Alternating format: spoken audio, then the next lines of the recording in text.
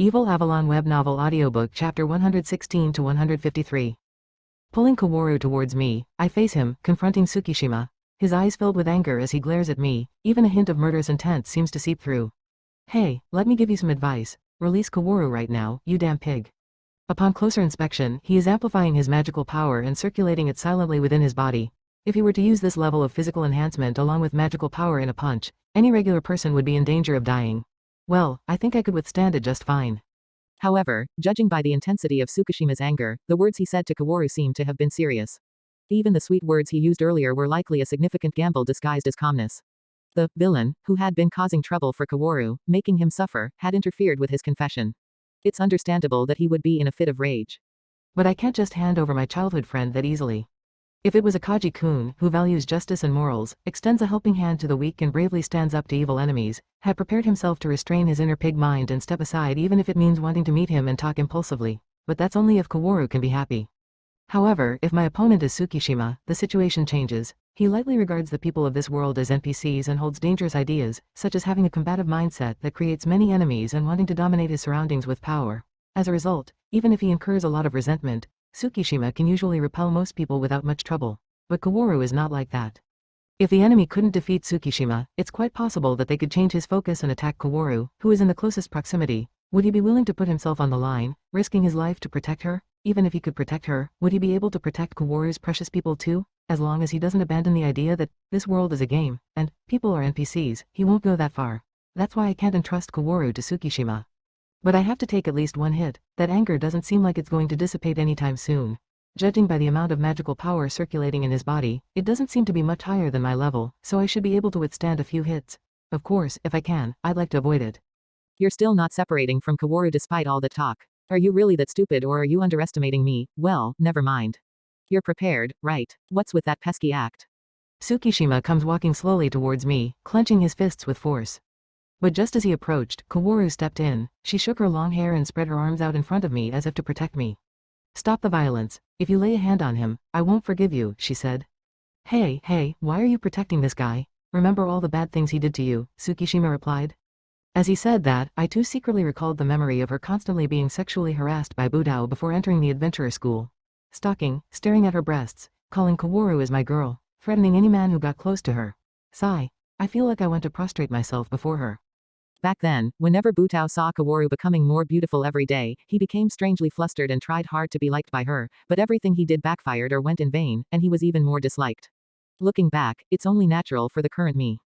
Glancing at Kaworu, who was standing in front of me, I could tell that she too was remembering Butao's bad behavior and frowned slightly in disgust. I apologized to her in my heart, and she looked up again and turned to Tsukishima. Never mind how you know about my past. That has nothing to do with you, she said. But you know, it's better to make fools like him understand their position from the beginning, Tsukishima replied. Yeah, looking at Butao in the game, even I feel that way, teehee. I hate people who try to solve everything with violence, Kaworu said, staring at him coldly. Whatever. But man, you're just hiding behind a girl, shaking. You've got no balls, do you? He said sarcastically. Kaworu showed disgust toward his use of violence and Tsukishima realized it was not worth it to hit me if Kaworu disliked him. He sighed and dropped his shoulders. Then he turned to me hiding behind her back and made a sarcastic comment. But being protected by a girl wasn't such a bad feeling after all. But I'm serious about what I said earlier. Keep that in mind, he added. I've been watching you all along, see you. Tsukishima winked and walked away. I was prepared to be hit, so I was honestly relieved he let me go. Even with increased defense and recovery power due to physical enhancement, it still hurts. Kaworu was standing in front of me, her back turned to me. She seemed a little shaky, either from exhaustion or fear. She had just experienced two scary things in a row, so maybe it would be better to leave her alone for now. But I can't help but ask. Kaworu, did you have any intention of accepting that proposal from C earlier? The one about giving me strength. Kaworu slowly turned to face me, avoiding eye contact. Upon closer inspection, I noticed a faint bruise on his beautiful face. I thought he was unharmed, but maybe he had been hit. Still, it was probably thanks to Akaji and Tachibana that it didn't escalate further. Maybe Tsukishima went berserk and caused a scene because of what he saw. Even though we were doing our best to practice early in the morning, there were too many people at this school who did whatever they wanted. We both struggled with that. As I waited for Kaworu's answer while thinking about that, she lightly shook her head without showing much hesitation and gave a straightforward answer. I have no intention of accepting it. I do seriously want to become stronger, and maybe I could become stronger if I followed him. But there seemed to be violence brewing in his eyes. I see. Being a top-class adventurer, which Kaworu aspires to be, does not just mean being strong. They have to be brave, righteous, and become a hero who can be everyone's hope. Like Kaworu's mother, who has already passed away, she seems to have inherited her blood firmly, which makes me relieved as well. Satsuki brought a priest teacher with her, so you can get your bruise treated. You're quite calm now. Tsukishima-kun's strength in defeating several members of the Second Swordsmanship Club in an instant was extraordinary. If he had been violent, Sota might not have been safe. I didn't see that fight, so I don't know how strong he was exactly, but it's certain that the violence that sent the members of the Second Swordsmanship Club flying, as Kaworu said, was not something that a person with a level below 10 could endure. If we didn't stop him there, we would have definitely been thrown off too. That's probably why she intervened, even though she was scared, but I don't want to leave her worried like this, so I'll throw in some reassuring words. I'm glad you stopped him, but I'm also practicing with Satsuki and Lisa, so even if I get hit a little, it's okay. You're learning from Omiya-san and the others, not power leveling, right? If that's the case, I want to join the practice too, she said, conveying her intention to participate in training while at the same time looking for something with her eyes. I heard that Kaworu and the others were already having practice sessions, but was it not enough? It's not that, but I'm interested in what kind of training Sota does on a regular basis and how strong she is. I see, she wants to see her strength. If that's the case, it would be difficult to force Kaworu, who has been troubled by sexual harassment, to become a full-fledged member and trust me completely. Well, she might not really want to see my strength, but just doubts my abilities. However, depending on Tsukishima's actions, it may lead to an unpredictable situation and Kaworu may be subjected to violence. For the sake of self-defense, I should help her practice to lead to further improvement. No, let's stop deceiving myself with such thoughts. I just want to help her. Since entering the adventurer school, Kaworu's appearance has changed and she has been desperately trying with a sense of desperation. It's no wonder that I can't help but want to support her when I see her like that. Then, what kind of practice is good? The aptitude is. At this point, Kaworu seems to be solely focused on swordsmanship, but I remember that she unexpectedly had good MP growth in Danik and had talent as a magic swordsman. So, I want to teach her the Danik-style magical tactics as soon as possible, but maybe it's too early to think about it. Well, it's better to ask through Satsuki for the teaching. It might not be good if I get too close. Got it. I'll ask Satsuki for you. I'm counting on you. Well then, I'll go check on Yuma and the others' injuries. Ah, in the distance, I see Akaji, who is in the middle of treatment, and Tachiki, who is holding his broken glasses with a displeased look on his face. They must have been hit many times without fighting back to protect Kaworu and Pink-chan, but I really appreciate it. It's a good harvest to know that their hearts and courage to protect their friends are alive and well in this world, just like in Dunix. I hope they will continue to take care of my important childhood friends. I also need to do something. At the current level of Class E, there's no way we can have a great war with the 8 dragons, so we have to aim for a soft landing regardless of the outcome of the duel between Tsukishima and Ashikaga. For that, let's think about what we can do again. Asterisk A, A, asterisk A, A, asterisk A, A, asterisk A, A, asterisk A, A, asterisk. After homeroom ended, Satsuki, Lisa, and I walked along the tree-lined path on the school grounds. Despite the dazzling new greenery, we spoke with serious expressions on our faces. I'll try to tell Tsukishima-kun to be careful, but don't rely too much on it, okay? Sorry about that. I pushed it onto you, hehe, it's because I'm suitable for the job, don't worry about it. I asked Lisa to try to urge Tsukishima-kun to exercise restraint while trying to gauge his reaction. Since the duel with Ashikaga can no longer be cancelled, the only option left is to have him fight without revealing his player knowledge. The problem is whether he will listen obediently or not, but even Lisa seems unsure. But Tsukishima-kun is not a foolish person. If we explain the merits and demerits clearly, he will judge wisely. Or so I want to believe. I'm going to see Akaji-kun's practice. I hope I can teach them the magic combat techniques that Sota taught me. Can I do it? This morning, Akaji-kun said he wanted to practice despite what happened. He is truly a person with a desire for improvement.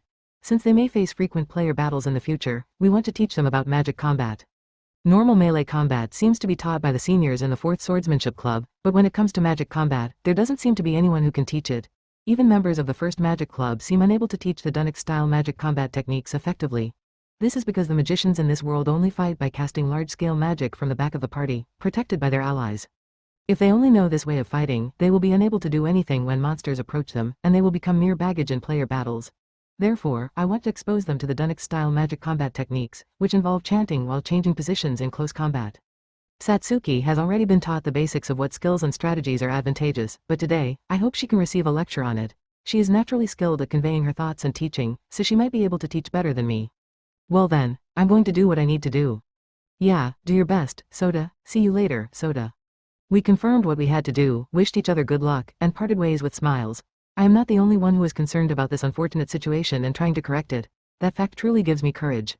I walk towards the unpopular north direction from my current location. I am heading towards an area where the club room of a club called Hachiryu is located. Everywhere seems to want to show off their authority and wealth, as they own luxurious buildings on vast grounds. As a profession where being looked down upon by nobles could spell the end, it's understandable that they would go all out in that regard.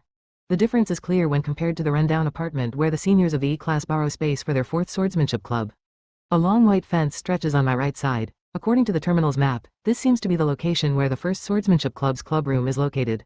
This is just like a daimyo's mansion.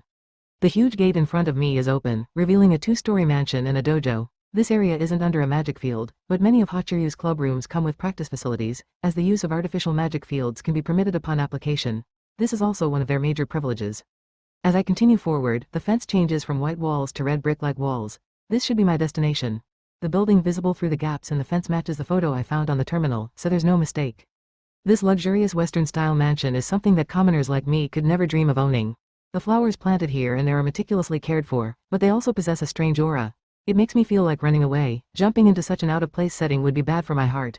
But being scared won't solve anything. I'll brace myself and try to push forward. As I prepare myself and approach the main gate, a girl with fluffy hair stands alone and looks at me quietly. She's wearing a gold badge indicating her noble rank on her chest. To be polite, I approach her first and bow my head. She welcomes me with a gentle smile. Welcome, Narumi-kun. Karara Mika is waiting for you inside. Director, I brought a customer with me. Please come in. The guide girl's voice echoed through the door as they climbed the well-polished, old-fashioned wooden staircase a couple of times. This was the director's office on the top floor of the Thief Research Department's clubroom. When the guide girl called out in front of the room, a clear voice with a high pitch could be heard from the other side of the door. It was Karara-chan. Narumi-kun, please come in here. Thank you for guiding me. The aristocratic girl smiled and bowed gently towards Narumi. She had been very considerate, mixing in light small talk on their way from the entrance to here. He had never been treated well by aristocrats before, let alone making eye contact, so he was grateful for her kindness. As he entered the room slightly shrinking, a modern white attic room greeted him. The upper part of the room featured stylish space with thick wooden beams that complemented the atmosphere. The space was not particularly spacious, but the high ceiling and large bay windows made it seem spacious, offering a view of the distant scenery. Excuse me, welcome, Narumi-kun, please sit over there.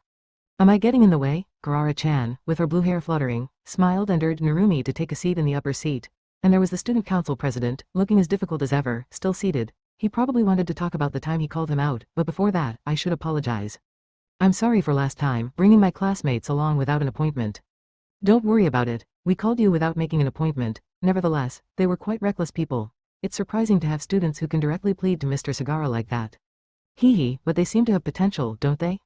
Satsuki and Lisa, of course, but Tachiki-kun also had as much potential as Akagi-kun, who was unbeatable in Dun X despite being cool. He had an exciting side to him that never wavered in any adversity, making him popular with female players. The student council president might not see it that way, but he might have a surprisingly good eye for people. Please have some. It's our family's newly harvested green tea from the farm. It's highly praised by the members. Karara-chan put green tea in a small cup and lined it up. She probably wanted to talk slowly, but since contact with aristocrats had risks, or rather, it was bad for the heart, I wanted to keep the conversation short. Thank you. So, I heard you have something to tell me? Ah, but before that, let's take anti-spying measures, said the student council president as he lightly placed his hand on the gorgeous square box with a beautiful wood grain pattern on the low table. A thin layer of magic radiated from it. It would be a bad thing if they were overheard, so it seems he's using a soundproofing magical tool. Though I already knew that since he had called me to such a place. It's a simple matter. Narumi, are you interested in joining the student council? As long as Narumi-kun is interested, Sagara-sama would like to exercise his appointment power over student council members. The student council president has the authority to appoint student council members. Although his term as student council president is coming to an end, the term of the student council members is 1 year from their appointment, so it is not a problem. Well, it's nothing but problems. What did he start talking about? Joining the student council is not something I have any intention of doing. Besides, I heard that only students with excellent grades and nobles can join the student council. Was that wrong? I'm in Class E and I'm a commoner. You don't need a title to join the student council. Many students seem to have misunderstood this because the former student council president only appointed nobles. The Thieves Research Club will also support your recommendation, so please rest assured. Can you please tell me the reason for this? I have already decided to decline. However, I want to know why she wanted me to join the student council. I intend to live a quiet student life without attracting attention. Was there any reason why the student council president had his eyes on me? I have never shown my strength to Karara-chan before. Do you remember when we faced each other in front of the workshop? At that time, I felt an unfathomable aura of a strong person from you. I was strongly intrigued by the fact that there was a student in Class E who could match or even surpass me. The workshop, come to think of it, that did happen. When my mithril aura was scanned by the workshop senior, at that time, I faced the student council president, Sagara, but I didn't move my magic power or even use my appraisal skill. Even so, I was being watched, so maybe Sagara was also a skilled person. In a one-on-one battle, there are times when you can estimate the opponent's characteristics, strength, and possess skills from their stance and movement of their center of gravity. Only those who have little combat experience would not know the opponent's strength without using Aura's magical power or appraisal. However, being strong alone does not seem to be the reason why he recommended me for the student council. Assuming I were to join the student council, what would you expect of me? My long-cherished desire is to reform the school. School reform, you say? Our school has been suffering from the bias towards nobility, causing the academic standards to decline each year. As Tachiki or whatever his name is from your class pointed out, it's truly a pitiful situation. I became the student council president with the intention of changing that. Everything Tachiki said to Sagara was true and a source of concern. The current Adventurers Academy is plagued by unjust rules imposed by the influence of the old nobility, which crushes the potential of talented students in Class E before they can flourish. Consequently, the graduates of the Adventurers University are filled with nobles who, instead of delving into dungeons, only engage in rear support, rendering them ineffective for the country's power. Competition with foreign nations is fierce. Behind the scenes of diplomacy, there are frequent power struggles involving armed agents, and in extreme cases, a mere few agents wreak havoc and leave nations in ruins. If Japan fails to produce outstanding adventurers in such a precarious global environment, it risks not just decline but collapse. With that concern in mind, Akazane Sagara, driven by a desire for a fair and open competition, ran for the position of student council president.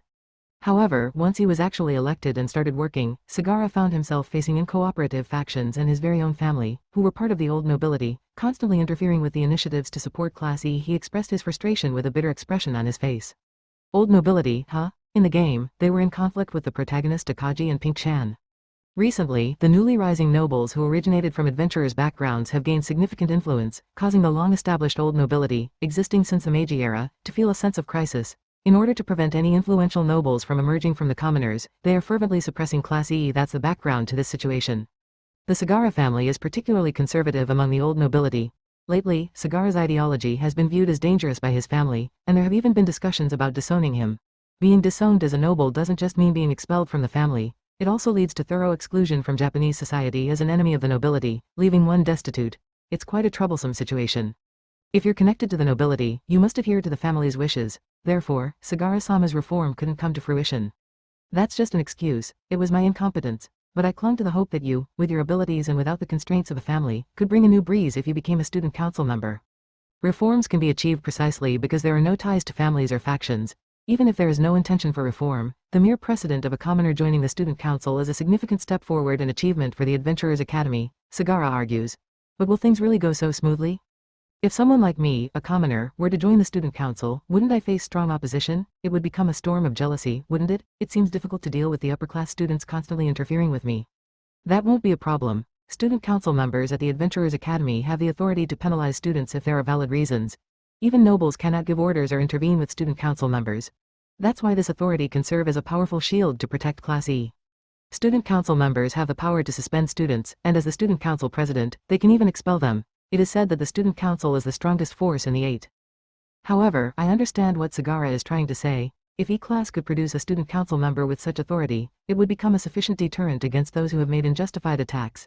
It could even be a card that could stop even Hachiryu. In that case, I can't afford to be even more disadvantaged. I don't necessarily want to see any of my classmates being beaten or fearing violence. I always think that it would be good to have a peaceful school life. But there is something that I value far more than that. Protecting the game story. If this world progresses according to the game story, Akaji and his friends will be involved in events that are much more difficult and larger in scale than before. Even Kowaru's conflict nearby will undoubtedly become greater than it is now. Some classmates will be pushed to the brink and forced to drop out, and the classroom will become a mess, leaving E-class in shambles. If Satsuki saw that situation, she would surely be saddened by it. But I don't care. I had anticipated this happening a long time ago and had prepared myself for it, and there is no reason to give up the player's weapon, which is future knowledge cheats. However, future knowledge cheats are just one reason for protecting the game story. This calm scenery overflowing with fresh greenery visible from this window. In the distance, a large building district and an adventurer's square where many people come and go can be seen. If the game story were thoroughly destroyed, they would be burned to the ground and become rubble, and a mountain of corpses would be piled up underneath. That hell would spread, and this country could become a gruesome hell. That would be the worst bad end when failing to conquer the game story. Only the hero who overcomes countless events and game stories, loved by people, spirits, and demons from all directions and able to join hands can stop that worst situation. Even if the player raises their level and utilizes game knowledge, it would be impossible. That is why Lisa and I are moving to promote the growth of Akaji and Pink Chan to prevent the game story from being broken. Therefore, I have no intention of becoming a student council member to stop violence or extermination in the game, and if necessary for event occurrence, I may even instigate it. That's what protecting the game story means. By the way, my expulsion from the school was just a part of Kaworu's subplot, and Satsuki's expulsion was just a part of Tachiki's sub-event. They do not have such a significant impact on the core story of the game that they will cause problems if they fail or are modified. Even if it becomes a problem, it will only make it harder to clear that character's route. The game's story refers to the route where the protagonist and his friends defeat enemies in and outside the dungeon in a specific order, complete the minimum number of hero routes to increase their allies, and continuously trigger events to reach a good ending. Of course, even the game's story is not an absolute priority. If it is for the most critical priority, more important than my life, I will destroy it without hesitation. But, that aside, first, let's politely refuse the invitation to join the student council. The feelings of affection of Sagara for his school and country are noble. It is not something to be taken lightly. Certainly, becoming a member of the student council may have significant benefits for Class E. However, I wish for a peaceful school life without standing out. I'm sorry, but... Ah, I see. I felt that from the way as you were speaking. I don't want to burden you, so it's fine if you refuse. I just wanted to talk to someone about my inner thoughts. It is not like this kind of merit is needed to become a member of the student council or go to the Adventurer University by advancing to Class A. However, for the future students who will enter as Class E, he bows his head and asks if I can join him and become a strong adventurer to act as shield for Class E. Although it is a closed place where no one can see, I feel Sagara's strong will and desire when an aristocrat like him bows his head to me, a commoner.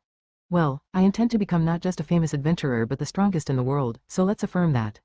However, I didn't realize that he was also struggling as the student council president. I thought he was just enjoying a luxurious school life with ample student council funds and his background as a noble. I thought Karara was also from the old noble side, but she was actually acting out of fear of the E-class's dissolution. Is this also the intention of the Kunoichi Red, Mikami Haruka, who is behind her? But I think there is no need to worry that much about this particular problem. Without a doubt, the next student council president will be the legendary genius, Sarah Bellflower. If the game progresses as planned, she will carry out a big reform and give E-class a chance to rise. There will undoubtedly be opposition and trouble caused by it, but we can leave the school reform to her, who has embarked on a great journey of change and reform.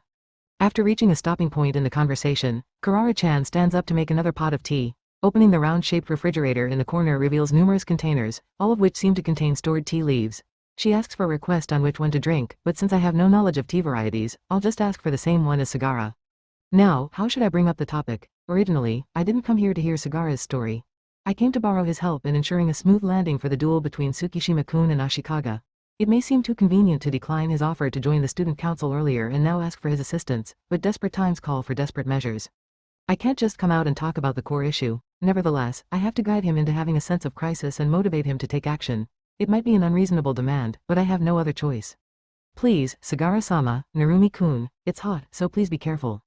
In the spacious director's office of the Thief Research Department, bright sunlight pours in through the large bay window. Karara-chan, with a gentle smile, quietly arranges cups filled with fragrant hojicha tea. The aroma is quite different from what I've been drinking until now. I wonder if this type of tea is more high-end. By the way, Narumi, I've heard that you have something to discuss as well. Akazane Sagara, the current student council president, looks at me with a somewhat softened gaze from behind his glasses. At first, he seemed like a proud and difficult noble, but upon talking to him, I realized he didn't discriminate against commoners and acted with concern for the school and the country, making him a likable young man. If he's that kind of person, I can't help but have expectations that he will listen sincerely to my request.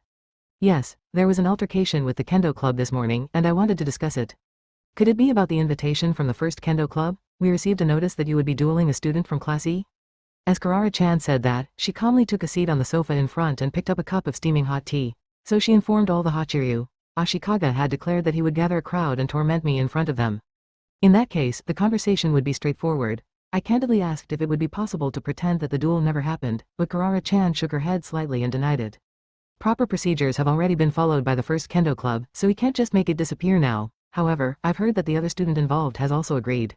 It's unfortunate, but even I can't stop it. However, it's an official duel, so you don't have to worry about your life being in danger. At the Adventurer School, duels are only allowed when following the official rules. It is assumed that there will be no killing, a priest-teacher will be on standby, and an arena will be used as the venue. When Akaji and Karya fought before, it was also considered an official duel, so these rules were applied. The school allows duels with the aim of giving students experience in combat and raising their combat awareness. However, whether it actually achieves that is highly doubtful. In the game, it was used as a means to openly and fairly bully the weak. It is clear that this duel was also used as a show of force, utilizing the duel system. As far as I'm concerned, if Tsukishima-kun gets beaten fair and square in this duel, it's fine. He has some responsibility for provoking the first kendo club, a group of nobles, after causing such a commotion. With the non-lethal rule and the priest-teacher present, he should bear the pain as a learning experience. However, most likely, it won't turn out that way. Ashikaga-san will defeat him, and it will be completely one-sided. What do you mean? Is the level difference really that significant? Sagara and Karara-chan's eyes widened in surprise. They quickly called up Tsukishima-kun's data on their wrist terminals and became puzzled once again. First year, Class E, Takuya Tsukishima. Newbie, level 4. If what Narumi says is true, then this data can't be trusted. But even if it's just Ashikaga-sama, let alone taking on the entire first kendo club, the required level would be unrealistic. It would be on par with high-ranking members of large-scale raid clans. I don't think Tsukishima-kun's level is that different from Ashikaga-san's. The level of Ashikaga, the vice-captain of the first kendo club, is displayed as 21 in the database. If I were to defeat him with ease, I would need a level. The level of Ashikaga, the vice-president of the first swordsmanship club, is displayed as 21 in the database. If you want to defeat him with ease, you would need to be around level 25, and if you want to take on all the members of the first swordsmanship club, you would need to be near level 30. However, it doesn't seem like Tsukishima has raised his level that high. Assuming that he raises his level by summoning monsters and leveling up solo, that method would only work up to around level 20 at best, even for adventurers who have knowledge of the game. If there are multiple people, there are some good hunting grounds like worm hunting or mole hunting, but fighting solo can easily result in prolonged battles and a high accident rate, making efficiency significantly worse. Based on the knowledge that I and Lisa have, there are no exceptions to this. Therefore, it is reasonable to assume that Tsukishima's estimated level is around 20 or so, even if it is high. If you have confidence in defeating Ashikaga or the first swordsmanship club despite that, then there must be reasons other than level. For example, the skills of the top-tier job. They all have powerful effects and are a privilege of players that can significantly increase their combat abilities. If I were to use those skills without regard, I could probably defeat all the members of the first swordsmanship club, but similarly, Tsukishima also has a significant chance of winning if he fights seriously using player skills from the game era. On the other hand, using skills from the top-tier job would be too burdensome for a body at around level 20, and depending on how the opponent approaches, there is a possibility of running out of stamina or MP and losing. Furthermore, using player skills too much in front of a large audience can cause serious leaks of information and reveal weaknesses, and it is possible to be destroyed by countermeasures. Considering all of these factors, if the plan is to simply rely on brute force by assuming the use of player skills from the game era, then it can be said that the plan is naive. If Tsukishima is that kind of man, then it would be easy for me, but I feel like what he is trying to do is not of this vector. I have a bad feeling about it. If the basis of Tsukishima's victory is not the level difference, then is it his combat experience? No, his use of hidden skills? I see your point, but even if he uses hidden skills, can he really, unilaterally defeat Ashikaga-sama? Karara-chan says that Ashikaga's swordsmanship skills are one of the best at this adventurer school. It's not just for show that he is a candidate for the next 8 dragons, so if there is no level difference, he won't be easily defeated. It would be normal to think so. However, we players face fatal consequences if we don't know how to deal with them. For example, there are skills belonging to systems such as instant death magic, time manipulation, and mental manipulation, which are incredibly dangerous as they can quickly decide the outcome of a battle without resistance or countermeasures.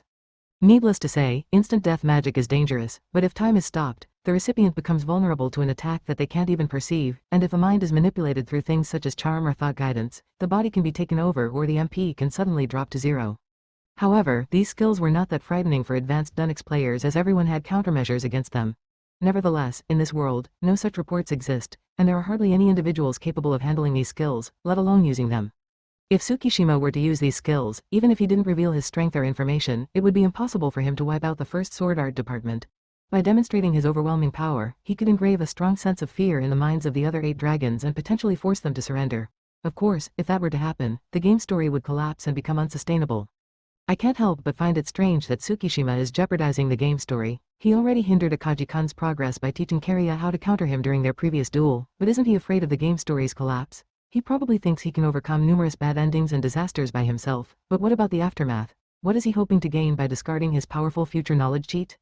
Nevertheless, these skill uses are just the worst-case scenario. It's doubtful whether such inhumane things will be truly used, and even if they were, the 8 dragons wouldn't give in so easily. But in that case, the E-class would enter into a full-scale conflict with the 8 dragons. I see, based on Narumi's condition, it's apparent that Tsukishima has a considerable trump card. I'm only speculating since I don't know Tsukishima's abilities, but it's clear that chaos will ensue.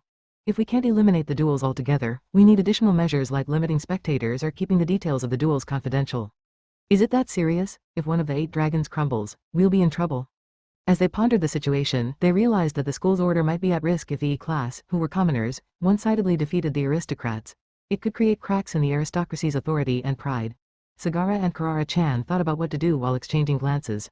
If commoners were to unilaterally crush the aristocrats, it could undermine the aristocratic system built on authority and pride. While Sagara and Karara may want to create an environment where E-class students can rise to the top, they probably have no intention of abandoning the aristocratic system. As aristocrats, it is understandable that they would feel a sense of crisis. However, I would like them to be aware of the danger of leaked hidden information or confidential information. If such information were to leak out, it could attract dangerous organizations, and everyone who witnessed this duel might be targeted. I cannot take care of such measures, so Sagara is the only one who can do something about it. The two seem to be gathering their thoughts, and there is a moment of silence. They probably wanted to share the fact that this duel would only lead to trouble, so they have at least cleared the minimum condition. By the way, who is this man named Tsukishima, can I ask? Sagara looks up from his ARM terminal screen and asks. There is no way that such a man is just an ordinary student, and he suspects that he may be a dangerous person from some organization. He's not a member of any organization that the president is worried about or an agent of another country. He should not have any intention of harming this country. Even though he is not a member of an organization, he has such power. Is he something like Narumi-kun? Well, something like that, I guess. Karara is sharp in many ways, but it is reassuring that she does not ask too many detailed questions about it. I can't say that Tsukishima is the same player as me, and even if I did, it wouldn't make sense. I understand. I think it will be difficult, but let's try to impose restrictions on the number of spectators as an ultra-legal measure. We may not be able to stop Hachiryu and Sarah, who were directly invited by Ashikaga, but other students should be prohibited as a general rule. It is helpful that Sagara is moving to limit the number of people to reduce the risk of information leaks. Even if information were to leak, Hachiryu and Sarah, who are always surrounded by guards, should have enough firepower to repel any ordinary clan. The situation being what it is, I will try to intercede as well. What will you do, Narumi-kun? I would like to be allowed to observe the duel as an exception. I plan to intervene if something goes wrong. Intervene, I understand. I will rely on you if that happens. I don't know how far Tsukishima is willing to go, but if things seem to be getting out of control, I will have to intervene to stop him. Even with Hachiryu, it would be difficult to deal with the skills used by players. I should also prepare for the possibility of the game's story being disrupted. In that case, most of the growth and romantic events of the dozen or so capture characters, which were centered around school-related events, would not occur, and the destructive events that the protagonist was supposed to contain would accelerate instead. Since there is a limit to what I can do, I want to prioritize and push forward any feasible events as soon as possible. There is a 1-week grace period until the duel. Arthur seems to be holding an event soon, so maybe I can use that opportunity to invite her out. There were too many obstacles to make proper contact until now, so figuring out how to overcome them and bring her in is a headache-inducing problem. Spread before my eyes were gigantic machinery, tightly packed, while dozens of craftsmen moved among the machines, creating a symphony of metal sounds and sparks. How about this? The heart of the Tenma Corporation, which we take pride in, the Duke's docks. Kurosaki-san, her chest puffed up, approached me with heavy breaths. Today, she was once again wearing her black dress with a large frilled white apron, perfectly dressed as a maid. Despite her appearance, she was not only the leader of the Tenma family's combat butlers, known as the Black Butlers, but also a top-notch adventurer. Our company engages in various product developments tailored for adventurers, among them, the one we emphasize the most is the Duke's Docks, a brand of equipment manufactured right here in this workshop. Even top-ranked clans and high-level adventurers use our products, While opening the lower part of her chin and sipping from her teacup, Tenma-san explained the details of the workshop in a muffled voice. Her full plate armor was so flawlessly polished that it reflected the surrounding lights like a mirror. That's why I'm currently visiting the Tenma Corporation, managed by the Tenma family. Located about a 30-minute drive from the adventurer school, there is an area where several workshops and buildings stand in a row. The entire area is affiliated with the Tenma Corporation. With a staff of tens of thousands, they are the largest domestic company specializing in adventurer-related equipment and one of the leading manufacturers in the world. Our shop, Narumi General Store, once considered placing the Duke's brand from the Tenma Corporation to attract customers. However, even the most affordable items cost over 1,000,000 yen, so the risk of not selling them was high. Regrettably, we had to give up. Only top-notch shops in the Adventurer Guild buildings or a few large-scale shops serving multiple raiding clans can afford to stock this level of equipment. It is a brand of equipment that I aspire to display in our shop someday, once it grows larger. But, it seems like they use mithril in the production process. Is it safe outside the magic field? Of course. The Tenma Corporation has obtained special permission from the government to use an artificial magic field. We are different from other armor manufacturers in terms of trust, track record, and reputation. While nibbling on a piece of tea cake, Kuga-san, wearing a cat-eared hood, asked in a muffled voice. While nibbling on a piece of tea cake, Kuga-san, wearing a cat-eared hood, asked in a muffled voice. Yesterday, Tenma-san invited me to a tea party through an email, and since I also had something I wanted to discuss, I quickly replied with an affirmative answer. Today, when I arrived at the meeting place on time, I was surprised to find Kuga-san, who had also received the same invitation email.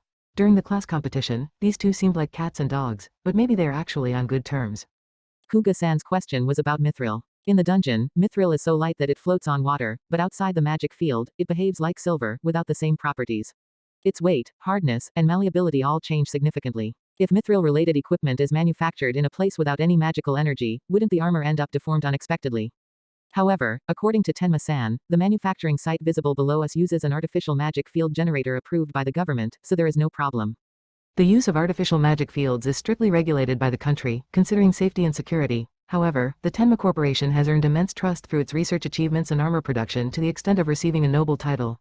That's why they have been granted permission. This workshop is the only place in Japan where armor made from dungeon materials is produced on such a large scale. Do you understand the greatness of the Tenma family a little now? And the young lady will eventually inherit everything in the Tenma Trading Company and become a special person who stands above tens of thousands of people. The maid pointed at me, her chest puffed out proudly. In the workshop where state-of-the-art machines were lined up, with numerous skilled technicians and a corporate value of tens of trillions of yen. I understand that inheriting all of that is incredibly amazing, but why is Kurosaki-san saying this to me? Well, you know, the reason I invited both of you, Narumi-kun and Katona-chan, to the tea party today is, well.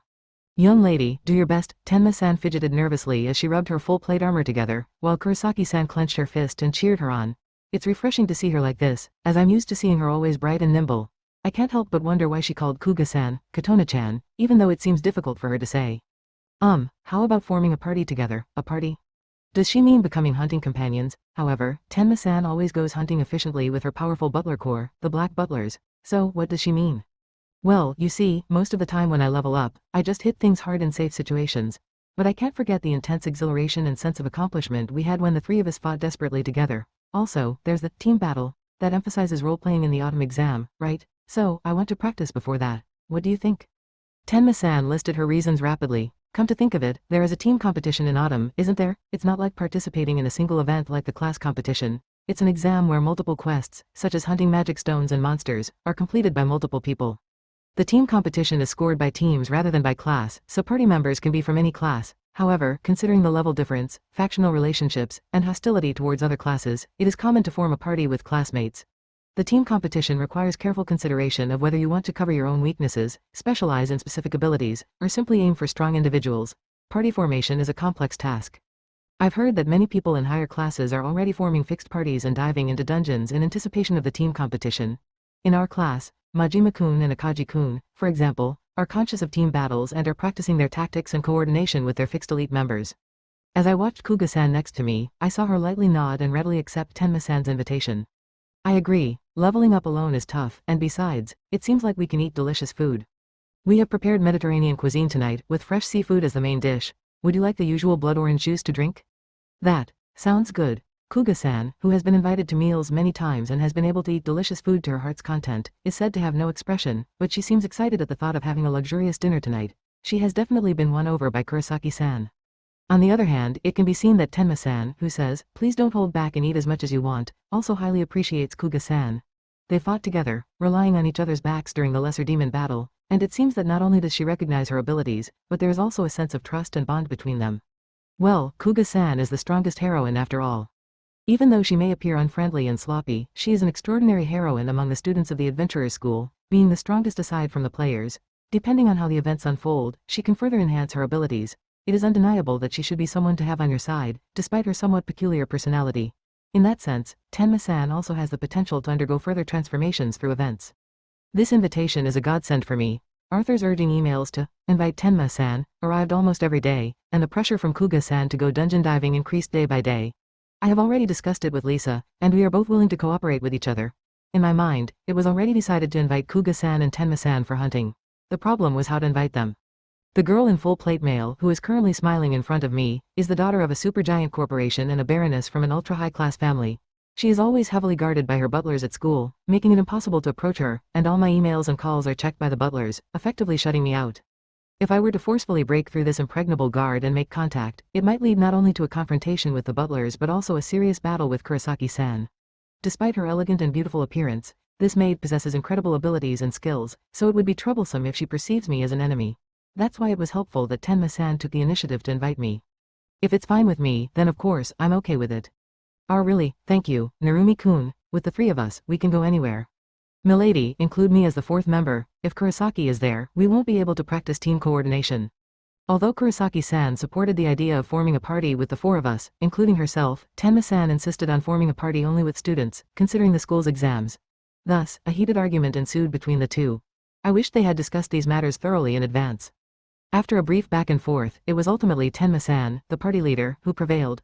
Although Kurosaki-san muttered under her breath, looking at me with a stern gaze, "If you lay a finger on Milady while I'm not around, I'll kill you," I decided to ignore it. Now that the party formation was settled, I had a few important things to discuss.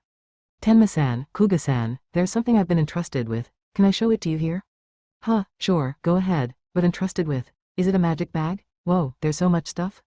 Are these weapons? I lifted the pouch I had placed on the ground. It was a magic bag, improved, that not only had a large capacity but also greatly reduced weight.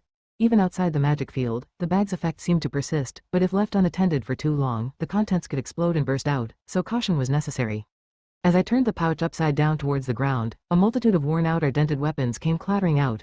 The total weight was easily around 1 ton. Kurosaki-san furrowed her eyebrows, approached, and examined them closely.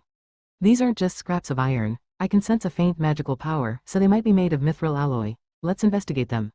Kurosaki-san took out a stick-shaped device with Tenma Shokai written on it from a shelf behind her. It seemed to be a magical tool for examining the mithril content based on magical power, specific gravity, and light reflection. It was impressive to see such a device casually lying around, as expected of Tenma Shokai. As weapons, they have all exceeded their lifespan, but the mithril content in each one exceeds 0.1%, making them likely high-quality mithril alloys. With this much, we could probably make 2 to 3 swords of pure mithril. But where did these come from? To release the constraints of a demon, Arthur had been collecting that thing endlessly with his spider body. During that process, a large number of mithril alloy weapons were obtained, but Arthur's clothes and armor are of a higher grade than pure mithril, so he no longer needs mithril. Therefore, as an apology for causing trouble during the class competition, or rather, as a symbol of getting closer, he entrusted these weapons to Tenma-san and Kuga-san. I was asked to pass these on to you as an apology from my friend. Do you remember the demon with the horns on its head? His name is Arthur? That little runt. I remember him. I'm very interested. He was incredibly strong, right? I also couldn't help but leak out, "Aw, it's nothing." It seemed she remembered him well. Perhaps I also bear some responsibility since I went on a rampage back then. TL. Wait a minimum. The leaking stuff is correct, not error. And one more thing. I want you to take this too. A letter. An invitation. Curious, the two of them received the white envelope with tilted heads. As they looked inside, their confusion deepened. Does it say, Thump, first ever, that gathering tournament, what does that refer to? It also says at the end, the winner will receive luxurious prizes, and there will be participation rewards. It's very intriguing. This is an invitation to Arthur's, that gathering tournament. The prizes are drop items that can be obtained around the 38th floor where Arthur's residence is located. In this world, items beyond the 30th floor are not circulated in auctions or have any market value. It's uncertain what kind of items will be awarded, but they will undoubtedly be valuable. Moreover, both of them, they managed to decipher such illegible, worm-like handwriting quite well. I can't allow my precious young lady to be taken to such a dubious event. It sounds fun. I'm definitely participating. Narumi-kun, you're joining too, right? Of course, my friends are planning to participate as well. Oh, young lady, you might be deceived by a wicked man. Despite Kurosaki's attempt to reject their participation with a stern gaze and low voice, Tenma-san enthusiastically stood up and expressed her willingness to join, causing Kurosaki to panic and stumble.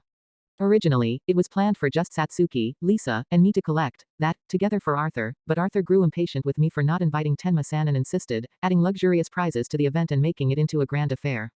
However, if it's an event like this, it would be easier to catch Tenma-san's interest and invite her, and if we can continue to hold such events in the future, it might accelerate the collection of that. It's a strategy that kills 2 birds with 1 stone. Quote. But the event venue is written as Dungeon 15th floor. The event seems to be tomorrow, but it's impossible to make it in time if we go now. Oh, right. If we run, could we make it somehow? Young lady, that would create a monster train. Although it's possible to reach the 15th floor in one day by relying on physical enhancements and running at full speed on the main street, doing so would create a gigantic monster train behind us, which would make headlines in tomorrow's newspapers. So, what should we do? Well, there's a solution to that, so there's no problem. I'll guide you to the site tomorrow, so don't worry. Shall we meet at the Adventurers Guild Plaza? Quote. Is there a special method involved? I'm curious. Kurosaki, please prepare for tomorrow. Is 1 suit of armor enough? Oh, there was a cuter one, right? Young lady, please consider it a bit more cautiously. With this, we can take the first step toward the capture event for the 2 of them. If I can stay close to Tenma-san, I can support her in the curse-lifting event, and by increasing my intimacy with Kuga-san, I might be able to guide her away from the destructive events that might occur in the future. At the moment, both of them are unable to fully demonstrate their abilities due to their constraints, but once they are released from their restrictions and become free, they have the potential to grow into heroines rivaling the player.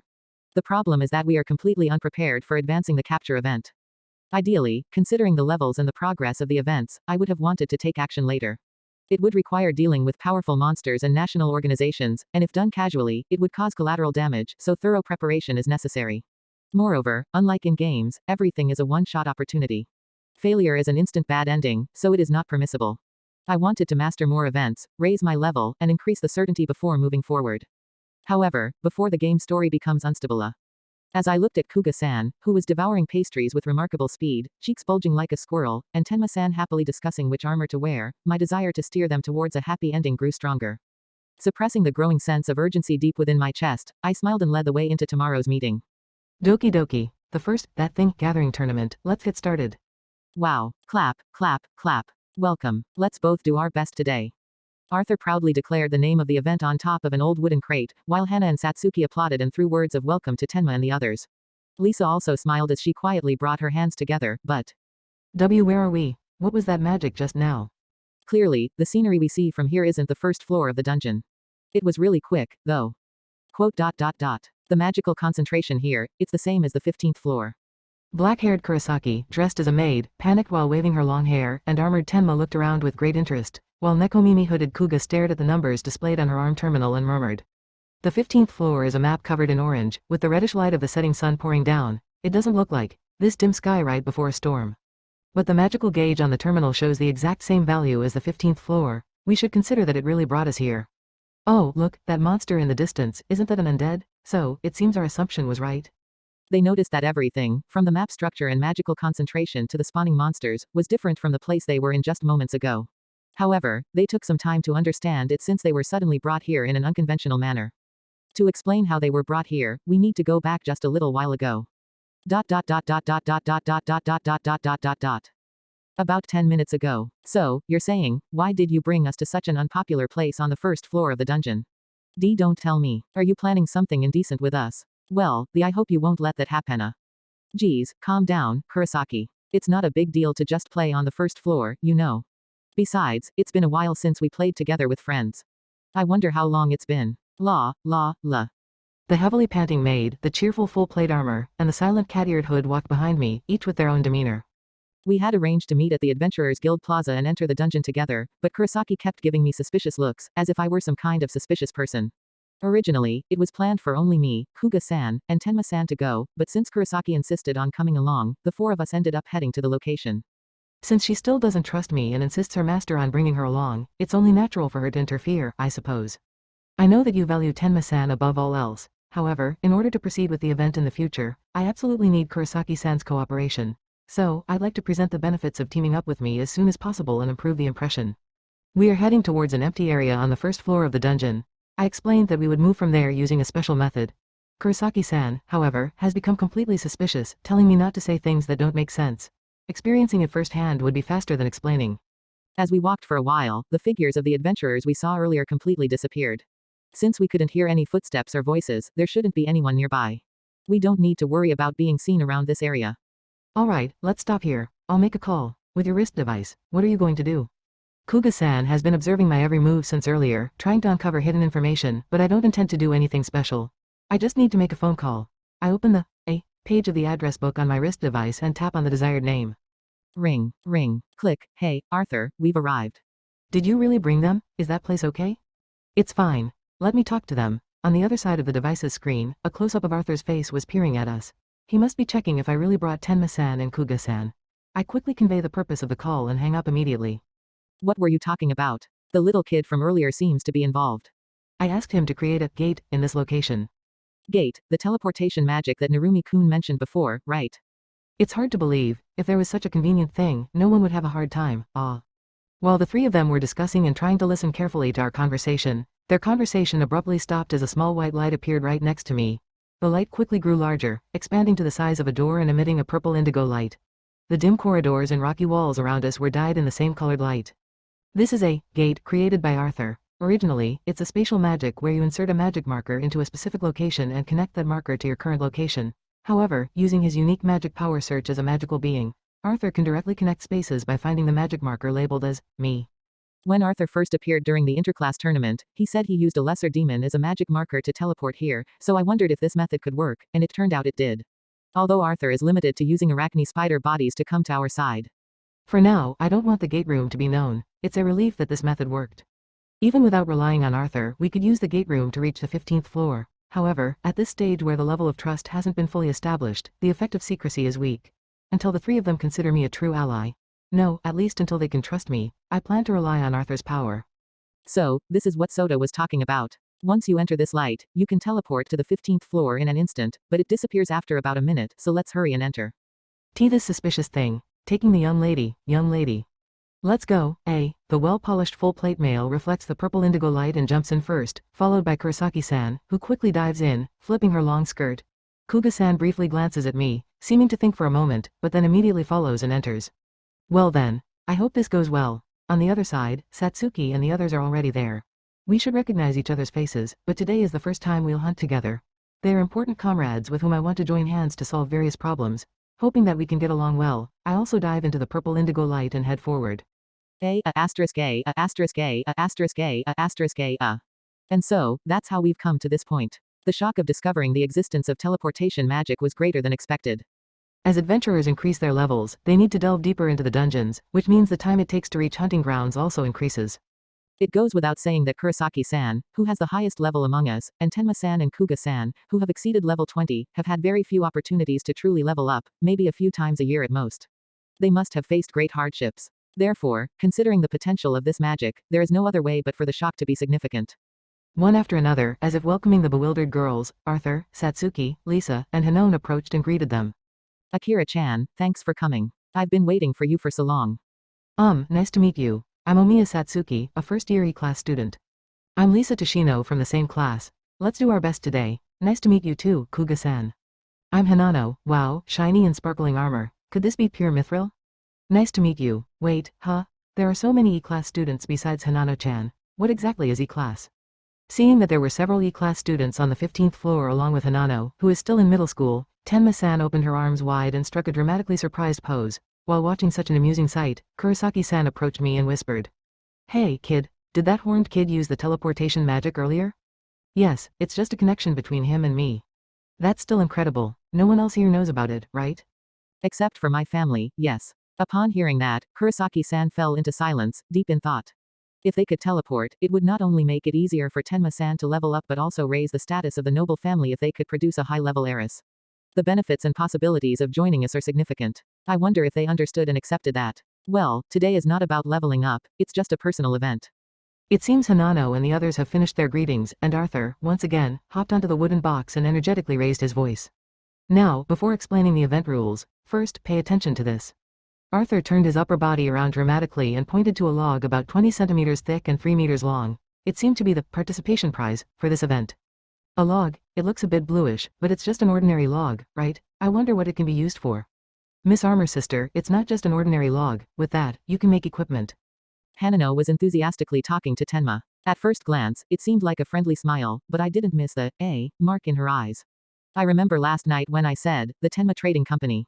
She replied, I'm going to. And I'll definitely become friends. Hanano was determined to place Tenma Trading Company's equipment in our shop and was desperately trying to establish connections. What? If you make arrows out of this, they'll have frost enchantments on them? Can I use the appraisal magic tool to check? Of course, I'll give everyone one as a gift today. Arthur, you're so generous. With a face that couldn't hide his satisfaction from being praised by Lisa, Arthur held up a measuring device-like object that the maid took out of her purse. She pressed it against the log from various angles, and Kuga showed interest as she squatted down and poked it with her finger. Milady, the simple appraisal, magical tool doesn't seem to be working properly. Rather than a malfunction, it appears that the item rank of this log is too high. If simple appraisal doesn't work, then it means it's a drop item from a monster level 30 or higher, It feels cool to the touch. It might be safe to consider the frost enchantment as genuine. But don't get too surprised. What's the prize for winning? Ta-da! What Arthur held up in his hand was a bluish ore with multiple layers of stripes, about the size of a head. It's something that can only be obtained as a boss drop item from below the 40th floor. Knowing what the winning prize was, Kano and the others were fired up, determined to obtain it. What is that? This is the orichalcum ore that I worked hard to obtain. It was tough. Orichalcum ore? Is it also a dungeon material? Milady, I have heard about it. It is said to be a national treasure in a certain country. It's a shield made of sealing magic shield, crafted from a metal called orichalcum, which has the ability to completely nullify all magic. Its value is said to be equivalent to a small country's national budget or something like that. I wonder how credible that legend is. Certainly orichalcum has the characteristic of absorbing magical power, so it is possible to reduce or nullify most magic attacks. In my gaming days, it was useful in anti-magic battles. However, it doesn't make you invincible because it can't absorb special magic or magic above a certain level. The story of the so-called sealing magic shield seems to have been exaggerated and passed down. I have seen a picture, but the ore was not such a deep shade of blue, it was much lighter. In that case, that shield must be made of an orichalcum alloy. This ore alone is not enough to create a sufficient amount of pure orichalcum for crafting, so it should be alloyed with titanium. Titanium? Can that bluish metal be alloyed with titanium? Can I ask for the detailed processing method? Of course, Akira-chan. Curious about the production method of an unfamiliar alloy, Tenma showed great interest. Beside her, Kurosaki had a serious expression as he took diligent notes. Mithril can be mixed with silver and steel to create high-performance mithril alloy. Similarly, by mixing orichalcum with titanium, the magical absorption properties and rigidity can be maintained without significant degradation. It requires a high heat level exceeding 3000 degrees and a massive amount of magical power for the processing, so the cost of refining and crafting equipment is incomparable to mithril alloy. However, considering the performance aspect, it is definitely worth investing in, but there was already equipment made from orichalcum alloy.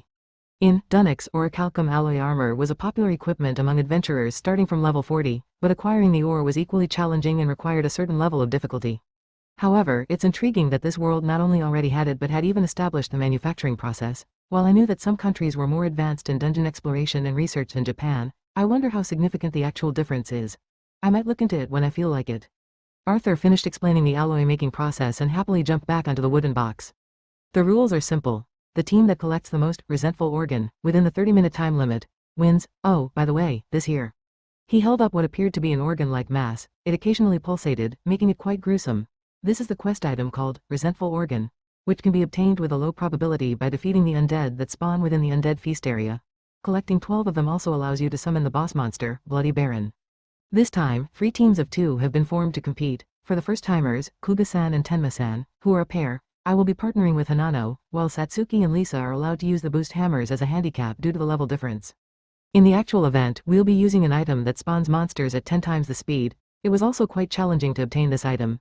If you feel it's dangerous because the monsters will spawn in large numbers, you can leave the area. Now, each team has 10 minutes for a strategy meeting. After Arthur finished explaining the rules, he quickly drank the tea handed to him by Kurosaki-san and returned the cup, wearing a big smile. Ah, I see. If he only knew Kurosaki-san, he might mistake her for a perfect maid just like in the game. It's not surprising. Now, it's time for each team to gather and hold a strategy meeting. Though I also want to go and obtain that orichalcum ore, this event was organized by Arthur for the sake of Tenma-san and Kuga-san's camaraderie. I should move in a way that allows them to have fun. It's a material used for national treasures, so amazing. Let's definitely win, Oni-sama, by any means necessary. What means? You're very motivated, but we also want that prize, so let's do our best. Next to me, Hanano energetically approached Tenma-san, who is also on our team, and spoke to her. I had given her the instruction to get along well with Tenma-san last night, but she seems to have forgotten about it entirely, based on her eyes filled with desire. I'm a little worried, but as long as Tenma-san wins, it shouldn't be a problem. I can only pray that she supports her well. A bit further away, Lisa was pointing towards the Undead Feast event venue and whispering something to Satsuki. I can't hear their conversation, so I don't know what they're talking about, but those two always understand the situation and act accordingly. I'm not worried about them. As I turned around to find Kuga-san, my teammate, to discuss our strategy, I was surprised to find a face right in front of me. What on earth is this? Sota, I have something important to discuss, listen. Kuga-san said, holding hands and moistening her eyes. A single tear rolled down her glossy tanned cheek. It combines the cuteness unique to a Dunix heroine with a modest gesture, creating an overwhelmingly powerful impact. Or so one might say, but it's definitely an act, and it seems like she's not thinking about anything good. That's why caution wins over. As proof, eye drops are peeking in and out of her pocket. Ah, she noticed my gaze and casually hid them. Recently, when Kuga-san has an ulterior motive, she tends to use these kind of provocations. Her acting skills are only enough to be easily exposed, so the level of danger is still low, but it's troublesome that she's gradually improving. Sota, I have an important matter to discuss, please listen. Kuga, who usually never showed any signs of cuteness and was always aloof, approached with a poignant expression that suited a heroine. However, it was already clear that this was an act, and even the nature of the discussion was imaginable. Is this about that orichalcum ore you want? yes, but I really want it. If you retrieve it for me, I'll give you a kiss. A kiss? A kiss as a reward for one of the heroines in a dungeon exploration game might make the players shed tears of joy. However, the crucial, I'll give you, part was said with a serious expression. It should have been delivered with more coyness when speaking those lines. While the honey trap skill technique still had some flaws and clumsiness, there was a sense of improvement gradually showing. At this rate, there was a risk that Sota Castle of Sigmanus might fall, spilling everything. To avoid that, it would be wise to prepare myself to avoid her ever-improving seductions. Of course, I intend to do my best, but even if we win, I'll demand a share of the spoils. Also, I'd like you to trust me a little more as a comrade than focusing solely on a kiss. I understand. So, do you have a plan to win? I suppose I do. With that settled, let's move on to the strategy meeting. The teams were divided into 3, Sota and Kuga, Kano, Hanano, and Tenma, Lisa and Satsuki. Among them, Lisa's group knew that the objective this time was entertainment, so they could hope to play a supporting role than to expect to receive the ore. However, even in a contest, there was an unspoken agreement not to use player skills. Overcoming the level difference with just a boost hammer would be difficult. In that sense, it wouldn't hurt to consider Lisa's group as rivals competing for the ore. The real challenge lies with those two. Across from them, Kano was talking to Tenma, saying, "Sister," and engaging her enthusiastically. Either Tenma or Kuga winning was acceptable for me, but since we had the opportunity, I might as well try to get Kuga to win and get in her good side. This event is about the team that defeats the undead and gathers the most resentful organs, winning. But a simple strategy of defeating as many as possible won't work, because the Monster Ripper, that shorty said it can increase monster spawn rate by 10 times, is that true? Yeah, the event area will surely become a total mess. So rather than a frontal assault, a strategy of defeating them while escaping will be more effective. The Monster Ripper was a high-difficulty item that could barely be obtained by Arthur. Its acquisition method was unique and troublesome, so it wasn't surprising that Kuga or her boss weren't aware of it. Although it was usually effective in doubling the spawn rate, when used in special terrain like the Undead Banquet, it exceeded 10 times. Naturally, with that speed, leisurely mole-whacking wouldn't cut it, and yet, confronting them head-on would be too challenging due to their sheer numbers. Thus, the strategy of defeating them while retreating, the train strategy, became viable. The decoy train leads them in while the attackers handle them from behind. Both of us can use speed-enhancing skills, making it a perfect plan, right? I see. The effect of accelerator lasts for 5 minutes, with a recast, *1, also at 5 minutes. The decoy roll rotates with the duration of the skill, I assume. Sota and Kuga both had accelerator, so they had a technique to fight well under these circumstances. However, Lisa's group, of course, and even Tenma, who wasn't good at speed, would struggle. Only Kano could probably keep up, but she alone wouldn't be a match for both of us. In essence, our victory is already decided before the battle even starts in this event. Yeah, in that case, let's start thinking about what to create with that ore. Ahead of Kuga's gaze lay the prize, the orichalcum ore with its shimmering blue striped pattern.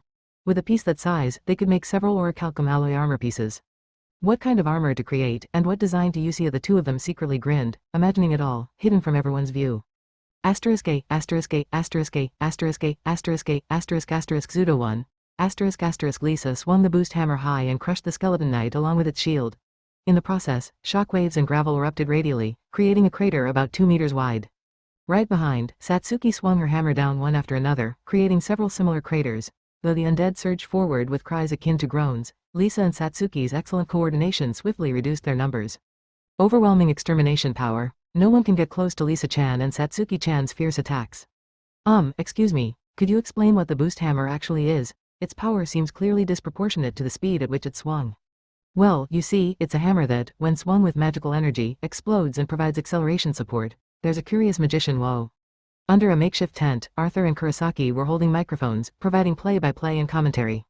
Except for those two, everyone else was a participant in the event, so who were they explaining to? Even more puzzling was how Arthur could maintain his demon form here on the 15th floor. While he had been releasing magic power in his spider arachne form for a while, the reason for his current appearance remained a mystery. Perhaps it was only possible in this DLC area, but it was far from clear. But regardless, that makes it hard to draw hate. Even if we force our way in, we'll just get caught up, so let's step back and rethink our strategy. I agree, however, a weapon like that is definitely unexpected. Even if they wanted to form a train, the surrounding undead were being annihilated. On the other hand, trying to get close to steal hate resulted in being pelted with shockwaves, leaving them battered. I never imagined they'd be trying to crush our strategy from the very start. They sure are something. Thanks to Arthur, the Monster Ripper was activated, and the Undead Banquet event area was filled with sparkling light, signaling the start of the event.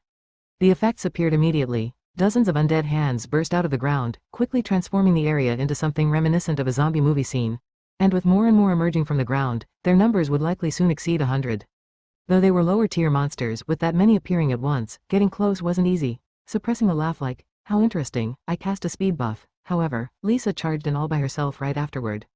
Diving into the swarm of undead single-handedly, she swung her hammer wildly, sending about 10 of them flying. Her courage and combat skills were truly admirable. But even so, against such numbers, it wouldn't last more than a few minutes, so I thought. But right afterward, Satsuki moved in from behind to cover her. They stood back to back, engaging in a fierce melee with the countless undead wielding swords and blunt weapons. Normally, Satsuki used daggers and staffs for mid-range combat, but she was adeptly wielding the unwieldy large, specialized weapon known as the boost hammer. She dove fearlessly into the melee, factoring in the weapon's acceleration support and shockwaves, even covering Lisa's blind spots. The girl with the pigtails seems light, so I didn't think she'd be suited for such a heavy weapon, but her weapon handling is excellent. While she's taken a bit of my spotlight, she's still moving well and doesn't seem like she's pretending. Perhaps she has an unexpected aptitude? While Kurosaki praised Satsuki's movements, Arthur speculated on her aptitude, but one should consider that Lisa was probably the one who taught her. In the game, she had trained clan members and built an extraordinary army, but developing Satsuki into a Black Knight was probably not her intention. Meanwhile, Tenma and Kano were trying to inch closer between the bursts of shockwaves and gravel, though they hesitated due to the chaos. Though we're not supposed to attack, there's no rule against causing interference, right? Sorry, but we're definitely taking that orichalcum ore for ourselves. With a mischievous smile, Lisa presented some arbitrary reasons for her interference, since there were no rules against it. Although she said sorry for wanting the ore for the new equipment, Satsuki displayed confidence that they would secure the prize. The two frequently swapped positions, further raised their gears, and swung their enormous hammers in a continuous series of explosive blows. Perfect coordination, a perfect strategy. Has the outcome already been determined? As I mentioned earlier, those shockwaves seem to slow down the undead's movements. If they can continue to defeat them until the end, their victory seems secure. As Kurosaki pointed out, the undead attacked from all directions, but their movements were severely hampered by the shockwaves and gravel. This gave them ample time to eliminate the enemies. Not only did they try to sabotage our strategy, but they also had tactics to deal with being surrounded by that many enemies. I hadn't realized it before because we hadn't used boost hammers that extensively in Dungeon Explorer. Well, they certainly didn't hesitate to throw away the story about entertaining Tenma and Kuga. But it's quite a chaotic melee. I don't think it will last long. What will happen? Lisa continued to methodically deal with the approaching undead at a terrifying speed.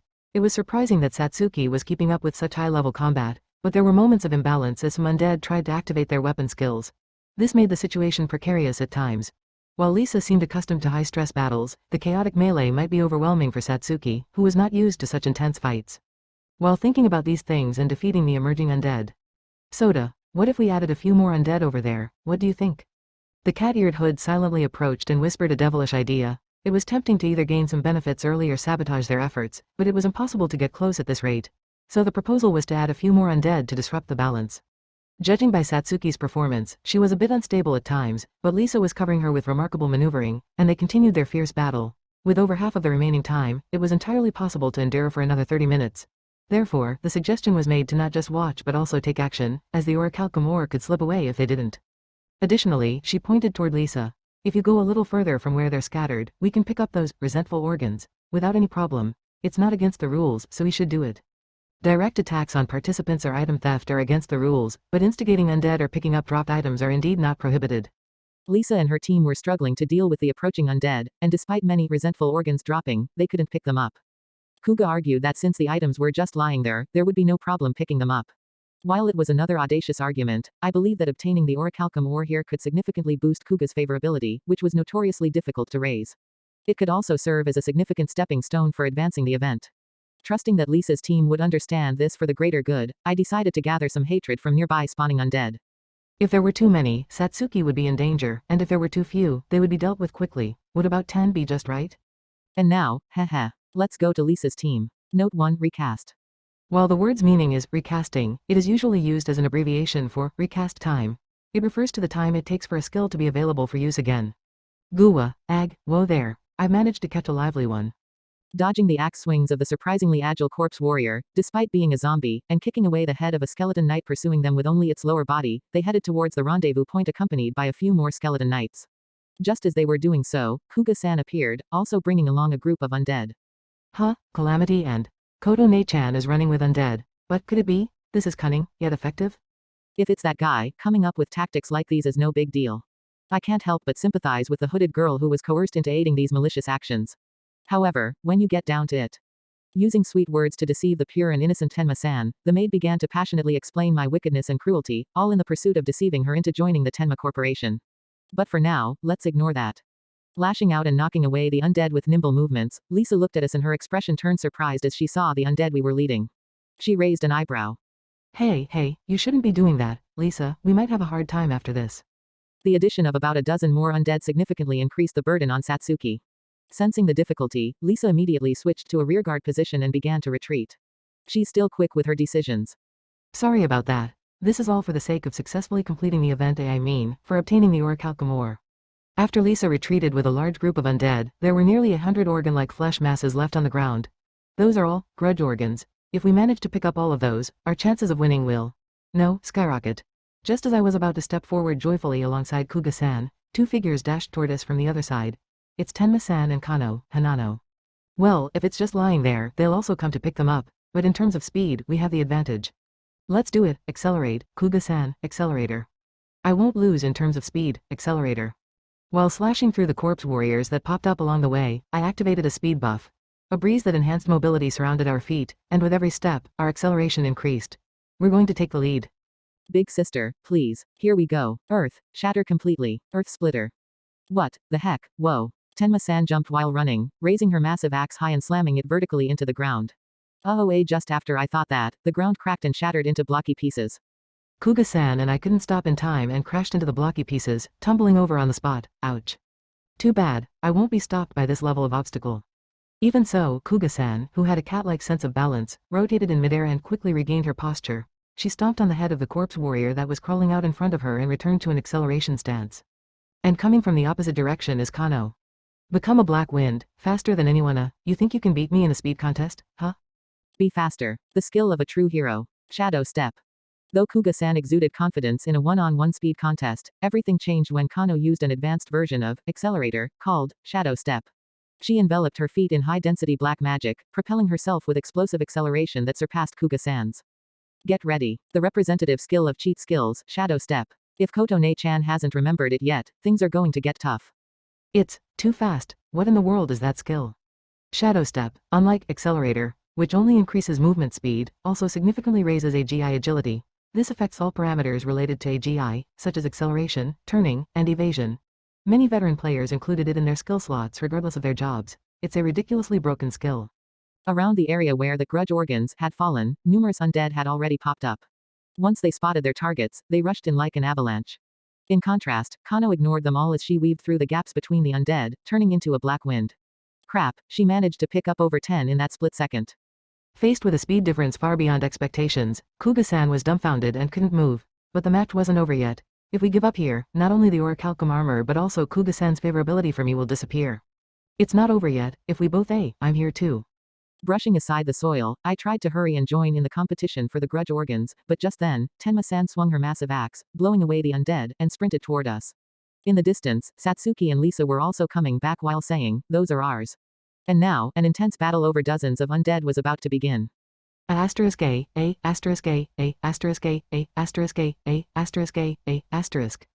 then, let's begin the award ceremony for the winner. Please come forward, both of you. Yes, sure. I wonder if we can really create such a dreamlike alloy. When you get back, I want to try it out immediately. Kurosaki, have you been taking proper notes? Of course, my lady. Arthur raised the orichalcum ore, the winning prize, above his head and loudly announced the start of the award ceremony. As if she had been waiting for it, Kano, with dust on her clothes, stepped forward energetically, responding with vigor. While Arthur was handing her the prize, Tenma, whose armor had been polished thoroughly by Kurosaki, looked at a leather bag filled with numerous grudge organs.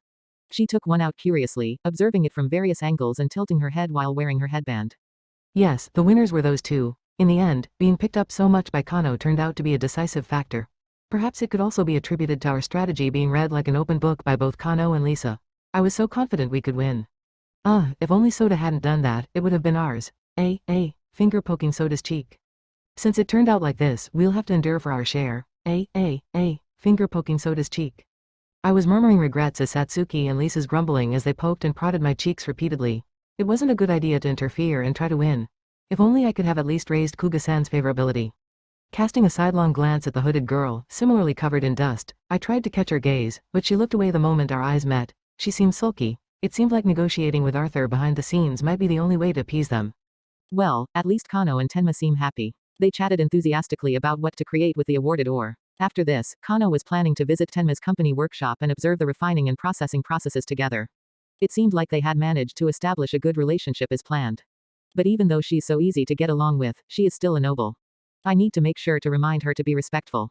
Now then, the event is over, so I should head back. Putting away my removed armor in the magic bag, I noticed Kurosaki, who had thoroughly polished Tenma's armor, peeking into a leather bag filled with grudge organs. She seemed intrigued.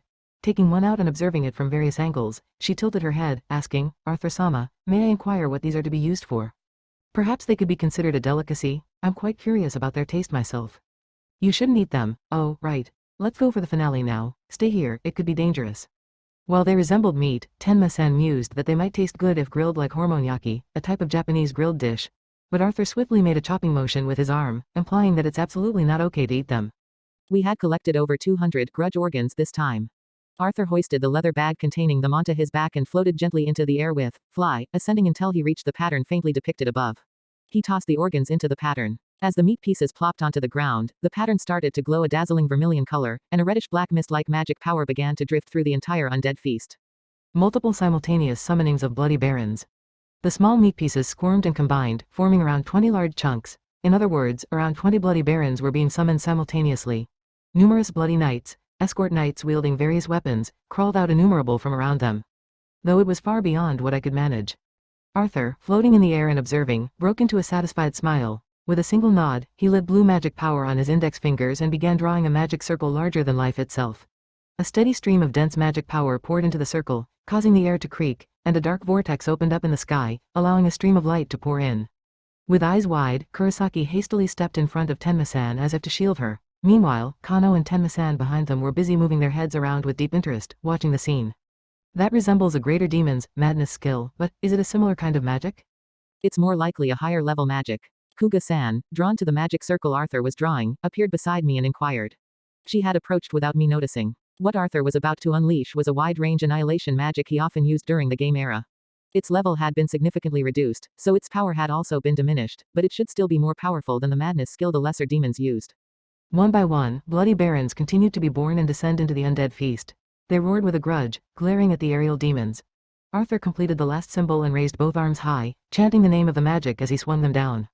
"This is the finale. Let everything be blown away, meteor strike." With a voice that hadn't quite reached maturity yet, he howled, and countless pale blue light spheres erupted from the massive magic circle above. Transforming into meteors, they poured down on the entire area of the undead feast. Upon impact, a series of earth-shaking roars followed, and the ground, having been lifted high, merged with the torrent of light raining down. The 20 or so bloody barons that were there probably didn't survive within that. What a dazzling display of fireworks. Everyone was excited, having witnessed an extra skill that even surpassed Danix. Kano and Tenma-san pulled Kuga-san's hand, inviting her to go look at the dropped items. Satsuki invited me as well, but I declined since I was a bit tired. "I wonder if we'll get along well. It's really a relief." Seeing Kano and Arthur engaged in conversation, I let out a long sigh of relief. Since Kano and Tenma-san have unique positions, I was worried whether they would blend in with the others, but judging from their behavior, this event can be considered a success, for now. Well, except for the fact that my favorability with the girls has dropped considerably. Stretching my stiff muscles as if to release tension, I pondered the duel tomorrow with Tsukishima-kun and the First Swordsmanship Club's Ashikaga. To be honest, I had no idea how it would turn out, or rather, I had no clue how far Tsukishima-kun was willing to go. Nonetheless, I had made as much preparation as I could. I've acquired everything I wanted, so in that sense, today's gathering was quite meaningful. Over there, Kano and Arthur were energetically running around collecting dropped items. They were probably eagerly gazing at them, forming yen signs in their eyes. If those two were to enroll, it seems like things would become lively, but for now, I'd like to enjoy a peaceful school life at least until then. Narumi, come in. Excuse me. As I knocked on the thick door of the student council meeting room, I immediately heard the voice saying, "Come in." It was the voice of the student council president, Akazane Sagara, the owner of this room. Since I had permission to enter, I opened the thick wooden door as I usually did, feeling a bit cramped. I wasn't comfortable with spaces that displayed authority or power. I should probably change that aspect of myself, but I couldn't do it even in my original world, so it was likely impossible. Being timid was tough. While thinking about such things, I peeked inside and saw Sagara, who was standing nearby with a serious expression and arms crossed, and Karara-chan, who was touching her chin with her index finger, lost in thought. I hurriedly bowed. "Narumi-kun, it's almost time for the scheduled meeting. Are you ready?" The location is Arena 1. We've made it clear that only those involved should approach. A duel between Tsukishima-kun and the First Swordsmanship Club's member, Ashikaga, was about to take place. To minimize the leakage of information, they had significantly limited the number of spectators and decided to hold it on a non-school day. The venue was Arena 1, a highly confidential location. It had been announced that general students were prohibited from approaching the area, and it seemed that Sagara had been quite active since then. I took a worn wooden mask, a dirty cloak, and a small bottle out of my magic bag and informed them that I was ready. I'll wear these in the arena. Is that magical equipment? May I ask what effects they have? Karara-chan gasped when she saw the mask and robe. I thought that dark guilds like Kunoichi Red would have had several of these items, so it shouldn't be that surprising. This mask inhibits appraisal, and the robe reduces your presence. Also, this potion is a temporary weight loss potion, but since I'm on the heavier side, I thought it would be perfect for a disguise. This potion, contained in a small bottle, was a secret elixir brought from overseas by the Tenma company for Tenma-san. Whenever she had to attend a ball or a gathering of nobles, Tenma-san always drank this secret elixir. I had learned about it from my gaming knowledge, so I negotiated with her and got her to give me a small portion of it. I regretted making Tenma-san flustered when asking for the potion, but in return, she was delighted when I offered to share detailed information about orichalcum refinement, processing methods, and its performance. She had been prepared to spend a lot of time and money to turn that information into actual armor, based on what Arthur had taught her. However, when using gaming knowledge to intrude into someone's private life, I needed to be extremely cautious. This was a point I had to reflect on. So, since the duel was approaching, I immediately drank the potion. The liquid inside the small bottle was yellow. When I poured it into my mouth, it tasted slightly sweet and gooey. The effects were immediate. Even before reaching my stomach, the warmth in my throat spread throughout my body, causing it to shrink and tighten rapidly. Arms and stomach that had been plump with fat now had muscles and veins protruding. If I touched my jaw, it felt sharper. I thought I had worn slightly tight pants, but they felt loose after the change. The effect lasted about an hour. Well, it should be long enough. You look like a completely different person. No, when I visited your house before, you looked like this, didn't you? But you still seem like a different person. Additionally, when you wear this mask and robe, it's like this. It's amazing. It's so unusual that I can't focus on it unless I stare. In a way, it's bizarre. Wearing the mask and robe as a two-step measure meant that even if they were damaged and my true face was revealed, the effects of the potion would prevent them from recognizing me. This way, Tsukishima-kun wouldn't know I was Butao. Despite feeling a bit embarrassed as they observed me as if I were some strange creature, the effects were outstanding, so I was satisfied. Well then, it seems like time is running short, let's go.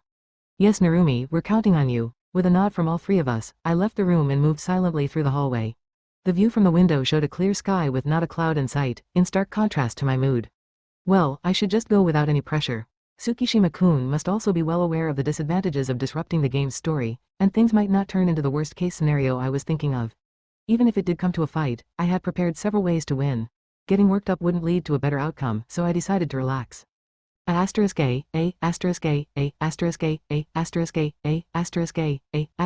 Adventurers School had 4 arenas, and among them, Arena 1 was known to be constructed with a high level of strength and confidentiality, suitable for advanced adventurers at level 20 and above to fight without issues. For example, the walls, floors, and ceilings were covered with high-purity mithril alloy tiles, sturdy enough to withstand direct hits from weapon skills. To ensure that valuable information such as skill and combat data, personal information, etc., did not leak, there were no windows, and multiple layers of information protection magic, including soundproofing and vibration dampening, were in place. Creating such a facility incurred substantial construction and maintenance costs, but adventurer training was closely tied to national defense, so it didn't take long for substantial taxes to be allocated for this purpose. Even as students of the Adventurers School, having access to Arena 1 became a kind of status symbol. Arriving at the entrance of the building, a female student wearing a kendogi stood with her arms crossed as if she were a gatekeeper. From her shoulder to her arm, there was a golden embroidery that read, First Swordsmanship Club, and a small family crest was embroidered on her chest. When she saw us, she smiled slightly and greeted us politely. Sagara-sama, Kusunoki-sama, are you both in good spirits today? I have been appointed as the supervisor for this event, but who is the person with the mask? After a courteous greeting, the female student turned her sharp gaze towards me. Her posture and the faint aura of magic around her indicated her considerable skill. Since I was already wearing the mask and robe, my facial features were hidden, and my presence had diminished significantly. It wasn't unreasonable for her to be cautious. I've invited him as a special bodyguard, I'll vouch for his identity. If Sagara-sama says so, please go inside. With Sagara's introduction, she relaxed her guard, smiled at me, and gave a slight bow. Despite my unconventional appearance, it seemed that Sagara was highly trusted. In that case, I wouldn't hesitate to enter. So, the supervisor is a member of the First Swordsmanship Club, right? A supervisor, in this context, referred to someone who oversaw the duel, ensured it followed the rules, and made judgments until a winner was declared. When it came to overseeing a skilled individual like Ashikaga, it required someone with equal or greater skill. However, such individuals were only found among the 8 dragons or their leaders within the school. Since this duel had a strong punitive aspect, there was no need for a highly skilled individual from outside to intervene. Therefore, it was likely that someone from the same club with similar skills had been chosen as the supervisor. However, this also meant there was a risk of things being manipulated in favor of the first swordsmanship club. If, by any chance, Tsukishima lost, I would have to step in. Nevertheless, I couldn't believe that a player who knew the strength of the 8 dragons would lose, and if he did lose, it might minimize any potential commotion, which would be beneficial for me. Perhaps my concerns were unnecessary. Upon entering the arena, I had to squint my eyes due to the bright white light. Pure white tiles covered the floor, walls, and every surface, reflecting the intense light from the fixtures. All of these tiles were made of mithril alloy. At first glance, it gave an impression of being cold and sterile, resembling an experimental facility. Sagara and Karara-chan walked towards the elevated spectator seats, so I followed suit. Already, some of the invitees were seated, each in their own place. Hey, Sagara. Can we really enjoy this duel? I was wondering the same thing. Who exactly is this Tsukishima Takuya? The first to approach us was a muscular man with a chin beard who touched his chin thoughtfully. It was Tachibana Sakin, the captain of the first swordsmanship club. In the game's story, by the time this period was reached, he had already retired from his position as club captain. He was a capricious character, sometimes behaving arrogantly like other high-ranking nobles, and at other times, he would help the protagonist, making him unpredictable. Seated next to him was a woman in a robe, her red hair tied loosely to the side. She asked questions while sitting leisurely. It was Ashikiya Toha, the captain of the first magic club. With her gentle facial features, one might let their guard down, but in the game, she appeared as a character to watch out for as she often stood in the protagonist's way in many routes. She had a confrontational nature and would be the first to step to the forefront if there were conflicts with the nobles.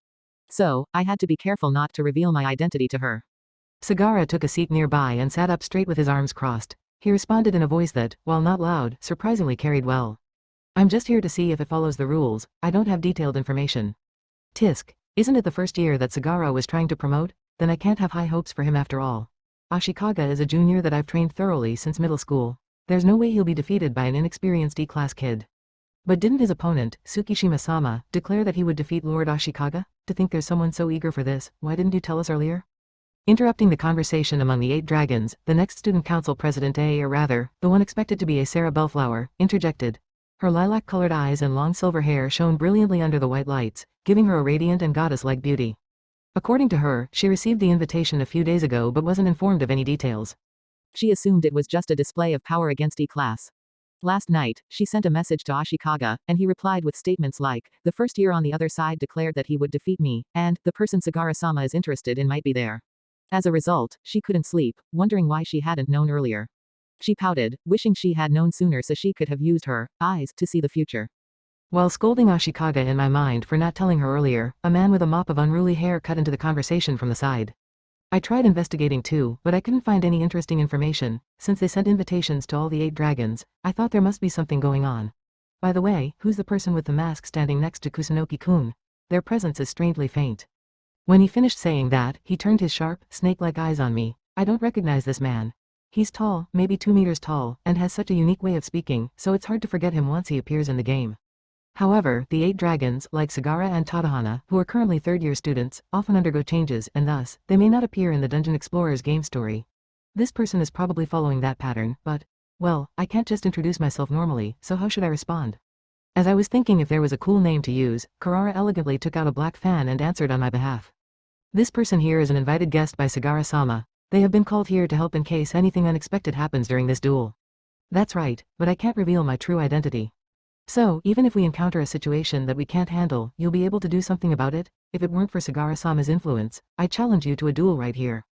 Please, stop looking at me with those intense eyes. Tadahana himself and many around him are quite hot-blooded. It's likely a dilemma that as they get stronger, there are fewer opponents they can fight seriously. Karara signaled for me to sit next to her, and I followed her instructions. I couldn't sit in the special seat for the 8 dragons, as that would be inappropriate for a commoner. Looking at the clock, there was less than a minute until the duel's start time. Everyone seemed lost in their thoughts, and there was no conversation. The arena fell silent. There were only 5 of the 8 dragons here so far, and I wondered if more would arrive. As the starting time approached, a metallic sound echoed from the entrance. Ashikaga, the vice-captain of the first swordsmanship club, wearing a helmet and fully clad in metal armor, entered. He stood in the central area of the arena and began his greeting. I appreciate your presence here today. Please stay with us until the end. He wore large shoulder guards that covered his shoulders to his neck. Underneath his armor, he wore a chainmail, and at his waist, a large longsword adorned with decorations was visible. He was more heavily equipped than I had expected. It was evident that he was anticipating fighting seriously, even against an E-class student. During Sagara's speech, Tadahana, who had been growing increasingly suspicious, raised his voice. Tadahana, Tsukishima may be a little capable, but it's questionable whether he'd have the guts to come without running away. Club Captain Tadahana, I shared your concerns as well, but it seems he's here. While Sagara was speaking, a sound of the entrance door being kicked open could be heard. All eyes turned in that direction, sharp and alert. Walking in was Tsukishima, nonchalantly strolling with his hands in his uniform pockets. He didn't have his usual sleepy look but instead had lively eyes and a smug smile. It was as if he had been eagerly awaiting this day. However, more importantly, I was concerned about the individuals who walked alongside him. To his right was a female student with semi-long hair and large glasses, Lisa. She had been invited to this duel as another player, and her participation was confirmed for the purpose of information gathering. So her presence was expected. Nevertheless, she appeared slightly uncomfortable, her smile somewhat strained. And to his left walked a long-haired male with a sword at his waist, Suo Kuki. He was a high-ranking noble, the leader of Class B in the first year, and was known for his extraordinary talent and abilities. He was supposed to appear as a boss that players would confront. Or so I thought. Perhaps Tsukishima had managed to recruit him. I knew that during the duel between Akagi and Kariya, there had been communication between Tsukishima and Suo behind the scenes. They had always met in a place where no one would notice them. But was it now that they no longer needed to hide their relationship? And the problem was the person who walked at the very back.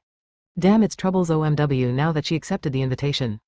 Walking with a long side tail swaying was Kaworu. I had expected that Tsukishima would invite her, but this duel was taking place in the presence of nobles. The risk of jumping into this was known to be high, yet why did Kaworu accept this invitation? However, this meant that I couldn't keep my mask on any longer. Kaworu knew what I looked like when I was thin. I needed to be careful. Ignoring the perplexed looks at the outsiders behind Tsukishima, Ashikaga raised his hands and clapped them together slowly, welcoming them as if nothing had happened. Well done for not running away. Are you prepared for this? Haha, I don't care about you. Well, whatever. Let's make this an opportunity to make you understand fear. Kuki, Lisa, Kaworu. Today is the stage for us. See for yourselves if it's worth following me. Ashikaga attempted to intimidate them, but Tsukishima turned and looked back at his companions with a challenging smile. He probably wants to form a cooperative relationship like Satsuki and I. The limit for solo diving is around level 20, so if you're serious about conquering dungeons, you'll have no choice but to form a party. Those 3 people were selected as potential party members. They probably have top-notch talent, but what about the selection of members? This leaves me with mixed feelings in many ways. Indeed, Takuya-san, let's do that. So, Lisa-san, Kaworu-san, shall we go to the upper seats? Yes, let's go. Heie-san, would you like to come too? Your answer can be pending but you can still observe, right? Yeah, sounds good. Saying so, the 3 of them sat a bit away from the seats where the 8 Dragons members were sitting. It seemed like Tadahana wanted to ask something when he looked toward Kaworu and the others, but his movements stopped due to a voice that was small but clear. Looking closer, Sarah-san's eyes were shining bright red, and she stood somewhat unsteadily. I can't see anything, but why? She was using her unique skill, the magic eyes of insight, which allowed her to peer into the future and possibilities of the target she focused on. But what did she mean by can't see? Is the future uncertain? Is this power unable to reach? I've never experienced anything like this before. Could it be? You, sir, are my hero.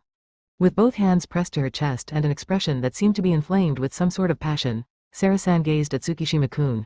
The term, hero, she used referred to the unique job, hero, which only the game's main character, Akagi-kun, and Pink-chan could take on. Since her childhood, after receiving a prophecy from her great-grandmother, the saint, she had been traveling alongside the hero, eagerly anticipating the day when they would stand up against great evil. As Akagi-kun progressed through the story, Sarah-san started addressing him as her hero and accompanying him on his adventures. However, why would Tsukishima-kun, who is a player in the game, be her hero?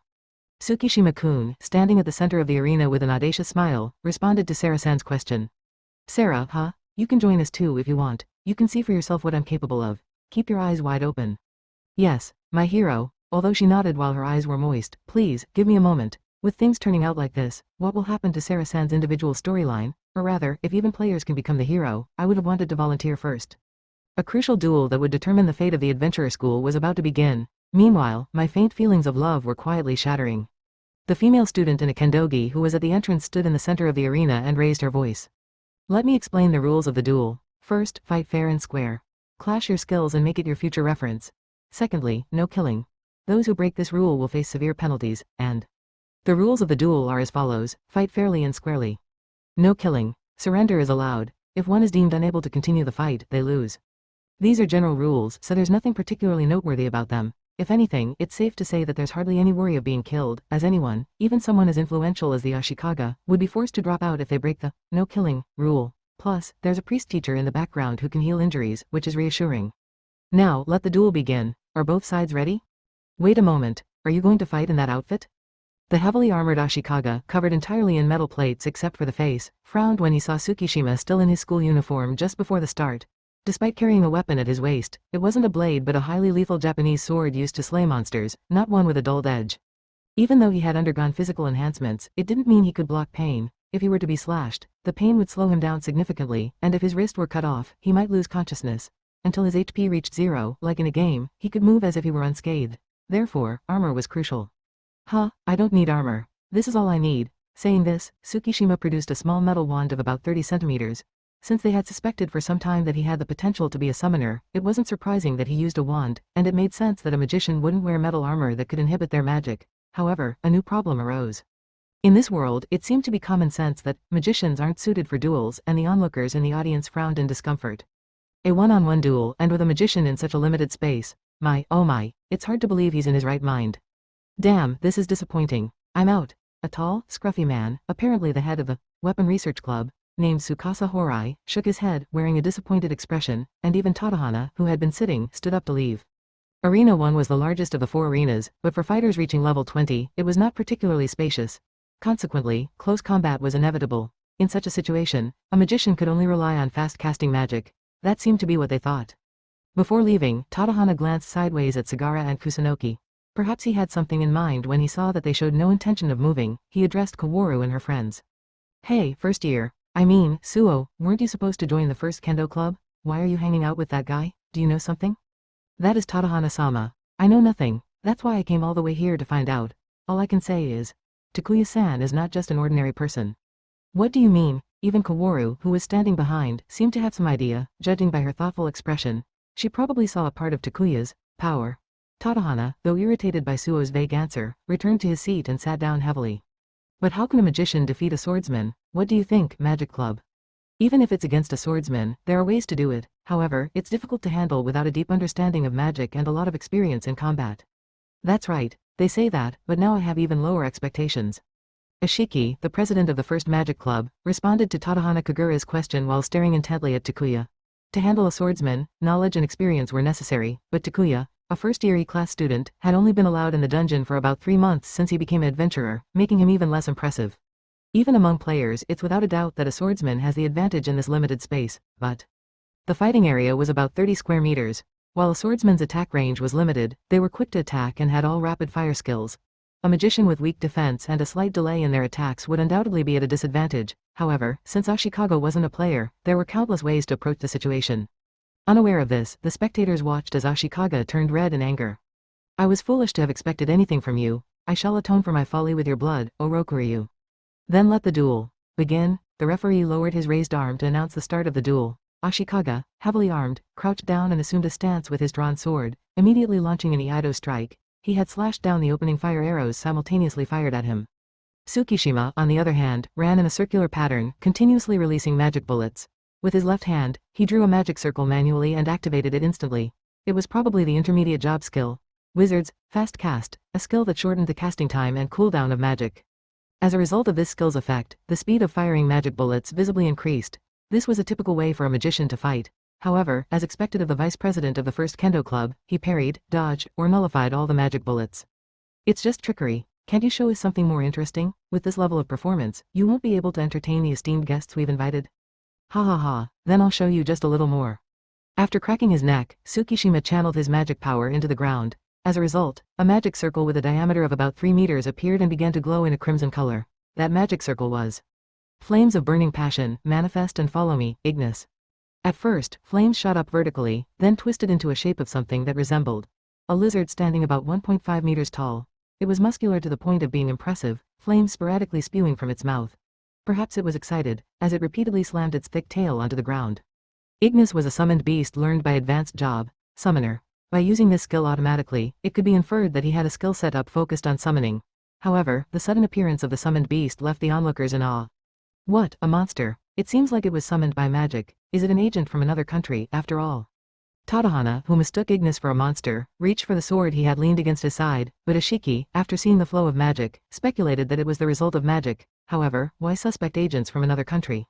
He's not an agent. From what I've researched, Takuya Tsukishima was born and raised in Japan.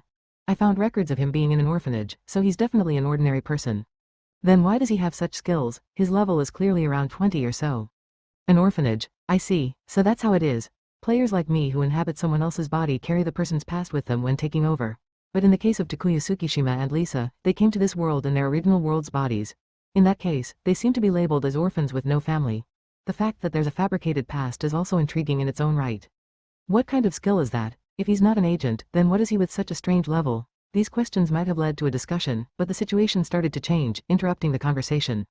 As Ashikaga leapt towards Tsukishima, ready to perform an Iaido motion, Ignis intervened, swinging her thick tail with a sound of cutting wind. Ashikaga narrowly avoided it, but he was hit by Tsukishima's spinning kick from the other side and was sent flying several meters with a thudding sound. Gah! A kick! Why are you surprised? Even mages undergo physical enhancements. There were several reasons why Ashikaga couldn't avoid the kick. Ignis moved to protect Tsukishima. There was a preconception that mages didn't engage in close combat.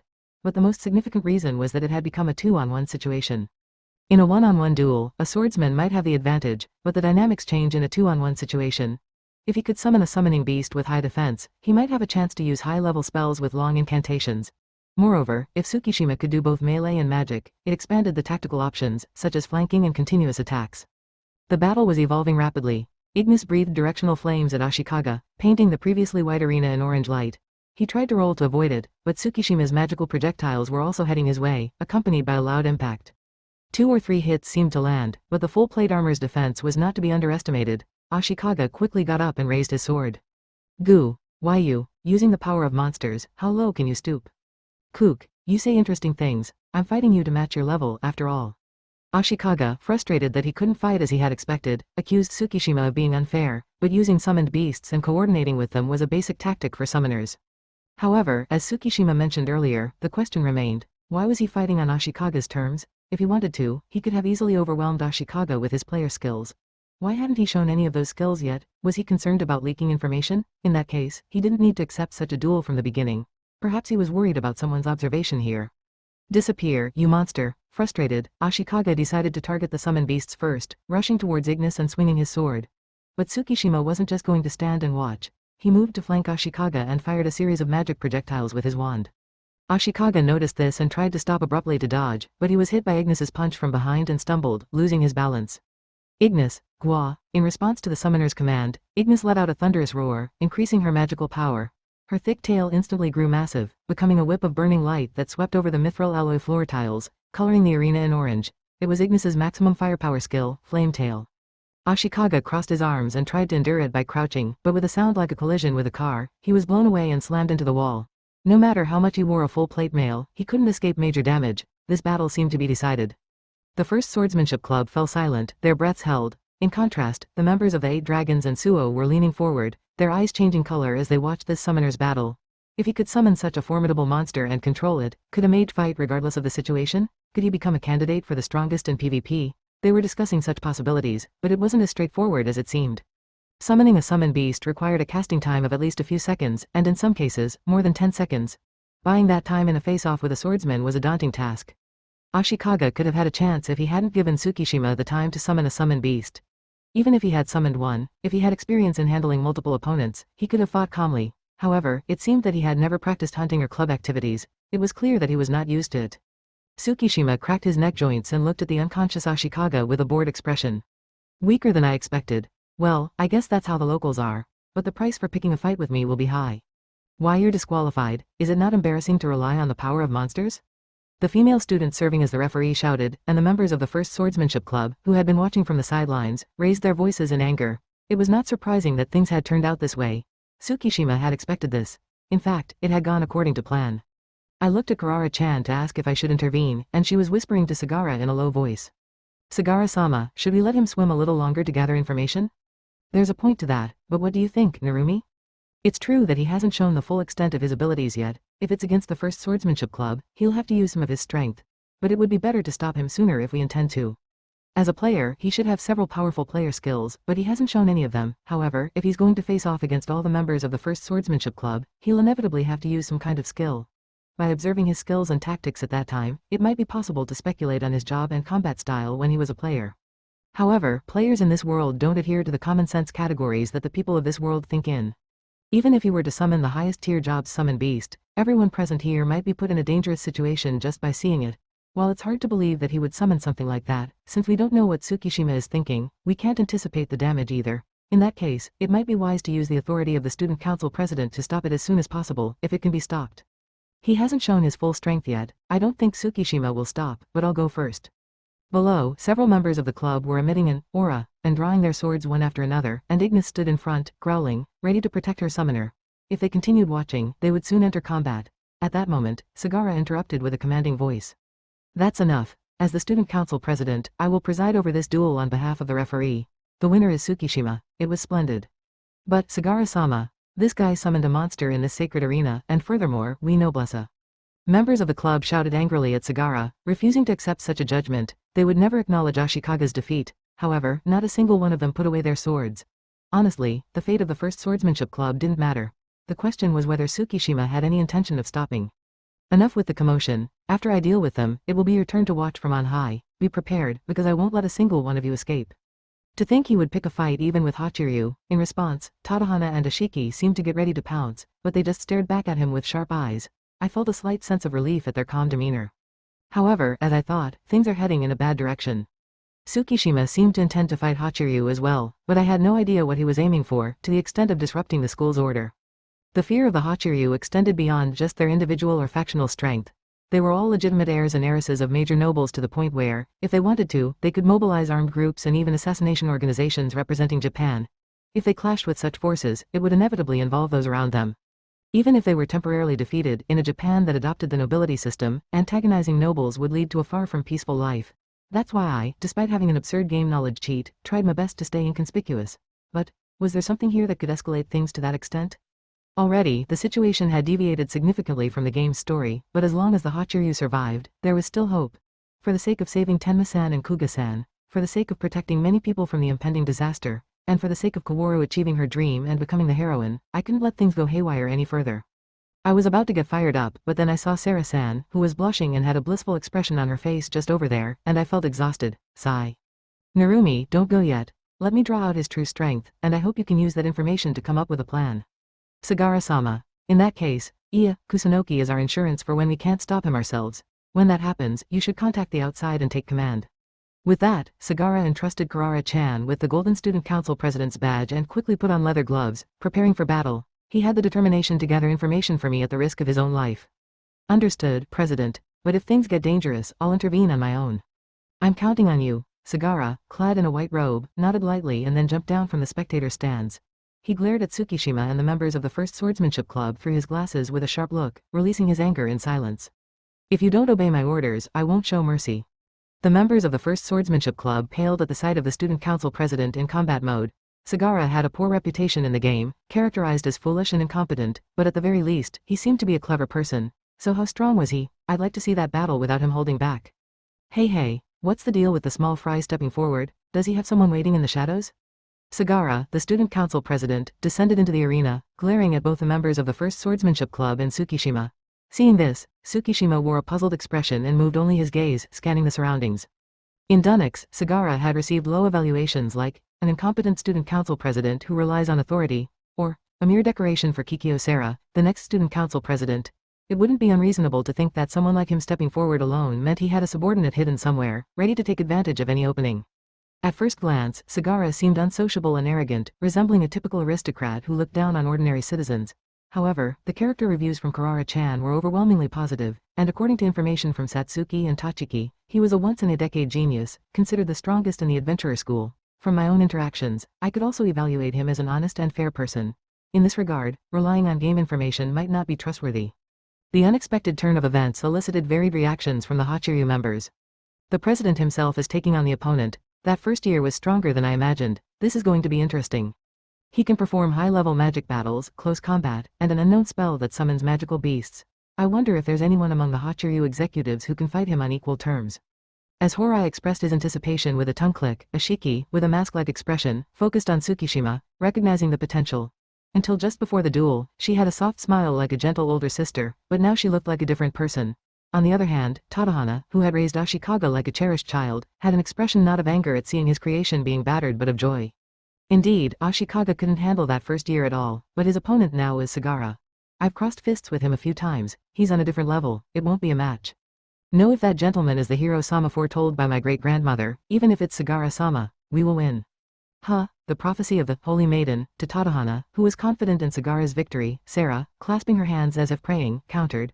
As evidence, she brought up the prophecy of the Holy Maiden. In Japan, this prophecy was valued even more than Sarah's magic eye, Tenjutsu. As an absolute means of future foresight, so Tadahana couldn't ignore it.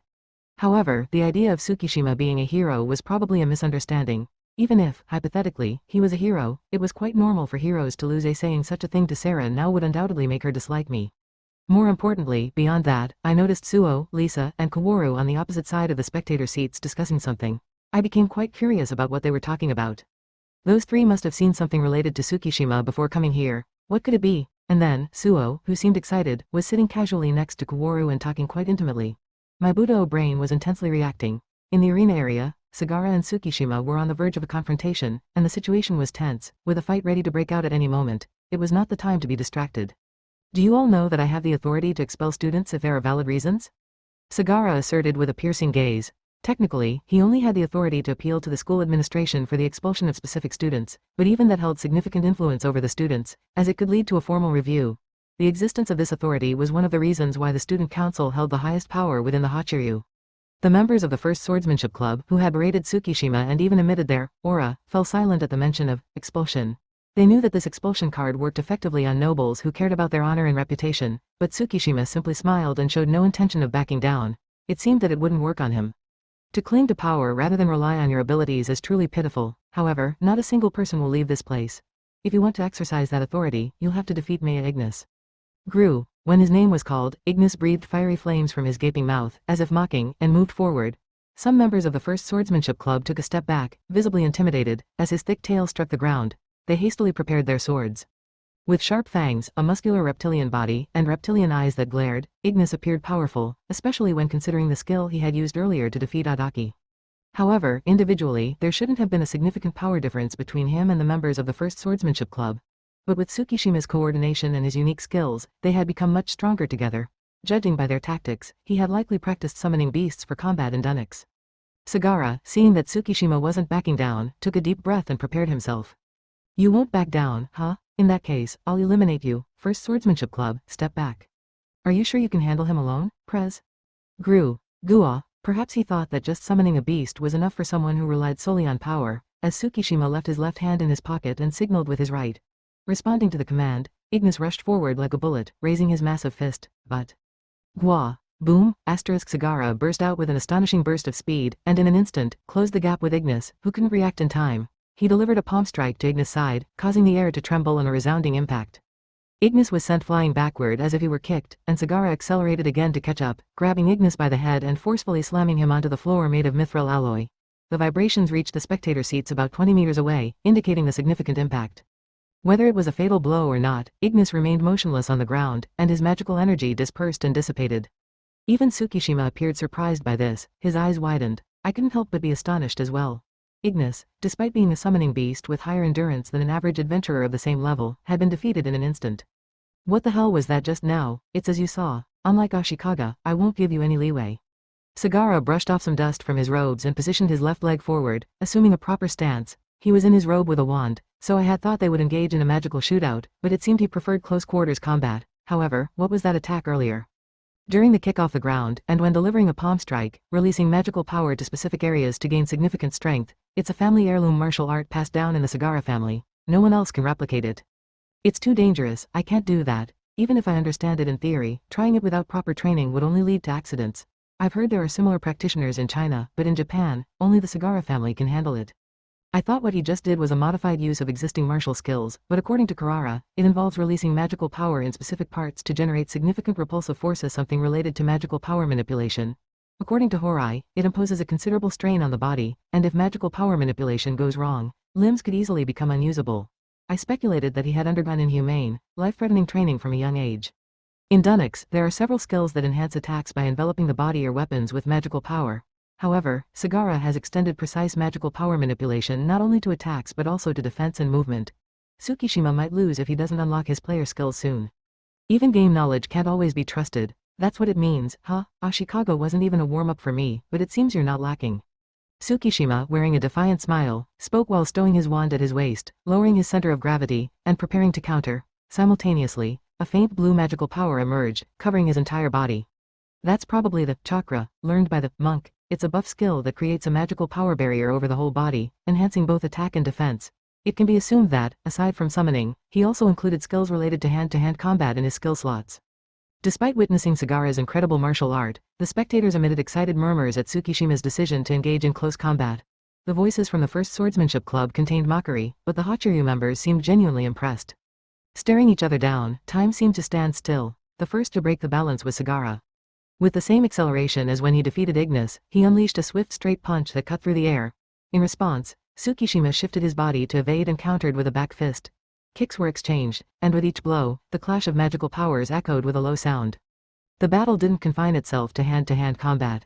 If the distance widened even slightly, magic projectiles flew between them, seamlessly transitioning into an intense melee while dodging and weaving through the trajectories. Seriously, to think there's someone who can go toe-to-toe with Sagara's magical hand-to-hand combat. It seems Ashikaga isn't even in the same league. The flow of magical power is similar. That first year might also be constructing his own unique magical hand-to-hand combat technique. It might be a new skill we haven't seen before, but in terms of power, Sagara-kun seems superior. Tadahana praised Tsukishima while leaning forward, engrossed in the hand-to-hand combat taking place below.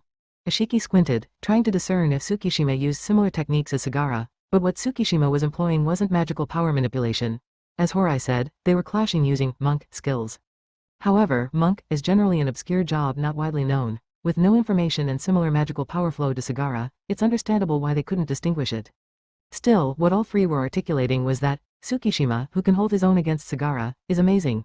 If he could go toe-to-toe with Sagara, who had been called a genius and had held sway over the adventurer school as the strongest for a long time, it wouldn't be an exaggeration to say he's on par with or even surpasses the Hachiryu. But from my perspective, rather than saying Tsukishima, Sagara who can go toe-to-toe with him, is more Amazinga. Isn't it impressive that Sagara is going with Tsukishima-kun, the player? Players are formidable individuals who have defeated heaps of powerful magical beasts, experienced thousands, even tens of thousands, of player versus player battles in Dunix, and are the top contenders. Without such prowess, overcoming the horrendous event that led to their arrival in this world would be impossible. Whether it's Lisa or Arthur, their combat techniques undeniably rank them among the top in Dunix, and naturally, I have that same confidence in myself. Now, what about Tsukishima-kun? From my perspective, his martial arts skills are extremely high, faithfully adhering to established principles. Without a doubt, he is a formidable martial artist in Dunix. The one who should be praised is Sagara, who competes with such an opponent on equal footing or even surpasses him. This battle, far exceeding a mere student duel, captivates some with fear, others with gleaming eyes. Nevertheless, everyone is watching with awe. Take this, Kokoken, humph. When Tsukishima-kun activates his skill by exploding magical power and thrusting his right arm, Sagara responds as if in harmony, intercepting with an all-out straight punch. The collision of copious amounts of magical power creates a thunderous roar, and a delayed shockwave akin to a whirlwind reaches them. Goo. Considering Tsukishima-kun's posture, it seems that Sagara has the upper hand. Although he managed to guard against Sagara's roundhouse kick that immediately followed the clash, Tsukishima-kun voluntarily retreated significantly to create distance, preventing the skirmish from turning into a brawl. Without forcing a pursuit, Sagara calmly observes the situation, kneading magical power with a cold gaze. In the clash of their recent powerful techniques, Sagara quickly estimated Tsukishima-kun's attack power from the magnitude of his magical power. He adjusted his magical power output to surpass Tsukishima-kun's, demonstrating not only instantaneous judgment but also keen insight. Considering the life Sagara has led until now, it instills a sense of dread. Ha, ha ha, I thought I could easily beat someone like Hachiryu, but it seems I was too naive. Hiro-sama, please show us your strength. Seeing Syria rushing down from the spectator seats to provide treatment to Sagara's injured arm, Sagara stops her with his hand. Step back, this is nothing. While continuing this fight with you seems entertaining, I have my own circumstances. Let's move on to the main event. What? As the blood dripped from his swollen arm, Tsukishima raised it high, and it quickly began to return to its original state. Right after, a golden light poured down, illuminating the surroundings. A healing skill. No, that light seemed different from what healed his arm. As he tried to recall what kind of skill it might be, suddenly, Sagara knelt down, wearing an expression of discomfort. Poison? No, it doesn't feel like that. It must be the light. Wah, my body's trembling on its own. Ugh. I feel like my mana is being drained. This seems to be an area attack, said Tadahana, who had turned pale, as he noticed the change in his condition, and even Karara, who was right beside us, was breathing heavily and clutching her chest. It appeared that even just looking at that golden light had an adverse effect on their mental states. However, those sitting on the opposite side, like Kaworu and the others, showed no signs of change. It was unclear if the effect had directionality or if those three were equipped with countermeasures. Since the nature of that light remained unknown, it was impossible to say for certain. Perhaps it's a unique skill of some sort. If Kagura's theory about the decrease in MP was correct, then this condition was similar to the one experienced when subjected to terror. However, terror was supposed to have a skill effect where red-black mana diffused radially.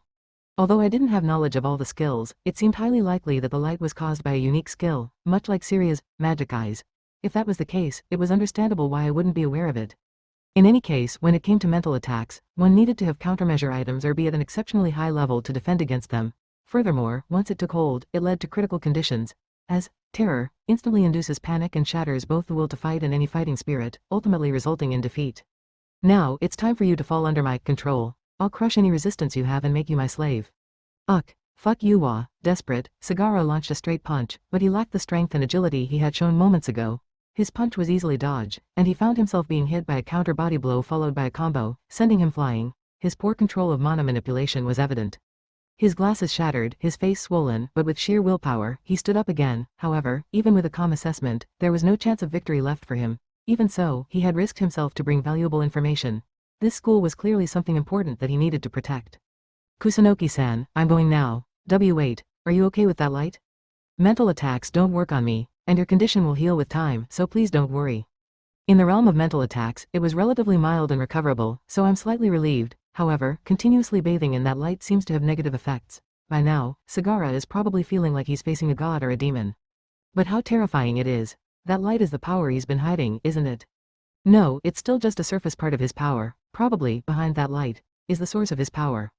Behind, even with her composed face, Karara showed signs of tension upon realizing that her arm's recovery and the pouring golden light were likely linked to the same power source. Perhaps Kaworu and the others might have seen it as well. Alright, let's go. Hopefully, the plan will work out, huh? As I formulated the plan in my mind and prepared to jump into the arena area, I noticed someone else jumping down from the opposite side. Stop right there, Tsukishima-kun, you must not use that power. Sagara, with blood still flowing from his forehead and a determined expression, stood ready, but before he could react, a female student stepped in, extending her arms protectively. Tsukishima-kun, who had been smiling earlier, now wore a twisted expression. Why did she have to show up like this? With her slender figure and glossy side ponytail, she was unmistakably that girl. This was bad. What was she planning to do? Kaworu Hayes' perspective. Kaworu, come with me. A guy with pierced ears and dyed hair looked straight at me as he said that. He was my classmate, Takuya Tsukishima. For about a month now, he had been constantly saying, come with me. At first, I thought he was just inviting me to join a party, but it seemed there was more to it. He wanted to date me. But I had no intention of getting into a relationship. It wasn't so much that I wasn't interested, but I just didn't have the time. I challenged dungeons with all my might, coming home exhausted and having to study until late at night. Academic performance was crucial for class advancement, so I couldn't afford to slack off. On top of that, I had been practicing with Yuma and the others in the morning, both physically and mentally. There was no way I could spare the time for romance. I was constantly worried and anxious about whether I could truly become stronger and avoid being overshadowed, and it was in the midst of these days of uncertainty that something happened. As usual, I arrived at school early in the morning and sparred with Yuma and Sakurako when we were confronted by members of the Second Swordsmanship Club, which escalated into a violent confrontation. What was more surprising, however, was that Takuya, who came to help me later, defeated all the members of the Second Swordsmanship Club single-handedly, even those beyond level 10.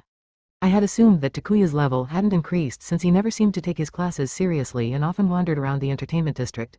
But his strength surpassed not only Yuma but also Omiya-san, who was known for being exceptionally strong in our class. The vice-captain of the First Swordsmanship Club arrived and, following some exchanges, a duel was arranged. This was likely orchestrated by someone, and Takuya had been the one pulling the strings behind the Second Swordsmanship Club. Despite the situation, I felt conflicted about him having set up the duel by coming to my rescue. After school, I called Takuya out. Even though he had managed to defeat the Second Swordsmanship Club, he seemed to have underestimated the strength and nature of the First Swordsmanship Club, often referred to as the 8 Dragons. The First Swordsmanship Club is not the problem. It seemed he didn't fully understand how strong the First Swordsmanship Club was. Perhaps he had no information about the 8 Dragons at all. The opponent is a member of a well-known faction within the 8 Dragons, and some of their members have levels over 20, Soa. I didn't agree to the duel to defeat Ashikaga, it's beyond that. What do you mean? Takuya's eyes were not the usual lazy ones but rather filled with a burning ambition. Was he considering something dangerous? On that day, you should come too, Kaworu. I'll tell you about my true power and my true purpose there. There are people I want you to meet as well. True power and purpose? I don't understand what you're talking about. Anyway, I'm not prepared yet. Well, just look forward to it. He patted my shoulder and left without clarifying anything. I couldn't understand what he was saying, but I did understand one thing: he had no intention of avoiding the duel. So, on the day of the duel, I needed to accompany him and offer my apologies sincerely. Maybe if the cause of the incident, which was me, apologized genuinely, Takuya might minimize the violence. But our opponents were all nobles, so I had to be prepared for a thorough inquiry. And so, on the day of the fateful duel, the eagerly awaited day seemed so distant, yet the dreaded day arrived quickly. I walked through the school grounds with a heavy heart, dragging my emotions along. But it's awfully quiet, there's no one around. The street I was walking on was usually frequented by students at this time, even though it was a relatively less crowded area. Puzzled, I continued to walk down the eerily silent street. After a while, I spotted a familiar boy in my pocket, lazily standing there. "You're here, Kaworu. Good morning, Tsukishima-kun." Despite it being the day of the duel, none of us were wearing armor, just our school uniforms. However, what caught my attention more than anything was the boy and girl standing next to Tsukishima-kun. Is this her? She's a beautiful woman with a lot of class, just as expected from Takuya's choice. One of them was a boy with long hair, smiling gently. He was Suokuki, a top performer in the first year of the adventurer school and the leader of Class B. His rivalry with the top student in our year had become quite famous, but why were he here? And then there was another. "Hello, Heie-san." Lisa Nita greeted me with a smile. She was at the top of Class E, surpassing even Naoto in grades. She was no slouch in strength either, on par with Omiya, and on top of that, she possessed unique swordsmanship skills, making her a highly talented individual. Until the interclass competition, she had kept a low profile, hiding her true abilities, but now, she stood out so much in Class E that it was almost unnatural. "So, are the four of us going to dive together from now on? It's going to be exciting." "Not yet, right? We should talk to Heie-san first to confirm." "Oh, right, that's true. Sorry about that. I couldn't make heads or tails of their conversation. What I did understand was that all three of them were no ordinary individuals." I turned my gaze to Tsukishima-kun, as if asking for an explanation. "These are the members of the party I've been planning. Of course, that includes you, Kaworu. I don't think I'll be of any use. That's why I told you to follow me and I'd give you strength. But I understand if you find it hard to believe. That's why I intend to show you."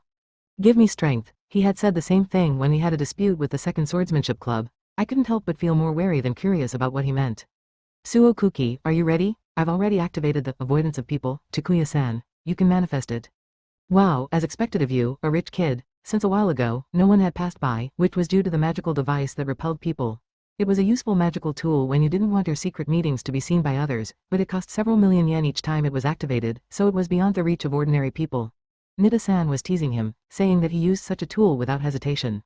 Taking it as a compliment, Kuki-kun winked and said, "Please be careful, it's really amazing," as he advised me. Apparently, only Kuki-kun had seen Tsukishima-kun's power.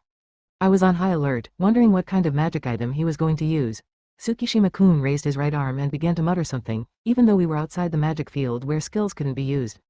"Watch closely, Kaworu. This is the power of a god."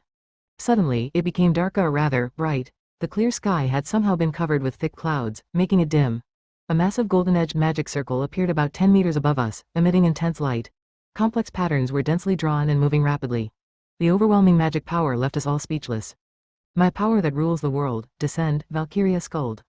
With a surge of immense magical energy, golden light poured down, revealing first the armored toes, then both feet, and eventually the entire figure. It was an extraordinarily beautiful woman with otherworldly beauty. An angel, perhaps? She had long, shining golden hair, intricate details on her heavily armored attire, and two streaks of light that resembled wings swayed behind her back. Her captivating blue eyes gave off an almost divine aura. If there were such things as angels, this was what they might look like. Slowly descending to the ground, the streaks of light on her back converged, and she knelt before Tsukishima-kun, bowing her head. She was still bathed in a radiant halo, and being in that light gave me a sensation of surging energy. It seems this skill enhances the abilities of those who support the summoner. Isn't it fantastic? I feel so invigorated.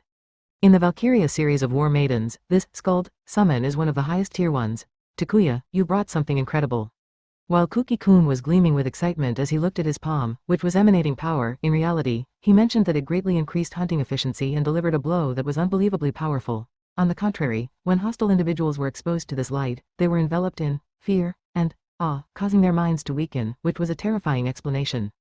On the other hand, Nida-san was amazed and delighted, saying it was the highest level summoning magic. But did this mean that Tsukishima-kun had called her using a skill? Such magic exists, but the tremendous magical power? Visually, she appeared human, but there was something clearly non-human about her. I wasn't particularly sensitive to detecting magical power, but even I could sense an incredibly dense magical power swirling within her. While the three of them were conversing calmly in the presence of this transcendent being, I couldn't help but feel my knees trembling, on the verge of collapsing. The use of magic power outside the magic field, summoning magic of this kind of these deviated significantly from my knowledge of dungeons and common sense, but I had other questions I wanted to ask at this moment. Gathering strength in my legs to hold myself up and ensuring my voice didn't waver, I asked Tsukishima-kun. Why did you choose to show this power now, of all times? Until now, there were skill restrictions due to weakening. It was only a few days ago that I finally managed to lift them. The Skuld of now is an invincible being that even all the people in this world couldn't beat. The absolute defense skill, right? An invincible being that no one in the world could defeat. The absolute defense skill. What exactly was that? Skuld stood up gracefully but didn't say a word, avoiding eye contact. I once tried firing a skill at Skuld-san, but not only did my attacks not cause any damage, I couldn't even leave a scratch. Even the great magic of the Mad King Lich, who is known as the strongest floor boss, would be unable to penetrate that defense. Skuld's defense is top tier among summoning magic. It negates most attacks. Just a while ago, I was filled with anxiety about how to persuade Tsukishima-kun to get forgiveness from the First Swordsmanship Club, but with the knowledge of being able to use such an extraordinary power, the situation had changed drastically. A heavily armored figure infused with an incredible amount of magical power, the enhancement of abilities, and curses, as well as the absolute defense skill. Their power likely didn't stop there. With this being before us, it was easy to imagine that we could defeat the First Swordsmanship Club without breaking a sweat. However, it was akin to bringing a gun to a child's brawl. I needed to understand what purpose this immense power was intended for. What do you plan on doing, Tsukishima-kun, using such powerful summoning magic? I think it's clearly too powerful for a duel with the First Swordsmanship Club. In response to my question, Tsukishima-kun tightens his magically charged fist and prepares to shoot. What came out of his mouth was an unexpected answer. If I just want to defeat the First Swordsmanship Club, there's no need to wait for Skuld to grow. This fist is enough. My target is someone else. Someone else, like Takuya-san and Lisa-san, that person also possesses the power of a god, Kaworu-san.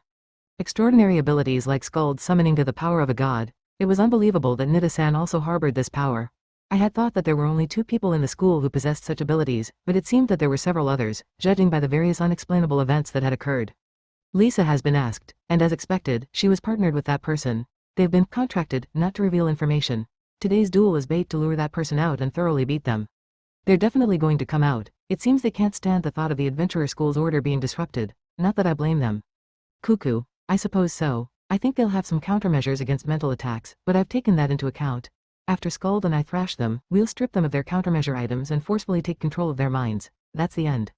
Defeating the First Swordsmanship Club and then moving on to defeat the 8 dragons was certain to bring forth this enigmatic figure. If the concerned person wanted to protect the order established by the 8 dragons, were they nobility? I had wanted to confront this person sooner, but I couldn't identify them, and they were too powerful for me to take action lightly. However, with our preparations now complete and our strength greatly increased, there was 0 chance of defeat. We would crush them completely and bring them under our control. Once that person is dealt with, Lisa, do you understand? Yes, at that time, let's engrave a contract into each other so we don't betray. That person is indeed powerful, but even if we work together, that person is too docile to be interesting. If I am going to do it, I want a partner who can make things more exciting. While Tsukishima-kun revealed his burning ambition, Nida-san, in stark contrast, had a cold, icy gaze. The idea of engraving a contract magic was also.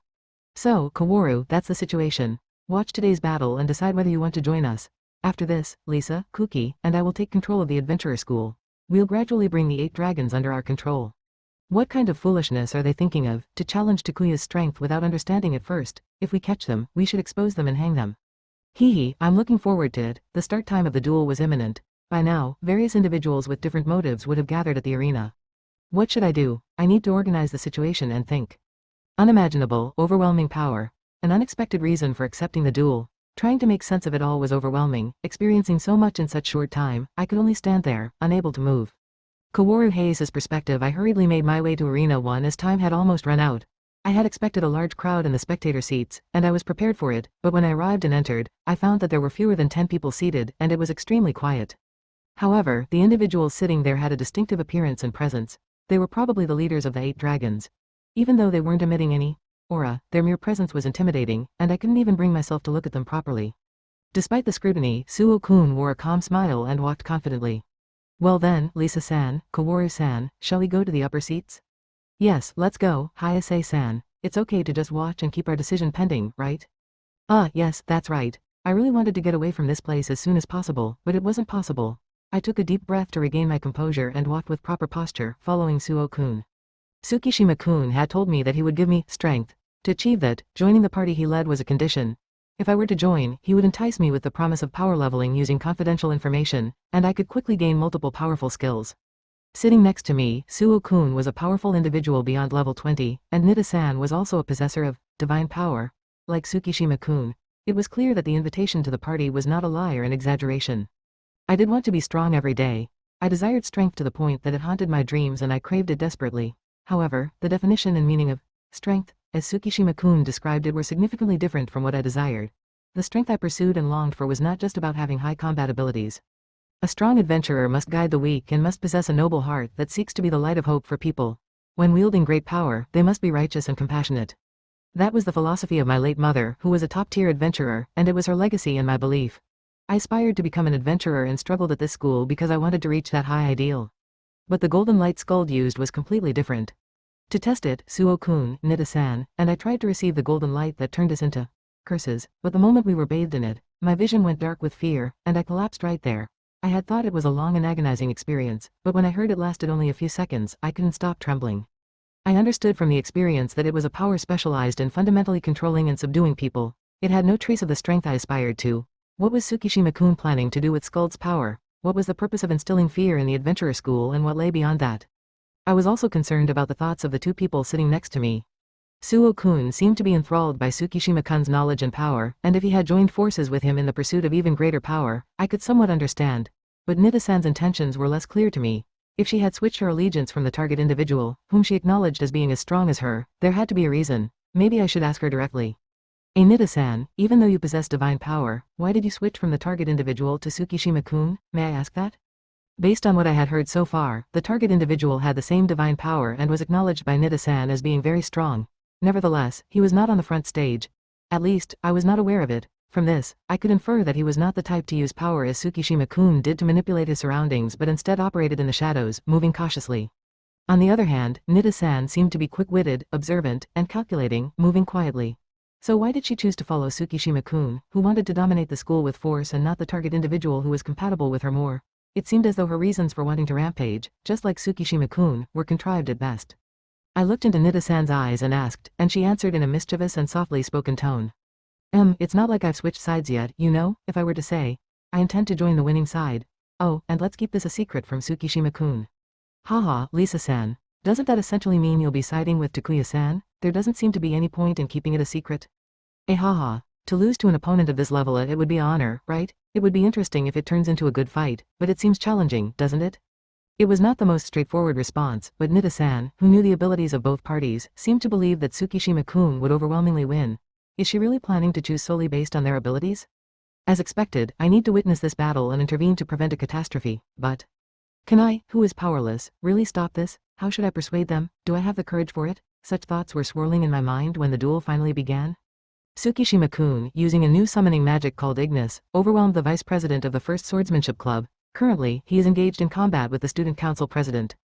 Their battle was characterized by the swift exchange of blows that sliced through the air, as their immense magical power and determination clashed. Each strike caused the air to burst with energy, and the low-impact sounds and vibrations reached us even as we sat. To be honest, this wasn't a battle for students of the adventurer school. They had long surpassed that level. I wondered if they would easily fit into a top-tier rating clan right now. That student council president is strong, isn't he? His magical manipulation and combat skills are top-notch.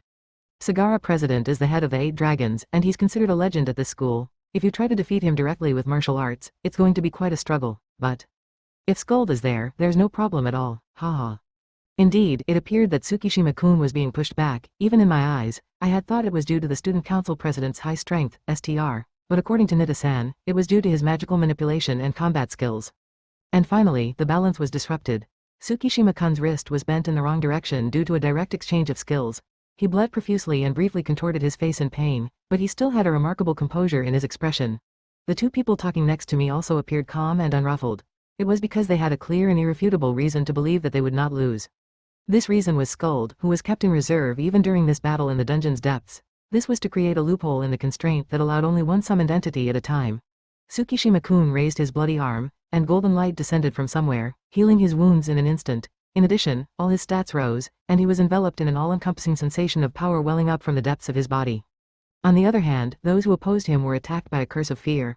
If you were to be bathed in it directly below, the unbearable fear would shatter your mind in an instant, making it impossible to resist. Even the student council president, who had attacked directly, should have had all his mobility taken away, or so I thought. Why, can he still stand up? Despite nearly collapsing at one point, the student council president, gritting his teeth, resisted the mental assault of fear. Even though he had been easily overpowered in a counterattack, I thought it was incredible just to be able to move. Attacking within that light was a display of extraordinary mental strength. I thought he would surrender immediately, but as expected of President Sagara, he's tough. Is it because of his high MND, mind, stat? Well, it's only a matter of time, I think. Even if he endures for a while, it only deepens the mental scars. But seeing the top of the 8 dragons defeated could be a symbolic scene of dominating the school, right? Haha. The battle was still ongoing, but it had become completely one-sided. The attack speed was half or less of what it had been during their martial arts combat. On the other hand, Tsukishima-kun, whose strength had increased significantly due to the buff, effortlessly tossed the student council president aside with a light shove. The student council president continued to launch attacks without giving up, but each of them was countered, and he was thrown against the wall. His glasses were crooked, his clothing was tattered, blood was flowing, yet his gaze remained as sharp as ever. I wondered how much training and determination were required to possess a heart that could stand up to such fear, even for someone as strong as him. Even for someone strong, Skuld's power relentlessly crushed with ruthless efficiency. Would Tsukishima-kun really control the president, as he claimed? I absolutely didn't want that to happen. Thinking that, I couldn't stay put any longer. Asterisk A, A, asterisk A, A, asterisk A, A, asterisk A, A, asterisk A, A, asterisk. Stop right there, Tsukishima-kun. You mustn't use that power. Why did you come out? His eyes that gazed at me were filled with anger. It's understandable, considering she was attempting to thwart what had been planned over time. But I didn't intend to be in opposition to Tsukishima-kun. Admittedly, I couldn't even scratch the surface of him, let alone become his enemy. However, if he had shown me even a hint of goodwill once, I hoped that my voice might reach him. You're strong, undoubtedly stronger than anyone, but great power must be used for good, so perhaps you should reconsider things like domination and strive to become a respectable adventurer together with me? Adventurers who could become beacons of hope for many, leading them with their light. My late mother had been like that, and in the current day, people like Kotaro Tasato from the top-tier raiding clan, Colors, in Japan were shining examples. A powerful adventurer could inspire hope in many people, and they had the qualification for it. If Tsukishima-kun had as much power as he did, he should be able to achieve that if he used Skuld's power for a noble purpose. With that thought in mind, I forced a smile and reached out my hand. I have no interest in becoming something as meaningless as that. Even though I was about to show everyone the strongest, who would dominate everything in this world. I never thought you'd be such a foolish woman. I thought I was making the best proposal, but it was completely dismissed as something meaningless, and it hurt deeply. More than that, what did he mean by wanting to dominate everything in the world? I tried to discern his true intentions by looking into Tsukishima-kun's eyes, and I noticed that his anger gradually changed into a look of delight. If you won't come to my side, Kaworu, shall I also control you in the same way? This time, I'll make you taste even more prolonged suffering and correct your foolish thoughts. With the light raise of his arm as a signal, the sparkling and gentle golden light that had been descending gradually dimmed, transforming into a light of despair mixed with red and black. Cold fear crawled up from the depths of my chest, and my field of vision narrowed as my consciousness slowly receded. I desperately tried to hold onto my breaking heart, but cracks spread one after another, growing more severe, and it became unmanageable. I couldn't endure something like this. What? I'm so weak. The student council president, despite the light of despair, stood up repeatedly with strong conviction. However, within a mere moment, I lost all sight and sound. With such a miserable state, there was no way I could become a top-tier adventurer like my mother. Should I just give up? You can become one. Yukina. As my consciousness drifted away, I felt a deeply familiar voice. Slowly, I opened my tightly shut eyelids, and there stood a slender man wearing a robe right in front of me. His presence was faint, and his face was hidden behind a mask, much like the girl who had come to assist during the interclass match. Was this person the target that Tsukishima had mentioned? I wanted to inquire about the mask and robe in more detail, but right now, there were more pressing matters at hand. Escape. We can't defeat that person, you must run.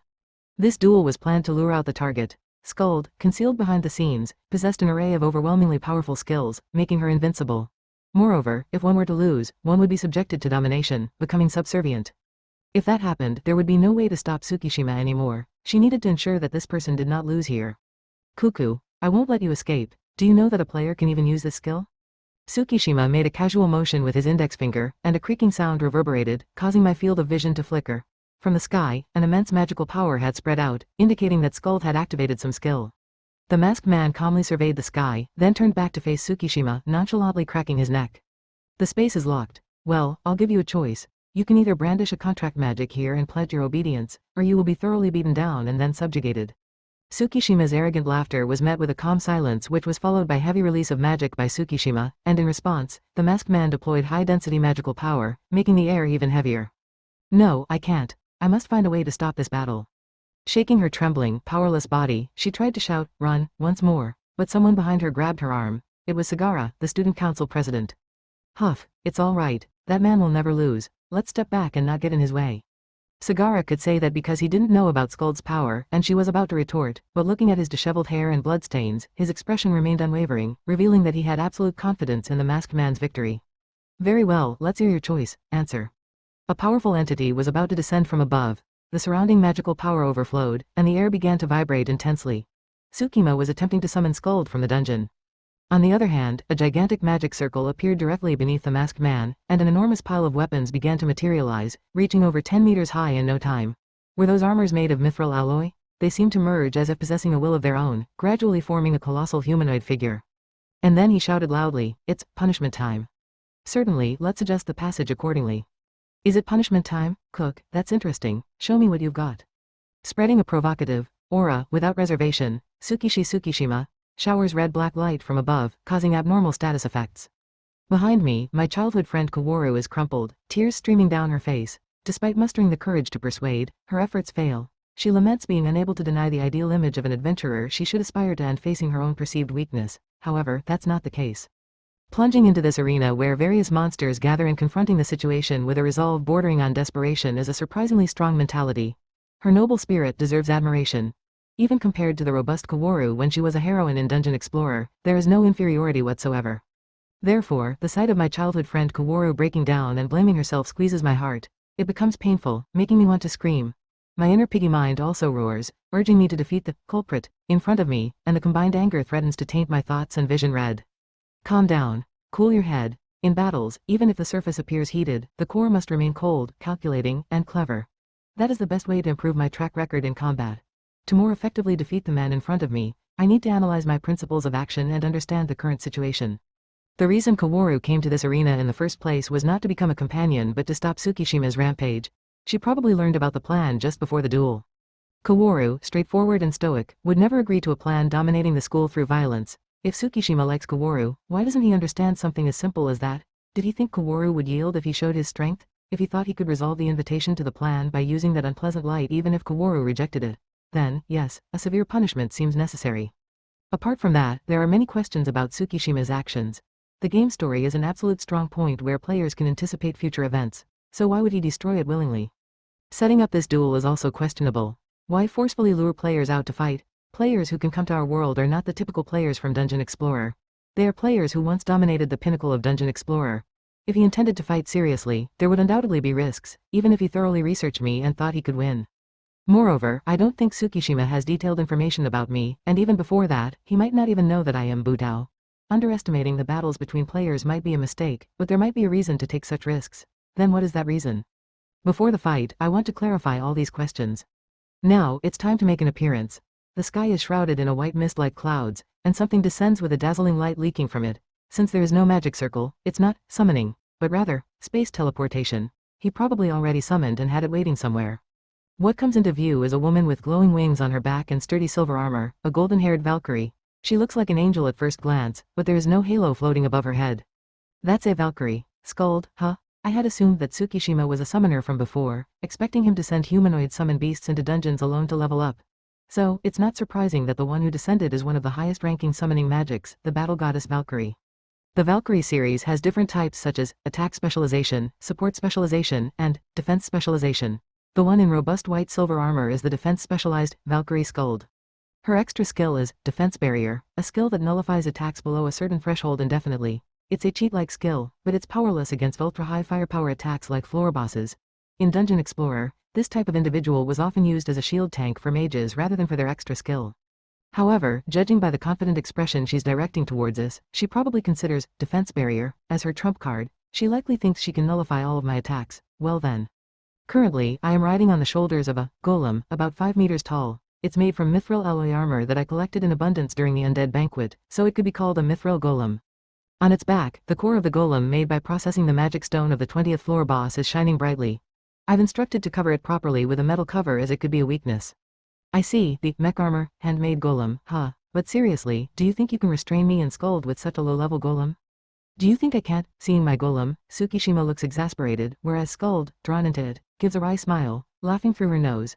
Skuld seems to have a condescending expression, and it seems that summoned beasts, like Arthur's carefree spider Arachne, Skuld also resemble her summoner in personality. In that case, Skuld, let's crush that confidence of yours in a flashy way. Yes, Master. When Skuld draws a circle with her hand, a bluish-white magic power is released, and it activates, overlapping with Tsukishima. It's a buff skill that greatly increases defense and magical resistance. Unlike summoned beasts in Dungeon Explorer, it's a significant difference that she moves to act without waiting for orders from the summoner. A summoner with an openly aggressive smile and a summoned beast with a composed and cool smile. The oppressive atmosphere is building up, and it seems like the battle is about to begin, but before that, I'll try asking. By the way, why do you want to destroy the game story?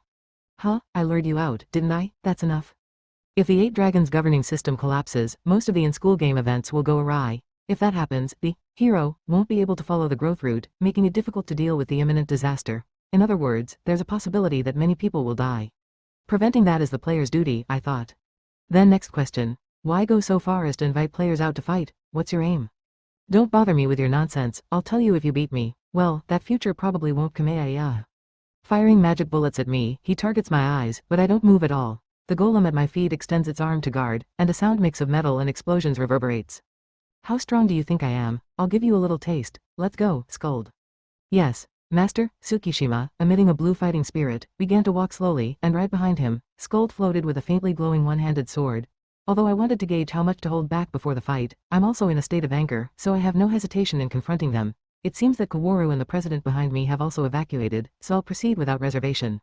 While drawing the magic circle for Shadow Step, with my left hand, I pull out the sword from the magic bag in my pocket with my right hand. It's a curved sword falchion called Sword of Volgamuth, obtained when I defeated Volgamuth some time ago. I like it because, in terms of sturdiness, it easily surpasses even pure mithril and doesn't get a scratch even if handled roughly. Since the main confrontation is likely to be in midair this time, I'll keep my left hand free for shooting magic bullets. In 3-dimensional combat, having projectiles makes it easier to maneuver as the distance can easily open up. I tightly grip the sword once, give it a swing to check its condition, then kick up from the golem's shoulder to jump in alone. Skuld immediately responded, taking a defensive stance with the sword held horizontally, but I continued my powerful swings without caring. As the high-pitched metallic sound rang out, we exchanged multiple strikes per second, just as Tsukishima, who had moved behind me, was about to throw a punch charged with magical power. There's an opening behind what? The golem, which had been jumping in a parabolic trajectory, swung its massive arm down. Floor tiles and their fragments from where Tsukishima had stood flew round dramatically. Tsukishima, who dodged just in time by crossing his arms, floated up with fly, brushing off the debris, and glared at me with an expression of anger, hands glowing with magical power. A lower-tier golem, I'll turn it into scrap right away. Roar, the golem emitted a groaning roar, and towards it, a large number of magical bullets were shot like shooting stars. The other golem, despite being hit all over its body, bent deeply and jumped again while the airborne Tsukishima was forcibly trying to grab Ida but failed. Mithril alloy is fragile when exposed to a large number of magical bullets, so I instructed to cover the golem's weak points with a metal cover. In front of me, a Valkyrie with shining golden hair and clad in sturdy silver armor, Valkyrie Skuld, evaluated us as she looked at us. Although I want to take a stance and assess the situation, the extremely heavy golem, which is jumping and causing explosions of magical bullets nearby, makes it very uncomfortable on the ground. The once sturdy arena one is also swaying significantly, and cracks have appeared, but should it be okay? Now, it's inconvenient to drag this out, I'll settle this early. Don't babble, human. Master's power is not needed to slaughter the likes of you.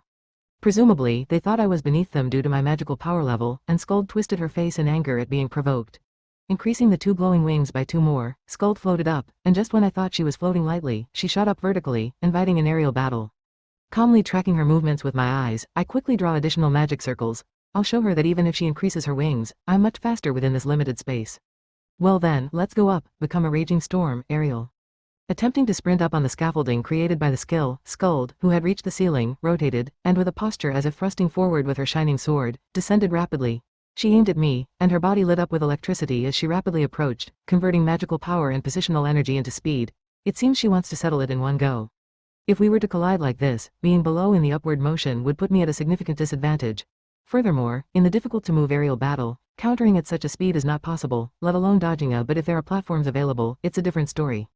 Utilizing Shadow Step, I accelerate at full throttle, leaping up while jumping around the aerial platforms in an irregular and zigzag manner at tremendous speed. Switching the left and right of my field of vision and rapidly alternating between up and down, the load on my legs is intense, but it's only for a moment. Closing the distance at a tremendous speed with Skuld, who is coming at me with high-speed magical bullets, we both explode our magical power and transition to the motion of the skills. Annihilate the divine enemy. Know the wrath of the gods, rising assault. What she shoots is a thunder attribute sword skill, rising assault. Since the attack judgment extends not only to the sword but also to the abundant electricity enveloping her body, the attack range is quite wide, even more so than it appears, and it has high firepower. There's no reason to engage in a direct shootout with something like that. While weaving together the skill motion, I turn my body around the edge of Skuld's attack range, and at the same time she passes by, I activate. Nah, die, Agara's blade. I thought Skuld, who was aiming to shoot skills directly in front of her, looked surprised with wide eyes, but mercilessly struck her with all my might from the side. In addition to my kinetic energy, I hit her with the explosively high-powered sword skill from an unexpected direction, causing her to lose control and crash into the side wall of the arena. Along with the explosion, a crack of several meters appeared. I predicted that point and moved, preparing to initiate another skill, Buddha. Do you think I'll let you? Sensing rapidly approaching magical power from behind, I twist my upper body and dodge the magic bullets. Looking down, the golem I summoned is half destroyed and collapsing towards the ground. To end up in that state in such a short time, it must have been hit by a large number of magical bullets. I've dealt with that scrap metal, but still, as Lisa said, you are strong. However, it's within expectations. It's enough, Skuld, let's use that. Yes, master. The armor of Skuld was deeply dented, blood flowing from her arms and forehead, showing signs of injury. However, standing behind Tsukishima, she bathed in a golden light, and her armor swiftly recovered. Could that metallic-like armor also be a part of Valkyrie? After confirming her healing by moving her arms, Skuld's eyes held a strong mix of anger and murderous intent towards me. I intended to finish her with a single blow using a skill, but as expected of the defense-specialized Valkyrie, she was tougher and more troublesome than anticipated. Meanwhile, Tsukishima brought out a crystal-like object with sharp edges. That's skill rise upper, right? It seems like a strategy to enhance the effect of the defense barrier, and make my neutralization more certain. Obtaining this item in this level range should be quite challenging, but there's no reason to hold back from using it in a player-versus-player battle. With a smirk, Tsukishima extended the arm holding the crystal, infusing it with magical power. Taking it as a signal, Skuld also gathered an overwhelming amount of magic, spreading her arms wide and looking up at the sky. The time had finally come. Let us demonstrate the power of unwavering justice, the merciless void to those wicked ruthless defense barriera. The ceiling emitted a golden light, and countless fluttering things resembling angelic wings filled the arena. Valkyrie Skuld's extra skill had been activated. Simultaneously, the magical power that permeated the entire arena deemed me as hostile, severely disturbing my magical circulation and movements. It was indeed a powerful inhibition skill as expected.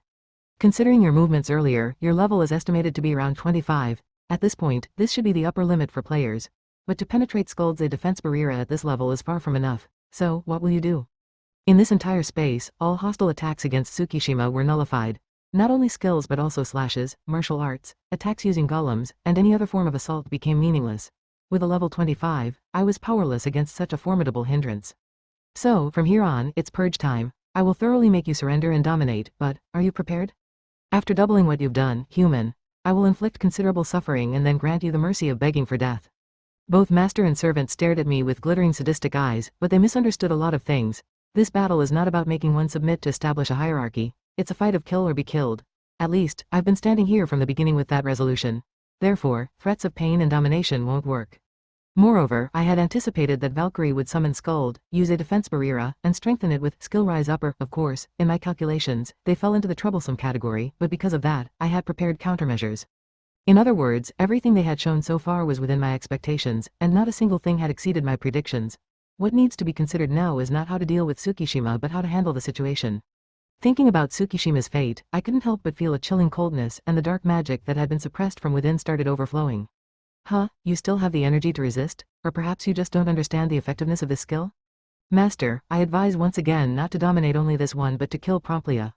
Seeing me unaffected even after revealing his trump card, Tsukishima, puzzled, raised his vigilance, while Skuld, who rapidly increased her wariness, pointed her radiant sword toward me once again.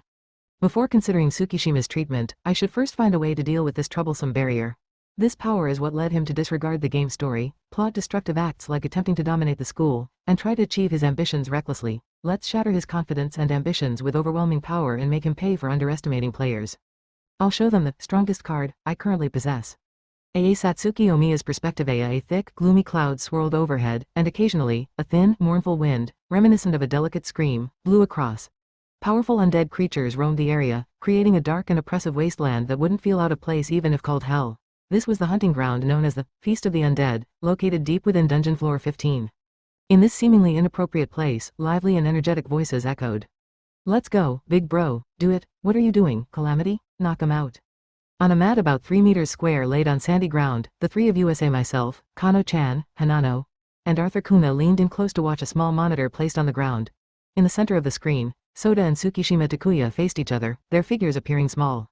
Since this footage was captured by the camera activated on Lisa's small wrist device, the quality wasn't particularly good. And yet, unlike the unsuitable nature of this place, lively and cheerful voices filled the air. But this wasn't a safe zone by any means. Cheering like this was bound to attract the attention of undead creatures who, even in this hellish environment, were a constant presence. Gru, with exposed bones and a tattered greatsword in hand, an undead creature tried to run towards us, but each time, Arthur Kun effortlessly shot a magic bullet without even looking, instantly defeating it. As a result, several magic stones were left lying around. I should pick them up later, it would be a waste. However, Sota and Tsukishima-kun's battle was beyond my expectations. I had envisioned clashes of swords and magic bullets, but what unfolded was a different dimension of combat. Unknown psychic attacks, summoning of a steel giant and an angel, and the high-speed aerial battle from earlier, all of it was a continuous series of surprises. The skills, tactics, and swordsmanship were all astonishing. I wondered if Lisa had experienced such battles before. I couldn't help but wonder what the two watching with me were thinking. That golem that Sota summoned was like a battle from a special effects anime, right? Kano-chan didn't seem surprised at all. Maybe. That's right, when I became a mechanical warrior, with Big Bro, I gained the ability to create golems. Watch Lisa, handmade golem. Kano-chan joyfully took out a magic stone, infused a small amount of magical power, and a golem about 50 centimeters tall stood up from the sand. However, it quickly crumbled after moving a bit, either because it was made from dry sand or because the infused magic power was too little. There's a job called Mechanical Warrior that allows creating and controlling golems as an advanced skill. The steel giant on the screen, though currently broken, was also created using that skill. As far as I knew, getting an advanced job required considerable aptitude, and even if one could attain it, I thought it would be only one type of job. However, Kano-chan had traversed multiple advanced jobs. According to her, as long as you had the stats and levels, you could freely change jobs. If that was indeed possible, it would significantly increase the flexibility of skill slots. And then, there's the astonishing job called Mechanical Warrior. By accumulating experience, one could apparently acquire the skill to create a base inside the dungeon. Kano-chan was eager to build a villa in a comfortable place using that skill. Is that really how skills work? Perhaps today is an excellent opportunity to let go of the dungeon knowledge I've always considered common sense. Calming my thoughts, which were verging on confusion, Arthur Kun pointed to the screen, indicating a new development. It turned out that Sota was activating his major technique, Ruthless Defense Barrier. The arena was bathed in a faint light, and sparkles like feathers danced in the air, while a reddish-black mist clung to Sota.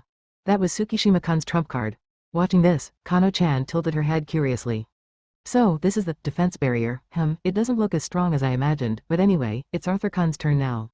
Alright, then let's give it all we've got. Kano-chan, Satsuki-chan, watch my cool moves closely. With a beaming smile, Arthur Kun walked on the sandy ground while humming a tune. He then floated into the air, stopping at a height of about 10 meters. Immediately, an immense magical power began to gather, causing the surrounding air to distort. The ground vibrated, and even the undead creatures in the distance stopped and lowered their postures, alert. What Arthur Kun was about to perform was the colossal magic called Meteor Strike, which had previously wiped out dozens of bloody barons during the Feast of the Undead. According to the plan, once Lisa gave the signal, he would create a gate connected directly above Sota and unleash the grand magic through it. This strategy allowed Arthur Kun, who couldn't leave the dungeon, to exert influence on the outside world. The screen displayed Tsukishima-kun, full of confidence. He seemed to doubt neither the resilience of the defense barrier, nor his victory over Sota, unaware that Arthur Kun's powerful magic was waiting in the wings. Tsukishima-kun fundamentally misunderstands Sota's determination and resolution. In the first place, Sota never intended to fight fair and square at a one-on-one ratio. With an abnormal level of dungeon knowledge and combat sense, he probably believed he could win in a straightforward battle. Nevertheless, he anticipated every possible attack pattern, calculated numerous strategies to ensure victory, sought assistance in every possible way, and made thorough preparations to ensure he wouldn't lose in this duel. So, I believe there is absolutely no chance that Sota will lose, and Kano-chan, who cares deeply for her brother, can watch with peace of mind because she knows that. However, there are still concerns. One is that the location for casting magic is inside the arena. Arena 1, boasting the sturdiness that Japan is proud of worldwide, is the building, but it probably won't withstand that grand magic. Dealing with the aftermath. Well, for now, I have to look away. And another concern is the possibility of Tsukishima-kun dying. Since Lisa insisted on extracting the motive behind the duel and making it a guideline for future actions, it's already decided not to let him die. But to not kill Tsukishima-kun after breaking through the defense barrier requires exquisite control. Can such delicate control be achieved against that grand magic? Hoping for everything to go well, I silently clasped my hands in prayer. Then, on the screen, Lisa's hand appeared prominently, pointing at Tsukishima-kun twice. The go signal had been given. Lisa just gave the signal, go for it, do it. On the left side of Arthur Kuhn, floating in the sky, a giant and intricate magic circle, about life-sized, was drawn, crackling with overflowing magical power. It was in a state ready to be activated at any moment. Nodding once as my voice reached him, Arthur Kuhn thrust his open right hand forward, creating a purple light. Beyond that was the arena where Sota and the others were. A little exciting souvenir from me, a present of passionate feelings, meteor strike. Unbelievably dense magical power transformed into a dazzling flash of light, being released and drawn towards the gate one after another. At the same time, the monitor screen, previously tinted with a faint light due to Skuld's defense barrier, was instantly replaced with Arthur Kuhn's magical color. A**A**, A**A**, Hayes Kaworu's perspective A. Returning to the spectator seats with the student council president, I'm left speechless by the unbelievable battle. I can't comprehend it at all. It's not just me, the people around me seem equally bewildered. What the heck is this? A Yukai war? Who are those guys? Hey, hurry up and spill the beans about what you know. An array of concealment skills. Truly fascinating. Tactics change so much when you can fly. And that masked guy, his swordsmanship is at the master's level. I'd really like to hear an explanation. This guy with a muscular build and a small chin beard should be the head of the first kendo club. He's shouting angrily at Suo-kun with a perverted face. The tall person sitting next to him also exudes a sense of dignity, clearly another member of the 8 Dragons. They came running to explain things when the battle between the masked man and Tsukishima-kun began. A little distance away, the first Magic Club's head, with long red hair tied in the back, is also seated. While their indifferent eyes seem to be focused on the arena, they appear to be eavesdropping on our conversation. Even from the perspective of the 8 Dragons, this battle is still abnormal. I've seen the battles of top-notch dungeon-clearing clans a few times in videos, but they were more within the bounds of common sense. There are countries where dungeon clearing has progressed much more than in Japan, and perhaps the masked man and Tsukishima-kun are adventurers from overseas, nevertheless. How beautiful. What deserves attention is the sword of the masked man. It's extremely rational, free, sharper than anything I've ever seen, and beautiful. In reality, it was too fast to follow with the eyes, and the time the sword was swung was brief. However, the trajectory of the slash, the 3-dimensional movements, the instant tactical insight at everything surpassed my ideals. Truly a master. My heart has been pounding since a while ago. How happy it would be to fight like that. That's why, if he knows information about that person, I also want to hear it. While Suo-kun is being pressed by the 8 Dragons, I secretly listen to what he says. He answers in a calm, quiet voice. I don't know who the masked man is, and I'm also a bit surprised by the many unfamiliar skills. But as I explained earlier, Takuya-san has a trump card, and there's no chance of him losing. Regarding his identity, we can investigate after defeating the masked man. Well, that may be true, but, is that the trump card? After the masked man and Tsukishima-kun faced each other and seemed to talk for a while, Skuld spread her arms and uttered a voice as clear as crystal, facing upwards. Soon after, a tremendous magical power spread. Let us demonstrate the power of unwavering justice here, the merciless void to the wicked, unyielding defense barrier. A gentle light fills the entire arena. White, feather-like objects start fluttering from nowhere, creating a sensation similar to relief. Normally, other people's magical power is either uncomfortable or intimidating, but feeling comfortable within such dense magical power is clearly abnormal.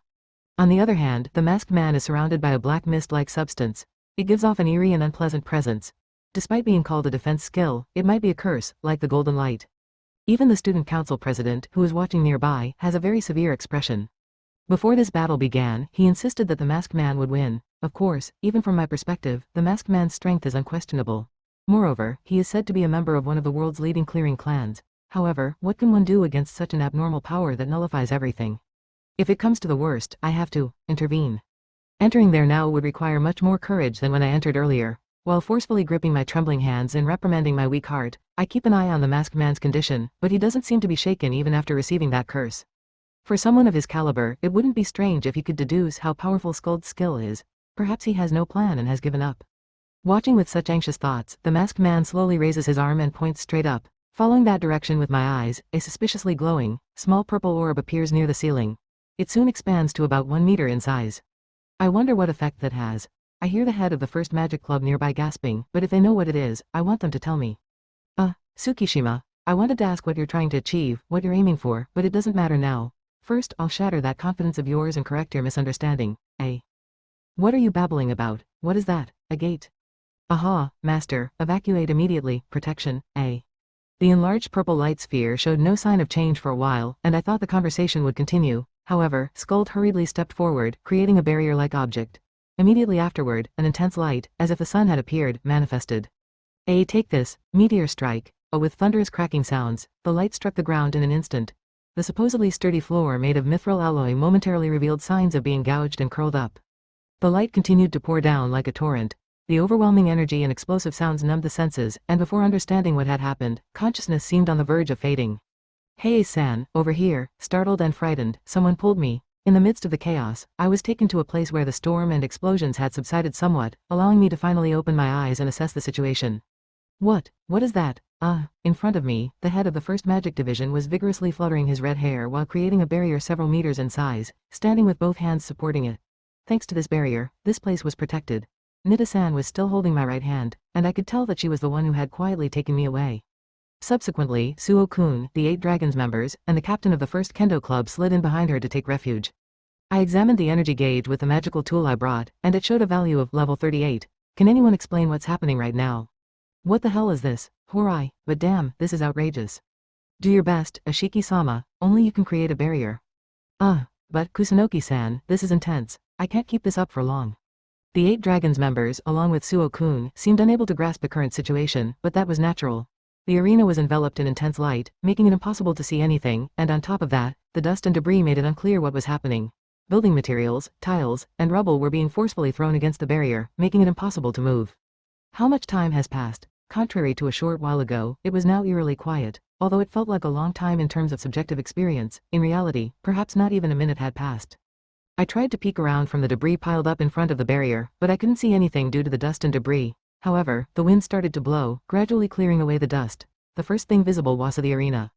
The walls and spectator seats on the side other than ours were almost completely destroyed, and the ceiling and other parts had completely blown away, revealing the blue sky.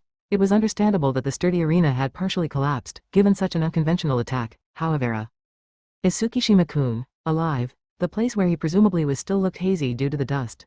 Nonetheless, the mithril alloy floor, which was supposed to be sturdy, had been destroyed along with the foundation of the building, leaving several large craters visible here and there. At this rate, disaster seemed to be unfolding, and I, along with the 8 Dragons members and Suo-kun, watched with bated breath.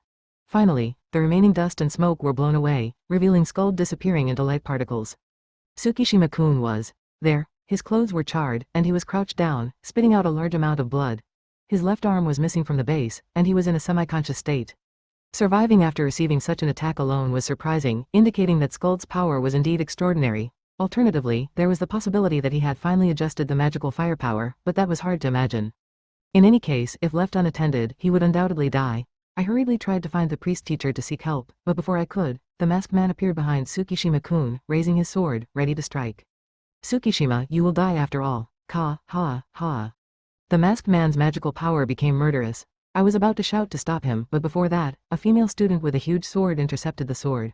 The force was considerable, and dust radiated radially, accompanied by a dull metallic sound. It was Nita-san. She had been next to me just a moment ago. The conclusion has been reached. I hope you'll listen to Tsukishima-kun's reasons for taking such actions. Tsukishima is lying on the ground, having lost one arm and spitting out a large amount of blood from his mouth. His uniform, charred in places, is also splattered with blood. Hastily covering him is a long-haired girl with silver hair, Sarah Kikyu. She embraces him strongly, not minding the blood and dust that soil her uniform. Brave Sama, please be reassured, I will definitely save you, Holy Heal. Having driven away the priest who claimed to heal himself, Sarah activates the hidden skill, Holy Heal, known only to those related to the saint. It's a high-performance healing magic that one can learn if they become close to her in Dunix. The skill's effect is remarkable. As the magical effect takes place, the body visibly repairs itself at a rapid pace. From the severed arm, pure white bones extend, and within seconds, red muscle tissues and blood vessels coil around them. Finally, the skin quickly covers them. This whole process takes only about 10 seconds. The harsh expression that endured the pain moments ago softens considerably, and the face, which was pale possibly due to reduced blood volume, gains a rosy hue. In the original world, such a severe injury could only be connected through extensive surgery using specialized tools by multiple doctors. However, with magic, even missing limbs can regenerate instantly without any side effects. It's not hard to imagine how incredible the demand for restorative magic is in this world and how it has been exploited by authorities and powers. I'm really relieved. With tears in her eyes, Sarah, with a relieved expression, checks Tsukishima's condition thoroughly, then suddenly directs a gaze towards me, as if glaring. I won't let anyone lay a finger on my brave Sama. If you intend to do more, I will be your opponent. She declares with a slightly trembling voice, but resolutely stating that she will fight me. She seems a bit hesitant, having witnessed the previous battles, but I know she has the strength to back up her words. Proficient in close combat, magic, healing magic, and support, Sarah Kikyu possesses the unparalleled combat abilities of the next-generation saint, making her the strongest among the students at the Adventurer School. What truly distinguishes her as the strongest within the school is her unique equipment, the national treasure. Even Arthur's meteor strike from earlier, while not a direct hit, left her completely unscathed despite being in close proximity and getting crushed under debris. I couldn't see it, as she quickly hid it, but I know everything about its existence and capabilities. That's why If Sarah had joined the fight with Tsukishima, things might have been dangerous. In this duel, I've taken every possible precaution, but if Sarah had joined the battle, the situation would have changed significantly. More than that, she has been an admired heroine since the Dunix era, and the thought of attacking her is unbearable. However, now is not the time to be concerned about Sarah. The arena is in chaos due to its destruction, and the potion that is altering my physique won't last much longer. I want to talk to Tsukishima alone as soon as possible, but even if I say that, Sarah is currently on high alert and won't easily change her stubborn attitude. Turning my face towards Karara-chan, who is watching nearby, I hope she can help somehow. Sensing my intention, she promptly understands and moves. As the acting president of the student council, I, Kusunoki Karara, forbid any further combat. The masked gentleman is also expected to comply. Since it seems you want to talk, please move away from here, except for those involved. But this person is my brave Sama. I am also involved. What does this brave Sama mean? Asked about what a brave is, Sarah, about to speak excitedly, is interrupted by Karara, who suggests moving elsewhere. However, she doesn't easily take the bait and persistently holds Tsukishima in her arms, glaring at me. Since there's no other choice, I promise not to intervene, swearing by Karara's name, and finally, she agrees to leave this place. The name of the noble seems to carry a heavy weight. That's a relief. On the other hand, the student council president is ensuring the silence of the students who witnessed the duel, and explaining the situation to the security personnel and school administrators who rushed to the scene. I have to leave everything to them, but if I stay here, I won't escape questioning. Tsukishima seems to have noticed as well, so it's better to move somewhere else quickly. After gazing at the sky for a moment, Tsukishima, rising with a groan, looks at his blood-soaked and tattered uniform, sighs deeply, and says, I guess I lost. Yes, you did. Completely. I want to talk a bit, but let's leave this place quickly. It's getting noisy over there. I'll have you tell me everything. Whatever. Take me anywhere. While taking out a cloak to reduce her presence, Lisa gestures to move. However, Tsukishima seems not to have one. There's no helping it, so I lend him a spare cloak. Is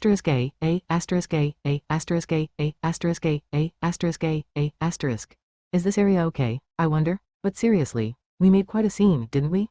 Wearing our cloaks, we discreetly move away from the arena towards an area devoid of people. Lisa, who was leading the way, turns around with an amused expression.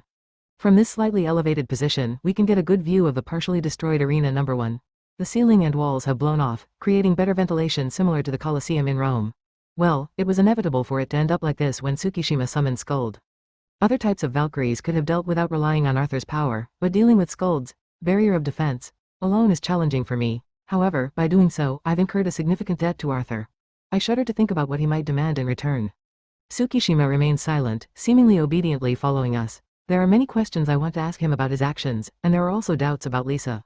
Previously, during our discussion about the duel, she insisted on helping, and when I was about to deliver the finishing blow, she intervened by releasing part of her power.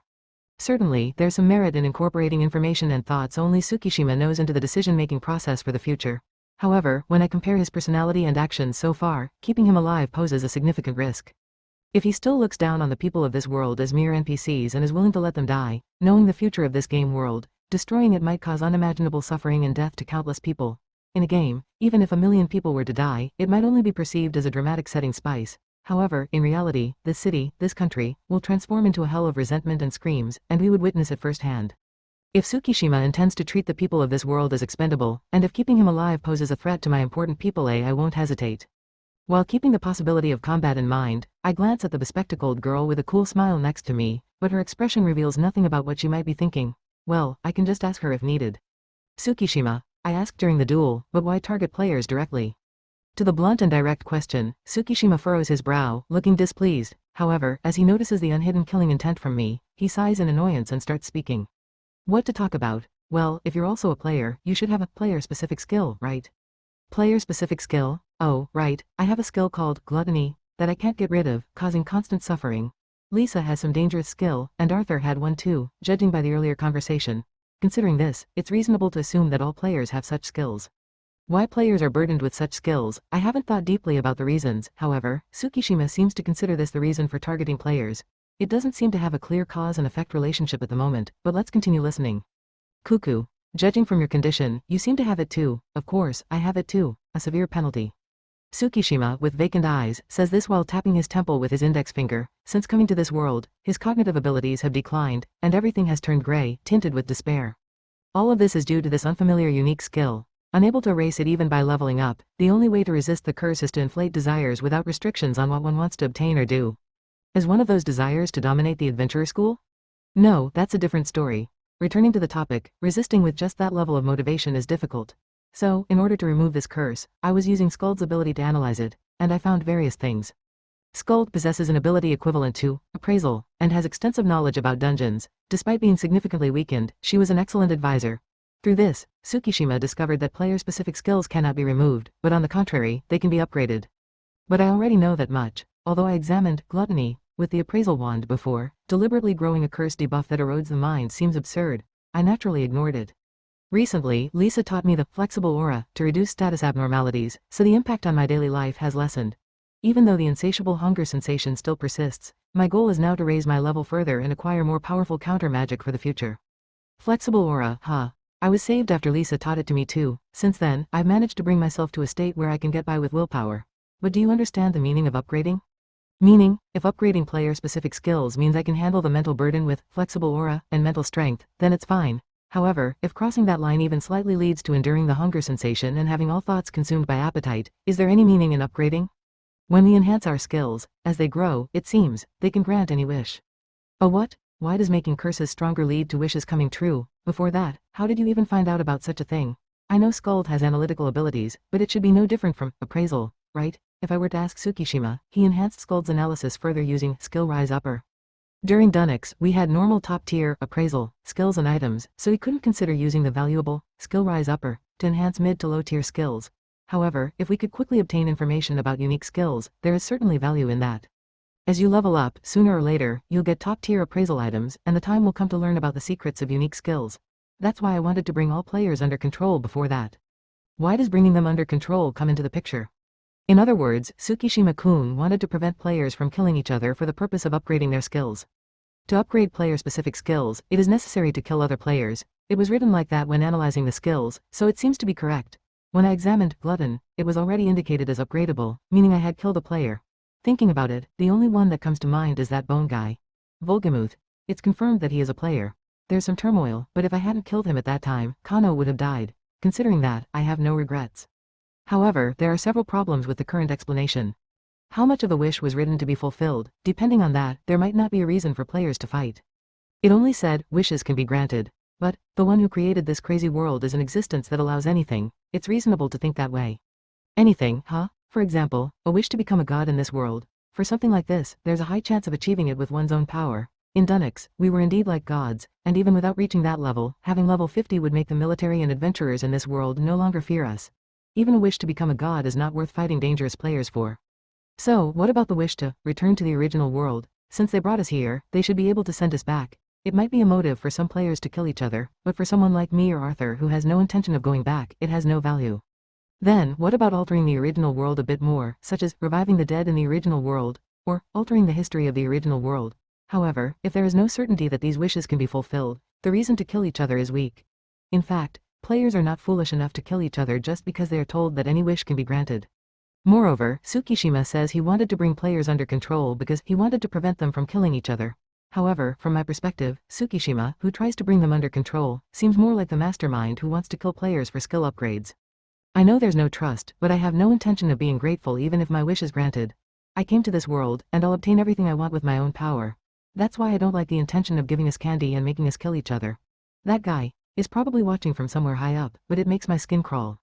Spitting out and showing irritation, Tsukishima. While giving players such skills, if we consider the meaning of granting the ability to fulfill any wish, it seems that whoever created this system wants us to fight each other. However, believing that and trusting what Tsukishima says are different.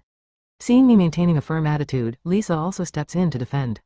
Hee. Tsukishima-kun and I intended to have a mutually non-interfering, mutually inviolable contract regarding our actions and purposes.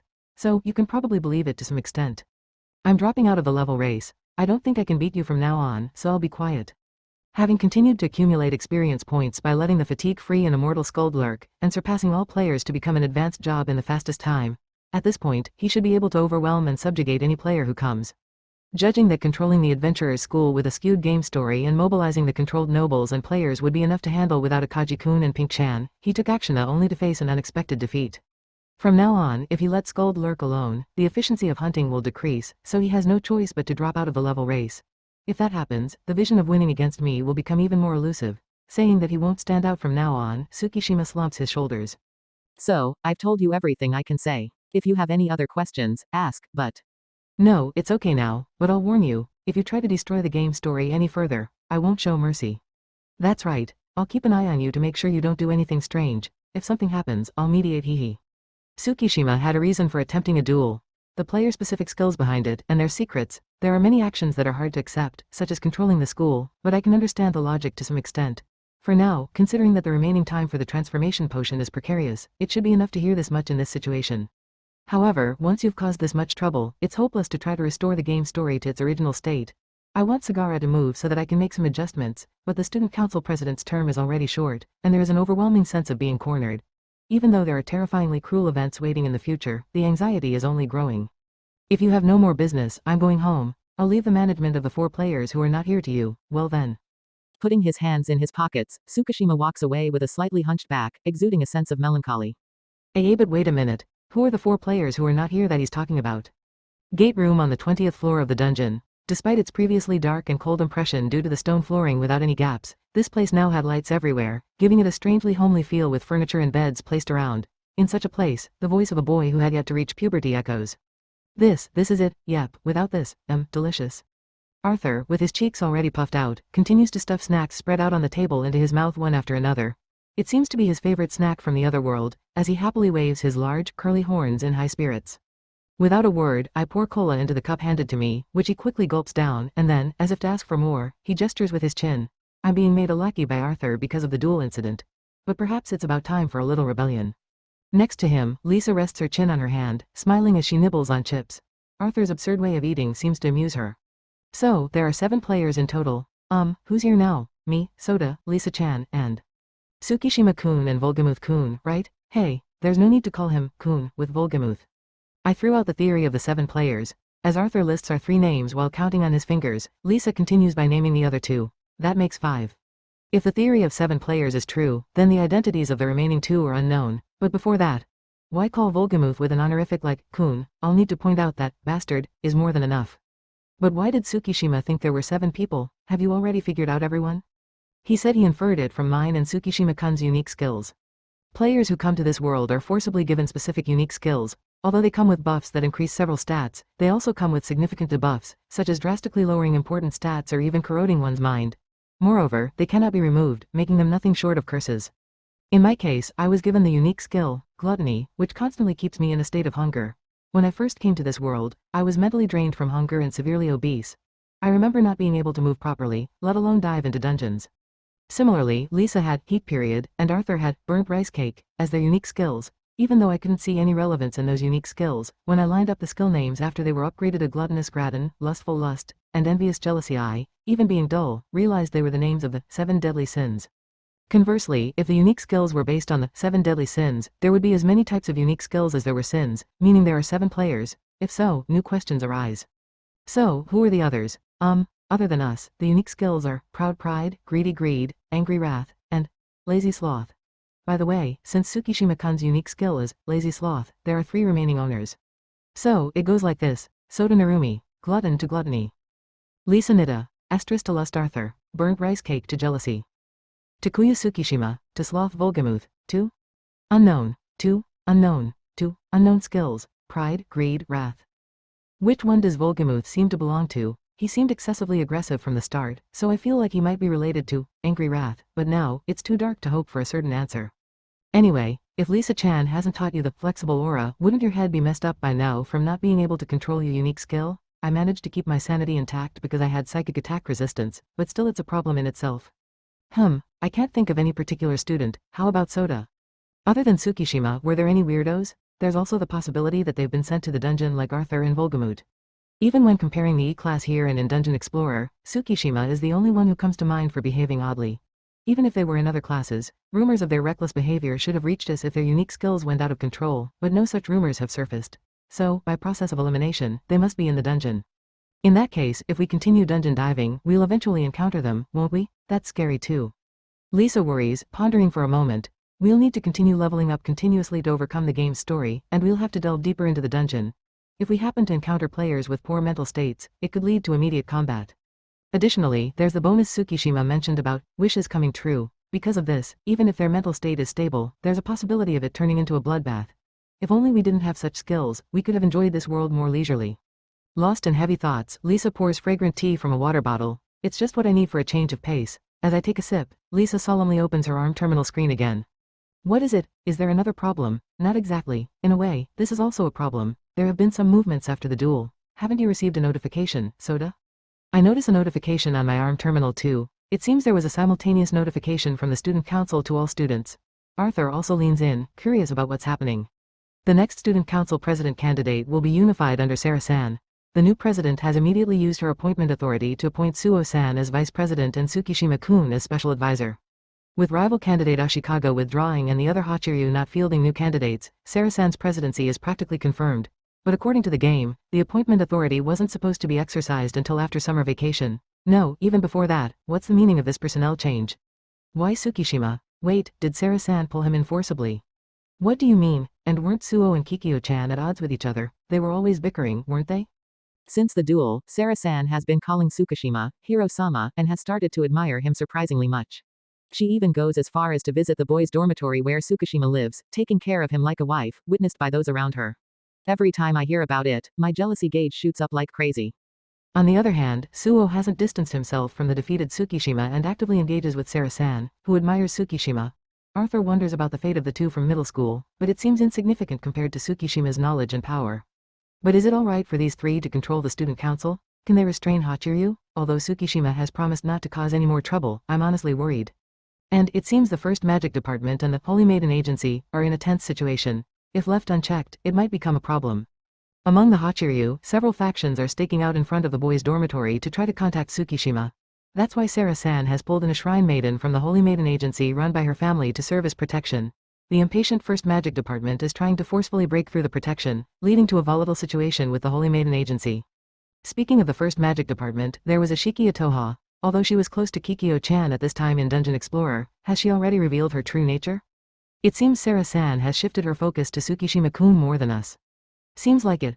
Thinking about the First Magic Department, I remember Ashiki from the game, raising concerns with furrowed brows. Ashiki, the head of the department, is petite and cute, always wearing a gentle smile that might make her seem like a heroine at first glance, but in reality, she has an extremely ruthless and ambitious personality. Moreover, she's a troublesome figure with a strong noble ideology. She was one of the main culprits in suppressing the E-class in the game story, and she would clash fiercely with Akaji-kun and Pink-chan once they defeated the upper-class students. However, if it follows the game story, Ashiki at this time should still be docile, building a close relationship with Sarah-san as her backer in the upcoming student council president election. Even if she later aligns with Akaji-kun, leading the student council, it's too early for things to have already become so tense. However, witnessing that duel might have sparked Ashiki's interest in Tsukishima, which isn't surprising. If Tsukishima just self-destructs, that would be easy, but it's not going to end there, right? If aggressive factions like Ashiki or Kikyo-chan's supporters emerge, the game story will seriously fall apart. That's a troubling problem. For now, Tsukishima can only quietly hide behind Sarah-san. Tsukishima originally intended to show his power and dominate Hachiryu out of fear, preventing such a situation. But, before he could accomplish that, he was defeated by us. Thanks to that, he still hasn't got a grip on Hachiryu. If factions like the First Magic Department come forward, it wouldn't be surprising. Furthermore, if those behind Hachiryu come forward, we'll skip the school events in Dungeon Explorer and be in a situation similar to the middle of the story. Even though it's only been half a year since we enrolled, there's no way Akaji-kun and the others can handle that situation, so we'll have to deal with everything ourselves. But with Tsukishima becoming a member of the student council, the situation will definitely change. Student council members have the authority to impose penalties on students, so even nobles won't be able to easily intervene. Sarah-san might have aimed for that when she pulled Tsukishima into the student council. But even if Ashiki and the others calm down, it's not going to be that simple. I'm uneasy about having Suo and Tsukishima in the student council, and I can't predict how Sarah-san, who keeps them close, will act. At least if Lisa were nearby. Is Lisa not joining the student council? I want to ask, Lisa, weren't you invited to join the student council? I was invited, but I declined. It's pretty clear that I'm on Sota's side now, so I don't think they'll discuss important information in front of me anymore. Besides, I'd rather avoid being close to Sarah-san. Looks like Kikyo-chan's becoming the final boss. Even though Suu's kind of a boss too, joining the student council would be the worst. In Dungeon Explorer, if you start as a female player, depending on the story branches, Sarah-san can become the final boss. If you oppose her, the Holy Maiden Agency behind her becomes an enemy, making daily life difficult. As Lisa said, it might be safer to stay away just in case. Kaworu was also invited to join the student council, or rather, it seems Tsukishima-kun invited her, but he seems to have been refused. With such a cold response, it's obvious she'd refuse, right? Well, that makes sense, but Kaworu isn't interested in the student council anyway. She should be busy enough with her own affairs. Kaworu was also involved in this duel and went through a lot of hardship. I still feel pain when I remember her lamenting her own weakness for not being able to stop Tsukishima and shedding tears. Still, it was a relief to see her strength, no less than in Dungeon Explorer. With that strength, if she continues to strive with Akagi-kun and the others as depicted in the game story, they should be able to become true heroes. However, the game story itself has become suspicious. If a student council member who can command respect from Hachiryu is produced from the E-class, it's doubtful that events like conflicts with upper classes or Hachiryu will occur. Regardless of the pros and cons, if there are no rivals to lift them up, I can't expect a growth route as depicted in the game story. However, there's no choice but to continue to support Akagi-kun and Kaworu's growth to avoid the tragic future that is likely to occur. As for that support, Heiei-san has been asking repeatedly about the masked person. Who is it and wants to contact them? She said she wants to learn the sword from them. Sword? If it's Akagi-kun, then maybe, but wouldn't it be better if Lisa taught her? The Sword of Calamity, even for Kaworu-chan, it might be tough. If it were a magic battle, I could teach her everything she needs. Kaworu's sword is based on Japanese swordsmanship, adapted and improved to be used against monsters and people, which is his style in Dungeon Explorer. Her refined sword, honed through numerous fierce battles, is strong and beautiful, attracting the eyes and admiration of many. However, would it be right for me, who only learned through repeated battles against people, to intervene just because she asked for my teachings, even if I could maximize Kaworu's strengths while improving her sword skills? On the other hand, Lisa, who is proficient in both Western and Japanese swordsmanship, might be able to enhance Kaworu's sword skills while bringing out her best. As Lisa ponders, looking at the sky, she talks about Kaworu's state at the time. Well, it felt more urgent than just wanting to learn the sword from me. It's just my intuition, but that felt like. Oh, here they come. When Lisa was about to say something, the gate emblem glowed purple, and the room was bathed in purple light. They're probably those two. Arthur stands up as if he'd been waiting for them. I'm back. I brought lots of rice and vegetables. The rice cooker and stove go here, and, there, did you get plenty of meat? With bags in both hands, Hanano happily jumps out, her twin tails swaying energetically, followed by Satsuki, who carries several large boxes and gently places them on the table. We got more than we could eat. Satsuki-chan, wow, is all of that Mamu's manga meat? Of course, actually, I haven't tried it yet, but I wonder if lizards are really delicious. As Arthur proudly points to the huge bone and meat piled on the kitchen table, Hanano's eyes sparkle. It's the meat of a mamu, a fierce lizard about 2 to 3 meters long, and the meat that occasionally drops is extremely delicious. It's so popular that it's traded for tens of thousands of yen per 100 grams. However, there are few individuals, and they flee quickly when at a disadvantage, so defeating them is quite difficult. Or so it's said, but we know a hunting ground where they gather in large numbers, so the three of us set up a plan, surrounded them, and caught them all at once. So, what are we going to do now? It's a barbecue party. There are plenty of problems as discussed earlier, and many things to think about, but overcoming the difficult situation with Tsukishima's rampage has given us confidence and hope. Today, at least, it wouldn't be bad to enjoy ourselves. That's why we prepared and gathered together. We are comrades in conquering the dungeon and a fate community to overcome future difficulties. The future has already entered an unpredictable state, but if we join forces, we can definitely overcome it. Hey, wait a minute. You're already starting to cook even though the rice isn't ready yet? Let me eat too. It's about time. Swallowing his bread, he slipped his thick arms through his uniform sleeves and hurried to prepare for school. Lately, he had been going to school alone, but today he was supposed to go with Kaworu after a long time. This was because Kaworu's morning practice had been cancelled due to the recent arena explosion incident caused by Arthur's magic. As he tightened his belt, trying to hide his bulging belly reflected prominently in the full-length mirror, a cheerful chime rang out. Grabbing his bag, filled with textbooks, he quickly descended the creaky stairs. There stood a girl with a dignified posture. Madam isn't here. The shop's closed too. Yeah, Dad went out to buy merchandise, so the store is closed only in the morning. Speaking of which, I heard the new products are popular. Maybe that's what he's buying. The new products. In the ground floor of the Narumi household, they ran a shop called Miscellaneous Goods Shop Narumi, where they sold recovery potions and weapons found in dungeons, which had become quite popular items.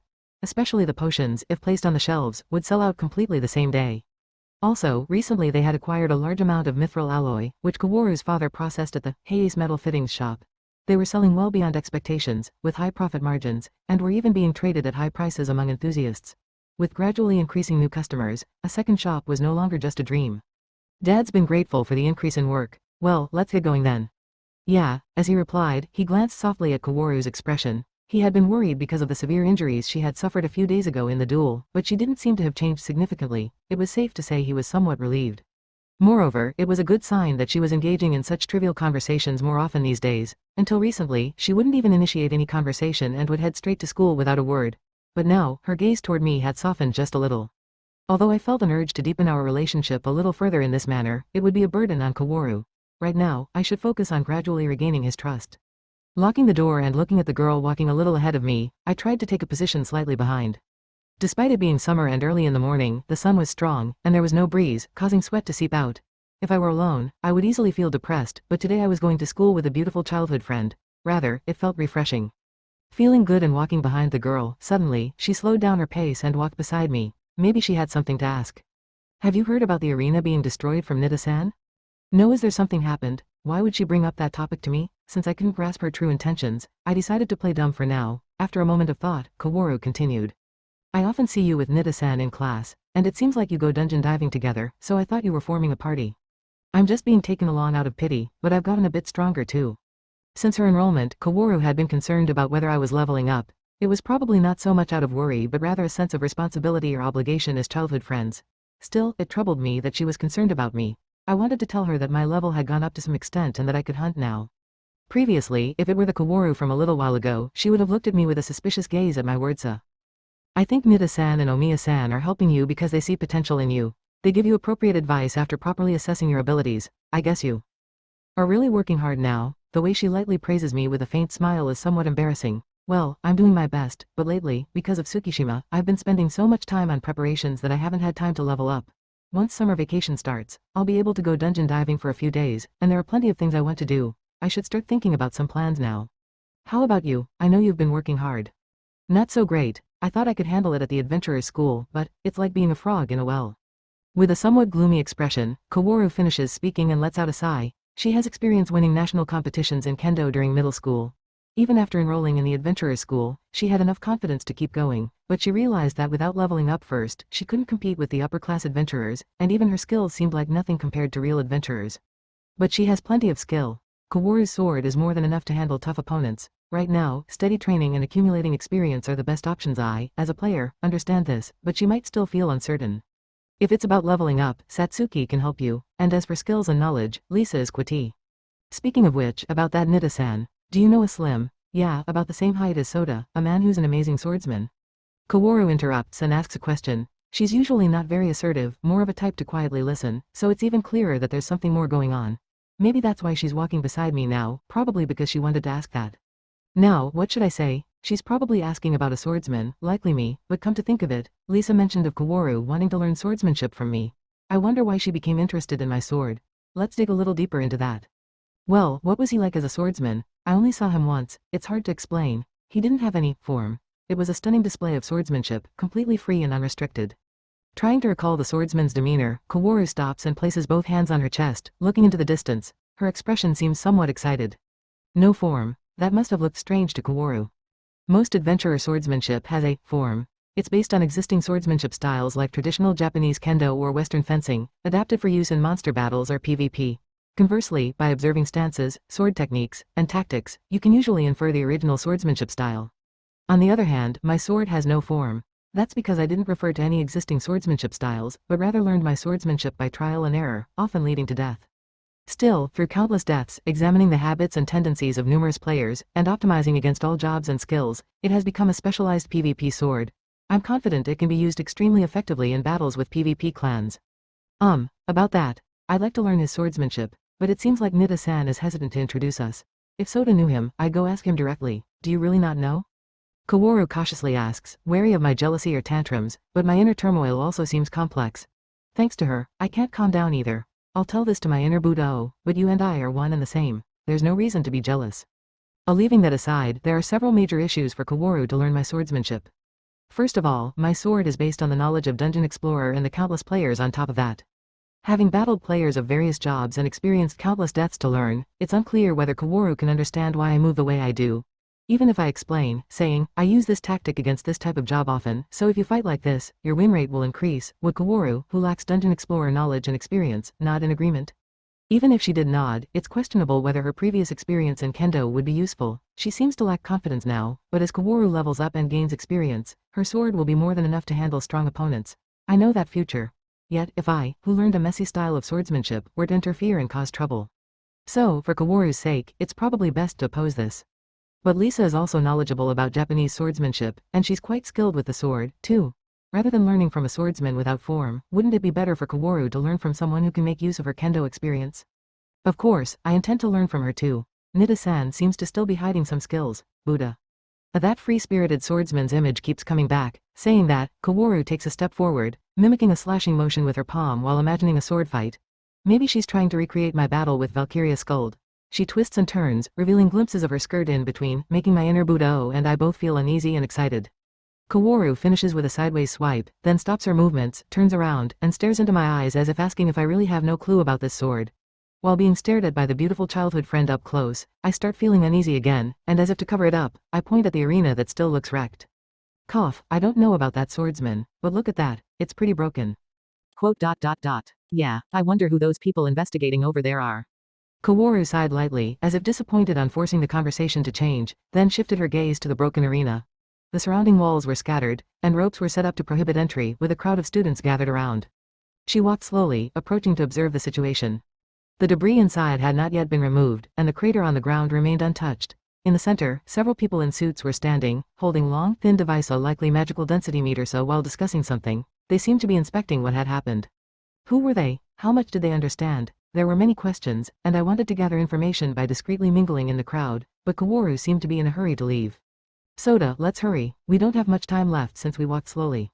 Indeed, there wasn't much time left until the bell, and Kaworu was one of the duel participants, so it was better not to linger here. Taking a final look at the wreckage of the arena, I also decided to leave.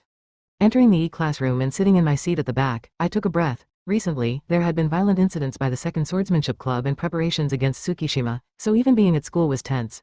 When was the last time I could rest my mind like this? However, I was the only one leaning back and leisurely looking around, while my classmates gathered by the window, deep in conversation. Or rather, the whole classroom was buzzing. I heard a big bomb exploded, didn't you know? I heard it was fought by a conquering clan. It seems like quite powerful people were involved. Why would they bother using the school's arena? I heard a dangerous monster appeared. Huh, a monster? Returning to school after the weekend, the students found that the building built by the country's prestige was smashed to pieces. Moreover, the cause was unknown. It was suspicious if someone didn't jump on such a hot topic. However, even if I listened closely, I couldn't hear any rumors about me and Tsukishima fighting and breaking it. On the opposite side of the corridor, Akaji, Tachiki, and Mishima were gathered. Lisa was also called over and seemed to be talking seriously with Tachiki, which caught my attention, but as the bottom of the class hierarchy, it was definitely impossible for me to join that group. So, I watched them discreetly, and then a girl with a swaying ponytail and a bright smile approached. Yes, as always, she was lovely today. Good morning, Sota. It's quite a hot topic, isn't it? But it seems far from the truth. Good morning, Satsuki. Well, the president must have worked hard. Satsuki seemed to be interested in collecting information, but according to her, there were no people spreading rumors about the truth of me and Tsukishima fighting and breaking out likely because Sagara worked hard to silence them. He even made me sign a contract for that. However, if something was destroyed so spectacularly, it was natural for government officials or school management investigators to Kamea probably those people in Suiza, and it's unlikely that everyone who was in the arena at that time could escape their scrutiny. It would be wise to think that Tsukishima would also be investigated soon. It seemed that another troublesome situation was brewing. Discussing with Satsuki in a low voice about what to do, a couple who were arm in arm entered the E-classroom, and the classroom instantly fell silent. The lethargic-looking Tsukishima and Siriya-san, with her shining silver hair, were there. You're clinging too much, move away a little more. Well, don't be shy, darling. Siriya-san was the top of the year and the legitimate daughter of a great noble family, and she was also called the next generation saint for her exceptional talent. Even in middle school, she had created numerous legends, so even if they are students in the E-class who have not entered from lower grades to high school, her outstanding fame was enough to make everyone hear about her. Ignoring the piercing glances of her classmates, she said what she came to say without concern and then turned with a flower-like smile, floated away, leaving the classroom. After that, the classmates bombarded Tsukishima with questions. How did he know Siriya-san? How did they become so close? What was the consultation about the student council? While the classmates were excited, Tsukishima was answering questions with a really annoyed attitude. Watching him with such composure, I felt like screaming with jealousy and running around the classroom. I finally understood how my inner Butao felt jealous for Kaworu, but I couldn't let go of my reason here. I had to calm down somehow. Hehehe.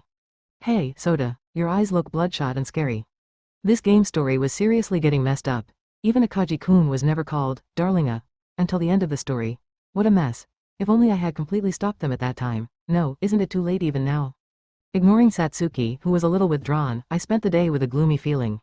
Wow, what a beautiful view. Look, Hana-chan. Wow, it's truly stunning. You can see so far, Oni-sama. Tenma-san, clad in shiny full-body armor reflecting the sunlight, turns around and points behind, with Hana walking closely beside him, her eyes sparkling as she gazes at the scenery behind. When I stop and look, I see a vast expanse of blue sky and savanna stretching endlessly.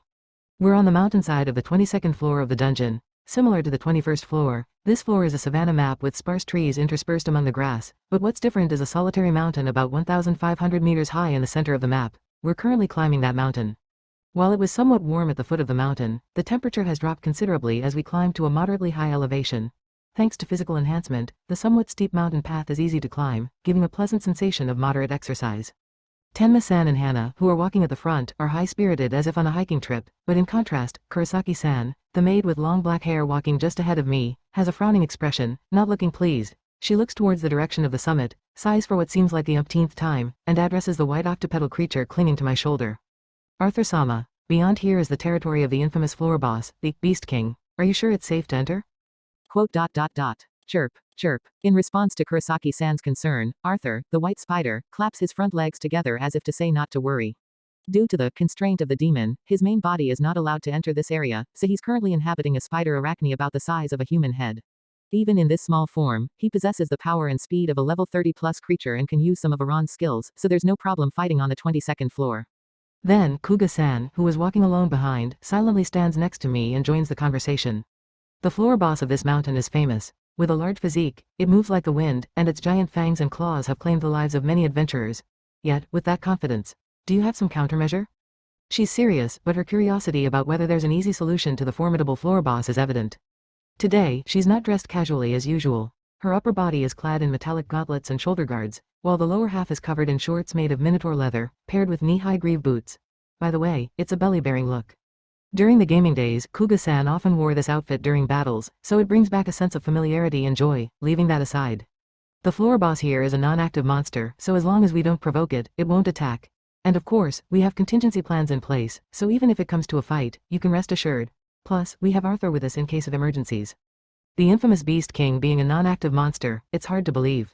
Despite assurances, Kurosaki-san pierces me with a skeptical gaze, while Kuga-san looks at me urgingly, as if asking me to spill all the secrets. Looking at the clear sky, the vast landscape below, and breathing in the fresh air, even though we're inside a dungeon, and considering how close we are to the floor boss's territory, ordinary monsters don't spawn here. If we've come to such a relaxed place, we might as well enjoy the walk. By the time we've climbed to about the 7th checkpoint, the surroundings of the mountain path are densely populated with trees, but we can see a flat area opening up ahead. In the distance, a waterfall whose source is unknown sprays mist, forming a rainbow. Is this the place Narumi-kun mentioned? It's incredibly fantastical. Beautiful butterflies, I wonder if those are monsters? Near the waterfall basin, flowers resembling water lilies bloom, and vibrant blue butterflies flutter around them. Tenma-san and Hana, eager to explore, start moving forward, but before that, I want to review the purpose of our visit. I place the luggage on the ground and Arthur clinging to my shoulder, and call everyone to gather around for an explanation. Everyone sits down in front of me with various expressions. Alright, let me explain. First, the reason we've come here. Yes, to establish a base, right? But we didn't bring any materials, did we? Are we planning to make something with the trees around here? Hana energetically raises her hand and answers that we've come to establish a base, while Tenma-san, tilting her head, points to the surrounding trees, asking if we're planning to use those. The deciduous trees around here are unsuitable for construction materials, and even if we use them, the wood is not dry, leading to warping or mold. As I'm about to answer, a maid with a discontented expression raises her hand and voices a protest-like opinion. Arthur-sama also mentioned building a base, but unless it's a large-scale raid clan, building a base in the dungeon is not cost-effective. I don't say it's impossible for a small group like us, but it's highly inefficient. I agree, but knowing Sota, there must be something. Even if we bring or gather construction materials, it requires a significant amount of effort. Even if we manage to build a base, it will be absorbed by the dungeon soon. To prevent that, we need to embed golem cores into the materials, which are quite expensive. It's a valid question from Kurosaki-san whether it's worth investing that much money and effort with such a small group, aside from a large-scale raid clan. Still, Kuga-san suspects that I'm hiding something due to my calm attitude. Well, she's right. Anyway, I'll explain the construction method later. As for why we're making a base here, first, we wanted a base for our future hunting activities. It needed to be close to the 23rd floor, which is suitable for hunting, and it needed to be a place where no one else comes. In the 20th floor and beyond, where powerful monsters with strong skills are abundant, going to a hunting ground far from the gate increases the risk, and it inevitably takes time to proceed cautiously. If Arthur is guarding as he is today, there's no problem, but since Arthur is busy dealing with the constraint of the demon, by playing whack-a-mole on the 15th floor, he can't accompany us every time. Well, if Tenma-san comes, he'll probably come along every time. After listing the reasons for making a base, Kurosaki-san's dissatisfaction still lingers. Let's say, hypothetically, that we can build a base here. However, this area is already within the territory of a notorious floor boss. There's a considerable chance we might encounter it even as we speak. While Arthur-sama is here, we might manage, but what's the plan when he's not? That's right. This area is already under the domain of the floor boss, also known among adventurers as the Beast King. It's a notorious monster feared even by renowned raiding clans, making this area unusually peaceful for a dungeon zone, as no regular monsters spawn here, and general adventurers steer clear of it. Key, what is it, Arthur-sama? Are you saying we should leave it to you if things go south? Despite Arthur the spider arachne merely chirping, key, while gesturing with its forelegs, Kurosaki-san seems capable of inexplicably understanding its words. Even Tenma-san, who's always by her side, is surprised by this. Nevertheless, given the misinformation circulating about the floor boss here, it's probably best to correct it. As I mentioned earlier, as long as we don't provoke the floor boss, it won't attack us. And even if we decide to engage, we have strategies in place, so there's no need to worry. I see. That's reassuring. I've heard that valuable drop items can be obtained from this floor boss. It seems like it's been a while since I upgraded this leather gear. Stroking the worn spots on her battle-worn Minotaur leather shorts and boots, Kuga-san bids them farewell prematurely. The Minotaur leather obtainable around the 25th floor provides magical resistance and is popular among adventurers around level 20, but the floor boss here drops even higher quality fur. It seems highly valued, as evidenced by Hanano's discreet excitement at the scent of treasure. Now then, if we're going to build, this spot looks promising. Though this area seems somewhat open, it's still on the mountainside, with plenty of boulders and slopes. However, upon closer inspection, we notice a spot that seems suitable for construction. As I examine the ground, Tenma-san and the others, curious, join me. Are we building here? Oh, wait, are you going to use magic to build it? As expected of you, Oni-sama. Ta-da, this is my moment. With a strangely twirling motion and a proud expression, Hanano leaps into action. It seems even Tenma-san is puzzled, looking to me for an explanation. Meanwhile, Kurosaki-san and Kuga-san increase their pressure for her to spill the beans, though I'd only kept quiet for the sake of surprise. Hanano, is your MP fully charged? Totally, I haven't used any skills since we got here. With her arm waving, Hanano exudes confidence that she's ready at any moment. In that case, let's get started right away. After cautioning everyone to stand back due to the potential danger, I give her the go-ahead. With colorful roofs and cute little windows, a luxurious interior to match, here we go, Golem Castle. As Hanano's mysterious incantation concludes, her magical power erupts into purple lightning, enveloping her and swirling the surrounding air into a frenzy. Such a massive amount of magical power is unprecedented even among advanced jobs, leaving Kurosaki-san, wide-eyed, to step forward and brace herself in front of Tenma-san. Arthur clings to my shoulder, bobbing rhythmically and seemingly enjoying the spectacle. As the storm gradually subsides, a rumbling akin to the splitting of the earth begins, and before we know it, a mysterious structure bursts forth energetically from the ground before Hanano. It's a house, with a childlike triangular roof, round windows, and a simple structure with a door. Being about the size of a small hut, it's more of a cabin than a house. Huff, I'm spent. MP potion, please. Hanano collapses on the spot, seemingly having exhausted all her MP, reaching out with trembling hands for an MP potion. Well, given Hanano's current state, this size is probably her limit. Huh, is that a house? I kind of want to see what's going on. Am I, milady, please refrain from approaching yet. Tenma-san, who was full of curiosity about the suddenly appeared house, promptly tried to step forward. However, not understanding what it was yet, Kurosaki-san tried to restrain her, stating it's not advisable to approach. However, Tenma-san's steps seemed to have unexpectedly strong force, dragging Kurosaki-san along. The skill that Hanano used earlier is called Mech Knight, an advanced job that learns the skill, Golem Castle. It's something I wanted to learn first when I was sent to this world, but Hanano was the one who quickly acquired it. It's a rare construction skill in the Dungeon Explorer, where size and structure change based on the amount of MP poured in. However, Hanano's maximum MP is not high enough, so she can only build a small house of about 4 square meters. I could imagine the windows and roof, so that part was successful, but the interior might have been too much. While drinking a sweet and sour MP potion, Hanano slumps down in disappointment. However, she's actually achieved something amazing. Normally, using this skill would result in a simple and plain hut, but Hanano built a colorful house with a stylish wooden door, brick-like walls, and a cute brick roof. It turns out that the appearance and interior of the building can be changed by the user's imagination during chanting. During the first experiment, when the house was too shabby, Hanano threw a tantrum. The second time, she declared that she would definitely make a cute house, and with excitement, the exterior really became cute according to her imagination. This is a feature that was not possible in Dungeon Explorer. Now, if one were to expand their imagination continuously, could they create an increasingly luxurious house? That would be difficult. While it might be possible for a small house, the brain's capacity is not enough to imagine the interior of a huge building. There are dangerous skills that enhance the brain, so using them in combination is also an option. Well, it's something to consider while experimenting little by little. While everyone was unable to move in front of the house, Spider Arthur opened the door rhythmically with a cheerful kiki and entered on its own. Then, we turned to see Kuga-san, who had returned to her senses, leaning against the wall as if infiltrating an enemy's hideout and peeked inside cautiously and no, she rolled in. Well, it's good that she's energetic. Shall we go in too? As expected, the inside doesn't seem to be very spacious. More importantly, we demand an explanation. Hey, kid, there's something called common sense. It's okay, Kurosaki. We're already excited and thrilled. It doesn't matter about the reasons. We are currently experiencing a great mystery. Let's leave the details for later. While meandering with twists and turns, the maid, who looked puzzled, pulled by Tenma-san's hand and entered. Now, what's inside? Passing through the door, the inside was slightly dimmer than outside, but lanterns hanging from the ceiling illuminated the room brightly. In the corner of the room, there was only a large bed and an old wooden table. Hanano said she didn't have enough imagination, but in that case, it seems the default for Dungeon Explorer is a simple interior with mud walls and a plain wooden floor. To build a house instantly without materials, this is also a skill. At first glance, it looks shabby, but the floor and walls seem sturdy. The materials don't seem as bad as I thought. Kuga-san and Kurosaki-san began to investigate by touching the walls and floor. Since I was also curious, I examined it closely, and although it doesn't look beautiful, it's made of solid wood and stone. However, the size is only about 8 tatami mats, slightly narrow for 5 people and a spider. If you pour more magic power, you should be able to increase the number of rooms, add floors, and even add facilities like bathrooms and kitchens. However, to do that, you would need several times the current MP. In the future, it would be natural to increase the level and acquire more maximum MP, and it would also be advisable to prioritize obtaining MP equipment. After investigating on our own for a while, the maid, who had been carefully examining the floor while kneeling, suddenly stood up and turned to me with a stern expression. I'm surprised you created a base in such an unexpected way, but there are still problems. Are you really okay? Kurosaki-san asked with a tense gaze, not usually seen from her.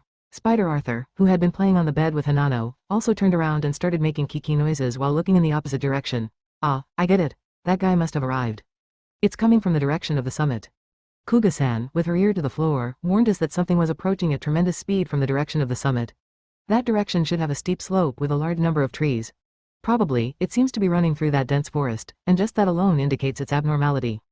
The maid quickly put on armor, and beside her, taking out a huge sword from the wide skirt, Hanano, Tenma-san, and Arthur stuck their faces to the only round window in the house. Wow, it's really big. A white fox. Or a cat? Is that the famous Beast King? It's so fluffy. As if a whirlwind blew from the other side of the window, in the next moment, a white and giant monster appeared. The amount and quality of magic power coming from the monster was on a different level from the monsters we had faced before. With golden eyes, it stared at us, Buddha. It's different from what I expected.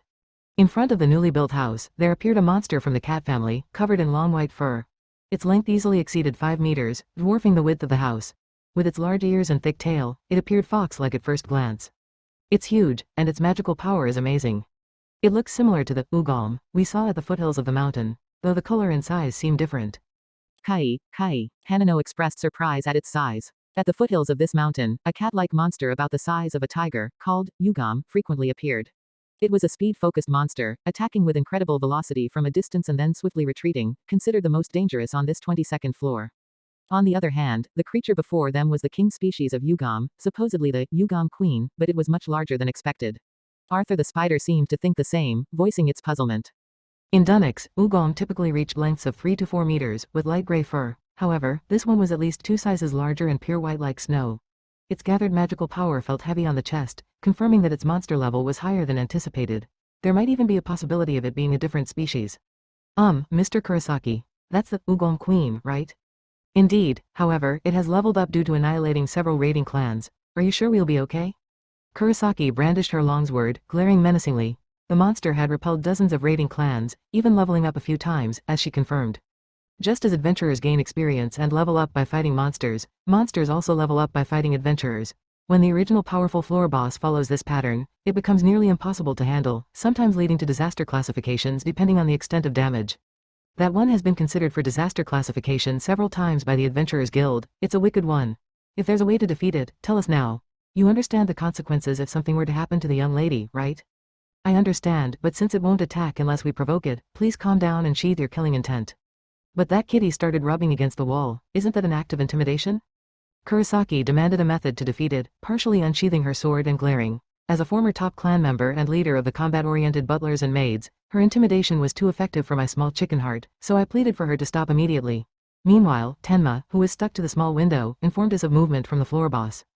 That movement, it's not intimidation, it looks like marking, like what cats do. Exactly, it's sensing the scent of catnip and getting intoxicated, look. Recognizing the familiar movement as marking, Kuga speculated, and indeed, I pointed to a plant with leaves placed in a corner of the house. It was catnip brought from outside. While typically a plant similar to kiwi fruit growing inside the dungeon would be usually used, catnip from the nearby mountains worked, as tested on the Ugalm at the foothills. Usually, floor bosses have high resistance against mental attacks or abnormal states, but the Ugalm queen had a fatal weakness. It got intoxicated by catnip. When intoxicated, its judgment, speed, and attack power all significantly decreased, weakening to the point where it was hardly different from a regular Ugalm. Already, the giant cat queen visible from the small window seemed intoxicated, rubbing its back against the outer wall vigorously. Despite being renowned for its strength, it was a rather delicious, a truly delectable floor boss. How delightful. Once it's a bit more intoxicated, let's go outside and gang up on it. Arthur and I will lead the charge. To think this infamous floor boss would succumb to catnip. But this means farewell to this leather armor. It's been a long time. Wait a moment, Koto-chan, Narumi-kun. Attacking such a cute creature is no good. Besides, it's not attacking us, right? As I explained the procedure for defeating it while donning armor, Kuga also took out a dagger, excited for a gear upgrade. It's time for the floor boss battle, acquiring valuable drop items. As we pumped ourselves up, surprisingly, Tenma started saying that the floor boss was cute. At this, even Kurosaki hurriedly intervened to stop her lady's strange actions. Why, your ladyship? That is a ferocious floor boss that has annihilated many clans. If there's an opportunity to defeat it, we mustn't let it slip by. But it's undeniably fluffy and cute, right? Big brother, Arthur-kun, can't we figure something out? The debate began. It must be defeated, countered by, but I want to pet its fluffy fur. The floor boss here respawns every week, so ideally, I'd like to defeat it quickly for the drop items. But, I've never seen such a giant, pure white Ugalm queen in Danik before, and I have to admit, it might be cute. Hanano also seems troubled, wondering if there's another way. What? Are you saying there's magic to make it a pet, Arthur-sama? A pet? Really? Can we use that too? Please wait, didn't Milady vow to master the warrior job? Tenma argued that she enrolled in the adventurer school to master close combat as a warrior and had no room for unnecessary skills. In this world, the warrior job is the pinnacle of close combat. If a legitimate daughter of the Tenma Commerce Company can gain fame in this job, it would be a significant profit. However, the warrior job is only intermediate, so its skills and status boosts aren't particularly strong. If she promises not to speak of it with anyone else, I'm willing to teach her some advanced jobs. Isn't that the job you mentioned before, Tamer? It's a very dangerous job. Yeah, if a pet loses loyalty, there's a risk of betrayal. Plus, at the moment, there's nowhere to leave tamed pets. If we go outside, we'd have to release them every time. While tamed monsters become powerful allies in battle, they can turn on their masters if their loyalty wanes. If a powerful monster like the Ugalm Queen were to betray them, it would be a disaster indeed. Moreover, unlike in the game, they can't take monsters outside, so they need a place in the dungeon to leave them. However, they need to delve deeper into the dungeon to reach such a facility, and they lack the necessary levels. Additionally, it requires a considerable amount of dungeon currency, which would quickly deplete their funds. At least for now, it's safer for us not to delve into the tamer job. Until we're ready, can we avoid defeating it? Then we won't get the queen's fur. As Tenma fidgeted, wanting to avoid defeating it, Kuga pouted at the thought of not being able to update her gear. But I want to respect Tenma's opinion. I promised her that there would be many opportunities to gather materials in the future, so we could make up for it then. I asked for her understanding. From the small window of the house, they could see the thoroughly intoxicated Ugalm Queen, sticking out its tongue and rolling around. Even if they don't defeat it, they'll need to pass by it to leave the house. They really need assurance that it won't attack, but... Is it saying it'll go out, Arthur-sama? Arthur offered to scout, tapping his chest with his front legs. Currently, he was just borrowing the body of the summoned spider Arachne, so even if he were attacked, he wouldn't die. He was the perfect candidate. Cracking the door open a little, Arthur skillfully used his 8 legs to inch closer to the queen, and then... it's diving into its fluffy belly. I want to do it too. For the Beast King to do such a thing, it's beyond reckless. The queen seemed indifferent to Arthur's presence, simply lying on its back and wriggling around. Indeed, unlike a normal Ugalm, it didn't seem aggressive.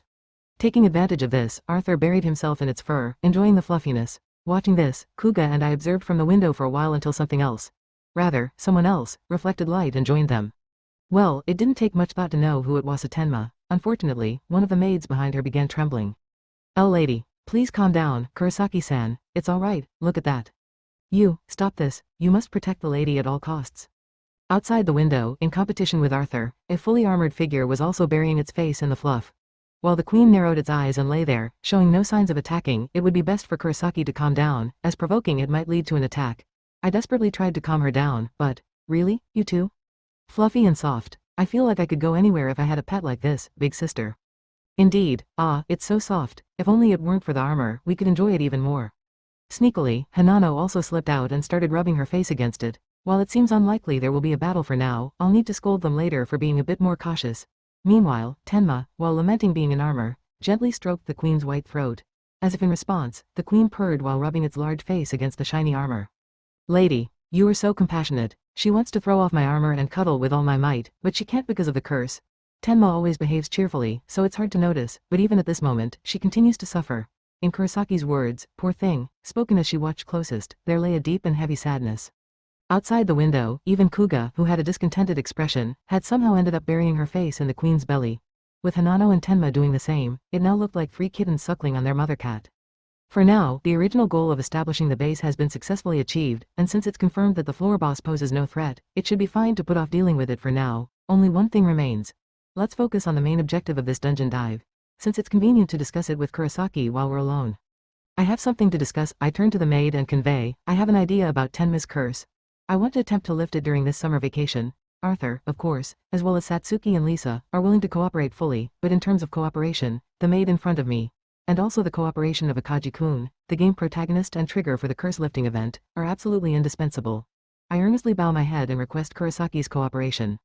For a moment, the maid looks bewildered, not understanding what I mean, but soon her expression sharpens.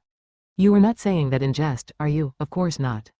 It's not her usual intimidating act, but rather, a genuine intensity akin to murderous intent, as she scrutinizes to determine the truth. Tenma is more precious to Kurosaki than her own life. If I were to intervene in that future, it wouldn't be something to be taken lightly, as conveyed by the determination in her eyes.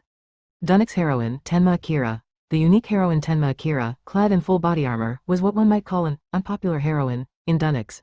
With few exceptions, it wouldn't be an exaggeration to say that she was avoided by many players. There are several reasons for this. Firstly, her high difficulty level for conquest. As the second in command in the A-class where nobles and elite gather, and always surrounded by the Black Butler, it's extremely difficult for E-class players to make contact, let alone deepen their relationship. Conquering Tenma requires so much effort that it's said if one focuses on her conquest, they won't be able to woo any other heroines. If one aims for a harem ending, where multiple heroines are charmed and a powerful party is formed, she should be the first heroine to be given up on. And then, there's the issue of the curse-breaking event. To reach the place where the curse is broken, one must overcome a difficult journey ahead. The boss monsters that appear at the end wield various powerful magics and are as strong as floor bosses. There's no simple strategy like with the giant cat queen lying on its back outside the window. To clear such an event, it's only natural that Akagi-kun requires a suitable level of growth, and realistically, even if one were to conquer it early, it would be around the middle or late stage of the story. Until that time, if one cannot break the curse, Tenma will remain in her armor with limited abilities. In other words, she's evaluated as a heroine who can only shine in the late stages. This was compared to other glamorous and powerful Dunek's heroines, casting a significant shadow. With all these issues, Tenma, no matter how charming she may be herself, is inevitably unpopular among Dunek's players. But for me, such a thing is a trivial matter. Because despite Tenma's supposed difficulty in contact, we've already built a good relationship, and even if she wears full body armor, it doesn't diminish her charm for me in any way. I believe that with the use of player knowledge, we can somehow manage the highly difficult curse-breaking event by mobilizing everyone's efforts. The question is whether we can get cooperation from Kurosaki-san and Akagi-kun. As a first step, I must first shake the heart of the maid in front of me. I want Tenma-san to be saved. Kurosaki-san stares into my eyes, trying to discern what I'm thinking, what my aim is. Of course, I have my own motives. As the game story becomes unstable, in order to avoid a tragic future, it's necessary to have as many reliable strong allies as possible. In that regard, Tenma is someone worthy of entrusting one's back to, and if she's freed from the curse, a powerful heroine like a balance breaker comparable to awakened Kaworu or final boss Sarah-san would be born early in the game. That's a ray of hope for us players. That's why I want to expedite the curse-breaking plan, even if it means pushing ourselves. Of course, I won't admit to such intentions. What's important is the wish for Tenma to be saved. It's clear that there's not even a trace of trust between Kurosaki-san and me, but we strongly share this one point. It shouldn't be that such a good girl's cheeks are wet with tears. She should always be smiling. For that reason, we have a value in joining hands. But this proposal would be humiliating for Kurosaki-san. Despite all the efforts she has made, she couldn't save the master, couldn't even find a way to save her. If a newcomer were to suddenly claim that they could save Tenma-san, it's easy to imagine that it would irritate her and hurt her pride. Nevertheless, if there's anyone who wants Tenma's happiness more than anyone else, it's Kurosaki-san. I believe she will accept this proposal. The maid, with tightly clenched fists, suppresses her inner conflict and speaks quietly.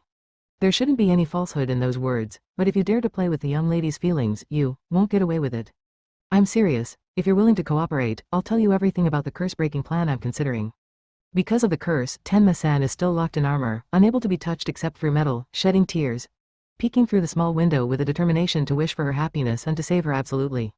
Wah, so fast, there it is, sister, I want to ride next.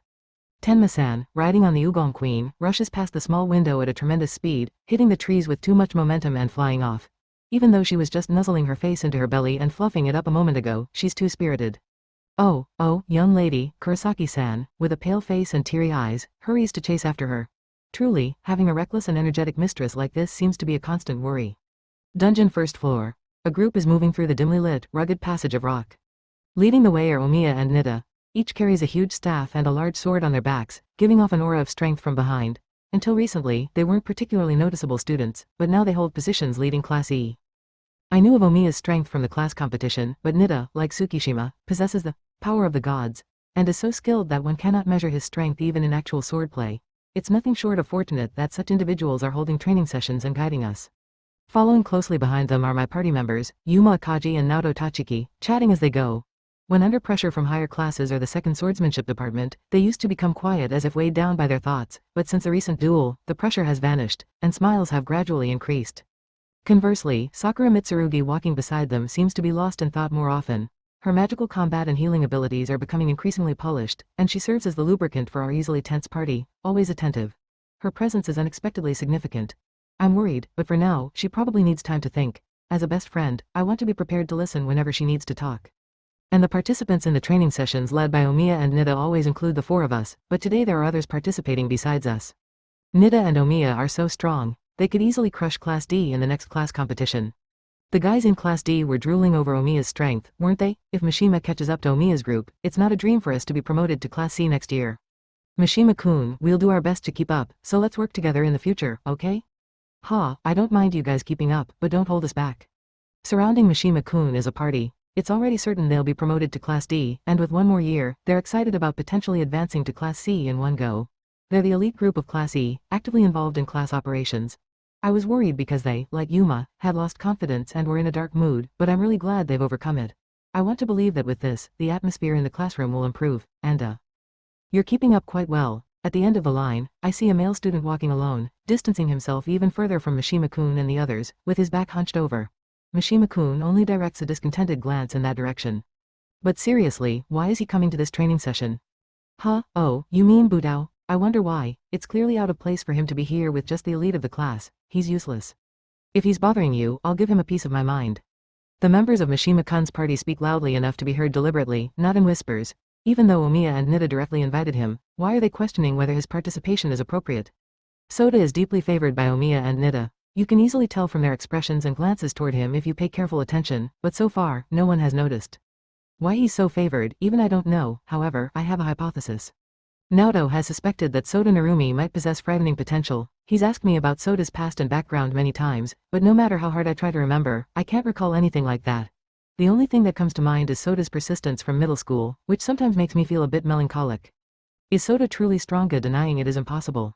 Physically, he's only slimmed down slightly since enrollment, with no major changes, but upon closer inspection, you can see that his muscles, shoulders, arms, neck, etc., have all gained strength, and despite his slouch, his walking posture and core are firm.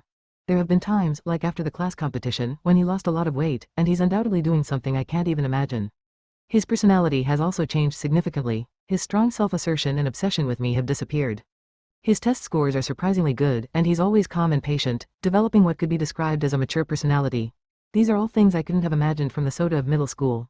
But if you look into his eyes, deep within, I can see the Sota I've known for years. I'm sure of it because I've watched him as a childhood friend for so long. That's Sota. But that's not the only thing that's changed. Sota's aunt has begun to sparkle as if she's rejuvenated, and his somewhat tired uncle now exudes confidence, while Hanano-chan has been seen walking with a radiant smile several times. Something is happening in the Narumi household. However, none of these are things to worry about, but I'm really curious. Who are you? Thinking that way, as I look back now. Hey, Butao, hold this. We have important training ahead, and we'll be using up energy. Me? Of course. You're not going to be of much help anyway, so carry the baggage. Don't you have any common sense? Some members of the Mishima party were trying to get Sota to carry their baggage. They seem to believe that only those selected can participate in this training session, but it's their own fault for tagging along without being invited. I'll tell Sakura, who looks troubled, to go on ahead. Hey, hold on. you should carry your own baggage. What are you saying? Hey Ace, Butao isn't useful for much anyway. He was personally invited by Omiya and Nida. Do you understand what that means? The notion of looking down on others because their level is lower is equivalent to acknowledging the unfair treatment we've received from higher classes. We, who have felt that pain, shouldn't do such things. So, even if it turns into an argumenta, no, it's fine. I wanted a bit of exercise anyway. Saying that, Sota starts carrying bags and weapons for several people. Seeing this, Mishima and the others also take advantage and hand over their baggage, making the total weight easily exceed 50 kilograms. Sota's level is 3, according to the database. Even if lifting it isn't too hard, walking with such a load should be tough.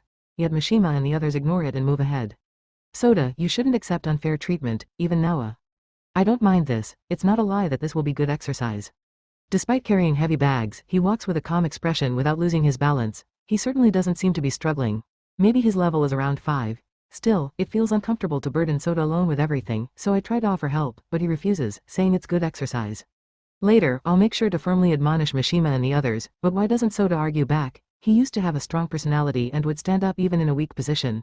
Becoming mentally mature doesn't seem like enough of an explanation. But if we add the reason, because he's incredibly strong and simply not bothering with Mishima and the others, it becomes somewhat understandable. This is a good opportunity to find out. I've been trying to test Sota's strength and even pair up with him in swordsmanship classes, but he always ends up pairing with Omiya-san or Kuga and never accepts my invitations for hunting. But today, I should have plenty of opportunity to test him, and since Sota might know about the masked swordsman, I want to subtly guide the conversation and find out. Walking alongside Sota, who's carrying heavy bags, I naturally start a conversation so as not to reveal my true intentions. Sota, it seems we'll be practicing in pairs today. How about partnering with me? I think it's a good opportunity for both of us to see how much effort we've put in since entering high school. Sorry, I already have someone to partner with. Huh? Surprisingly, it seems he already has a partner. Since Omiya-san and Nida are acting as coaches, they shouldn't be partnering with anyone, and Kuga isn't participating. So who could it be? Just as I was thinking that, the front became noisy.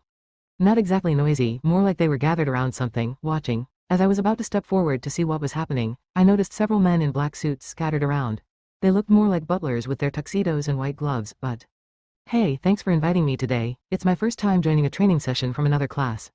I'm glad you came. Over Thuria, Omiya bows politely and talks to a person dressed in full plate armor. That's Akira Tenma, a famous figure known to all students of the Adventurer School. From Class A she's a nobleman and one of the most talented among the freshmen. Why would such a person participate in our training session? Next to her is a black-haired woman in a maid outfit, bowing humbly. She's slim and very beautiful, but there's also a sharpness about her, giving off a discordant feeling. They wouldn't bring just an ordinary maid into the dungeon, so she could be an adventurer or a noblewoman. While everyone is astonished by the unexpected appearance of a big shot, it's only natural. We, Class E, are the bottom students, and we never directly interact with nobles, so we're unsure how to respond. In the midst of this, there was one person who moved first. Akira Tenma-sama, we're extremely honored to have you join our training session. Who are you? Please forgive my rudeness. I am Katsuyuki Mishima, the eldest son of the Mishima family, serving as a vassal to the semi-noble family. It's a pleasure to meet you, and I have long been aware of the esteemed name of Yurika Kurosaki-sama who is here with you. Katsuyuki Mishima begins introducing himself loudly, kneeling before Akira Tenma and bowing his head. As expected of someone from aid family of a noble family, he's accustomed to dealing with nobles. The maid next to him seems to be someone famous as well. It's not uncommon for top-tier nobles to also be top-tier adventurers, so it's probably that pattern. Mishima continues with what seems like a polite greeting, but Tenma doesn't seem particularly interested and starts looking around, and then, to my surprise, she starts walking straight toward us. I quickly step back and straighten my posture. Hey there, Narumi-kun. Let's practice together. Huh? Wow, that's quite a load. Could it be a... Hey, Tenma-san. There's a bit of a situation with this. Just as I hesitated, unsure whether I should kneel down and greet her like with Mishima earlier, Tenma-san bypassed me and cheerfully addressed Sota with a voice reminiscent of a phone call. Come to think of it, I remembered he used to talk quite often. I wondered what they were discussing, observing their interaction, when Tenma-san tilted her glossy helm and moved around Sota, starting to take the burden off his shoulders. What was she planning to do? Oh no, you've been roped into carrying stuff again, huh? Let's just toss these away. Toss, eh? Saying so, she grabbed the bags containing weapons and one by one tossed them aside. Since Mishima and his group preferred large weapons, those bags should weigh close to 10 kilograms each, yet she effortlessly flung them away as if they were scraps of paper. She had incredible strength. Knowing their weapons were thrown in unintended directions, the owners couldn't get angry at Tenma-san, so they hurriedly picked them up with puzzled expressions. They had no choice but to bear with the consequences of their own actions. Alright then, let's use this area. Leave your belongings here. With a large mat laid out, Omiya-san briskly gave instructions, and the participants of the training session took out their protectors from their bags and silently started preparing. Except for her, who just declared her participation, and Tenma-san was looking at her. Miss, it seems you'll be using these foam swords. They lack durability, so please be careful with your strength. Can we even practice with these toy-like things? Tenma-san, drawing everyone's attention, was looking at the foam sword in her hand while a maid carefully wiped it with a large cloth.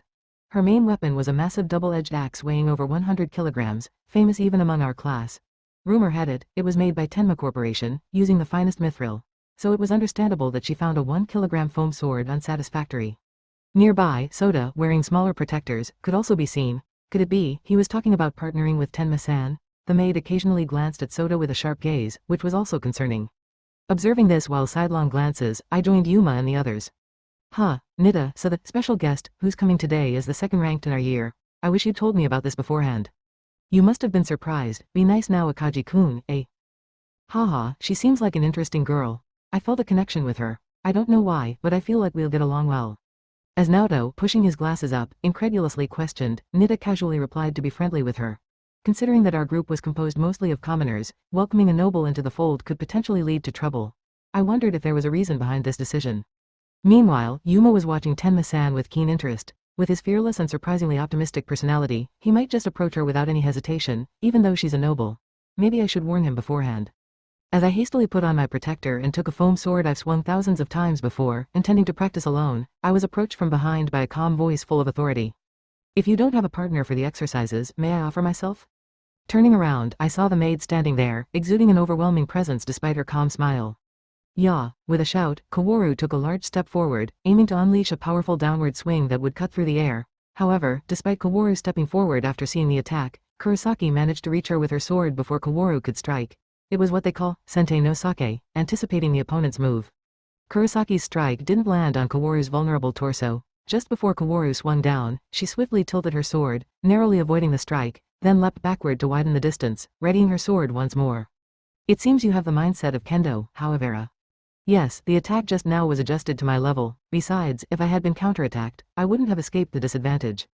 She admitted her disadvantage gracefully, but in reality, much had happened in that moment. When Kaworu escaped from the disadvantageous close quarters, Kurosaki had already shifted her center of gravity and entered a counterattack mode. But Kaworu had anticipated this and tempted her with a risky counter, so Kurosaki deliberately chose not to take the bait and opted to reset instead. From the initial downward swing to tempting a counter in just over a second, there was so much maneuvering and psychological warfare in that brief moment. It was a maneuvering unique to interpersonal combat, not found in battles against monsters. Tenma seemed to have observed the entire exchange and showed interest while adjusting the rubber sword at various angles. That kid's pretty good, huh? But if she had continued like that, wouldn't Kurosaki have had the advantage after all?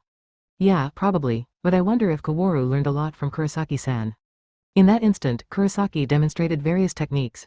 The teleportation technique known as shukuchi, from ancient martial arts, incorporating body techniques into swordsmanship.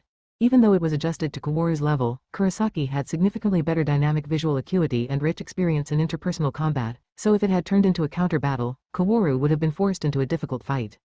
Nevertheless, despite acknowledging the opponent's strength, Kaworu continued to strive for victory until the end. Kurosaki must have been impressed by her determination and drive. And that's that. Today, I participated in a practice session led by Satsuki and Lisa to polish my swordsmanship, but that was just a front. The real aim was to introduce Tenma-san to Akagi-kun in a good way for the curse-breaking event. Kurosaki had been briefed on the procedures and flow of the curse-breaking. At first, she had eyed me with the gaze of a scammer, but apparently she had some idea about the boss of the curse-breaking event and had dramatically furrowed her usually composed face. From that, it seemed she believed in the credibility of my story. However, my original credibility was zero. Not only that, I was seen as a miscreant aiming for her important master, so she didn't believe everything I said. Despite being interrogated and glared at repeatedly, I managed to somehow gain her consent to cooperate with me. Now the question was how to arrange for Tenma-san and Akagi-kun to meet. If we kept hoping for a chance encounter like in a dungeon story, the event wouldn't progress, so we needed to set it up ourselves. Just as I was pondering if there was a good method, Kurosaki predictably activated her surprisingly worrying nature. I wonder if the curse-breaking event will go as planned, what kind of person Akagi is, what kind of strength the Akagi party has, and if I can really entrust the master to him. She insisted on seeing and confirming everything with her own eyes. In that case, I thought it would be a good idea to use the practice session held by Satsuki and others, and as a side note, I asked if she could give some instruction as well. To my surprise, she readily agreed, and here we are now. Kurosaki had greatly strengthened Akagi-kun in Dunix, bringing out his individual strengths. Training with someone as skilled as Kurosaki not only allowed for the accumulation of technique and interpersonal experience but also earned experience points much more efficiently than regular hunting. However, the experience point boost only lasted about a month. Any longer and you'd get used to it. Ideally, it would be most efficient to raise your level to around 12, where experience points are difficult to earn before receiving instruction, but my priorities right now are different. As I contemplated these things with Tenma-san, Kaworu, once again closing the distance, engaged in a match. She unleashed flowing slashes interspersed with subtle feints, keeping her distance and readying for a counter even after finishing her attack, yet not a single blow landed. That maid wasn't just any maid, she was a formidable opponent whom even I, at my current level, would find difficult to defeat. Even if she restrained her strength, the chance of victory was practically zero. Any ordinary adventurer wouldn't miss even the slightest imbalance in the unseen balance and would come back with a precise roundhouse kick while grasping the skirt like she does. Kaworu, displaying an expression of anguish as she was blown away, immediately began to demonstrate the potential of a true Dunix heroine. This isn't over yet, even if it's imitation, you've managed to incorporate the shukuchi. I may have underestimated you a little. Having felt firsthand that the same attacks and feints wouldn't work, Kaworu imitated the shukuchi Kurosaki had shown earlier and slashed in. She had a special talent for absorbing techniques like a sponge and raising her limits at the last moment. This was why Dunix heroines were truly remarkable. As the combat escalated to almost real battle levels, discussions among Akaji-kun, Mishima-kun, and others who had stopped their swordplay began. Watching them with a sidelong glance, I couldn't help but be impressed.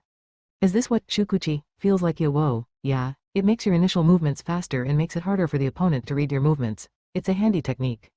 As I tried out the shukuchi, I swiftly parried the rubber sword that was swung at me and, just like Kurosaki did earlier, I unleashed a slow roundhouse kick as a counter. However, Tenma-san continued to string together slashes while rotating slowly, so I backed off without forcing anything and readied myself again. But even moving slowly like this is good practice, Maybe it's because I'm sparring with Narumi-kun?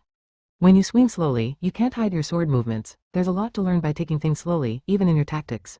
Against a truly strong opponent, it's difficult to win even if you fight in slow motion. While you might be able to deceive with fast movements, when it's slow, it's like playing chess and being cornered.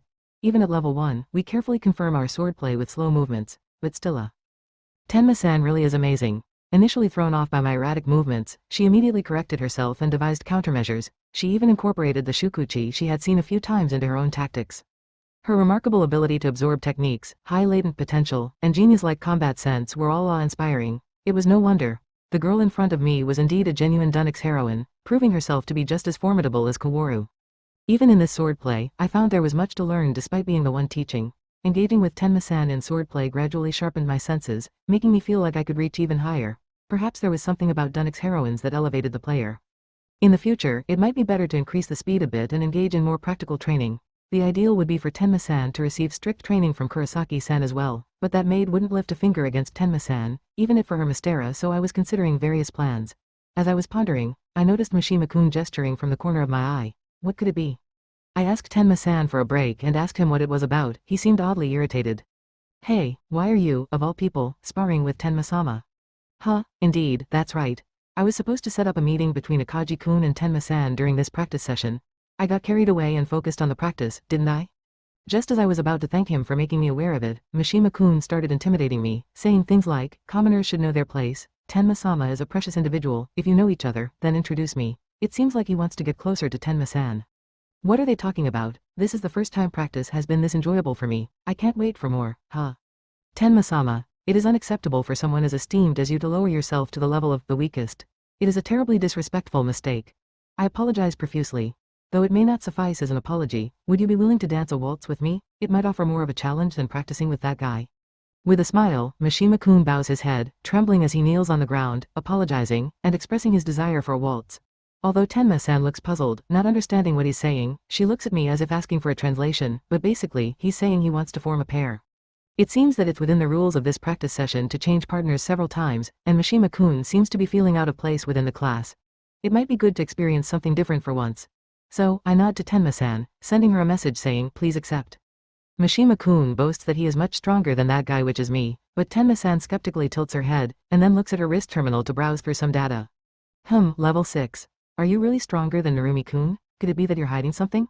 I will do my utmost to borrow your chest, Tenma-sama. Well then, alright, bring it on. With a bow, Mishima-kun energetically brandishes his rubber sword, and as his party members gather, cheers erupt. They discuss things like showing the difference between him and me, how effective the top E-class fighter will be against the second best in the grade, and so on. However, Tenma-san is in a league of her own. At this point, none of the E-class students would stand a chance against her. Confidently, Mishima-kun strikes, but Tenma-san swiftly dodges using the technique she learned earlier and effortlessly strikes his exposed side with the rubber sword. Mishima-kun, somewhat dumbfounded, laughs awkwardly, readies himself again, but without clashing swords 3 times, he ends up receiving a clean blow. Are you really stronger than Narumi-kun? This is harsh. I'm still not accustomed to it. Could you please go easy on me for a little while longer, like you did with that guy? Go easy. Although Tenma-san was moving at about level 6 speed to match Mishima-kun, it was no contest at all. Mishima-kun requests that she lower her strength to around level 1, like when she was practicing with me. However, that wasn't about holding back. The reason for moving so slowly was mainly to conceal my level, but even in slow motion, it would be sufficient for practicing techniques. I wanted to teach Tenma-san this and also enable Akagi-kun, who has a different level, to practice with her. Mishima-kun, who is underestimating me, probably doesn't have the capacity to realize that. Well, I'm also at fault for concealing my abilities. I'm aware of being called the weakest and being ridiculed by my classmates. Of course, I'm not doing this voluntarily. It's not pleasant to be ridiculed, and being ignored hurts a little, but it's not that big of a deal. Lisa, as a player, took the stage to pull Akagi-kun and Pink-chan up and took on the role of correcting the trajectory of the story. If there were malicious players, she might become a target and be killed, making it a dangerous role. That's why I hide behind the mask of the weakest and keep a vigilant eye. If there are malicious players, I must launch a fatal preemptive strike and bring fear and death. In achieving that goal, the weakest position is quite convenient. It's to the point where even Tsukishima hasn't paid attention to me. But there are also people who don't approve of directing malice towards me. You know, can someone as weak as you really afford to ridicule Narumi-kun? If you're that weak, I think you should be more humble. What do you mean, Tenma-sama? Are you saying that I'm weaker than that guy? Tenma-san delivers a scolding while placing her hand on her hip. She not only knows my strength but also trusts me as a companion whom she can rely on. If someone like Mishima ridicules me, it's even more frustrating and infuriating for her than it is for me.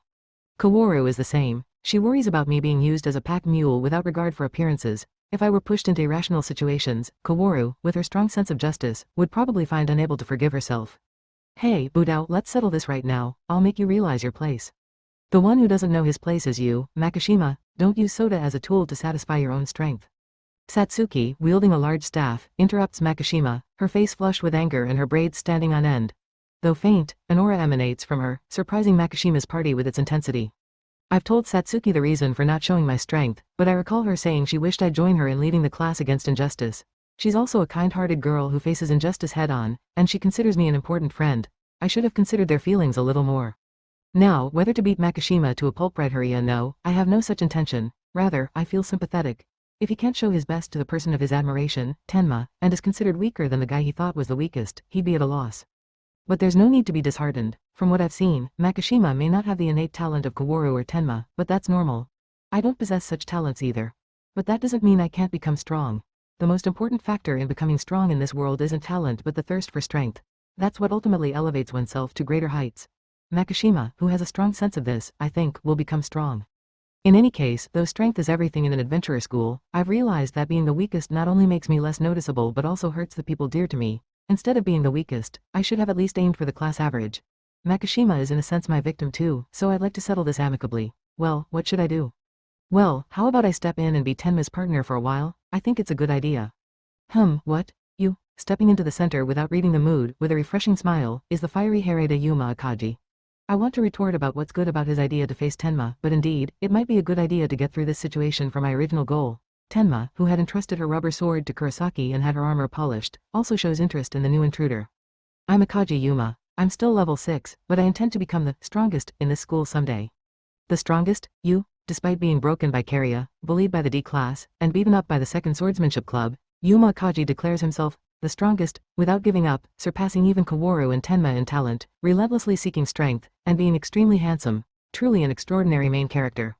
Tenma seems to be looking at Akagi from head to toe, as if saying, what are you talking about? But come to think of it, I feel like we had a similar exchange at the beginning of the game. Perhaps some kind of narrative force is at work here. Nearby, Makishima is glaring at me, but that can wait, because behind him is a maid glaring at me with an even fiercer expression. She's silently urging me to settle things properly. Of course, that's exactly why I'm here. This is the moment of truth. In the small room on the first floor of the dungeon, surrounded by rock walls, a refreshing voice echoed. I plan to become the strongest in this school someday, Akagi-kun declared his intention to become the strongest, pointing his index finger at the fully armored figure in full plate mail, who stood dumbfounded. In Dun X, Akagi-kun was a versatile character who could wield various weapons, excelled in both attack magic and support skills, and performed high-level roles in both close and long-range combat. With his confident demeanor, it was clear he had the potential to aim for the strongest. Moreover, he possessed a special ability that could serve as a trigger to save Tenma-san. I desperately wanted the two of them to get along well. The strongest, but do you know who the strongest is right now? Come to think of it, never considered that. If you know, could you tell me who the strongest is? That would be Akaji-kun responded with a question, looking puzzled by Tenma-san's question of whether he could become the strongest without knowing who the current strongest was. Who is the current strongest in the school? Tachiki-kun and the members of Mishima-kun's party mentioned the names of the student council president, Sagara, and the 8 dragons, but they were probably wrong. I was surprised by Sagara's strength, but if Kuga-san got serious, she would surpass even that. Sarah-san could also wield power that exceeded the 8 dragons if she used her trump card, the national treasure. The students of this school were more monstrous than everyone thought. But who would Tenma-san name? As a noble and the second-ranked student in her grade, she was close to the school's core and likely had more accurate information. Everyone was listening attentively, and she answered in a playful voice. I won't tell you. If you truly want to become the strongest, you should find out for yourself. By the way, I'd not me, Hey, true, I'd my job to find that out. The strongest, huh? I wonder what kind of person they are, Rather than being let down by Tenma-san's response, Akaji-kun's eyes sparkled. When an ordinary guy says he aims to be the strongest, it sounds like a cheesy line, but when he says it, it sounds like a heroic declaration. Perhaps his charming looks had something to do with it. In Dunax, he was an ultra-handsome protagonist who charmed various unique heroines and built a harem. Seeing myself now, with my chubby appearance, the contrast was so stark that I couldn't help but feel a pang of jealousy, or maybe not. Honestly, I was envious. But this is a good vibe, maybe this is my chance? Heroine Tenma-san and hero Akaji-kun were a perfect match in both combat and personality.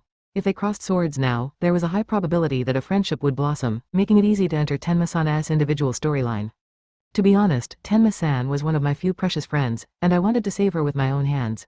However, considering the success rate of dispelling the curse and what would happen afterward, it would be selfish to act on such desires. In the end, it was Akaji-kun who should lead her to a happy future. As I forced myself to calm my inner turmoil and watch, Tenma-san suddenly turned to me and approached. Shall we continue our practice, Narumi-kun? Please wait, my lady. That man just declared himself the strongest in the adventurer school. In other words, he claims to surpass even you. Shouldn't you test whether that's true, The maid intervened, trying to steer the conversation back to training with me. She was good at her job, anticipating her Mystera's whims. She glanced at me as if to say something too, While training with Tenma-san was enjoyable, my main goal this time was to get her closer to Akaji-kun. I had to do something to pique her interest. But this was strange. In the game, Tenma-san had shown strong interest in Akaji-kun's declaration of aiming to be the strongest and had actively sought to deepen their relationship. Why was she showing no interest now? Despite my doubts, I and the maid managed to convince her by praising Akaji-kun's looks and potential, and reluctantly, Tenma-san picked up a practice sword. Oh well then, come at me. Yeah. Let us do this, Tenma-san, Tenma-san lightly extended her sword with one hand, while Akaji-kun raised his sword overhead in an aggressive stance. Everyone held their breath, watching the imminent battle.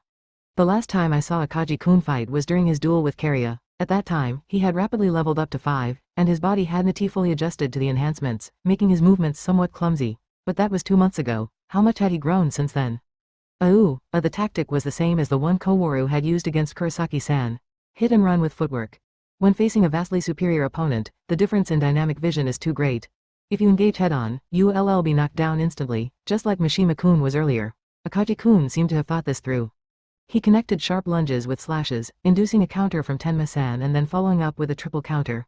He even incorporated feints and maneuvered skillfully, but every move was parried by Tenma-san, not landing a single hit.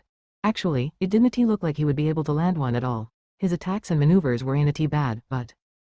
Sota, what do you think? I don't think Yuma's swordsmanship is bad, As I watched Akaji-kun's too straightforward swordplay with frustration, Kowaru came up beside me and asked, how did it look? I wanted to answer honestly, but Kaworu's probing gaze made me think it was better to be evasive.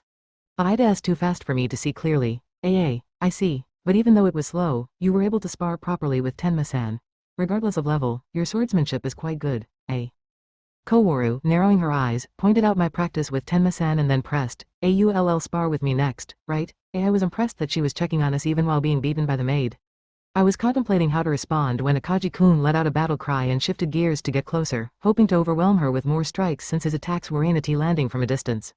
However, he has good form, but that redhead needs more cunning in his movements, The owner of the gruff voice next to me seemed to share my opinion. In actual combat, winning is all that matters. There is no distinction between clean and dirty tactics.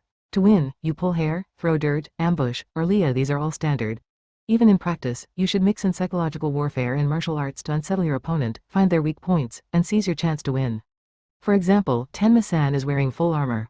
Naturally, her field of vision is narrower than a normal persona, and her arm and leg movements are more restricted. If you consider these armor characteristics while maneuvering, your chances of landing a hit might increase. But who is this guy next to me? Standing beside me was a towering man in full plate mail, carrying a large sword on his back. With his head completely covered by a helmet, I couldn't tell who he was, but his armor was intricately decorated, suggesting he was likely a noble. His massive build made him exude an overwhelming presence, unlike the small-framed Tenma-san. Kowaru noticed the man and blinked in surprise, while Kurosaki-san, recognizing him, politely bowed. The butlers who had scattered around gathered behind him, hands clasped behind their backs, forming a line, indicating he wasn't just any noble but a high-ranking one. Before long, several armored individuals came jogging over from a distance. Despite their jogging, they were moving as fast as most people can run at full speed, indicating a high level of physical enhancement. Without time to estimate their levels, they quickly formed a line in front of the big man and bellowed in unison. They bore the emblem of the adventurer school on their chests. "A captain, we've found a suitable place for practice and have come to report, A idiot, I am no longer the captain, go ahead, I am staying to watch these guys spar, Understood. Let's go." The armored group, swords at their waists, swiftly departed like the wind after being scolded by the big man. Such heavily armed and enhanced individuals were rare even within the adventurer school. Probably the first swordsmanship club. If that's the case, I could guess the identity of the man they called a captain, Continue as you were. The large man, arms crossed, told us to proceed in a haughty manner, but Tenma-san and Akagi-kun had lowered their practice swords, stopping their movements. It was only natural. No student of the adventurer school could ignore the presence of Tadahana-sakin, the head of the first swordsmanship club and one of the 8 dragons. Moreover, Tadahana was a renowned swordsman frequently mentioned in the adventurer community and media, attracting attention from several top clans. Many students likely took the entrance exam for the adventurer school inspired by his name. With such a prominent figure appearing, the classmates could only be bewildered and hesitant. Kurosaki-san, reading the room, stepped forward to handle the situation, but before she could, a bespectacled girl with a gleam in her eyes intervened with a flat voice. "Excuse me, you watching us here is really distracting, so could you please move over there, "Oh, Nida, isn't it? So you guys are from the first year class, then why is Tenma here, I asked her to join our practice session, but Yuri being a nuisance, so please go over there, Lisa's casual dismissal of the high noble Tadahana shocked her classmates, but Tadahana didn't seem offended. Perhaps they had become acquainted after that duel. Kurosaki-san, understanding the situation, said nothing. Then let me join the practice. I've lost my motivation in the swordsmanship club, But what could someone of your caliber gain from practicing with first-year class students, Tadahana cracked his neck and said something odd. What could one of the 8 dragons gain from practicing with a group of single-digit level students? He was known for his whimsical and unpredictable behavior in the game, and it seemed he was the same here. However, Tadahana was a high-ranking noble and a central figure in the school. Getting involved with him could mean trouble with the first swordsmanship club again, so Lisa tried to ascertain his true intentions. A strategy combining swords and magic. Nida, you can do it too, right? From now on, I'd ask not just about swords or magic. A new era is coming, A new era of swords and magic. Yeah, I'm interested too, but I didn't expect you to know about it, Tadahana-sama, Tadahana begged Lisa to teach him the fusion tactics of sword and magic. This is the strongest combat style that has been tested countless times in Dun X, and it's what I taught my family in Satsuki. Surprisingly, even Tenma-san seems interested in this combat style. Although, given her close-range specialization, it's uncertain how strong she could become with it. Tadahana removed his helmet and, without seeking approval, cheerfully said, "Nice to meet you, kids," while reaching out for a handshake with his classmates, who were visibly taken aback. I'd like to tell him to show some restraint. However, this might be an opportunity in disguise. Lisa, who had been pondering, seemed to realize this as well. Her initially displeased expression transformed into a blossoming smile as she responded to Tadahana. "I can teach you a little, but, in return, could you teach your sword skills to my classmates?" My sword skills? To these kids? In the Dun X game story, there are several mentor-like sub-characters who significantly enhance the protagonist's abilities. One of them is Kurosaki-san. However, to seek her tutelage, one must enter the Tenma Show route, which excludes female protagonists who cannot enter that route. On the other hand, Tadahana teaches anyone he acknowledges. His guidance is strict yet precise, significantly boosting swordsmanship and related stats. If Akagi-kun and the others could seek his guidance, they could potentially experience rapid growth, even at this early stage. Of course, there are issues. In the game, Tadahana never trained those without abilities. Specifically, one needed to possess the skills necessary to be accepted into the first swordsmanship club. At this point, Akagi-kun and the others are far from that level and would undoubtedly be turned away in the game of Buddha. Well, I guess I can't be too picky, ha ha ha, but... Though Tadahana scanned the classmates with a skeptical gaze, he suddenly smiled broadly and readily agreed, before glaring sharply to shift into an intimidating mode. I can teach you the sword, but I won't hold back at all. What about you, redhead? Akagi-kun, suddenly addressed, looked confused and sought the opinions of Tachiki-kun and Koworu, but Pink-chan quietly nodded, urging him to accept Tadahana's teachings. It seemed she was also motivated. Of course, you're the head of the first swordsmanship club, right? If you're really going to teach us the sword, I'll follow you no matter what, right, everyone? Naturally, we can't afford to miss such an opportunity. Me too, I'll give it my all. The chance to receive direct instruction from one of the 8 dragons might never come again.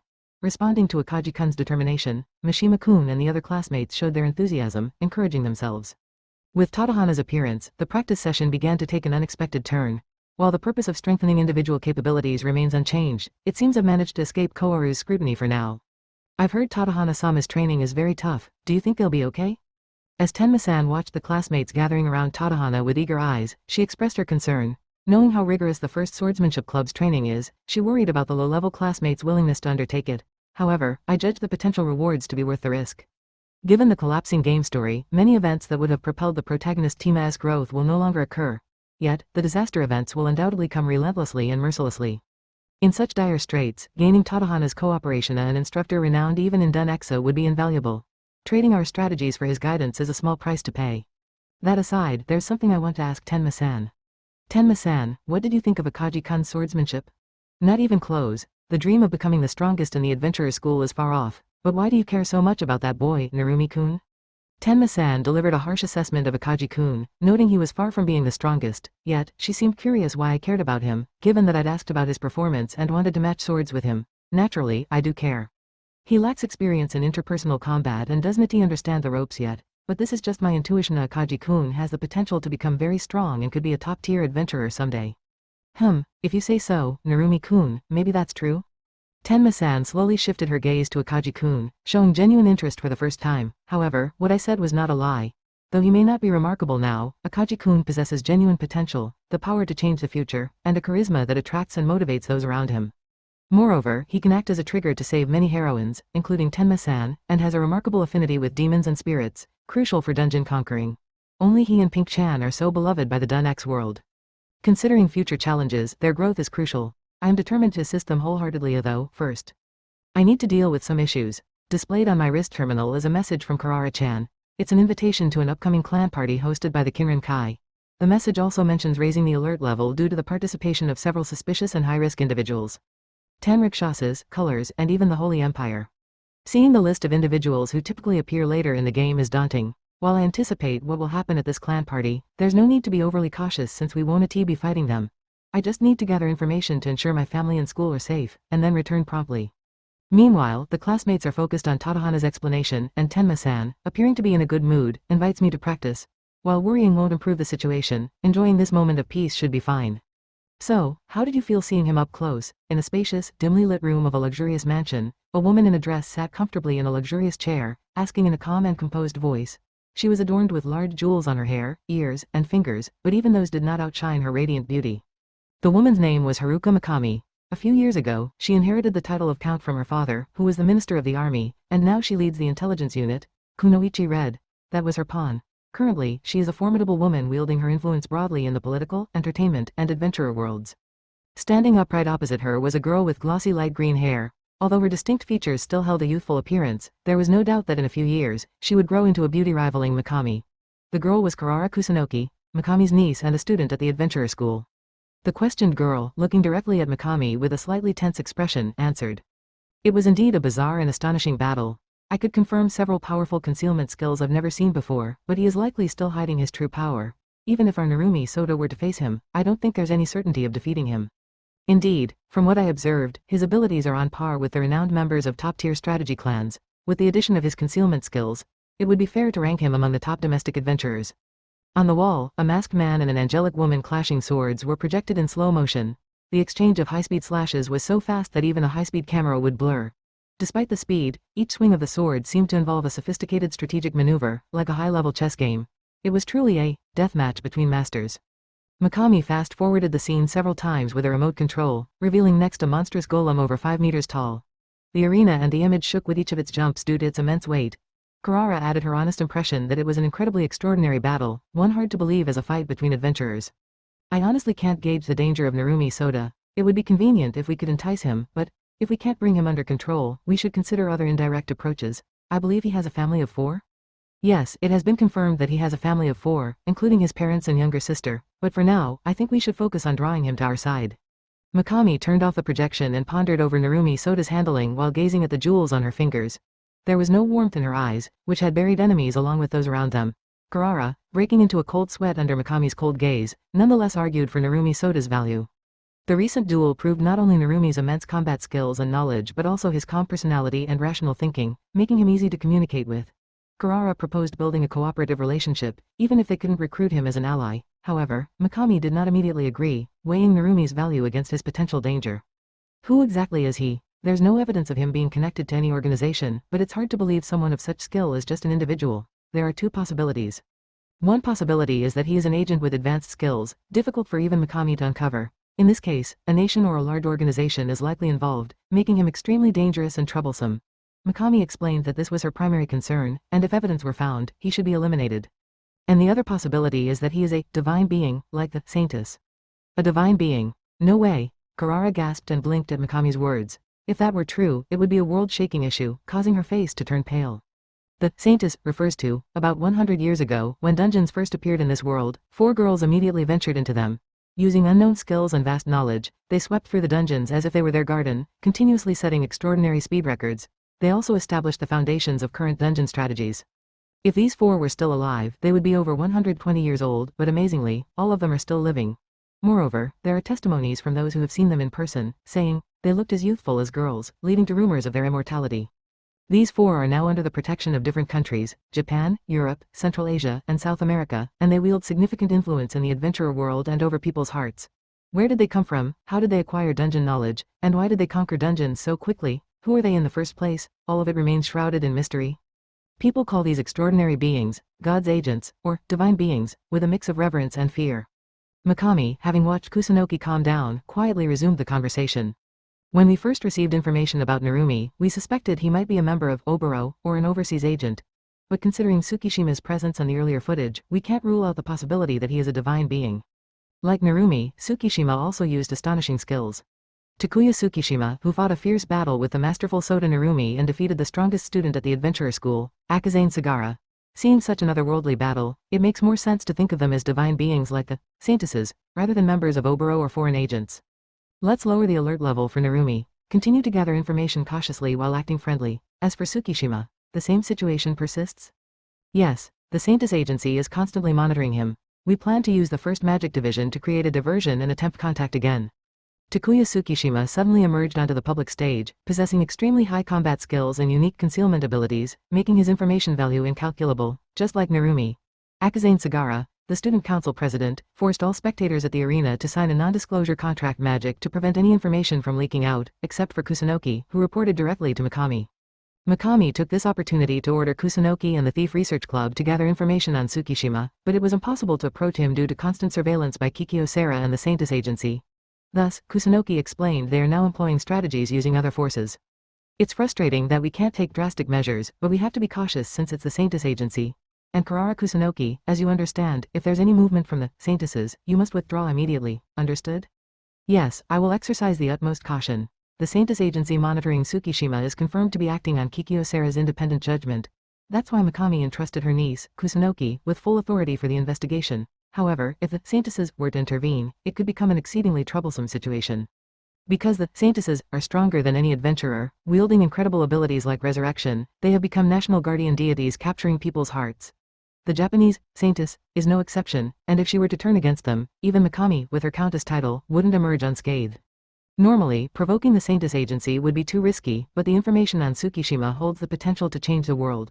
Mikami is determined to extract this information by any means necessary before the saintesses make their move. The room's master leaned back deeply in her chair, delving into thought again. Kusunoki stood by the wall, holding her breath so as not to disturb her master's thoughts. The room was silent except for the periodic ticking of the clock, until the quiet was broken by approaching footsteps. Knock, knock. The heavy wooden door was knocked on, and without waiting for Mikami's permission, the double doors silently opened. A woman dressed as a kunoichi, with two short swords at her waist entered. It was Mizuha Tudu, the vice leader of Kunoichi Red. Unlike her usual revealing attire, she wore a formidable Kunoichi suit with metal plates woven into the gauntlets, knee pads, and around the torso. Kusunoki, who was about to open the door, quickly stepped aside and bowed, allowing Tudu to approach Mikami with a cheerful smile and hand over an envelope. Mikami immediately opened the envelope and pulled out a single document. Despite initially reading it without any expression, Mikami's brow slightly furrowed as she read the contents, indicating the severity of the situation. A whole platoon. It seems our opponent has brought quite a few pawns, and multiple mercenaries renowned for their roles in conflicts worldwide, as well as several infamous adventurers. I've instructed the Kunoichi to prepare for combat. I've also alerted the Adventurers Guild and 10 Rikshasas for support. It looks like we might have a serious battle on our hands. Despite Tuduo's ominous report delivered with a sinister smile, the gravity of the situation left Kusunoki visibly uneasy. Tudu handed over an investigation report on the Kinrin-kai. This clan is planning to host a large-scale party this weekend. They have already sent invitations to well-known clans, nobles, and media from both domestic and international spheres, naturally including Omiya. The invitations included a note about fostering relationships, but this was just a pretext. It's speculated that the true aim is to make a huge announcement related to dungeons, something revolutionary that would resound throughout the world and elevate the Kinrin-kai's reputation.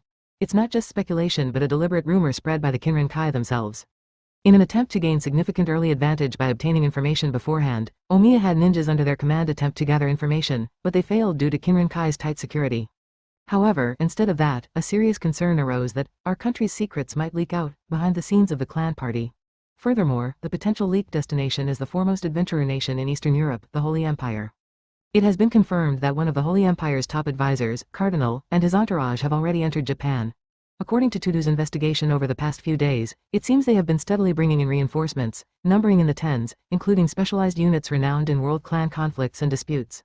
Tudu was cautious of such movements by the Holy Empire and further increased their subordinates' presence to monitor them closely. By chance, they intercepted part of a code. Upon analysis, it became clear that the word samurai appeared frequently. Tudu-sama, did colors really betray our country? Well, I'm going to verify that now, Tudu replied with an undaunted smile as Kusunoki asked with a saddened expression. Among the melee jobs known in this world, the samurai is highly regarded for its maximum firepower. It is the only job exclusively held by Japan, designated as the highest national secret military force, crucial to national defense. Because of the existence of samurai and holy maiden as a pair, Japan can maintain a significant advantage and presence even amidst chaotic world situations, which is not an exaggeration to say. Currently, there are several samurai who have pledged loyalty to the country in Japan, including Color's clan leader Tasato Taro. Therefore, if information about samurai were to leak out, it would naturally be from Colors, the top-tier group that possesses samurai, rather than the secondary group Kinrin-kai, as Kusunoki suggested. If Color's betrayal is indeed true, it would not simply result in the leakage of samurai information and a decline in Japan's defense against adventurers. The fact that the clan, reputed as Japan's finest, has colluded in national treason would severely undermine loyalty and trust in the country, greatly damaging its prestige. Such a country would be seen as lacking the power to suppress domestic and foreign military organizations and become an attractive target for terrorists worldwide. Incidents where terrorists attack the military and police, disrupt national policies, and plunge entire societies into chaos are not uncommon. Such a disastrous event could potentially occur at the Kinrin-kai clan party. Mikami is eager to prevent the leakage of samurai information at all costs, but facing Color's elite and the Holy Empire's best warriors, even the Red Kunoichi alone would be too burdensome.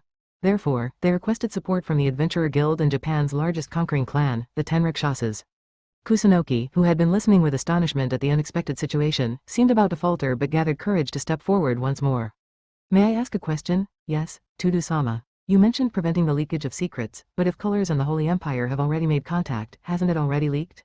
Not yet. If it had, the Holy Empire wouldn't need to gather this much force. They're probably preparing, Tudu replied, shaking her head. Kusunoki wondered if, with such intentions, confidential information would leak orally as soon as they made contact, but Tudu shook their head. The reason being that important national secrets like samurai and holy maiden are structured to not easily leak. Mikami slowly stood up after burning the paper they held in their hand near the lantern, saying, "From now on, what I say stays here," and began to answer Kusunoki's questions politely. Those who know the most critical state secrets are engraved with a multi-contract magic that ensures they never divulge it. In Colors, this includes the 5 executives, including Tasato, who holds the title of samurai. If any of these 5 were to leak information, at that moment, all would be subjected to a severe penalty where they would all perish together in solidarity. The practice of engraving contract magic is banned under international law from a human rights perspective, but every country protects its secrets in this manner. It's a well-known but unenforced aspect of international law. Contract magic can trigger actions beyond just speaking out, including writing and communicating, all of which can be monitored. Once engraved, contract magic cannot be erased, and any attempt to do so results in the death of the person. Hence, its binding nature is absolute. She adds that there have been no instances of breaches of multi-contract magic, and it's thanks to this magic that the highest secrets in world order have been preserved. However, if there were a way to circumvent multi-contract magic, I'd prefer not to think that such a method exists. The Holy Empire might have acquired the means to temporarily nullify contract magic. The Holy Empire, a young nation established in the 1990s with an oracle, saint-leading adventurers. Initially just a small city-state centered around dungeons, they engaged in successive wars with neighboring countries, rapidly expanding their territories.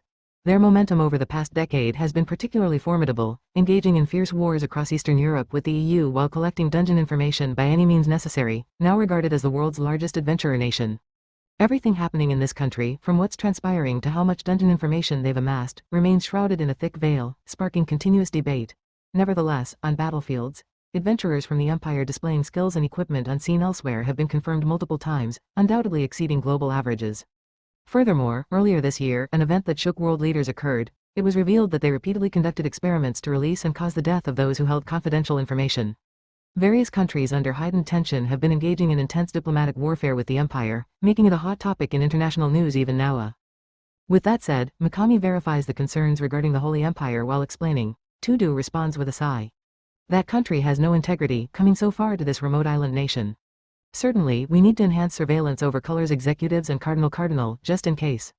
The Holy Empire is planning something at the clan party of Kinran Kai, though it's unclear what exactly. It's a serious matter, and we must gather information, even by groping around. If a leak of the samurai's information becomes certain, Mikami declares that all 5 Color's executives will become targets for elimination. Already, the upper echelons of the Adventurers Guild, including samurai and the Tenrikshasas, are moving. If it comes to conflict, it will undoubtedly be the largest battle in Japan since World War II.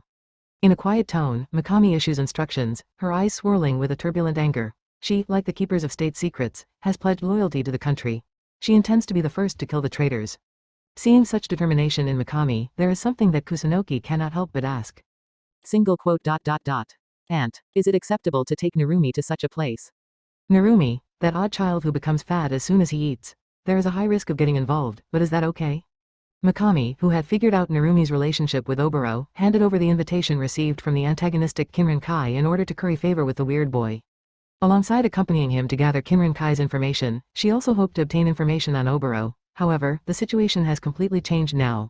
The possibility of Narumi being related to Oboro is low, and Kinran Kai's clan party is turning into a deadly battlefield with top adventurers. Is it really okay to take him to such a place?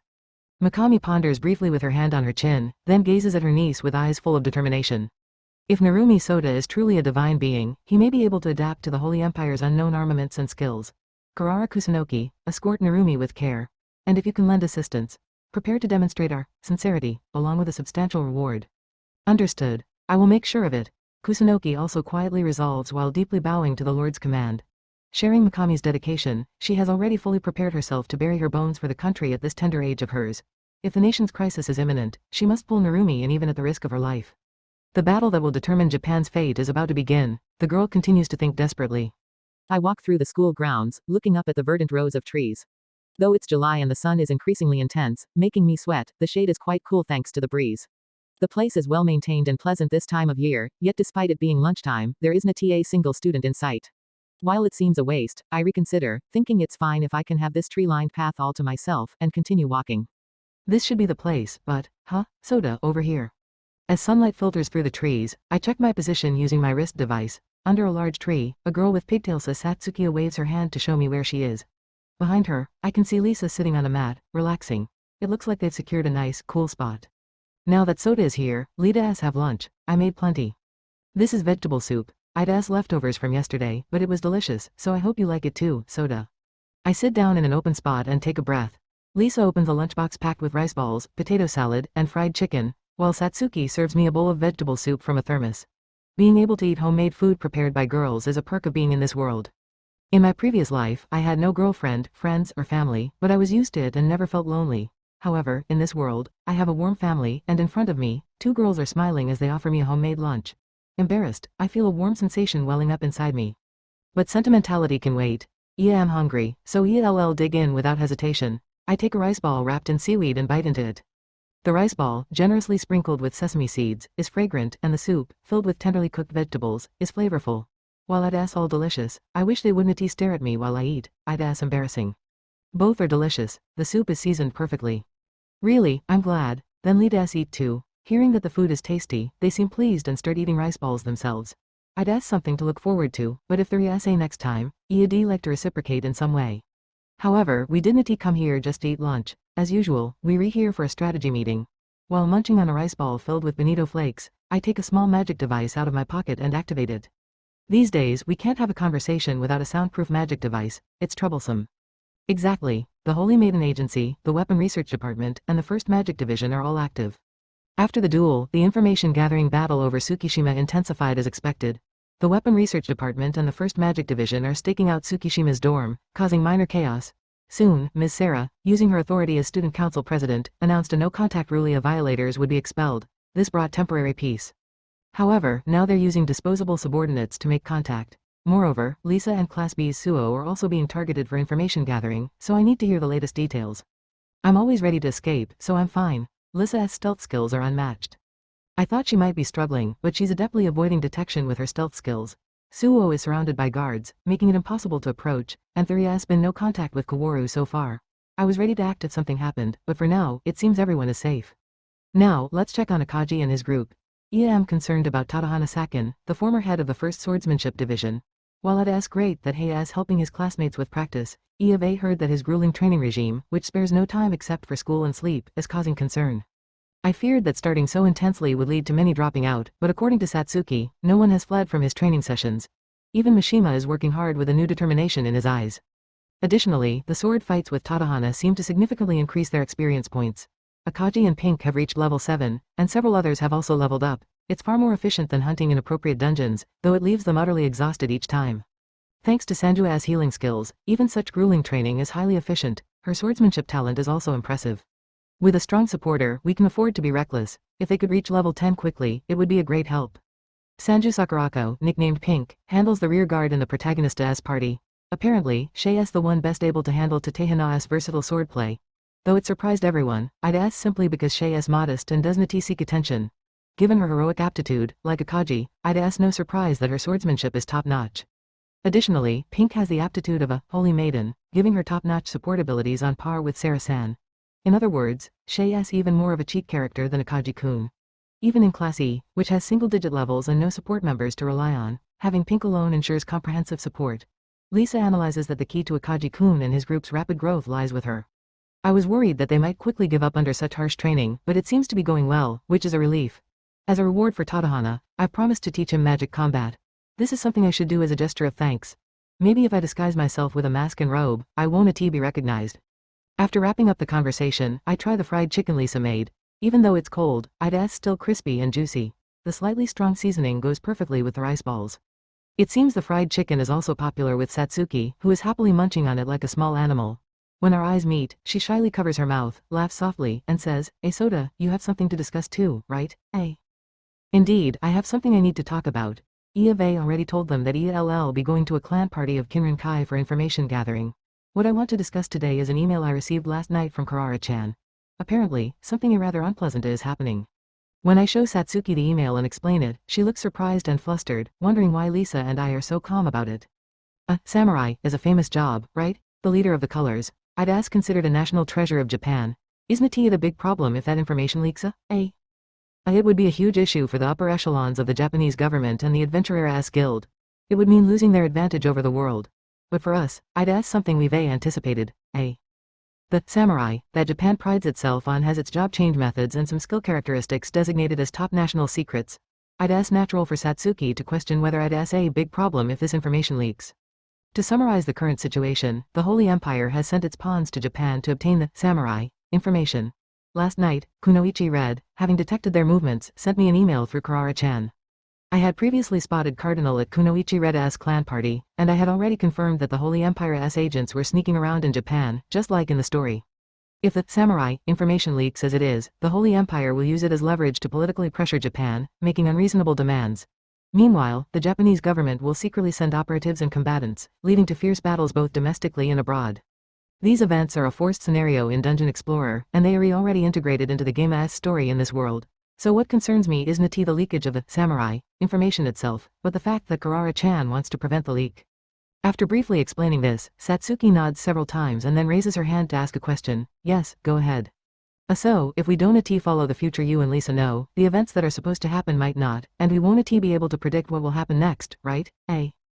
Exactly. That's why we prefer not to intervene in expected events, even if they are problematic. But that means there will be frequent battles both domestically and internationally, right? That's kind of scary. As Satsuki points out, if the information leaks as per the game's story, the future becomes predictable, but there will be numerous combat events with the Holy Empire. Moreover, if handled poorly, it could cause significant damage within the country. However, if we manage it well, we can avoid most battles that involve civilians, and the protagonist's party will engage various domestic organizations to gain allies, ultimately leading to a good ending. For us, this future is easier to manage. But what happens if we prevent this crucial leakage event? Satsuki seems curious about that too, but I have no idea what such a future would look like. Possible the Holy Empire might give up on the samurai information and withdraw entirely, ending things peacefully. However, there is a significant reason why preventing this event is difficult. The guy leading the Holy Empire's forces this time is seriously dangerous. If we fought him head-on, he is as strong as Arthur and just as smart. He is an opponent we're not ready to face. He directly assists Holy Maiden Aurora and is one of the founders of the Empire. Before becoming Cardinal, he was renowned as one of the top 5 adventurers in the world. As strong as Arthur, one of the top 5 in the world, as such a person is in Japan? Hearing the identity of the mastermind, Satsuki's already large eyes widen in surprise, which is understandable. He is the boss of the Holy Empire Arc and a specialist in various secret arts. He is like a weapon of mass destruction who devastates enemy strongholds. Even if I fought him seriously now, I can only foresee defeat. Moreover, he moves with many pawns, making it difficult to engage him one-on-one. If we're serious about preventing the information leak, we'd have to deal with Cardinal and his pawns somehow. In the game, there might be a chance for a dramatic showdown, but in this world, where losing means death, facing such opponents is akin to suicide. Even Kunoichi Red plans to call for support from the Tenrikshasas, known as the largest domestic clan and the Adventurers Guild. There might be a way to handle it, but with Cardinal as the opponent, the odds are still slim. But Senior Kusunoki isn't asking Sota to fight, right? Yeah, she just wants me to share any insights I have on how the Holy Empire plans to steal the samurai information and what traps they might set, and Seeing the proposed reward amount made both of them gasp in surprise, and that not counting the success bonus. Plus, confirmed that Karara-chan and Kunoichi Red will provide full backup going forward. Is expected from the noble family. The Kusunoki family is said to be quite wealthy. The amount they proposed is impressive, but having Kunoichi Red as an ally is a significant advantage. It could negate any events where they might become enemies in the future. The members of Kunoichi Red Arena particularly strong, but as the clan leader and countess, Mikami wields considerable influence and connections in politics, the military, and the Adventurers Guild. If they became enemies, it would be impossible to live a normal life. The fact that enemy events could occur depending on the game route is what makes it scary. On the other hand, if Kunoichi Red becomes an ally, we would gain access to their extensive information network and funds. Although players have the advantage of future knowledge from the game story, they are limited in information gathering abilities and, being students, lack sufficient responsiveness and standing. Having this support is a significant advantage, as Lisa points out. But changing the starting point of the game story is unsettling. I'll help, but maybe we should let the samurai information leak as planned. Yes, I agree, because both Lisa and Sota are striving to secure a bright future, trying to ensure that no one ends up unhappy, right? I feel bad for Kusunoki-senpai, Buddha. If we want Kunoichi Red to be on our side, we should honor our commitment and fully cooperate. The proposed money is an amount we've never seen and, of course, we want it. But we are moving to protect something more important. We cannot afford to gamble on an uncertain and chaotic future by disrupting the game story. But well, it was good to discuss this after all. Until I came here, I was somewhat swayed by the good terms Karara-chan offered, thinking it wouldn't hurt to cooperate a bit. However, after consulting with Satsuki, she earnestly considered why we are moving the way we do, and Lisa also reassured me, confirming our stance. Thanks to them, I could decisively clear my doubts. Having companions you can rely on is incredibly reassuring. By the way, the Kinrankai clan party is tonight, right? We should also prepare, I'll be watching with Arthur from behind the monitor, so if you need support, just say the word, okay. Thanks, but we're not going to fight. I'll just do a little reconnaissance on Kinrankai and come right back, The clan party will be held on a high floor of a building in Tokyo. Karara-chan is supposed to drive us there, and all necessary items, including formal wear, will be provided. There is nothing in particular I need to prepare right now. While there might be some troubles, I am optimistic since I plan to leave early. Even if I get caught in a battle, I am prepared to escape, and if I am delayed, I have arranged for backup, so everything is ready. If it weren't for this, I wouldn't be going to a place where Kinrankai or Holy Empire members gather, even if I'd ask for information gathering. I'll go with a lighthearted approach, maybe even humming a tune. And I am looking forward to something too. After the clan party, I plan to explore the streets of Tokyo at night. In this world, Japan was not devastated during World War II, so Tokyo still has cultural buildings like palaces and mausoleums. Besides that, I want to see with my own eyes how dungeons have changed this world compared to the original one. Tomorrow is a school holiday, so I'll stay at a cheap inn and enjoy sightseeing in Tokyo. While munching on karage and pondering where to go, the warning bell rings. Oh, we only have 10 minutes of lunch break left. We need to hurry and eat, eh? There is still a lot left. Sota, can you eat more, eh? No problem, leave it to me. Oh, with this body, speed eating is no challenge. Besides, if I'd as tasty, I can eat as much as I want. However, since overeating could instantly make me fat, I need to be careful not to overeat once we get there. My little sister, with her cheeks puffed out in exaggerated defiance, stood before me with her hands on her hips, blocking my way in a stance of absolute determination. I absolutely, positively, must go with you, she insisted. No, you can't. Stay home and behave, I replied. When I told Kano, who had been lounging on the living room sofa, that I was heading to Tokyo and grabbed my Boston bag to leave the house, she jumped up and insisted she wanted to come with me. The destination was a clan party at Kinrankai, where all sorts of bizarre creatures gathered. There was no way I could take my precious family to such a place. If I told her the truth, she'd only get more insistent, so I lied, saying, I'm going to hang out with some friends, so you can't come. Kano, with a suspicious glare, peered into my face to uncover my deceit. You're hiding something, Arena Tu, Oni? I'm not hiding anything, then why were you trying to leave the house? Ding dong. As I racked my brain to figure out how to convince my overly perceptive sister, the doorbell rang cheerfully. It was already the appointed time. As I moved toward the entrance to answer it, Kano dashed ahead and opened the door. Hi there, I'm Kano, Oni's sister, can I come too, huh? Good day, said Karara-chan, smiling and curtsying, flanked by two men in black suits. Her black party dress contrasted starkly with her pale skin, adorned with gold jewelry inlaid with gemstones, exuding an aura of sophistication that screamed, I am no commoner. Seeing such a high-class lady up close for the first time, Kano blinked in stunned silence, frozen in place. What a beautiful person. Wait a minute, is this the friend you mentioned, Oni? No, she's actually a senior from school. Kano shot me a skeptical look, clearly doubting that someone so aristocratic could be my friend. I hastily clarified that she was my senior from school and had invited me to the party. Kano, undeterred, brightened up and sidled over, exclaiming, wow, what a lovely dress, is it silk? Karara-chan maintained her smile and responded graciously. Will your sister be joining us? She asked. No, she's staying here. Kano, go back inside, I said, pointing back into the house. Kano puffed her cheeks again, and I braced for another round of arguing, but to my surprise, she retreated quietly, looking dejected. Perhaps Karara-chan's upper-class presence had overawed her, or maybe she was planning something. It's just a dinner party, so it would have been fine to bring her along, Karara-chan remarked. Unfortunately, given the location, it's not possible, I replied. It felt cruel to exclude her, but I couldn't take my family to such a dangerous place. I'd consider it when I was strong enough to protect them from any threat, but for now, it was out of the question. As I turned towards the sound of a door closing, I saw a long, black limousine parked in front of the house. That must be our ride. Without further ado, I retrieved my forgotten bag and joined Karara-chan in the car. Well, let's see how this goes. Mikami and Kunoichi Red members were already on site. With many troublesome individuals gathering, it would be good to gather information on them if the opportunity arose, but I tried not to stress too much. Taking a deep breath, I sank into the soft backrest as the car smoothly started moving. With nothing else to do, I gazed out the window at the passing scenery. The car passed by the adventurer school and headed further north, aiming for the nearest highway entrance. This bustling city, unlike the quiet suburban town it used to be, had become a hub of adventurers, with trains and highways extending in all directions, making transportation highly convenient. The transformation from a simple town to such a well-connected city, merely due to the presence of a dungeon, was impressive. As I pondered these changes philosophically, I realized we had entered the highway. This luxurious black limo, powered by energy converted directly from magic stones, ran silently and smoothly, thanks to its high-end suspension, making it feel like we were in a T on the highway at all. Milady, we should arrive at our destination in about 40 minutes. I see. Well then, Narumi-kun, since we have some time, shall we discuss our plans? The driver's voice announcing our arrival time echoed through the quiet interior, where classical music played softly. Karara-chan opened her wrist terminal and displayed some documents on the screen, suggesting that we review our respective objectives.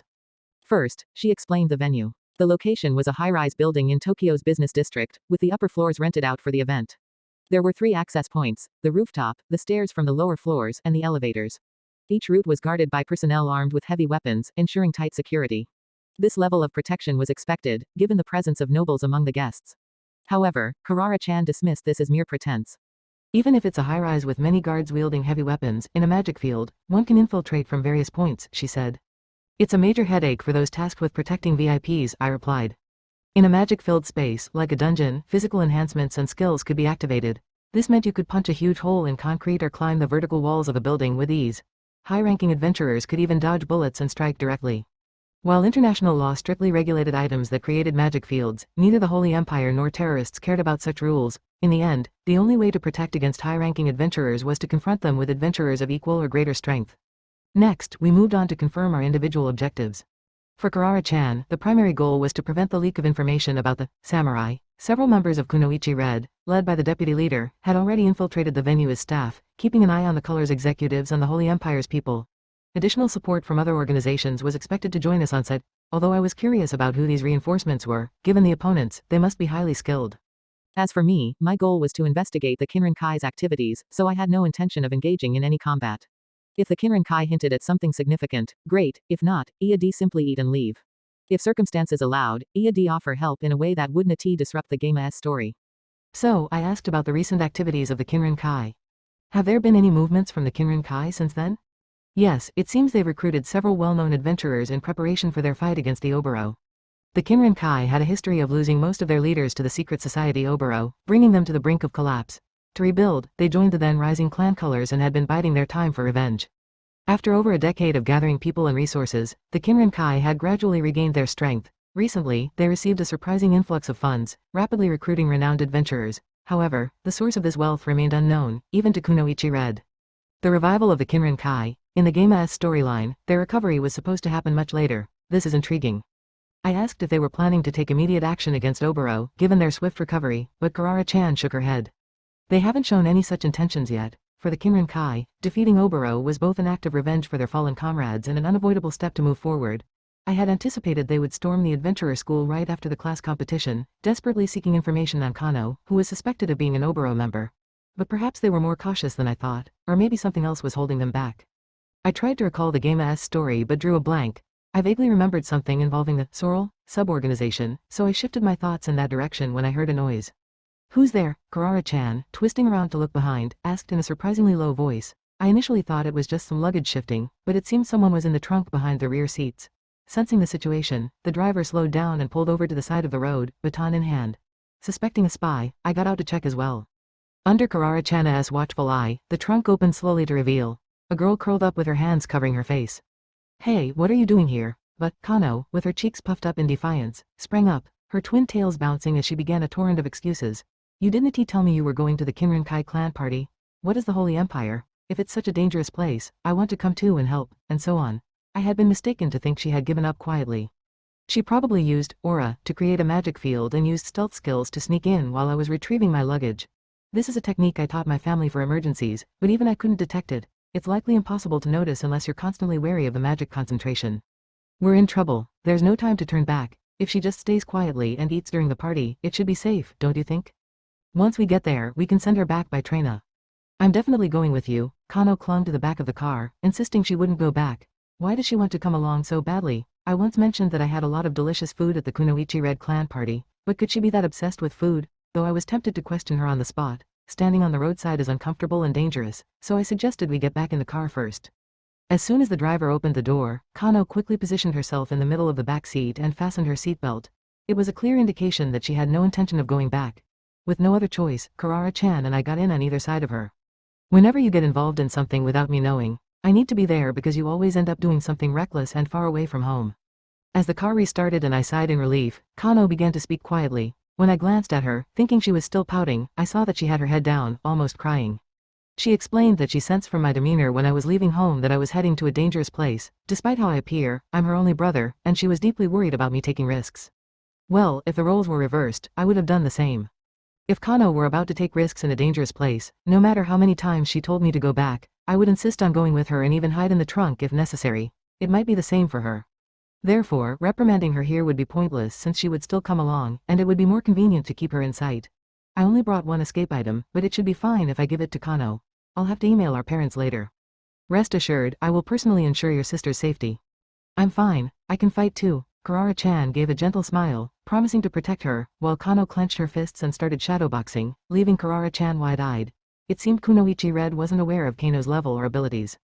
I've already taught my family basic combat and escape techniques. If Kano went all out, she could hold her own against even the top brass of the Kinrin-kai. However, Kunoichi Red is an exceptionally strong organization. If they offer protection, I'd ask wise to accept. Kano, don't leak any information. Wear a mask at the venue and never take it off. Don't stray from me or Kusunoki-senpai. And use this in an emergency. I handed Kano a deep purple crystal with a magic circle engraved on it from my pocket. It's a special magical tool that, when infused with magic, can teleport the user to Arthur, who has the corresponding crystal. It only works in magic-rich areas, but since any combat would occur in a magic field, there shouldn't be a problem, though there are still plenty of issues. That said, if the Kinrin-kai clan party goes as expected, there shouldn't be any combat. If it does happen, I'll just grab Kano and make a run for it. I doubt we'll need to use the escape item. We seem to have entered Tokyo. I can see the mausoleum. Karara-chan, looking out the window, pointed out that we were close to our destination. I glanced outside and noticed a uniquely lit temple among the buildings. Its intricate design and distinct colors reminded me of the Nikko Toshogu Shrine. That's the mausoleum. Several Tokugawa family mausoleums were built around Edo Castle. In our world, they were destroyed in the war. Seeing them means we're near central Tokyo, but it seems there are fewer buildings than I expected. Look, such beautiful streets. This really feels like Tokyo. This area has many historic buildings related to the government and financial sectors. As we exit the highway and enter the main street, we find ourselves on a wide, cobblestone road flanked by numerous Western-style structures built in the Meiji era. It looks like a historic European city with some high-rise buildings scattered around, creating a somewhat disjointed impression. However, to Kano and Karara-chan, it seemed like the quintessential Tokyo. Admiring the view with a positive outlook, thinking that it might be promising for sightseeing, the car makes a large turn and stops in front of a grand building. Wondering where we were, Kano and I pressed our faces against the window to look up, seeing a massive stone building with a heavy, authoritative feel rather than the stylish, modern design we were used to. It felt very imposing. We have arrived. Please watch your step. As the driver politely opens the door, several bright lights flood my vision. Squinting a bit and awkwardly getting out of the car, I find myself in a dazzling entrance befitting a high society event. This is such an amazing place, and there are so many people. Is that a TV station over there? Kano, looking around excitedly, had large, expectant eyes. Apart from us, many other guests were arriving, with high-end cars like open-top and limousine cars continuously arriving, and elegantly dressed ladies and gentlemen in tuxedos stepping out. There were even people with large cameras in the distance, likely media personnel. While it seemed like a glamorous and fun party was about to begin, we must not forget that we were already in a den of vice. It wouldn't be surprising if members of Kinrin-kai or the Holy Empire were among the people walking around. I needed to remind Kano to stay vigilant. Are you ready? Yes, I'm already starving. Hey Kano, whatever you do, don't take off your mask. As Karara-chan gracefully donned a Venetian mask covering her eyes and started walking, Kano, showing her gluttonous side, took out a mask from her pouch and put it on as she followed. Although it seemed she was a bit too relaxed. Well, it was fine. Despite everything, I was also looking forward to the delicious food. The dishes would likely be things that we common folk wouldn't normally get to eat. Since we came all the way here, there was no reason to hold back. Following behind my sister, who raised her fist and enthusiastically declared, "I'm going to eat so much," I quietly raised my fist too, with my stomach growling in anticipation. A super skyscraper so tall you can't see the top even when you look up. Entering through the all-glass entrance, a vast entrance hall unfolds. Hanging from the high ceiling are several sparkling chandeliers, and beneath them, elegantly dressed gentlemen and ladies chat and mingle. At a glance, the ages and backgrounds of the guests vary, but all the invitees wear masks, hiding their true faces. It's unclear if masking Onia's face is common etiquette at such clan parties or if it's just a fashionable trend, but for people like us who don't want to reveal our faces in such a place, it's certainly convenient. Karara-chan, walking ahead, is also wearing a Venetian mask adorned with jewels that match her black dress. She walks gracefully with her back straight, embodying a high-class lady. She exudes intelligence and elegance. In contrast, my sister walks cautiously, like a thief, constantly on guard. She seems to understand that we don't belong here, Buddha. The mask she wears to obscure identification is beautifully decorated and does not stand out here, but her t-shirt with a cartoon character and her shorts are out of place. She had no time to prepare and hid in the car trunk in her casual wear. First, let's change your outfit, Kano-san. That attire will draw unwanted attention. What? Does that mean I can wear a beautiful dress like yours, sister? Noticing this, Karara-chan calls over a nearby staff member and quickly gives instructions. I bow my sister's head, making an audacious request for a frilly dress, and ask them to put her in inconspicuous clothes. Seeing my sister skip away with a happy face towards the dressing room, I find myself at a loose end and sit on a nearby sofa. I casually pick up a booklet placed in front of me, which turns out to be an introduction to this building. It explains with photos when it was built as a representative hotel of Japan by some big shot from a conglomerate. Thinking of staying here for the night, I check the room rates, but even the cheapest room costs a month's salary for an average person.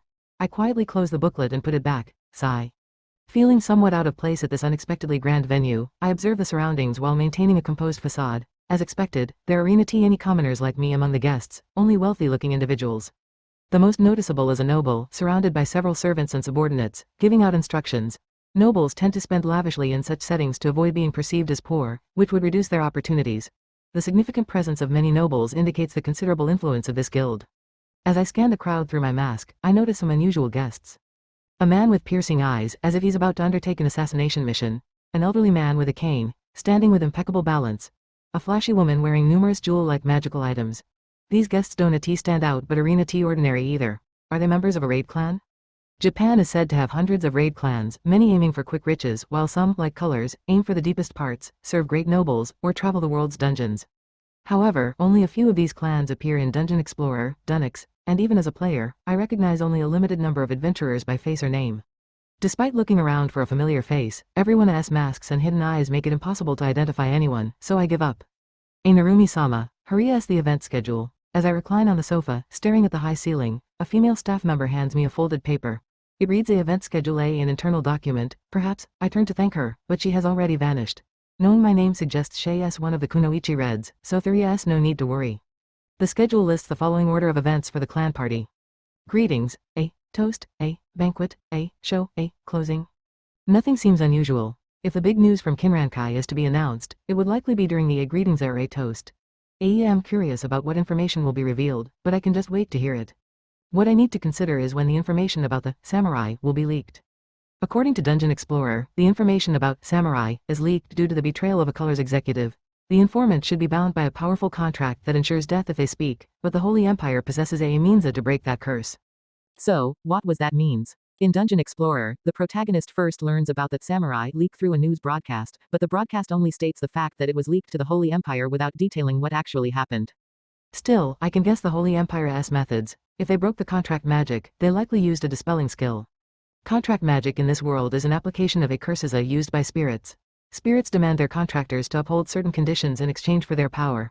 Humans analyzed and adapted this to create contract magic, where breaking the contract triggers a curse. To lift a curse contract, one needs to perform a dispelling. Spirit curses are complex and powerful, often triggering death upon breaking the contract. Even the curses used by lower spirits require high-level dispelling skills usually available only to top-tier jobs. However, reaching a top-tier job requires a level 50 or above, and it's hard to believe any adventurer has reached that. If someone had, the world would already be under the Holy Empire's control. Another possible method is with the help of the Holy Empire's saint, but this seems unlikely. The current saint is a fugitive, wanted for war crimes by major nations, and as a symbol of the nation, she wouldn't come to a distant country for covert operations. Thus, this possibility can be ignored. That leaves only one method, drawing a dispelling magic circle and pouring in massive amounts of magic. This operates on the same principle as my manual activation of a top-tier job skill. But how did they acquire such a magic circle? If the magic circle were incorrect or incomplete, it would naturally fail to activate. Worse, it could explode or cause a magic power runaway, endangering the caster. For dispelling contract magic, the subject might die, but did the Holy Empire conduct countless inhumane experiments to perfect this? In any case, if my conjecture is correct, there should already be a huge magic circle set up in this building. The next step is to inject it with a live magicka from the guests. The most suspicious part of the event schedule is this a show, I guess. Although it's unclear what kind of show it will be, it seems likely that the sorcerers will forcibly collect magical power to activate the magic circle here. However, during the events of Dunix, there was no information about any battles, and not a single person died. This time too, they probably won't resort to rough methods, and at most, a few people might faint from magical exhaustion. Even so, I have no intention of giving the Holy Empire even a bit of my Arcano's magical power. It would be best to leave after having a meal and before the show starts. But while I was thinking about enjoying the meal and possibly bringing something back for my father and mother, Kurara-chan and my transformed sister returned. How'd I look? Cute, right? Have I made you reconsider? Kano spun around to show off her dress. Unlike Kurara-chan's sophisticated dress, Kano was wearing a dress similar in color to her hair, a pale rose-pink one-piece dress. Her hair was styled in twin tails, with a large frilly ribbon at her waist, and her makeup emphasized her girlishness. Given her baby face and lack of a significant chest, it makes sense to go for this style rather than trying to emulate Kurara-chan's mature charm. With Kano, who seemed pleased and repeatedly asked for compliments, in tow, we finally set off towards the party venue on the upper floors. After showing our invitations to the staff at the far end of the building, a simple body check was conducted, and we were directed to take an elevator that goes directly to the venue. It was the type where you could see the outside scenery from inside, with glass walls. As we ascended, the night view of central Tokyo gradually came into view. Standing next to Kano, with our foreheads almost touching, I could see that the number of tall buildings and illuminations was modest, clearly distinguishing this Tokyo from the one in our original world. Not that it's inferior, but rather there are many unfamiliar buildings, making it all the more intriguing. Since Kano seems eager to explore, I considered having her guide us around as we ascended. Eventually, the elevator stopped, and the doors to our destination floor opened. Mr. Kusunoki's party, please follow me. A staff member, who had been waiting respectfully with a bow, guided us. The large entrance to the main hall was already open, revealing countless tables and seated guests. The hall looked like it could accommodate around 1,000 people. According to Kurara-chan, the seating is predetermined, with more important or higher-ranking guests seated closer to the front. I had assumed that Kurara-chan, coming from a Viscount family, would be seated near the front, but our assigned seats were about 1/5 of the way from the front. As I craned my neck to see who might be seated ahead of us, I noticed an area in the front filled with numerous cameras and microphones. Were they planning a press conference? Oni, those are the members of the Kinrankai I mentioned earlier. Kano whispered in my ear and pointed discreetly. Looking in that direction, I saw some familiar faces moving busily. One of them I recognized. That guy, the one who kicked Satsuki and tried to hit Kano. Around 30 years old, wearing a gold medal on his chest, it was Daigo Kaga. He had apparently been the leader of a tertiary subordinate clan, Sorrel, during the class competition but seems to have returned to the Kinrankai now. Regardless, it's pretty childish for a high-ranking clan to interfere in a high school exam and even resort to violence. As I memorized Kaga's face, considering ambushing him later, a man in a hakama slipped into our table. Who could he be? That lovely green hair and charming figure. You must be the beloved Kurara-chan. What a coincidence to meet here. Oh, you must be Lord Shinga? With deep navy blue hair and a slender, delicate build, this man was unlike the muscular adventurers at the school. Though he wore a black fox mask, he briefly revealed his face, showing a boyish, handsome face that older women might find attractive. Wearing a gold badge with a family crest on his chest, it was clear he was a noble. His attempt to sit at this table wasn't surprising, but it was curious that he addressed Kurara-chan as Kurara-chan, like a player. His name, Shinga, sounded familiar. Oh, pardon me. I am Subaru Shinga. I run a small company in the countryside and am an old friend of Kurara-chan. You must be members of the Kusunoki family? He looked at me and Kano with interest. Most nobles would look down on even samurai families, and if they weren't samurai, they wouldn't even consider them human. How should I respond? A careless reply could lead to trouble. These are my juniors from school, and this is his sister. She plans to take the entrance exam for the high school department next year. Yes, I'm planning to make a splash next year. My sister energetically raised her hand and declared that she would cause a stir next year. If she enrolls in high school, she will start in Class E, which means she will be considered an ordinary person without notable abilities. However, Shinga nods genuinely, showing no signs of contempt. Oh, so you will read Kurara-chan as juniors, and this young lady will be taking the entrance exam next year. In that case, she might become a classmate of my humble sister. Come, you should sit here and introduce yourself. When Shinga called out behind him, a girl in a kimono wearing a white fox mask appeared from nowhere. She also removed her mask to introduce herself, and upon seeing her face, I caught my breath. With straight, glossy dark blue hair and light-colored eyes, her hair and eye color were the same as her brother S, but unlike her boyish-faced brother, she had a more mature, beautiful face. This girl Isa. I am Chizuru Shinga. Greetings, Kurara-sama. Yes, you seem well, Chizuru. Chizuru Shinga, currently a third-year student at the Adventurer School S Junior High. She will rise to high school next year as the top student of Class A. She is a super rookie and also a heroine of Dunix. I never expected to meet her here. After finishing her introduction without making eye contact, the girl put her mask back on and started conversing with Kurara-chan as if nothing had happened. Kano cheerfully extended her hand, saying, "Nice to meet you next year, Chi-chan," but Chi-chan turned her face away, completely ignoring Kano, who then puffed out her cheeks in loneliness. That ass right, she was such a shy and aloof girl.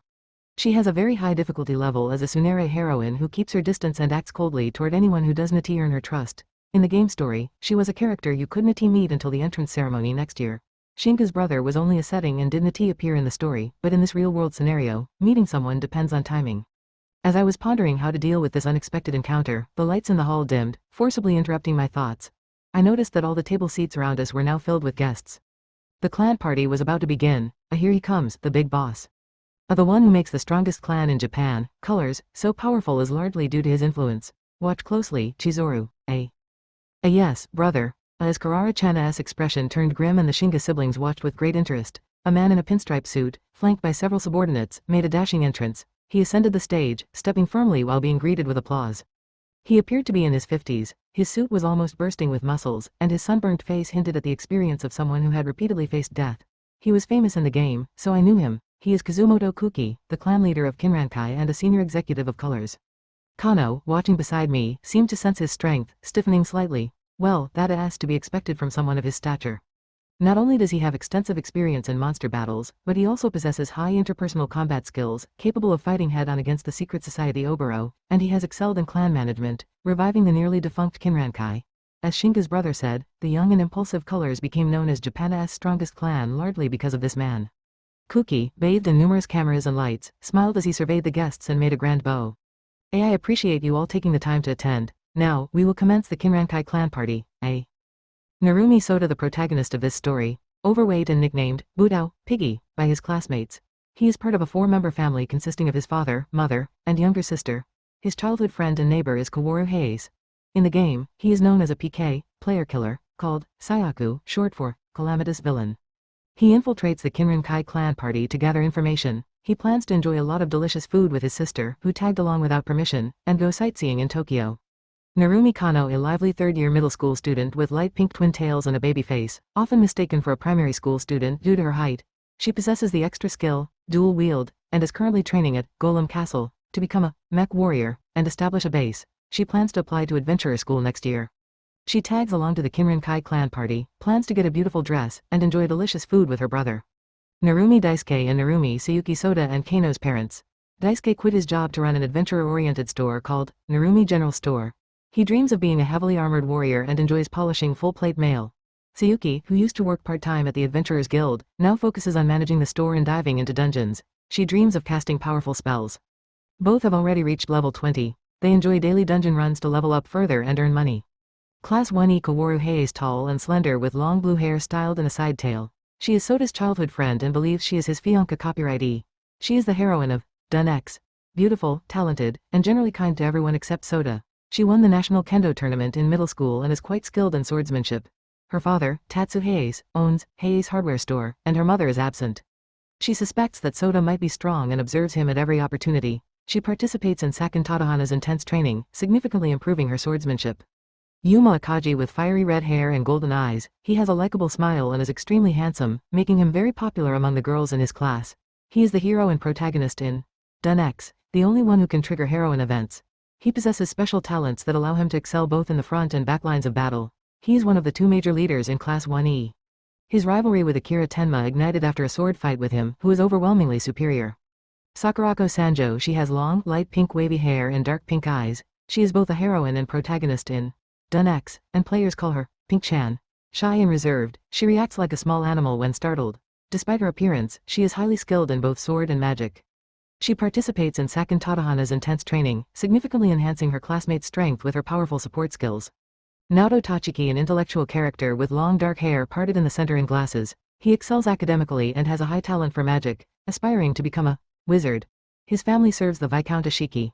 He possesses the initial skill, enhanced hearing, making him adept at gathering and analyzing information. He reluctantly joins Sakin Tadahana's intense training, initially intending to decline due to his focus on becoming a magician. However, he decides to improve his swordsmanship on Nida's recommendation and discovers an unexpected talent for it. Satsuki Omiya with clear navy blue eyes and black hair braided on both sides, she is called Satsuki by Sota and Lisa and shares a cooperative relationship with them. In the Dun X story, she is the class president who was targeted and expelled by upper classes. Her family serves a noble house, and she persuaded her parents to let her enroll in adventurer school. Her strength rapidly increased after meeting Sota, now rivaling that of A-class students. She is fond of Class 1E and supports her classmates by organizing practice sessions.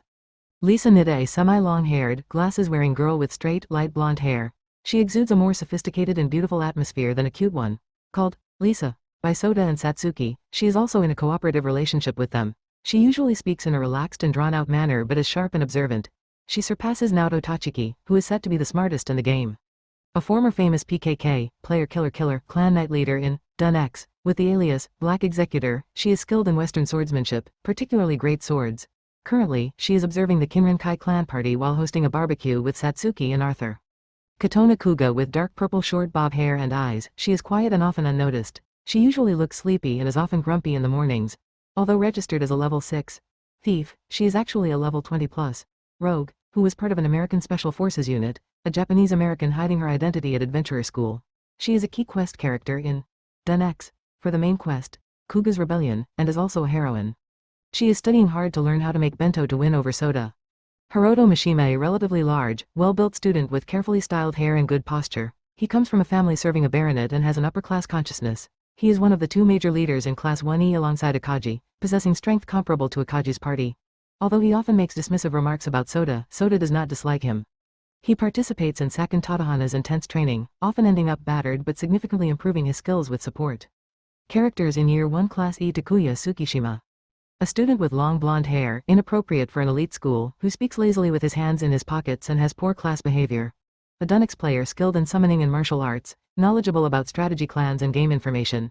His trump card is the highest level summoning spell, Valkyrie Skuld. He challenged Sota head-on while Sota was disguised in a mask and robe but was defeated. Currently, he is acting quietly with Sarah and Suo for now. Valkyrie Skuld, a defensive-type Valkyrie summoned by Tsukishima. She appears as a woman with blonde hair, blue eyes, and silver armor, capable of flying with wings of light. She engaged in an aerial battle with Sota using her light sword. Hajime Murai, the homeroom teacher of Year 1 Class EA, graduate of Adventurer University and an alum of the Adventurer High School. His abilities are unknown. He has little interest in his students and instructs them matter-of-factly. Upper Year 1 Class is Kikyo Sarah, top student of Year 1, Class A. She has long silver hair down to her waist and large violet eyes. The daughter of a marquis, she is being raised as the future successor of the Saint family.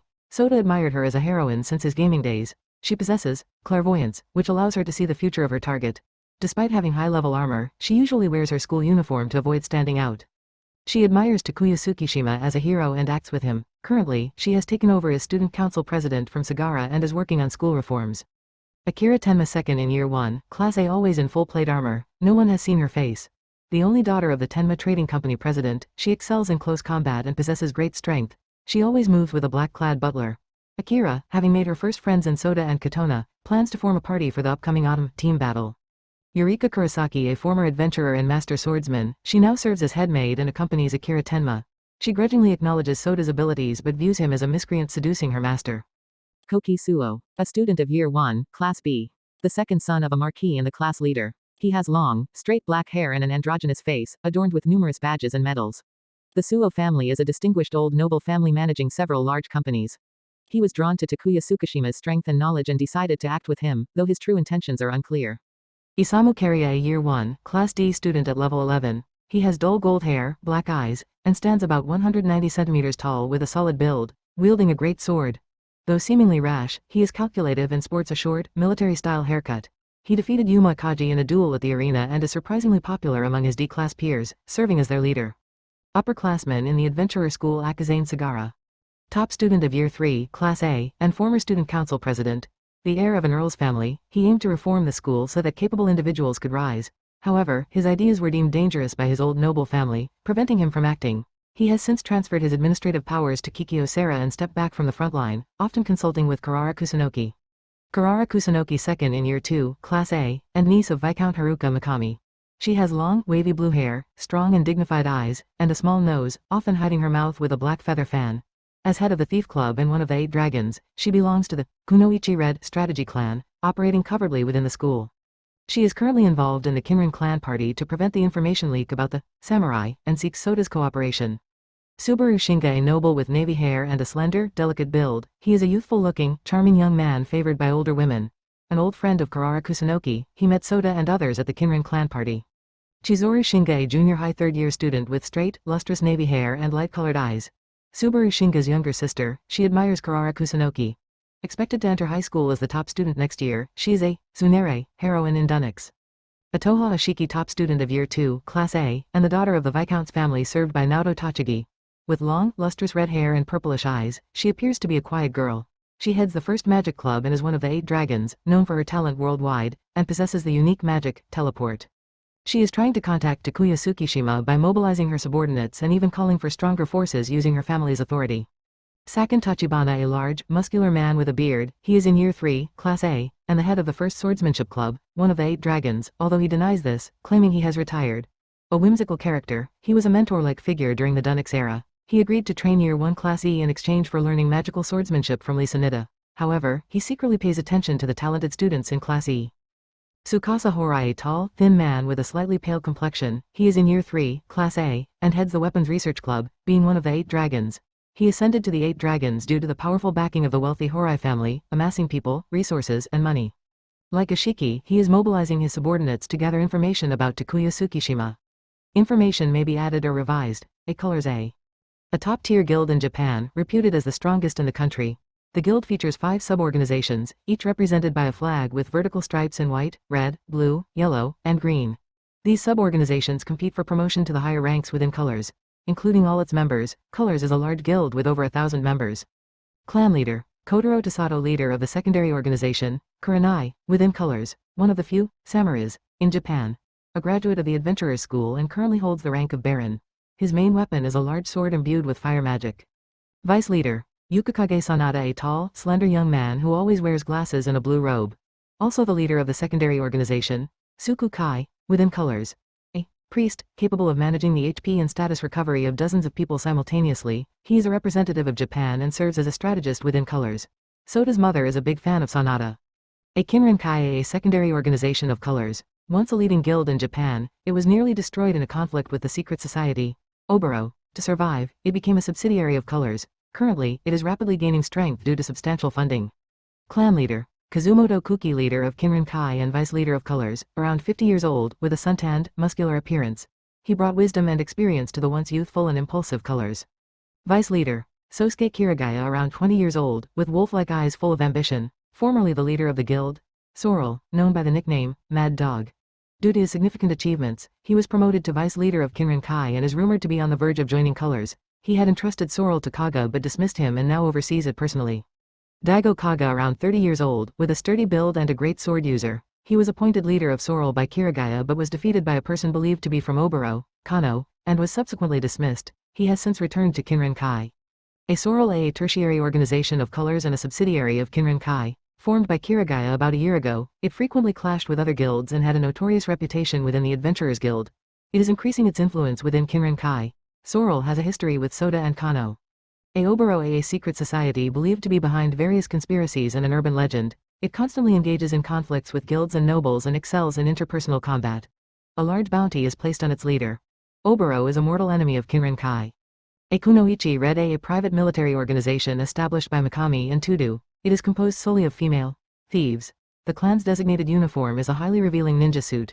The organization is deeply involved in espionage and the operation of the Adventurers Guild. Clan leader, Haruko Mikami, a countess with strong connections in political and business circles. She is also a renowned beauty and an actress in the entertainment industry. She values tradition and is highly conservative. Vice leader, Mizuha Tudu, an old acquaintance of Mikami and the direct superior of Karara Kusunoki. She is usually seen wearing a provocative ninja suit and has a cheerful demeanor. She is involved in the operation of the Adventurers Guild. The Tenrikshas, an esteemed guild with a history dating back to before the war. It boasts one of the largest scales in Japan and is a leading figure among the new nobility. Comprising 10 executives and 10 organizations, it is in constant conflict with the old nobility. Clan leader, Kaide Takamura, a charismatic figure within the Tenrikshas, holding the rank of Baron. Eldest son, attends the Adventurers School. Kokushi, a high-ranking executive within the Tenrikshas who wears a black demon mask with sharp black teeth. Despite his youth, he has the ability to single-handedly annihilate large noble bases. His younger sister attends the Adventurers School. Holy Maiden Agency, an organization dedicated to protecting the sole Holy Maiden in Japan. It also serves to protect and train healers. The agency possesses various concealed technologies and information, wielding significant influence across various sectors. Sarah Kikyo is also a member. Holy Empire, a young nation established by adventurers in the 1990s, led by the Holy Maiden Aurora. Originally a small city in Eastern Europe, it expanded its territory through fierce wars with neighboring countries and aggressively collected dungeon information. It is now considered the world's largest nation of adventurers. Holy Maiden Aurora, known as the Agent of God, or Divine Being, she is one of the 4 Holy Maidens in the world. Aurora is a central figure in the Empire and is pursued by major nations as a war criminal. Mikhailo Maxim, one of the Holy Empire's highest advisors, a cardinal. Despite appearing to be in his mid-20s, records indicate he has been active for several decades. Formerly regarded as one of the top 5 adventurers globally. He has recently entered Japan with his subordinates and is operating covertly. Demons, extraordinary life forms residing in dungeons. Though they have horns, their appearance is mostly human. They possess a unique mental structure, making them highly resistant to mental attacks. Their personalities and thoughts vary widely. Some demons kill everything they see, while others cooperate with adventurers. They are bound by a restriction that prevents them from moving beyond certain dungeon levels. Arthur appears to be around 12 years old. He was originally a quiet demon confined to a castle on the 38th floor. However, his personality flipped to become cheerful and active due to the influence of the carefree Arthur who took over his body, putting the original demon's consciousness to sleep. His main weapon is a scythe larger than himself, and he is skilled in magic combat. He usually roams the dungeon in the form of a white spider. Currently observing the Kinran clan party, which Sota, Satsuki, and Lisa are participating in. Furfur appears as a bewitching woman. Known as Obaba, she can knock out even the toughest adventurers with a single punch. She runs a shop on the 10th floor of the dungeon, but no one knows its location, so she has no customers. Players refers to individuals who played Dungeon Explorer Chronicle, commonly known as Dunix. To enter this world, one must earn the highly difficult, next major update tester participation rights, limiting it to skilled players only. They possess extensive knowledge of dungeons and future events from the game, giving them significant influence over their surroundings and society. As of episode 142, the known players are Narumi Sota, Nidalisa, Tsukishima Takuya, Arthur, and Volgamuth. Each of them is endowed with powerful debuff skills. From now on, I declare the start of the Kinrankai clan party. With the declaration of the party by the Kinrankai clan leader, Kazumoto Kuki, the main guest of the event appeared, and the many invited guests welcomed them with applause. Looking to the front row, one can see Mikami, the leader of Kunoichi Red, and holder of the cow title, dressed in fine clothes and jewelry, smiling warmly. It piqued curiosity as to who this person was, enough to make Mikami act so graciously. However, due to the dim light and the person's mask, their identity remained a mystery. As the applause subsided, Kuki slowly scanned the audience and spoke into the microphone in a low voice. Though I could give a lengthy welcome address, I know none of you want to hear my long-winded speeches. So, let me announce what you are all interested in first, to get the party started. Contrary to expectations, Kuki signaled something to his subordinate with a nod and promptly stepped down from the podium. In his place, a tall man with slicked back hair in a white suit stepped forward. Wearing sunglasses, his expression was hard to read, but he appeared quite young. The man in the white suit bowed slightly, removed his sunglasses, and raised his head, revealing eyes glinting with ambition. His aura was unmistakably that of someone familiar with violence. Nice to meet you all. My name is Sosuke Kirigaya, the deputy leader of Kinrankai. I will explain in Kukiya's place. Sosuke Kirigaya. I already had information on him. He is the founder of Sorrel and currently the number 2 in Kinrankai. During his time with Sorrel, which was just a few months ago, he was notorious for picking fights and spending more time battling other clans than exploring dungeons. Truly a man deserving of the nickname, Mad Dog. I'd ask perplexing how such a rogue was taken under the Kinrankai's wing and, even more, how he quickly rose to the second highest rank in the clan. Kinrankai, despite having fallen once, remains a large and influential organization with many subordinates. Something significant must have happened to persuade Kuki and his associates to elevate Kirigaya to such a high position in a short time. The invited guests fell silent, listening intently to Kirigaya's words, eager to hear the rumored, big news. I, too, was curious and listened quietly. Kirigaya continued in a calm voice to the hushed audience. First, I have an announcement. Our Kinrankai has discovered a new area. A large screen behind Kirigaya displayed images of this new area. As the pictures of fortresses, abandoned villages, skeletons, and golems were shown, cameras flashed, and the venue was filled with murmurs and excitement. The images on the screen were all too familiar places and monsters. Kano, recognizing them as well, whispered to me. Isn't that the place? Yeah, looks like they reported it. It was the DLC area on the 7th floor of the dungeon, where we had fought the first player, Volgamut. I hadn't been back since that fierce battle. The Shinga siblings, sitting across from us, also stared at the screen with great interest, like the other guests. Was it really such a noteworthy discovery?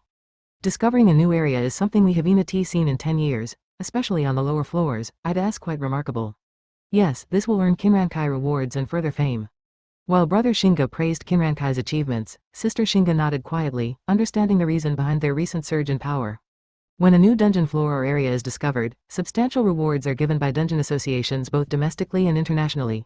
Chi-chan suggested that this discovery might be the key to Kinrankai's recent momentum. However, Kano seemed puzzled and tilted her head. Why would they get money from the world's dungeon associations just for discovering a new area in Japan? That's because the dungeons abroad have the same structure as those in Japan. Karara-chan kindly answered Kano's question. There are many dungeons worldwide, and their internal structures and monsters are almost identical to those in Japan, allowing similar strategies to be used. In other words, there are Obaba's shops in foreign dungeons, and Furufuru can be found there too. Naturally, questions arise as to whether the Japanese Furufuru and the foreign Furufuru are the same person, and what happened to Arthur and Volgamut, but anyway. Thus, even if a new area is discovered in a Japanese dungeon, rewards are given by dungeon associations and guilds worldwide for that reason. The venue was buzzing with excitement over Kinrankai's achievement. Some stood up to applaud and praise them, while others were simply astonished. There was even hope that this might correct the negative image of Japan's dungeon exploration being behind the times, but honestly, I found it disappointing.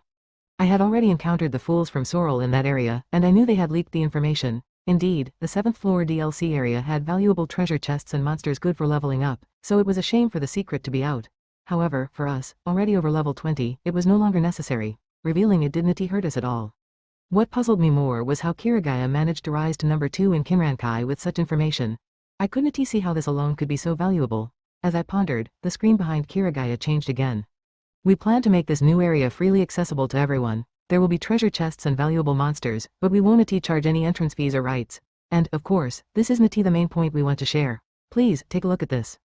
Declaring the new area discovery as trivial, Kirigaya caused the audience to buzz once again. The guests, including myself, skeptically watched the screen, where a live feed showed a crumbling ruin and desolate scenery, with a few men waving at the camera. They seemed to be communicating with Kirigaya on stage. I recognized those faces, Sorel's idiots. Kano nodded at me, confirming my suspicion. The men soon entered a small, old church-like building and pointed at a wall covered in cracks and patterns, placing their hands on it. Kurara-chan and the Shinga siblings leaned forward, focused on the screen to see what was going to happen, but Kano and I were filled with anxiety.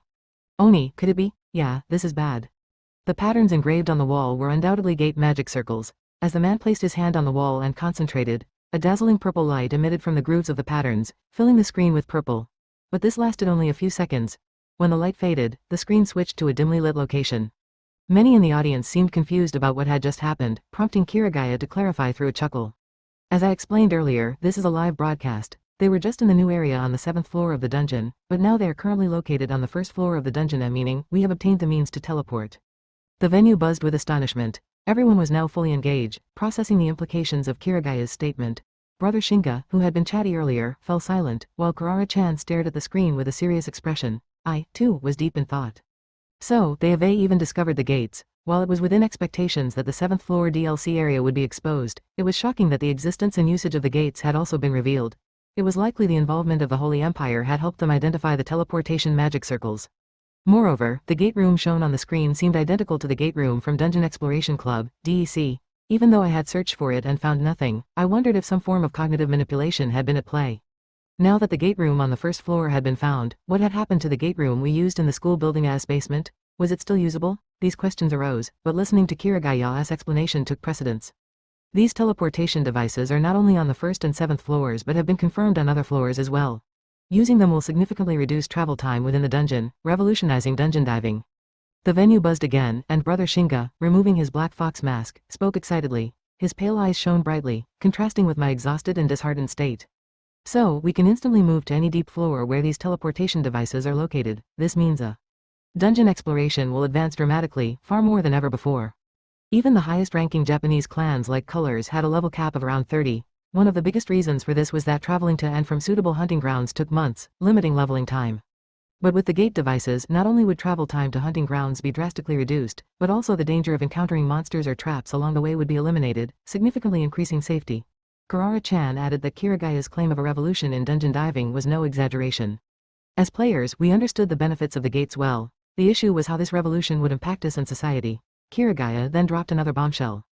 All discovered teleportation devices have been registered and filed with us as the discoverers. We do not intend to monopolize them. To facilitate dungeon exploration, we will offer their use at reasonable prices. Pointing to a pricing plan displayed on the screen, he explained, using a gate would cost 10,000 yen per floor traveled, with additional charges for deeper floors. This pricing applied not only in Japan but to all dungeons registered with the World Dungeon Association.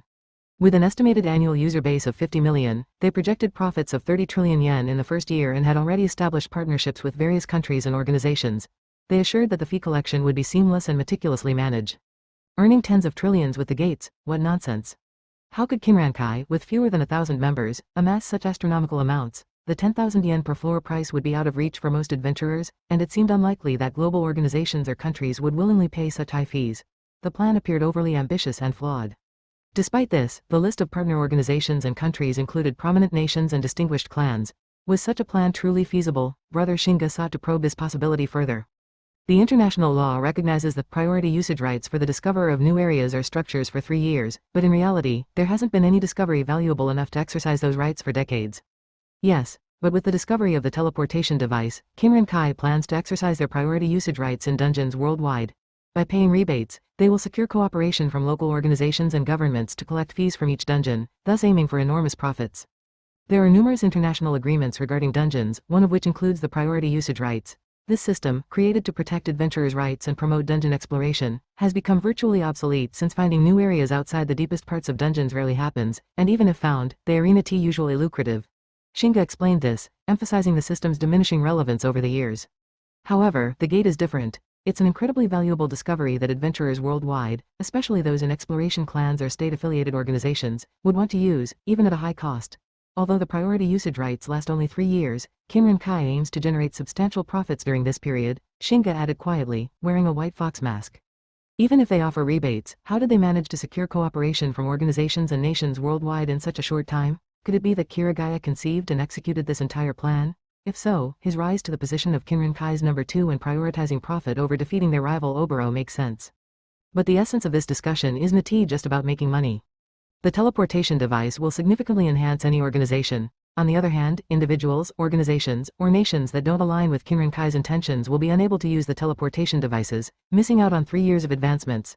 This event could drastically alter the balance of power in Japan and globally. What are your thoughts on this, Karara-sama? Asked by Kai-chan about the future implications, Karara-chan could only shake her head slightly, unable to provide a quick answer. Even I wouldn't be able to respond to such a question offhandedly. It's clear that having Kinran Kai's favor determine the rise and fall of organizations and nations is severely twisted. Are we heading towards such a future? A staggering number of flashes light up the room, and the murmurs among the audience show no signs of subsiding. With the initial announcements concluded, the session transitions to a Q&A, where media representatives eagerly raise their hands. After this Q&A session, the anticipated banquet is supposed to follow, but the mood has significantly shifted. Moreover, the information leak event regarding samurai still awaits. Is the Holy Empire planning to betray Kinran Kai, which is poised to announce their discovery to the world? This situation seems increasingly dubious. Confronted with this unexpectedly massive news, I feel an urge to grab Kano and make a swift exit. However, this development could have significant repercussions on society, the game's storyline, and our future actions, so leaving isn't an option. Sitting next to me, Kano remains unusually quiet, like a borrowed cat. Normally, she'd bombard me with questions about anything she didn't understand or found interesting, but now, behind that decorated mask, I wonder what's on her mind. In a way, this suits me just fine. For now, I'd time to gather information. Given their astuteness about adventurer affairs, ELL start by talking to the Shinga siblings. On stage, Kirigaya pointed to members of the press raising their hands, addressing their questions one by one. Earlier, you mentioned that transfer devices were found in addition to those on the 1st and 7th floors. Could you tell us specifically which floors they are on? So far, we've discovered one on a shallow floor and another on a deeper floor. Both have been registered. Details will be announced later after further adjustments. Do you think there might be other transfer devices yet to be found? Of course, based on that premise, we are continuing our search in collaboration with volunteers both domestically and internationally. You mentioned exercising a priority usage right for the transfer devices. Are there any organizations that Kinran Kai refuses access to? With the support of the Japanese government and other collaborators, negotiations regarding priority usage rights have gone smoothly with dungeon associations worldwide. We will deny access only to criminal organizations. This policy is unlikely to change. Though Kirigaya's responses were composed, the Q&A contained several pieces of information that deeply impacted us. The shallow floor, gate room Kirigaya mentioned is likely on the 5th floor. As for the deeper floors, it's probably the 25th or 30th. It seems these gate rooms have already been located.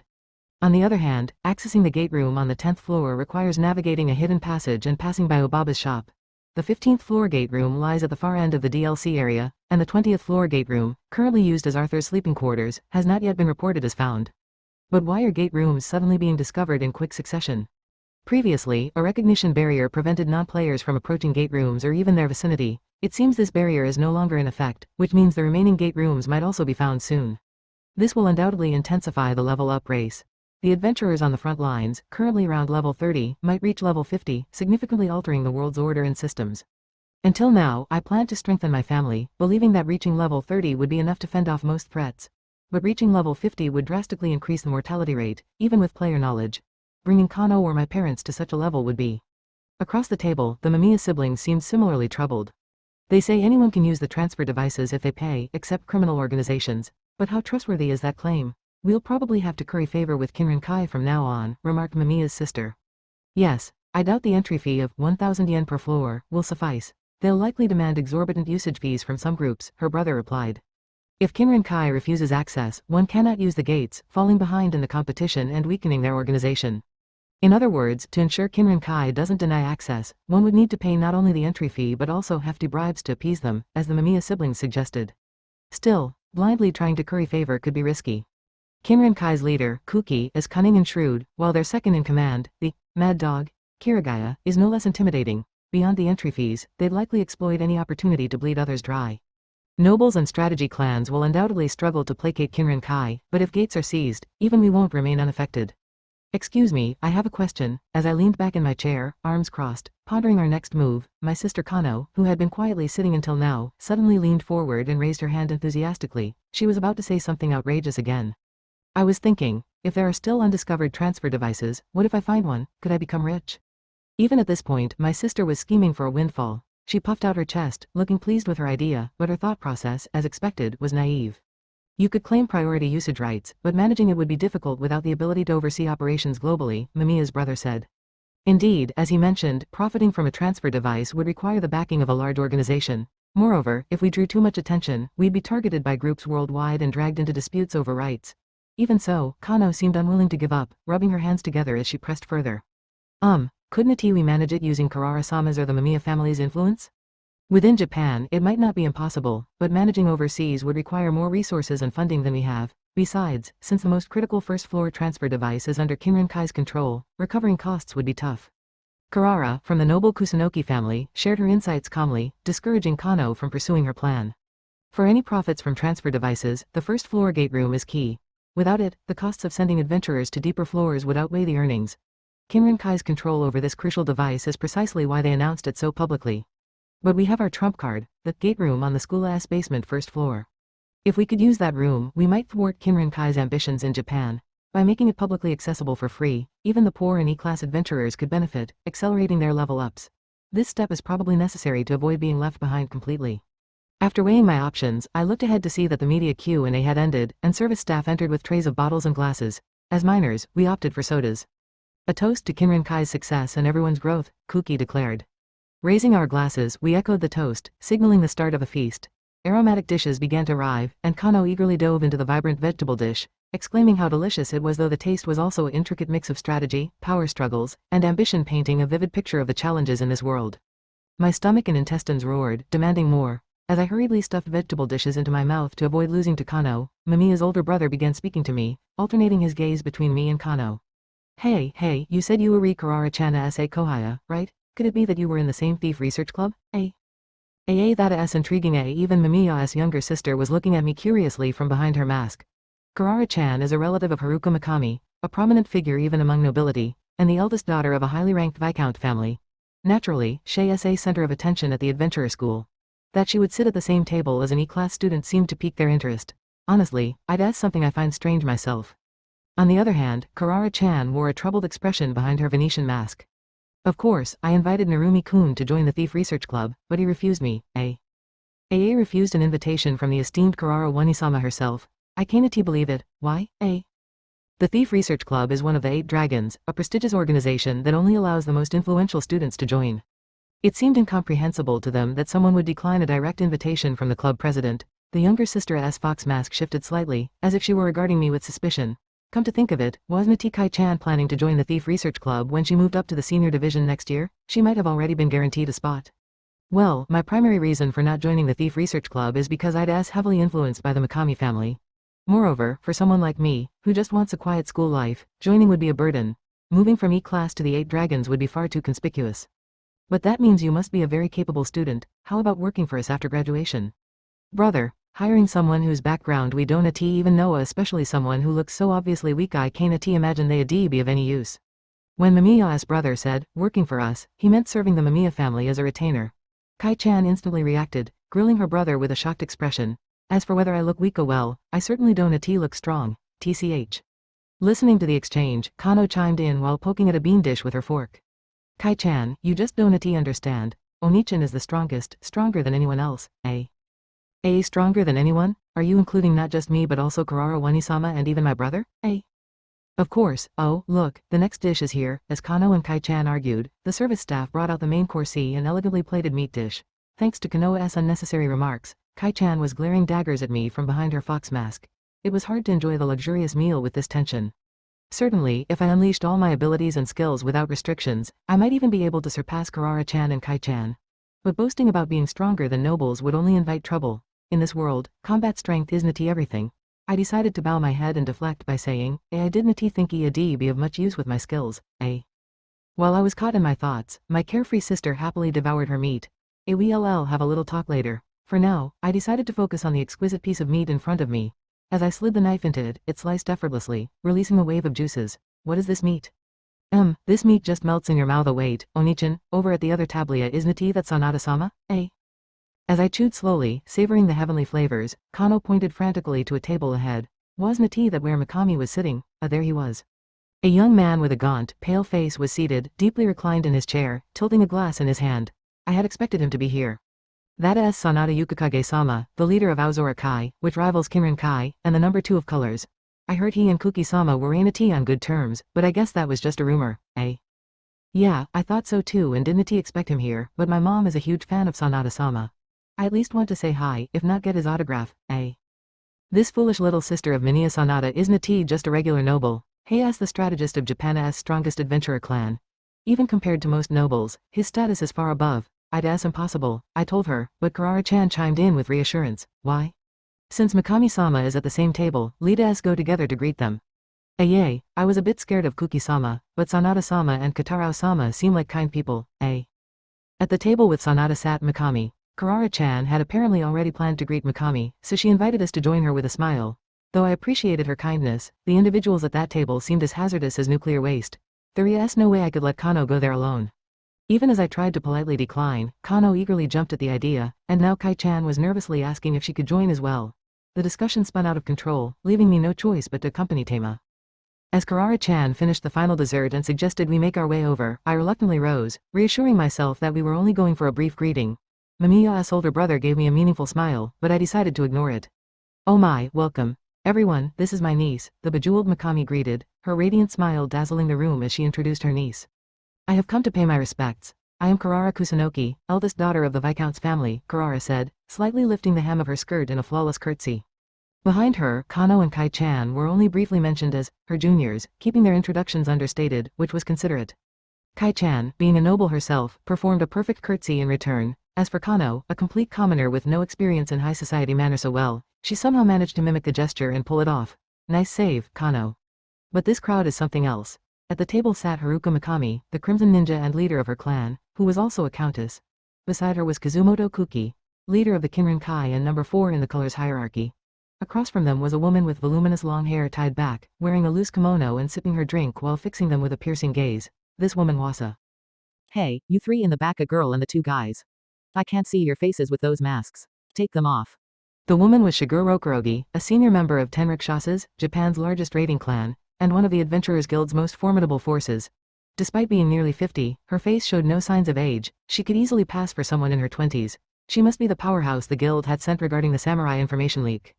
Kano tilted her head quizzically, as if asking for my permission to remove her mask, while Kai-chan, who knew who Rokurogi was, shrank back, overwhelmed by the commanding tone and sharp gaze. Even someone like Kai-chan, destined to enter the Adventurer Academy as the top student next year, was like a child before a titan like Rokurogi. I'll have to signal Kano to keep her mask on. Both Tenrikshasas and colors could potentially become enemies in the game's story later on. If possible, I'd prefer not to reveal our faces unnecessarily. But with Rokurogi this tense about the samurai incident, I wasn't sure we could avoid it. My best bet was to reveal my face first and somehow negotiate for Kano to be spared. Preparing to drop into a full prostrate bow at a moment's notice, I loosened my shoulders and was about to step forward when a calm, low voice interjected. Rokurogi-san, someone of your stature intimidating children? Don't you think that is a bit unbecoming? Huh, a brat like you thinks you can lecture me? Rokurogi's sharp glare intensified, but the man, unfazed, merely narrowed his eyes and smiled disarmingly. It's fine now, he said, his voice smooth as he turned toward us. The man in the blue-colored robe was Yukikage Sanada, the number 2 in colors. Sanada had been instrumental in supporting their leader, Tazato, since the formation of colors. As a strategist and tactician, he had propelled the clan to its status as Japan's strongest. His brilliance in battle and strategy was undisputed. It's fine now, he repeated, causing Kano to practically leap with joy. What an insufferably shady guy. The smile Sanada wore wasn't like that of someone genuinely kind-hearted, like a Kaji. It was a calculated, rehearsed expression, and I knew it all too well. He was the very person who would eventually betray colors and leak Japan's most classified secret, the samurai data. If the Holy Empire were to make a move, Sanada would undoubtedly be at its center. Beneath that composed smile, who knew what schemes were brewing? With a radiant smile like blooming flowers, Mikami engages in cheerful conversation. On the other hand, Sanada, though he responds to those who speak to him, is fundamentally taciturn, while Kuki, the host, sits silently drinking his liquor with his legs rudely crossed. As for Rokurogi, his sharp eyes faintly exude a murderous intent. What an uncomfortable space this is. The 4 people sitting at this table are in relationships where they monitor each other, looking for any chance to outmaneuver and eliminate one another. There is no way such individuals could engage in the kind of cheerful chatter that suits a party, even when gathered at the same table. Amidst the heavy atmosphere, Kano, who had been interested in Sanada for some time, fidgets uneasily, while Kai-chan, wearing a white fox mask, stares intently at Kuki. Could it be that both of them have a preference for mature, charming men? In any case, this table is the epicenter of potential information leaks, making it extremely dangerous. If there's no further business, it would be best to leave quickly. As I was considering notifying Karara-chan with a quick something has come up, a Sanada's wrist device began to blink faintly. As everyone narrowed their eyes and focused their attention, Sanada held the device to his ear, maintaining his soft smile and nodding slightly a few times before ending the call in about 10 seconds. Excuse me, I need to step out for a bit. Sorry, ladies, for not being able to talk much, eh? After delivering a flamboyant wink to Kano and Kai-chan, Sanada flipped his blue robe dramatically and departed. Not to the Ristruma if he received a call, he was likely going to meet with an agent of the Holy Empire waiting somewhere. In that case, the A Samurai information leak event will take place here today, just as in the game. Even so, I have no intention of informing Karara-chan or Mikami about this. The information leak event is predetermined. If it does not occur, the future will become unpredictable, which would only inconvenience me. Sanada-san left. I wanted to chat with him more, Seeing Kano puff her cheeks in disappointment so carelessly makes me want to chop her on the back of the head. But without my knowledge of the game, I, too, might have seen Sanada as a good-natured and personable young man. However, I'd almost certain that he is betraying colors. I haven't told Kano or my mother anything about this incident, so I hope they won't be too shocked. Sanada, with a light step, entered the door marked for authorized personnel and disappeared from sight. At the same time, I noticed several staff members moving in the distance. Mikami must have signaled them in some way. As a key suspect among the colors executives, there is no way Mikami would relax his surveillance. Then, Rokurogi addressed another colors executive. Kuki. I heard you and Sanada don't get along. Why did he accept your invitation, Who knows? I don't know why he came but I am more surprised that you showed up. You're busy every day with guilds and clans. Were you that interested in the big news, Kuki, a staunch realist, and Sanada, who pursues ideals, have clashed countless times over colors operational policies, leading to a hostile relationship. Yet Rokurogi, suspicious of why Sanada attended a party hosted by Kuki, receives a surprising reply. Kuki himself is astonished that Rokurogi is here. The ultimate weapon of the Adventurers Guild showing upaya, anyone would be shocked. The Adventurers Guild does not merely manage dungeons and adventurers, it also intervenes and mediates disputes between raid clans. This necessitates the kind of military power capable of fending off high-level adventurers. The pinnacle of that power is a woman named Shigeru Rokurogi. Despite her typically hectic schedule managing her clan, the 10 rikshasas, and fulfilling guild duties, Kuki couldn't help but wonder how she managed to find the time to attend this clan party. Judging by Kuki's demeanor, it might be inferred that he isn't involved in the information leak. However, given his sharp intellect and expertise in deception, it's easy to mistake his attitude as a bluff. Now that Sanada has made his move, time is running short, it would be best to act quickly. Kano, about time we left. But I wanted to look around a little more. Wait, what, Suddenly struck by a strange sensation, I look around with Kano to figure out what just happened. At first glance, nothing seems to have changed. However, the murmurs of the surrounding crowd sound sharper, my vision has become more acute, and my skin tingles with an electric sensation. My senses have heightened. Kai-chan also seems to have noticed the change. She huddles close to her brother to figure out what is going on, while Mikami and Kuki scan the area with their eyes. The same sensation as entering a dungeon. In other words, this place is now filled with magic. Most likely, the Holy Empire has activated a magic field artifact. While international law strictly regulates the creation of magic fields in public areas, they have brazenly deployed one in plain view. Enough to make you want to lecture them on the concepts of restraint and consideration. Some guests have risen to their feet in alarm, while others hastily strengthen their security. Magic field activation typically signals impending combat, so their caution is understandable. Adding to the tension, a screen switches on at an inconvenient moment, further inflating the already tense atmosphere. With a sense of dread, I glance at the screen, expecting some kind of criminal declaration. Instead, a young Western man wearing a tuxedo and bow tie appears. Smiling amiably, he waves lightly and begins speaking in a lively tone. A good day, ladies and gentlemen. Time to play a game. Please pay attention. Here are the rules, The man in the tuxedo twists his upper body dramatically to point at the board behind him, which displays the game rules. Initially, I assumed the show scheduled after the meal would be some kind of performance, but apparently, a game. More, the meal was supposed to last another 30 minutes. Why was this event moved up so suddenly? Regardless, given that this area has become a magic field, I'd ask clear there isn't much time left before the samurai information leak incident occurs. According to the Dungeon Explorer, Dunix, scenario, no combat should break out, but leaving promptly would still be wise to avoid unnecessary trouble. Despite my concerns, the man in the tuxedo continues his explanation unabated. And now then, everyone, you will participate in an escape game. Key areas will have demons, so you'll need to outwit or defeat them to progress. Objective: escape from the building. Elevators, not available for use. Obstacles: demonsa are placed at key locations, and players must either defeat or evade them to proceed. From the rules, it seems to be an event where the guests actively participate. The goal is to escape from the building, but since the elevator is off limits, we'll have to descend via the stairs. The problem is that this building has 53 floors. Even if we descend the stairs, the sheer number of floors presents a daunting challenge. Furthermore, with a demonsa stationed along the way, it's unlikely we can simply descend in a straight line. We'll probably have to climb up and down. The staircases don't provide much visibility, either, making this game anything but enjoyable. What even are these demonsa? Since the magic field is active, I can make use of my physical enhancements, which helps somewhat. However, for those without level-boosted capabilities, this will be a grueling ordeal. A glance at the surrounding guests confirms my suspicions. Most are visibly displeased. I have no intention of participating in such nonsense. What is the meaning of this, Kinrankai, Oh, with this dress, I can't possibly go down the stairs. I was looking forward to the show, only for it to turn into an escape game. How disappointing, Amidst the uproar of complaints such as, what's going on, Kinkoran Kai, and, this dress isn't made for stairs, one thing became clear: this was not a plan orchestrated by Kinkoran Kai. After all, even their host, Kuki, was angrily yelling into a phone, his face twisted in frustration. This suggested that the Holy Empire had acted independently. The man on the screen, who seemed to be watching the Ruma's reactions, deepened his smile at the predictable outcry, nodding exaggeratedly several times. Then, pointing theatrically at his wristwatch, he dropped a bombshell.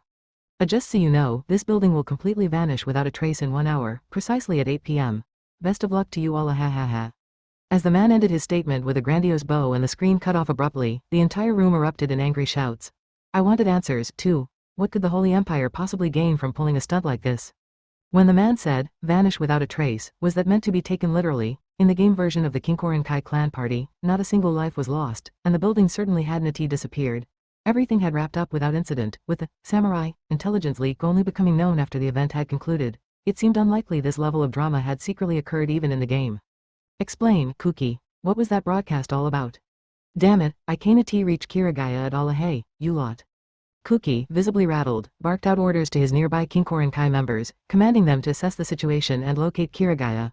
Meanwhile, Mikami had his hand to his right ear, likely trying to communicate with the Kunoichi Red agents he had stationed in the room. It seemed that he, too, was attempting to gather intelligence, though I suspected any results would disappoint. Indeed, Mikami's cheerful demeanor from earlier vanished, replaced by the impassive, mask-like expression he wore as he took in the circumstances. It seems there's a communication jamming. We can't connect with our staff or to anyone outside the building. The communication issue wasn't limited to the agents tailing Sanada, Kunoichi Red. It extended to all external contact. Unlike the world I originally came from, this world's communication systems don't rely on radio waves but instead use faint magic pulses emitted by a small monostone embedded in wrist devices. For such a system to be jammed, a magical technique of some kind must be at play. A magic item or perhaps a large-scale magic circle seemed likely, but with so little information available, I couldn't be sure. Not only can we not call for help, but we now have a 1-hour time limit. I suggest we move quickly. Kuki-sama, do you have any idea who might be responsible? The man on the screen might not have been telling the truth, but if the building really were to vanish, the scale of destruction would be catastrophic. Mikami was right if we were to act, we needed to act soon. When pressed about the identity of their adversary, Kuki exhaled heavily, clearly reluctant but seemingly resigned to share his suspicions. Yeah, I'd ask probably the Holy Empire. Kirigaya introduced me to them. Their organizational scale and influence over adventurers worldwide were more than adequate. I didn't trust them from the start, well, I guess I got double-crossed. Kuki explained that to profit from the massive earnings of the teleportation devices, it was necessary to work with a large-scale global organization. However, such organizations were few, and extortionate demands were to be expected. While gathering intel to select a partner, Kirigaya had reportedly come forward with favorable terms. At the table, speculation began that Kirigaya might be the mastermind, with the Holy Empire pulling the strings in the background. However, based on my knowledge as a player, I suspected otherwise.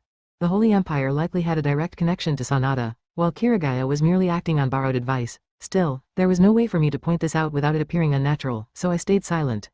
We'll deal with that brat Kirigaya later. For now, any ideas about this building as a disappearance? Is it explosives, magic? How asked the security? There are dozens of young members stationed on the floors above and below this one, Buddha. As you can see, no one can reach them.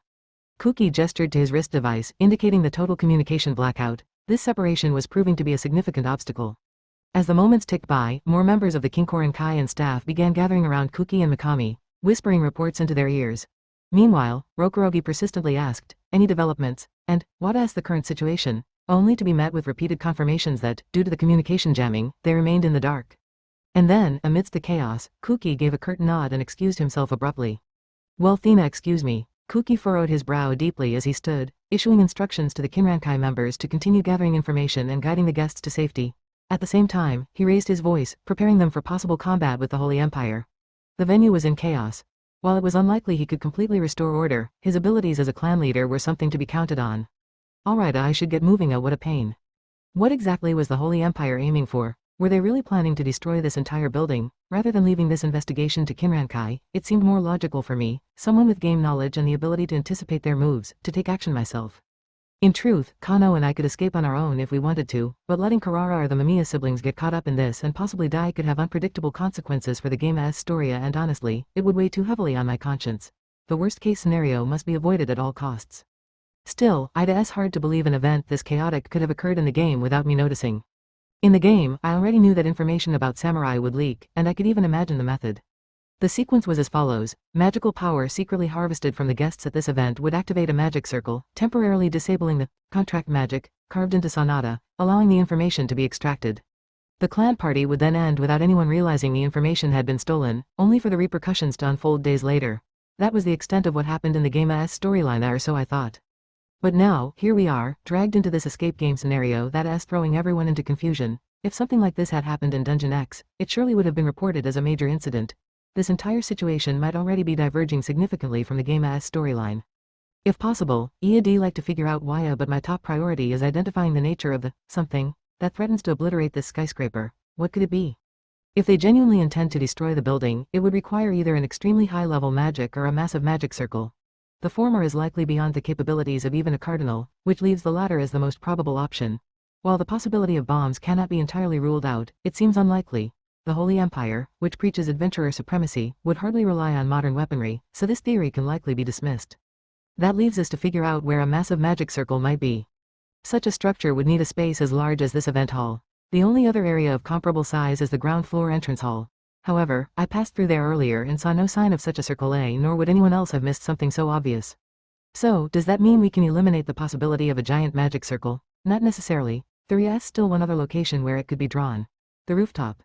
By sealing off the stairway, it would be possible to restrict access, draw the circle without being seen, and activate it easily. If there is a magic circle, that is the most likely spot. Time to move, then. Kano, don't stray from Kusunoki-senpai's side. If the worst happens, pour all your magic into the escape item I gave you. Got it? You mean this flat stone, right? But what about you, Oni? ELL scout ahead. There is probably a magic circle somewhere. ELL join you as soon as I am done. Okay, I understand. Kano nodded firmly, making a small fist for encouragement. I was relieved she didn't insist on following me. With Rokurogi and Mikami nearby, she should be relatively safe. Still, I made sure to remind her once more to use the escape item if things got dangerous. Before leaving, I also spoke briefly to Karara, who was our designated chaperone. Kusunoki-senpai, can I leave Kano in your care for a bit? I need to step away. Are you planning to move on your own? A bathroom break? Though I tried to brush it off casually, Karara narrowed her eyes, clearly suspicious of my true intentions, but there wasn't time to worry about that. The building's layout data had been shared earlier, so navigating with my wrist terminal should prevent me from getting lost. My first move would be to check the authorized personnel only door Sonata had gone through earlier. It should lead to a staircase accessing the rooftop. When I opened the door, stepping out of the noisy hall, I found myself enveloped in silence. From this point forward, I had to be prepared for the possibility of encountering agents from the Holy Empire. Magic Sense. I placed my hand on the floor and activated Magic Sense, a detection skill EAD acquired for evasion but never expected to use for infiltration. With this, I could sense magical power clearly within a radius of several dozen meters. That is how I sensed the presence of someone directly behind me. Let's get going, shall we? Remind me, what was your name? I turned to see a man standing tall, looking down at me. He wore a black fox mask and traditional hakama attire. Why did you follow me? You were curious about Lord Sonata too, weren't you? Given our bond, I'd rather cold of you to go alone. When I questioned the black fox masked man standing behind me about why he followed me, he removed his mask, revealing a grinning baby face of Mamiya Subaru. He explained that he followed me because he noticed me making a move, believing that Sanada was involved in the escape game. He calls it cold, but we only met for the first time today. Besides, I am a commoner, and he is a noblia, the head of a viscount family, no less. I wouldn't exactly call us close. Seeing my disgruntled reaction, Mamiya wagged his index finger side to side and clicked his tongue in disapproval. I may not look like it, but Iave got a little bit of confidence in my skills, you know. After all, I graduated from an adventurer junior high school.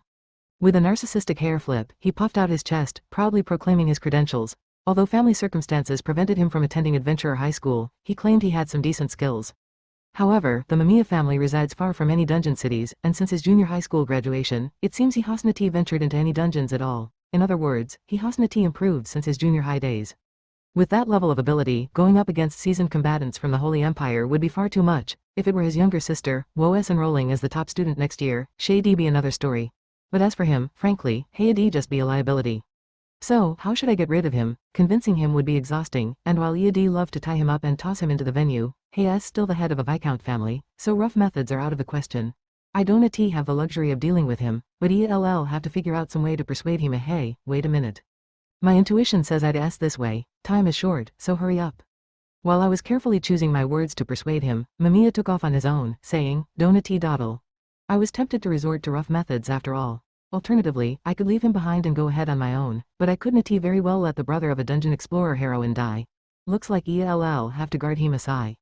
Mamiya-san, at least wear this robe. It will make you harder to spot, allowing us to move more safely. Oh, could this be a magic item? Got it, let us proceed. When I handed him a robe that reduces Onia's presence, Mamiya's eyes sparkled as if he were heading off on an adventure and quickly threw it on. I thought Hayadi be a bit more clever, but in the end, Hayas just another sheltered noble brat. I felt a bit drained, but this was already a dangerous place. ELL need to refocus and keep moving forward. Activating the detection skill magic sense once again, I cautiously walked down the hotel corridor, checking the flow of magical energy in the area at regular intervals. Normally, there is a staircase that leads directly from the venue to the rooftop, but that route has multiple sources of magical activity moving about. If those are members of the Kinran Kai, it might not be an issue, but if they are combatants from the Holy Empire, it would mean immediate conflict. I have no choice but to take a detour. Walking right beside me, Mamiya strides as if deep in thought, his hand on his chin, not even bothering to crouch. I see now, you didn't come because you were curious about Lord Sanada's movements. You were here to check for dangerous magic circles, arena to you? Yes, if those guys are truly planning to blow up this building, ELL be able to confirm it here. I also want to investigate whether the communication jamming is caused by a magic circle. Mamiya has tried to move ahead on his own several times already. I keep stopping him by striking up conversations or gently holding him back, which has slowed our progress and skyrocketed my stress levels.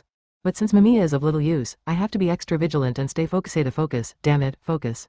Leaning against the wall, I used a small hand mirror to peek round the next corner. Mamiya, impressed, spoke up. Come to think of it, you seem quite accustomed to infiltration. Are you perhaps experienced in this field? No, I am just being cautious because it's a dangerous place. In Dungeon Explorer, Dunix, it's not unusual to infiltrate enemy hideouts solo for assassinations or treasure hunting. I have done it as often as 100 times a year. But in reality, where my life is genuinely at stake, my heart is pounding like crazy. Will I ever get used to this? I hope not. Consulting the building's schematics on my device, I verified our current location. I slowly opened the emergency door at the end of the corridor, revealing an emergency ladder leading to the upper floors. Climbing up this ladder would bring us to the 54th floor, and above that, the rooftop. After confirming the ladder's stability, I began climbing slowly. Mamiya followed, sniffing the air and muttering.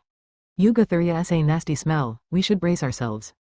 Now that he mentioned it, there was this heavy, metallic smell like roast of blood. In other words, there had been a fight. Raising my alertness level considerably while sensing the flow of magical energy, I saw Mamiya suddenly open a nearby door and enter. I barely held back a shout of, be more cautious, as I rushed to follow him. Beyond the door, the air was dark, and the stench of blood hung even thicker. Shining a light around the area, I saw splatters of dark red blood on the walls, floor, and ceiling. This wasn't just a fight, it was a massacre. This is brutal. Rather than simply being cut down, it seems they were toyed with, Mamiya observed. What had once been human lay scattered in various states of dismemberment. For me, the grotesque destruction of their bodies was difficult to look at, and I hesitated to stare directly. Meanwhile, Mamiya crouched and examined the remains closely, commenting calmly, maybe they were tortured first. As Mamiya pointed out, it wasn't necessary to inflict this level of damage just to defeat someone. Humans are incapacitated by a strike to a vital point or by severing a limb. Even to kill, this was clearly excessive violence. Another issue was the clothing. It was clearly the uniform of the building's service staff. Upon closer inspection, hidden weapons could be glimpsed beneath their suits, suggesting these people were likely Kunoichi Red operatives sent by Mikami.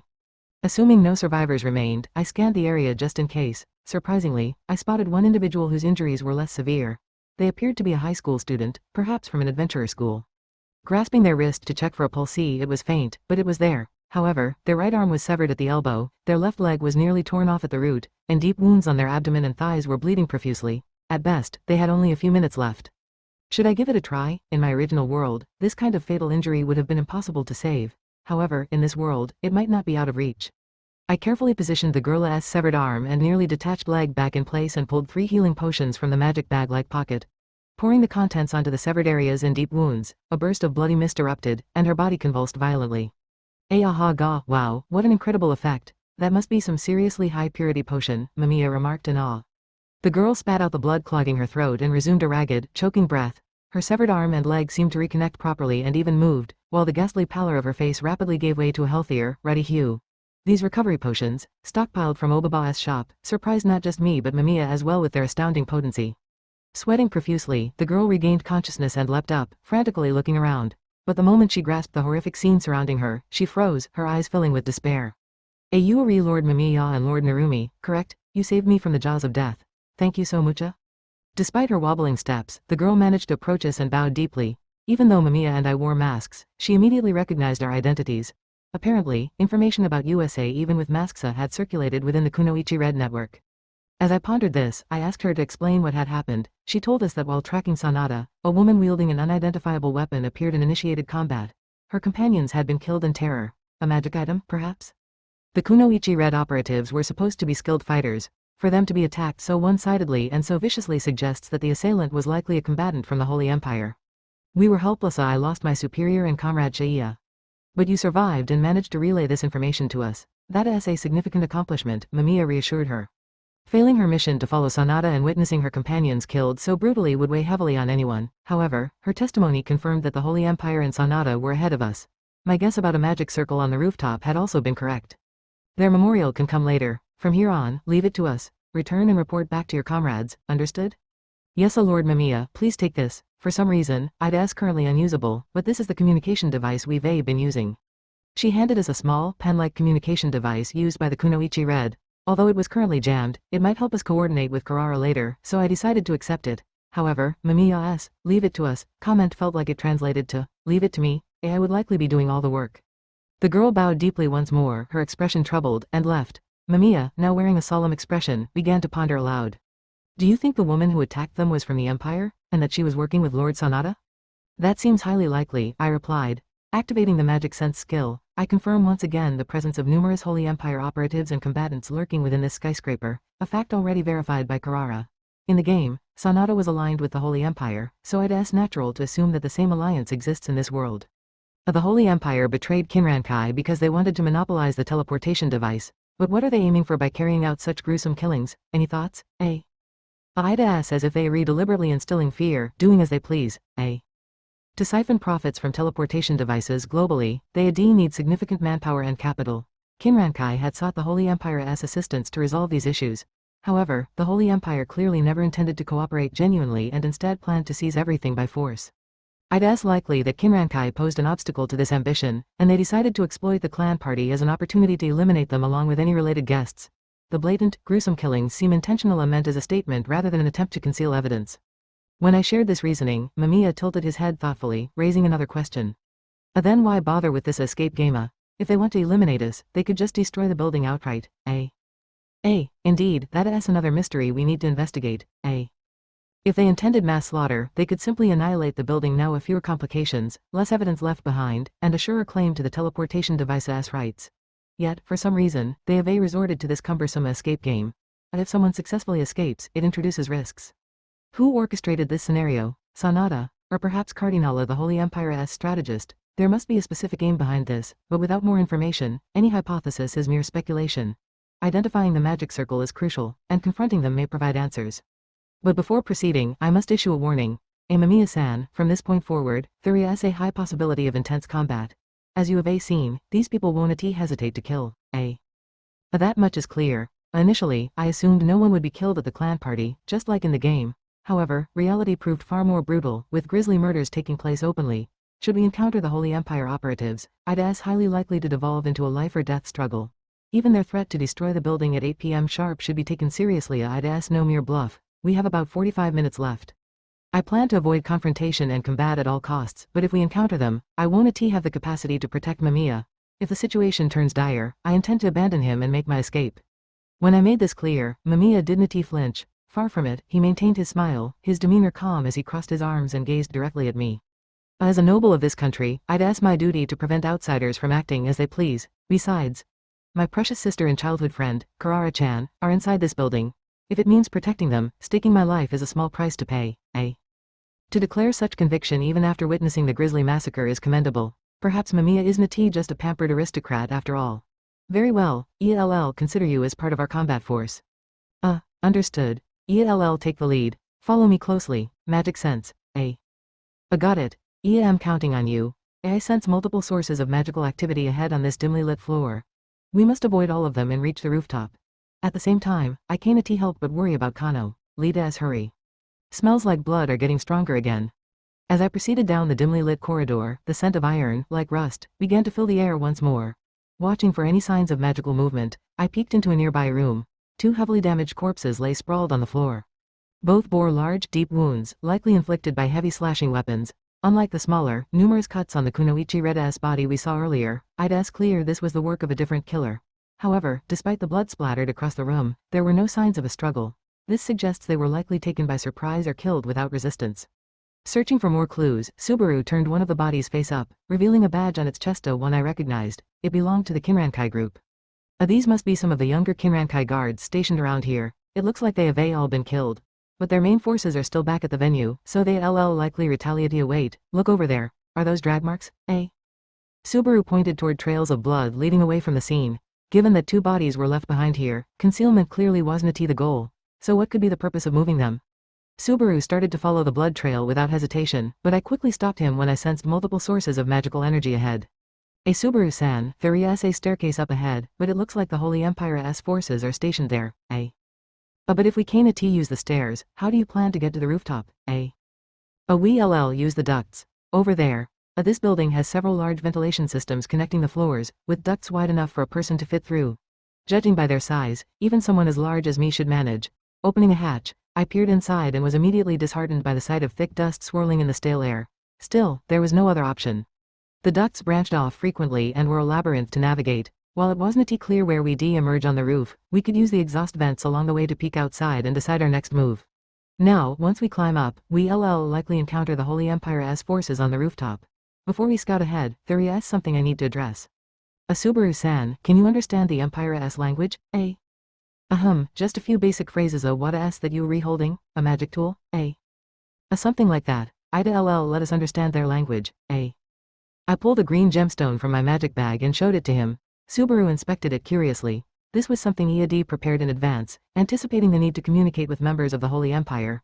While my wrist device could translate speech on the spot, this magical tool was far more versatile. The gem emitted a faint hum as the air around it swirled. When I channeled a small amount of magic into it, a green wind sprang forth, enveloping us. A soft, giggling voice echoed briefly before the wind dissipated. Now, we should be able to understand anything spoken to USA or so I hope, eh? What a handy little gadget. I'd be a lifesaver during school exams, wouldn't it, eh? This wasn't your typical magic item etched with a magic circle. It was a rare artifact imbued with a gossip-loving fairy. It could translate any spoken language into our ears, which was incredibly convenient. However, its powers only worked within a magic field, making it useless for overseas travel. At the Adventurer's school, it could be used since the field was active, but since exams focused on written questions, it wouldn't help much. Stowing the gem back in my bag, I took a deep breath to center myself, preparing for what lay ahead. I'll go in first. Follow quietly and try not to make any noise, eh? Understood. Lead the way. Covering my mouth and nose with a handkerchief, I climbed the ladder inside the dark duct. Progress was slow, requiring frequent position checks and course corrections, but eventually, I spotted faint light ahead, an exhaust vent. Peering carefully through the vent, I observed the scene outside. Multiple voices reached my ears. Their Facessa Western. Their language, translated into my ears, confirmed they were ain't Japanese. How many have gathered? Level 20, for now, that should suffice, There were about 10 of them. Despite the stifling summer heat, they were dressed in white long coats, each armed with weapons like scythes, greatswords, halberds, and staves. Some weapons glowed ominously, clearly magical artifacts. It looked like they were gearing up for a raid against some floor boss. Nearby, several monitors and computers were set up, displaying various camera feeds from within the building. Footage of the party venue, the lobby, and what appeared to be people in transit flashed across the screens. Thankfully, our route hadn't been discovered yet. The problem was there it is, but I can't see it clearly from here. The rooftop was a massive helipad, with multiple magic circles of varying sizes layered over its surface. Some were already active, but from my current position, I could only see the circles from a horizontal angle, making it impossible to discern their function. I wanted to move closer for a better vantage point, but Subaru kept poking at my back, grumbling, "Let me see too." The cramped air vent wasn't exactly conducive to sharing the view, but I grudgingly made some room. Twisting my body in the tight duct, I created enough space for Subaru to edge closer. He licked his lips with curiosity and peered outside intently. Huh, those white coats with cuneiform-like symbols, that's the uniform of the Holy Empire's forces, and over Thuria that's Lord Sanada and Cardinal Mikhail Maxima. I knew it. Two men stood at the center of the group in white coats. One was Sanada Yukikage, wearing a blue coat and glasses. His presence was no surprise. The man standing across from him, however, was far more concerning, a white-robed Westerner radiating an ominous aura. It was undeniably Cardinal Mikhail Maxim of the Holy Empire. If I could eliminate him, it might resolve all of this trouble in one fell swoop, but unfortunately, I lacked the strength to do so. Besides, the surrounding group in white coats would never allow a one-on-one fight. At Sanada's feet lay a man face down, his face grotesquely swollen, one leg bent at an unnatural angle. That white Suida, I recognized it. It was Sosuke Kirigaya. Aguhadi, damn you, why did you betray colors, Sanada? A betrayed? I never pledged my heart to colors to begin with, and now enough of your whining, Aguaha Kirigaya, his voice rasping with pain, glared up at Sanada as he spoke, his once pristine suit now caked in dirt and blood. Sanada, unfazed, delivered a cruel kick to his face, sending him spinning and then collapsing motionless. From the looks of it, Kirigaya had been manipulated by Sanada into mobilizing Kinrankai. Now, with his usefulness expended, he had been unceremoniously discarded. Cross-referencing my knowledge of the game, there was no doubt Sanada was the one who had orchestrated this elaborate scenario, leveraging the Holy Empire to bring events to this point. But why had his actions deviated so drastically from the original story? That was a question for later. For now, I needed to identify the magic circles and, if possible, find an opportunity to disrupt them. Kirigaya could wait. Sanada casually adjusted his collar, maintaining his calm smile as he addressed the cardinal. I appreciate your patience. Shall we proceed? You're certain, even without becoming a cleric? Yes. Have grown tired of babysitting the incompetent. I seek deeper mysteries and the mastery of magic. The cardinal asked for confirmation, to which Sanada shook his head, rejecting the path of the cleric. A cleric was an advanced support class job, known only within the Holy Empire and a few other nations. In Japan, the mid-tier job priest was considered the pinnacle of support. In the game, Sanada had sought to overcome the limitations of the priest class by negotiating with the Holy Empire, offering samurai-related information in exchange for becoming a cleric. Yet here he was, refusing it outright. Why? As I racked my brain, trying to piece together any details I might have overlooked, the situation continued to unfold. I see. Then there is no issue. Everyone, prepare immediately, commanded the cardinal. At once. Lord Sanada, please step over here, replied one of the white-coated men. Understood. At the cardinal's signal, the group began to move in unison. Subaru and I exchanged glances, pressing closer to observe as the scene unfolded. Isn't it that the magic sphere from the Adventurer's Guild? Are they planning to perform a job change? It seems so. A hand-sized crystal sphere was placed on a pedestal, an exceedingly rare magic item strictly managed by the Adventurer's Guild, known as the Magic Sphere of Job Change. Regular adventurers relied on these crystals at the guild to change their jobs, though I had always used the one in Obaba's shop. Next, 3 corpses were lined up before Sanada. Some were horrifically mutilated, others relatively intact. Among them were the body of Kunoichi Red and 2 Kinrankai members. Lastly, a pulsating lump of red-black flesh brimming with dense magical energy was placed at the center. What is that, an organ? A heart, maybe? The object was slightly larger than a fist, with several tubes extending from it, resembling a grotesque heart. High-level job changes required specific rare items, and these were likely necessary components. But wait 3 corpses and a heart infused with immense magicka. If this is the requirement, then the job he's aiming for must be. Let us begin, Sanada declared. Without hesitation, he drew a small dagger and slashed his left arm, allowing blood to drip onto the array of corpses and the heart. With one final motion, he placed his right hand on the crystal orb and began chanting something under his breath. The orb glowed in response, and an ominous black energy surged from the 3 corpses. Sanada observed each corpse closely, pausing in front of the woman's body. This one seems compatible with the mana. Come now, hollow soul. Descend into my domain and serve me as my servant. soul capture. The black energy swirled chaotically around all three bodies for a moment, but as soon as Sanada made his choice, the energy dispersed from the others and concentrated entirely on the battered corpse of the kunoichi in red. Then, it happened. The upper half of the corpse abruptly rose, jerking unnaturally as if controlled by invisible strings. Blood dripped from its wounds as it let out a low, tortured moan. It was a scene straight out of a zombie movie. Ah, I see. The command structure is set up this way. Excellent. Return dead, Sanada muttered with twisted satisfaction. Extending his hand, he activated another skill. A glowing magic circle appeared at the corpse's feet, and the body vanished into thin air as if absorbed by the magic. The first skill, soul capture, brought the corpse under his control, while the second, return dead, stored it in a separate space. The knowledge of these skills, along with the unique properties of his new job, seemed to flood Sanada's mind as part of the job change process. He grinned wildly, his glasses slipping off in the process. They turned out to be decorative, a mere prop discarded in his moment of exultation. What malevolent mana, is that even a job class? Murmured Makimiya, eyes gleaming with curiosity. I nodded grimly. That job was none other than the one I had resolved never to touch in this world of the necromancer. To achieve this job, the prerequisites were the heart of a lich, multiple fresh corpses of at least level 20, and the recital of an incantation from the Book of the Underworld. Back in the Dungeon Explorer's days, gathering corpses was as easy as casual peeking, and the incantation was widely shared online, eliminating the need to acquire the actual book. Among advanced jobs, necromancer was one of the easier ones to obtain. But in this world, gathering fresh corpses meant committing murder. Moreover, the Book of the Underworld was a forbidden item known to erode sanity merely by reading or speaking its contents. For Sanada to embrace such a job with enthusiasm, the man had clearly lost his mind. I had expected him to follow the game's script and become a cleric, yet he had chosen a polar opposite path as a death mage. And as for the Holy Empire, which shared this forbidden knowledge, what part of their so-called holiness was left? As the job change ritual concluded, the Cardinal of the Holy Empire clapped dryly, addressing Sanada. Congratulations, you are now officially an enemy of humanity. It is an honor, Sanada replied with a wicked grin. I feel truly invigorated. I can't wait to gather more servants. With his new Joba's influence manifesting, Sanada radiated a sinister aura, his eyes gleaming with dangerous intensity. Worse, he openly expressed his eagerness to acquire more servants. Servants, so that is his goal, I see, so that's why he went through the trouble of the escape game.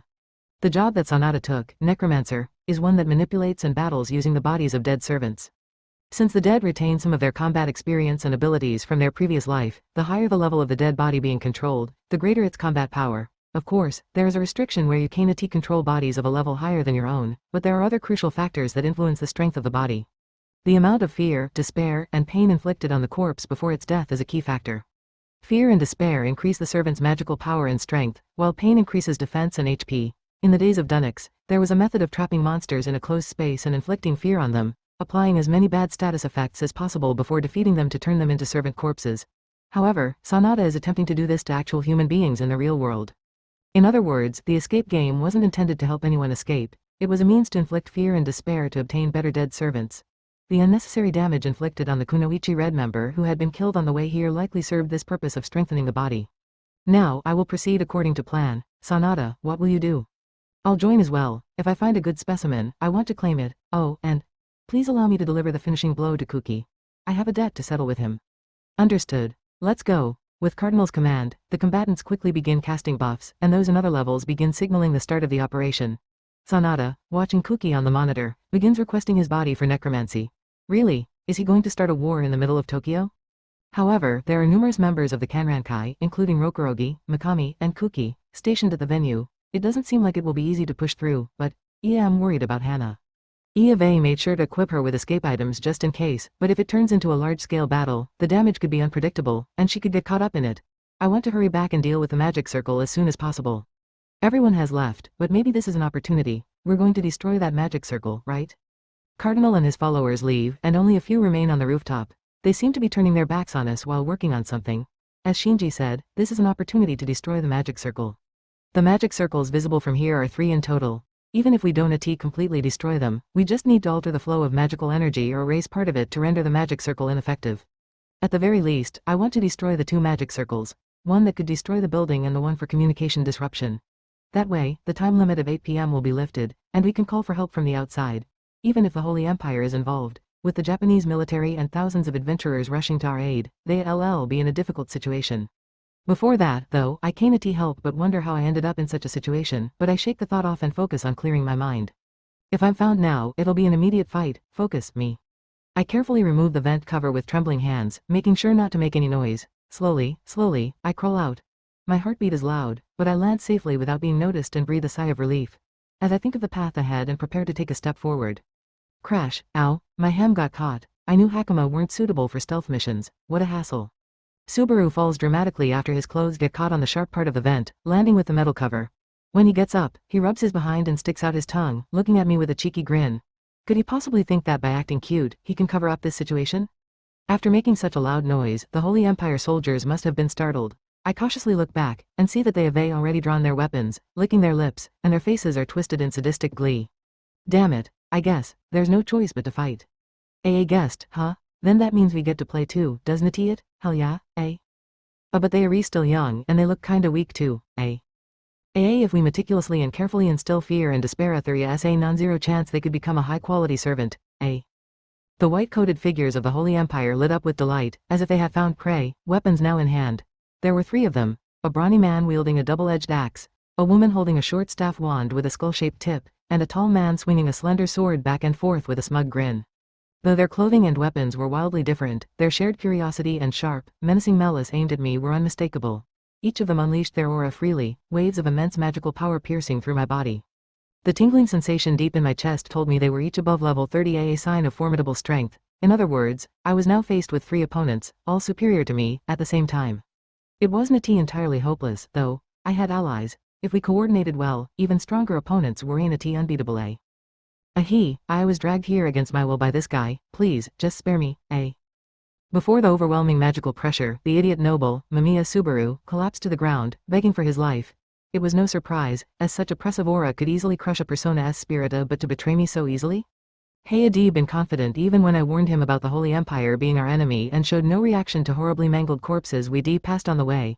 I thought he might be somewhat capable, but it seems he wasn't thinking at all. Trusting him was my mistake. I glanced up at the white coats, wondering if groveling now might earn their mercy, but their twisted smiles and glaring, predatory eyes made it clear. The chances of being spared were near zero. This was what true desperation looked like. Oh my, that one in the ethnic clothing has such a lovely expression. But weaklings have no place as my servant Solita just kill them quickly, eh? Didn't you say you wanted to try keeping at least one Japanese around? Why not keep this one for now, eh? I have to survive no matter what, eh? Overwhelmed by the clinging malice, Subaru shouted nonsensically as he crawled on all fours toward the staircase.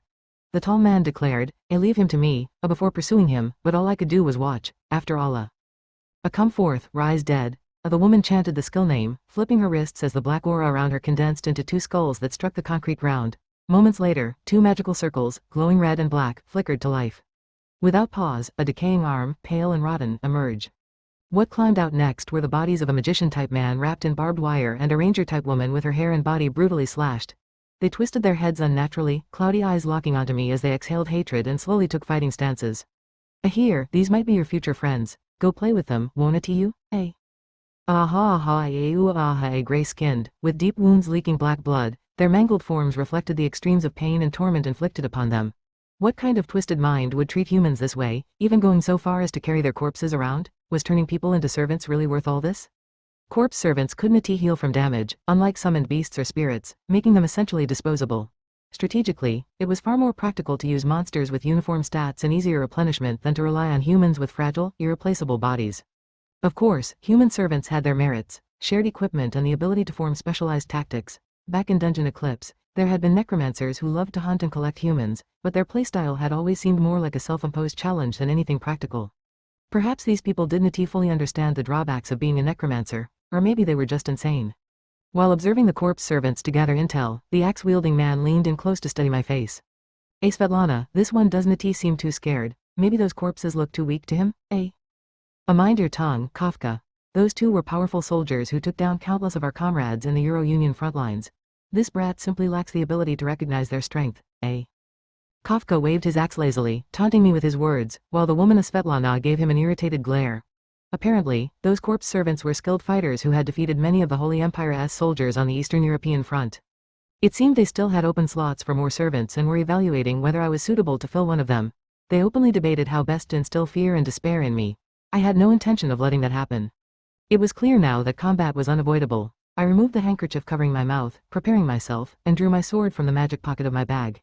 Helping Subaru seems out of the question now. I glanced briefly in the direction he had fled. He was one of the rare nobles who would speak kindly to a commoner like me. Not a bad guy. Iad liked to rush to his aid, but there's no way to do that without dealing with these enemies first.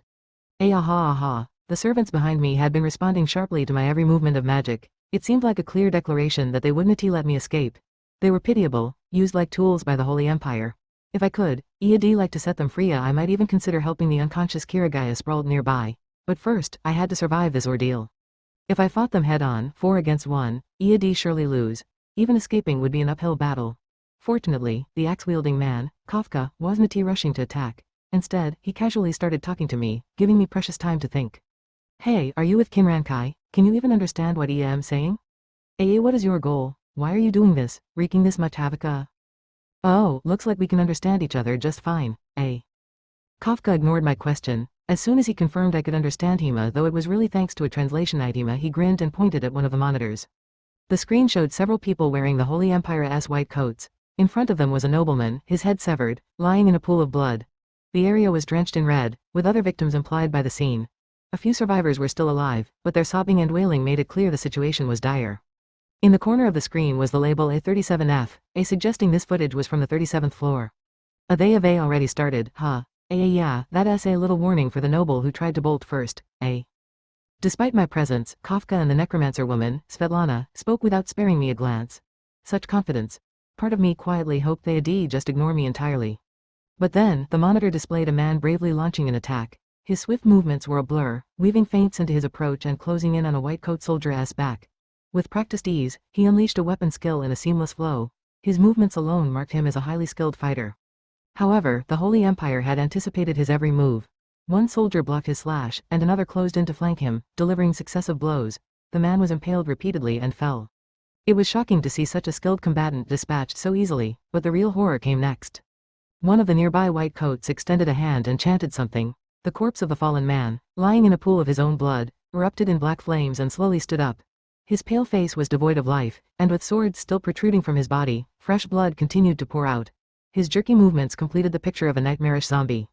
The sight was too much for some of the gathered guests. A scream tore through the air but was cut short. The resurrected man, now a servant, ripped a sword from his chest and swung it, cutting down a guest in a single stroke. The monitor labeled A37 Fa went silent, consumed by a spray of blood. This horrifying footage seemed to be broadcast in the party venue as well. A monitor labeled A55 Fa showed terrified guests clutching their heads, crouching in fear. Some scrambled to the elevators, desperate to escape, adding to the chaos. Kano should be among them. She might be trembling in fear right now. Man, that last guy was Kinrankai. I thought he'd put up more of a fight. Guess this country is full of weaklings after all, An unregistered individual's arena worth much, huh? What a disappointment, Even the highly skilled man who had been turned into a servant had been a letdown to them. Perhaps the odds had been stacked too heavily against him. But their coordinated movements were far more dangerous than I had anticipated. That Sonata guy is seriously unhinged. To drag his own allies into such a horrific show, hey, it gave us a great chance to play. We should be grateful, yeah, now we can experiment to our hard-ass content, and there's plenty of material to use, From their conversation, it seemed the main figures in this building had been catalogued in some sort of list. The plan was to exterminate them all and use the area as a testing ground for the Holy Empire's new strategic job class. Necromancer. Kinrankai appeared to be the perfect target for both data collection and creating servants. Other monitors began showing scenes of guests being slaughtered. In just the short time he had been watching, the death toll had surpassed 20. It seemed the so-called escape game had begun in earnest. The Demonsa referred to in the announcement were none other than the Holy Empire's soldiers. Using a magical array to turn the entire building into an enclosed space, they had set a time limit and thrown everyone into the depths of fear and despair. Their cruelty was unmistakable, and yet how did things change so drastically? This is nothing like the game I knew. The Dunix Kinrankai clan party ended peacefully without a single death, but the clan party in this world was utterly horrifying in comparison. The disparity in content was so extreme that it left me shaken. What caused this massive deviation from the game scenario? Was it the ripple effect of the gate being exposed? Am I the one who pulled the trigger for this disaster? As I stood dumbfounded in front of the monitor, the man named Kafka seemed pleased with my reaction. He intensified his magical energy and made a slashing motion across his neck with his axe. Did you finally feel a little despair? No one in this building will escape. They'll all die. That boss of yours, Kuki, and even that a samurai Rokurogi, who everyone in this country clings to. By the way, what level is this guy? The woman, Svetlana, casually pointed an appraisal magic tool at me, but thanks to fake, my true status was concealed, and my skills and job remained unreadable. As expected, unable to glean any information, she shrugged and made a gesture of surrender. His level is 25, but because of fake, I can't discern anything beyond that. Maybe he is not from Kinran Kai but part of Japan's underworld? Coming to a place like this, I had some expectations, but level 25, what a letdown, how boring. But if he has underworld skills, he could still be useful. Let's test how well he fights. Try to put up a decent effort, okay, servant candidate. After assessing my state, the two operatives declared they would test me, and then sat back in their chairs, entering spectator mode, before I could muster a retort to their indifferencia. A dazzling light suddenly flared from behind me at an angle. Though a few strands of my hair were singed, I twisted my body in time to dodge it. Looking up, I saw a ranger-type servant flying low to the ground in a rush, thrusting a survival knife toward me. As the descending blade came down, I hurriedly blocked it with the one-handed sword in my grip. Sparks flew as our weapons clashed violently. While locked in a fierce exchange of glares during a deadlock, I began to be pushed back. The ranger's strength, was higher than mine, their stance unwavering, and their combat techniques sharp. They must have been a renowned fighter in life. Knowing that grappling with a powerful opponent was dangerous, I widened the gap between us, clashing weapons several times. While dodging magic bullets flying from the side, I maneuvered to place the ranger in the magic's line of fire, casting the enhancing skill, Flame Arms, to counter. Yuri surprisingly skilled. This feels like someone with experience in group battles, or maybe even wars, but my servants are level 30. There is no way a level 25 could win. My sword grazed the Rangera's side, causing black blood to spurt, but the exchange of strikes continued. Though it was a 2-on-1 battle, I was clearly on the offensive. Even with Flame Arms, the Rangera's STR was slightly higher, but their attacks were monotonous and lacked any feints, making their timing easy to predict. Svetlana, seated in her chair, made no move to intervene in the fight. It seemed she didn't fully grasp the nuances of the necromancer job she held. The servants, now devoid of intelligence and emotion, became mechanical in their decision-making, unable to exhibit even half of their combat potential from when they were alive. Typically, a necromancer would augment this deficiency with their own combat experience, directing their servants with precise instructions and employing group tactics, such as trading minor sacrifices for critical blows. This was the standard approach for a necromancer. However, Svetlana left the servants to fight alone, clearly unsatisfied with my success in pushing them back. Naturally, I had no intention of giving her any helpful advice. Instead, I decided to end this swiftly. Ahaha, lightning sting, perish already. The ranger crouched, activating a dagger skill. The knife in their hand transformed into 3 bolts of lightning that surged toward me. But because they were being commanded, the slashes lacked any deviation in trajectory. After suppressing the magician with magic bullets to prevent a large-scale spell, I stepped forward with force, accelerating. Spinning, I evaded the first lightning bolt at the last second, deflected the second with my sword angled diagonally, and closed the distance. Simultaneously, I activated my weapon skill. I get the hell back where you came from, Vorpal Thrust. The final lightning bolt was sliced through along with the skill user, a high-speed triple slash. Dense magical energy surged forth, severing the ranger's head and upper body. In the brief moment before the head hit the ground, I thought I saw a faint light flicker in the ranger's eyes. There was no time to confirm it. The magician nearby had gathered an immense amount of magical power, forcing me to quickly shift my focus. They were trying to layer magic on top of my skill's cooldown. A fire lance, sway, a spear of hellfire wrapped in pale blue magic shot forward, flashing with light. I cancelled the skill cooldown using the ducking skill, sway, and dodged sharply. Taking advantage of the opening, I fired magical projectiles back, gradually closing the distance. There was no way I could engage in a magic battle with such a higher-level magician, so I targeted close combat instead. Dozens of dazzling magical projectiles crossed paths, but I managed to close the distance by several meters. However, I couldn't get any closer. We ended up in a firing contest, each trying to unbalance the other. It was clear from the way the magician fought that they had faced numerous warriors, but their movements were still mechanical. When I intentionally shifted my balance to provoke an opening, just as expected, they launched a large attack. A tiny magic circle appeared at my feet, which rapidly expanded to about 2 meters and emitted a blinding light. A Yuga, Flame Strike, a fire magic spell, Flame Strike, that unleashed over 1,000 degrees of heat and an unbearable amount of light erupted. Though I was startled by its speed, it wasn't a problem. I had predicted this situation, so I was already leaning forward. I pushed off the ground and charged toward the defenseless servant. Just as I was about to close the distance, a fist flew toward me, which I cut through. Even as the servant spewed black blood, they attempted to retaliate with magic using their other hand. But before they could, I decapitated Tama, and that was the end. The magician crumpled to the ground, their magical energy rapidly dissipating. Even though they were a corpse, cutting down a real human being still left a bad feeling. However, it was better than letting them be used by the others. As I steadied my breath, preparing for the next fight, Svetlana, with her neatly styled blonde hair, clutched her head in despair. It seemed she hadn't expected me to win, and now her blue eyes glinted with murderous intent. My servants saw both of them. How could they be defeated by someone at level 25? Too bad, but it's simple, we just make this one a new servant. Yes, but I won't let you die so easily. make sure you suffer, then turn you into a servant at your pika. Kafka threw off his white coat, a savage grin spreading across his face as he channeled magical energy into an axe that seemed to be some kind of magic item. Svetlana cast buffs on herself, glaring at me with eyes full of hatred, as if I had done something wrong. Now, the real battle begins. The two servants were relatively easy to defeat, unable to use their full strength. But these two were going to be the same. My instincts told me that if the fight continued, I might lose. However, I had doubts. This was the heart of Tokyo. Outside the building, there were likely many people on edge, wary of the Holy Empire. If such a commotion was made, it would almost certainly be noticed. Even if the commotion wasn't noticed, if communications were cut off, adventurers or the military could arrive at any time. Yet, they didn't seem concerned. On the rooftop of this building, members of the Holy Empire had been meeting openly, and they had even used the stealth job skill, necromancer, in front of me. Were they worried about information leaking? As I considered this, I heard Kafka laughing, as if he had seen something amusing. We're not just jamming communications, we're using magic barriers for people avoidance, magical barriers, and even illusion magic circles. You can't detect any of it, even though you know you're in danger, and even if you tried to intervene, you'd never even make it to this building. Also, just so you know, this rooftop is shielded by magic that prevents anyone from spying or eavesdropping. No matter how loud you scream for help, no one will hear you. Got it? Kafka and Svetlana gleefully explained this, as if it was all a game. In other words, everything happening here was undetectable, and no one could get close. Even though we were having an open meeting in front of the monitors, it would never be discovered. I understood now.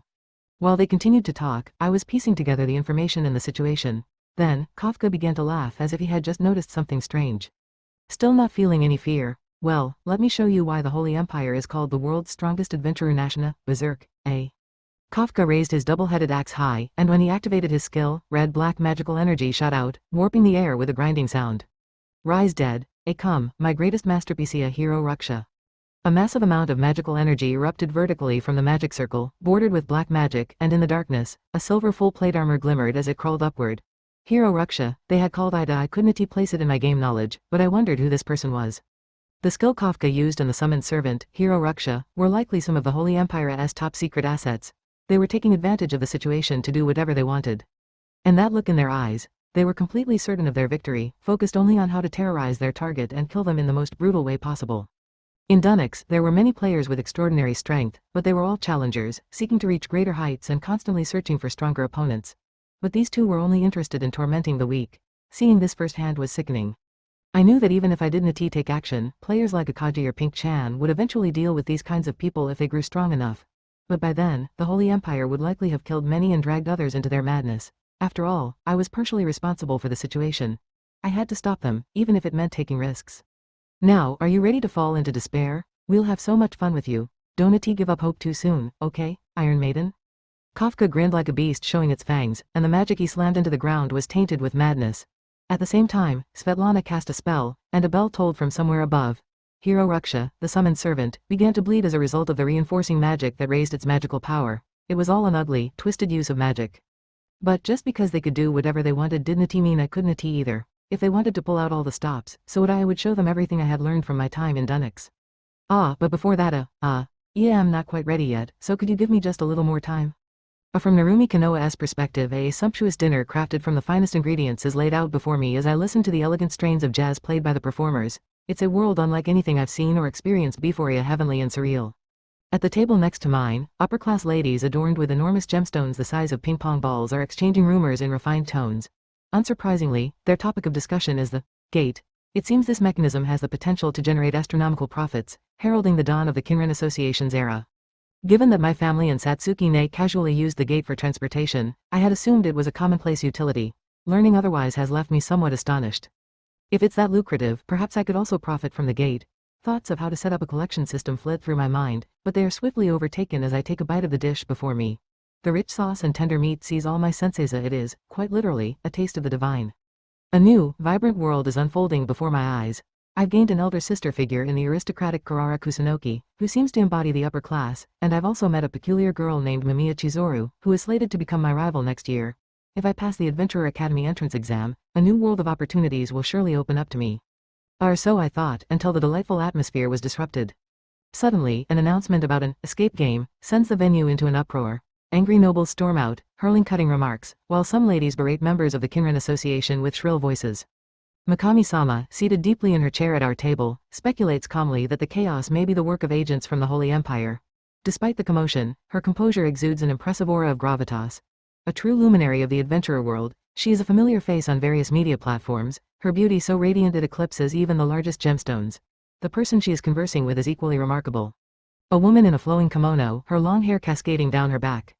The real Shigeru Rokurogi, she is a samurai like Kotaro Tasato, the leader of colors, and serves as the trusted blade of Japan's largest raiding clan, the Ten Rakshas.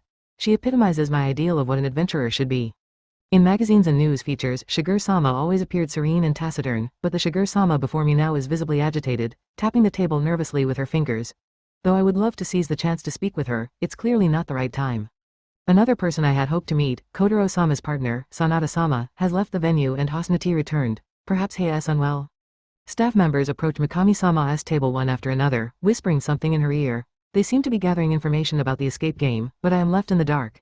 Meanwhile, Karara Wani-sama continues to offer us delightful treats, which Chi-chan and I dutifully consume.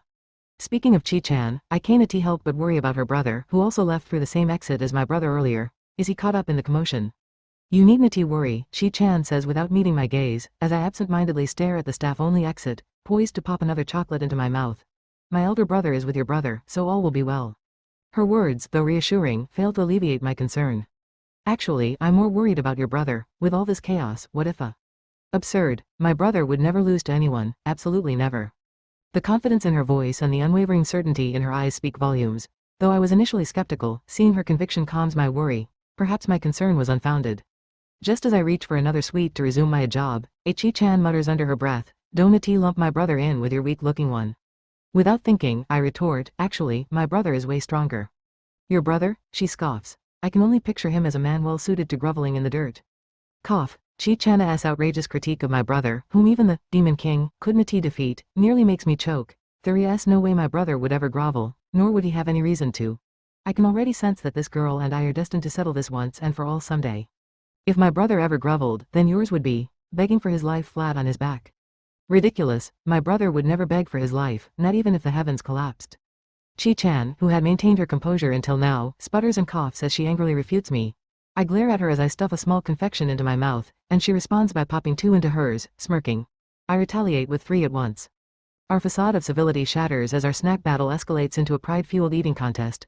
While Karara Wani-sama scrambles to order more treats, the Venua's massive screen abruptly lights up, silencing the previously noisy guests.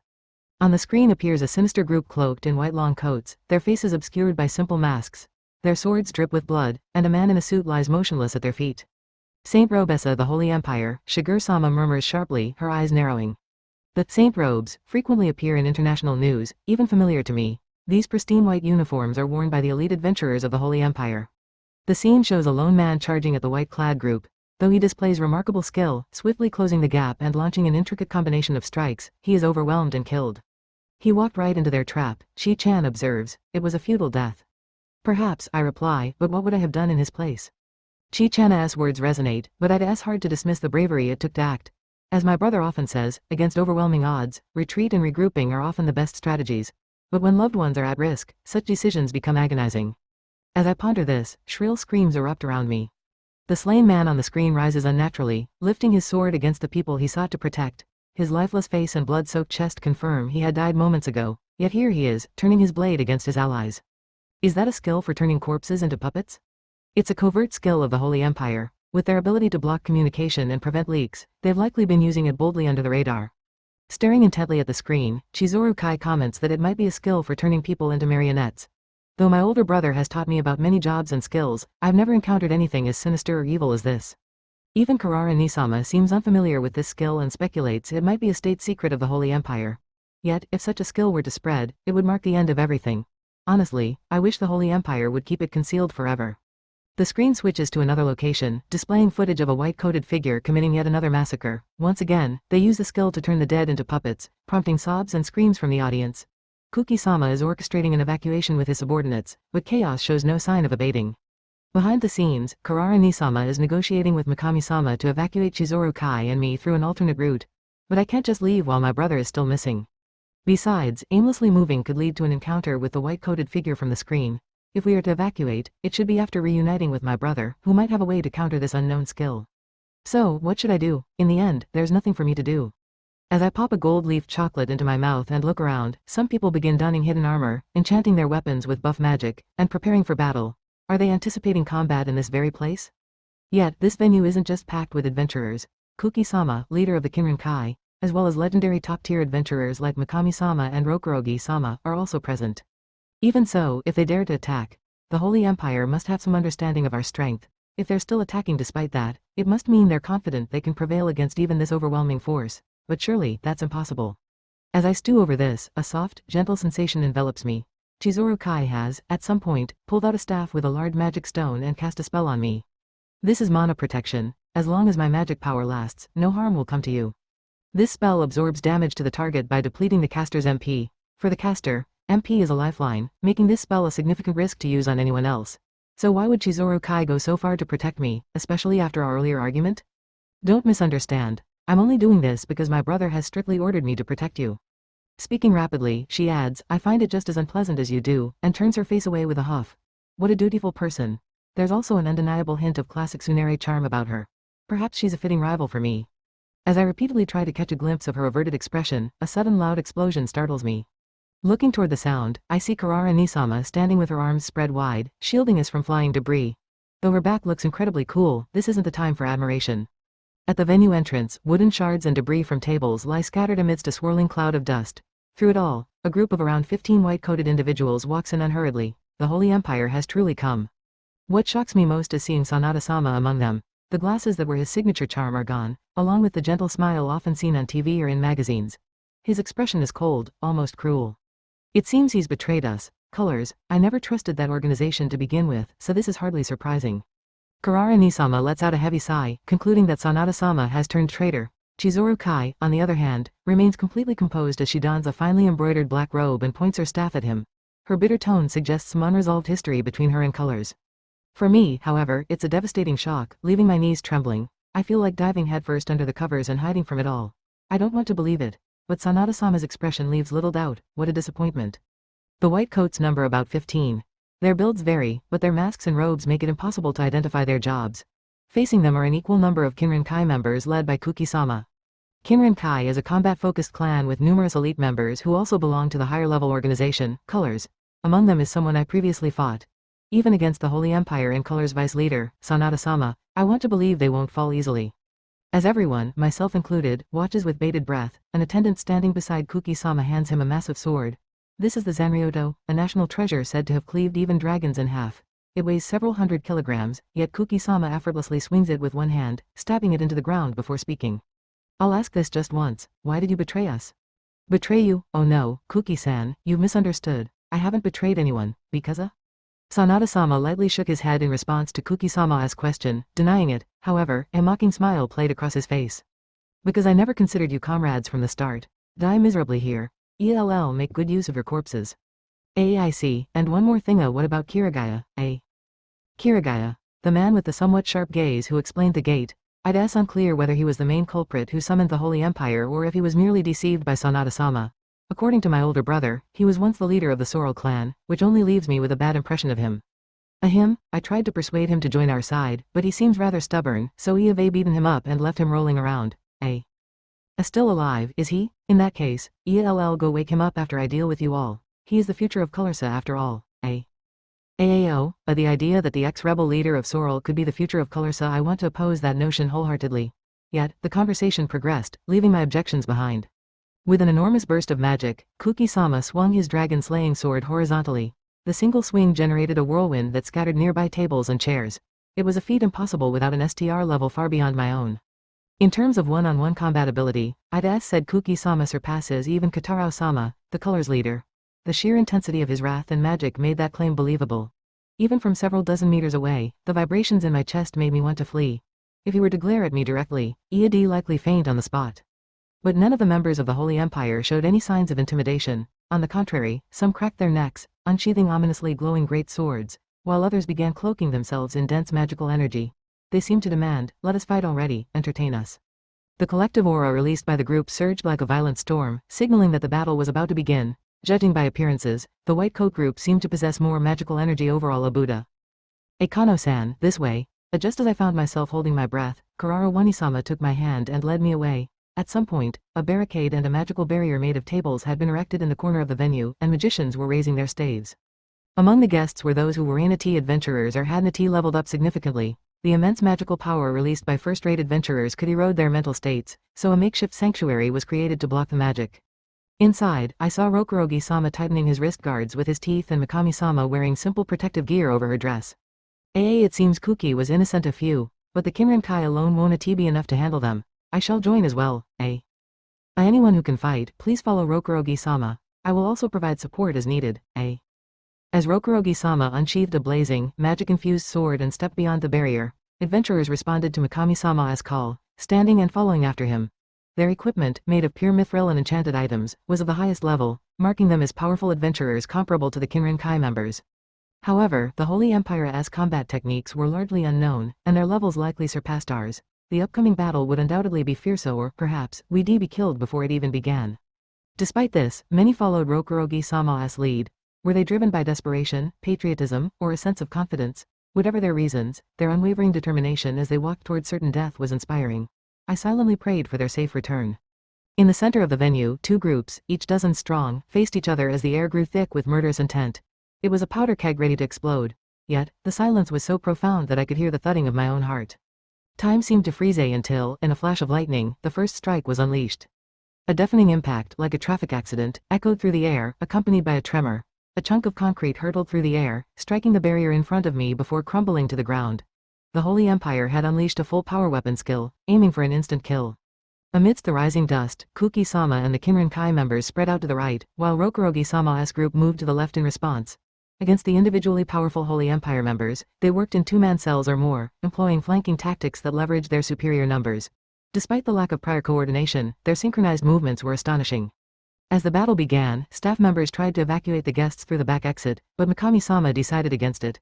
Her reasoning was that white coats were patrolling the mid-levels, and even if they were in a T, losing this battle would result in everyone being hunted down and slaughtered. Ultimately, the outcome of this fight would decide everything. Mikami-sama deemed it easier to defend everyone if they stayed within view. However, regardless of the battle's outcome, there was still a way to avoid a tragic future. She mentioned something about a magic circle. A powerful attack spell capable of obliterating the entire building and another that disrupted communication to isolate USA was what my brother had mentioned. If those could be neutralized, reinforcements could be summoned from outside, creating a chance for survival. But that required disabling the magic circles and buying enough time for help to arrive. Could that time be secured against the Holy Empire? Judging by the battle so far, the Holy Empire's capabilities exceeded expectations. Even though Kuki-sama and Rokurogi-sama were fighting valiantly, they had yet to defeat a single enemy. To make matters worse, Sanada-sama and another figure who seemed to be a boss had not yet entered the fray. Sanada-sama was Japan's premier supporter, possessing unparalleled healing and support abilities. If he joined the fight, he could recover anything short of instant death and use various buffs to drastically increase the group's firepower and defense. He had truly been the one commanding and orchestrating colors all along. Meanwhile, a white coat wearing a conspicuous silver mask emitted no magical energy, yet my instincts screamed, that person is the most dangerous. Even Rokurogi-sama seemed to avoid entering their range. It was unclear why they hadn't joined the battle, but their inaction was a blessing for now, as I thought. Within less than a minute of the battle's start, injuries began to appear. In group combat, immobile allies become liabilities, so Mikami-sama swiftly instructed the staff to retrieve them. But when it came to the dead, the presence of skills that turned corpses into puppets would make the decision even more difficult. The fighting grew fiercer, reducing the once beautifully decorated venue to shreds. At the center, Kuki-sama drew the attention of multiple white coats while swinging his massive sword, and Rokurogi-sama unleashed magical slashes with incredible precision, fighting like a lion.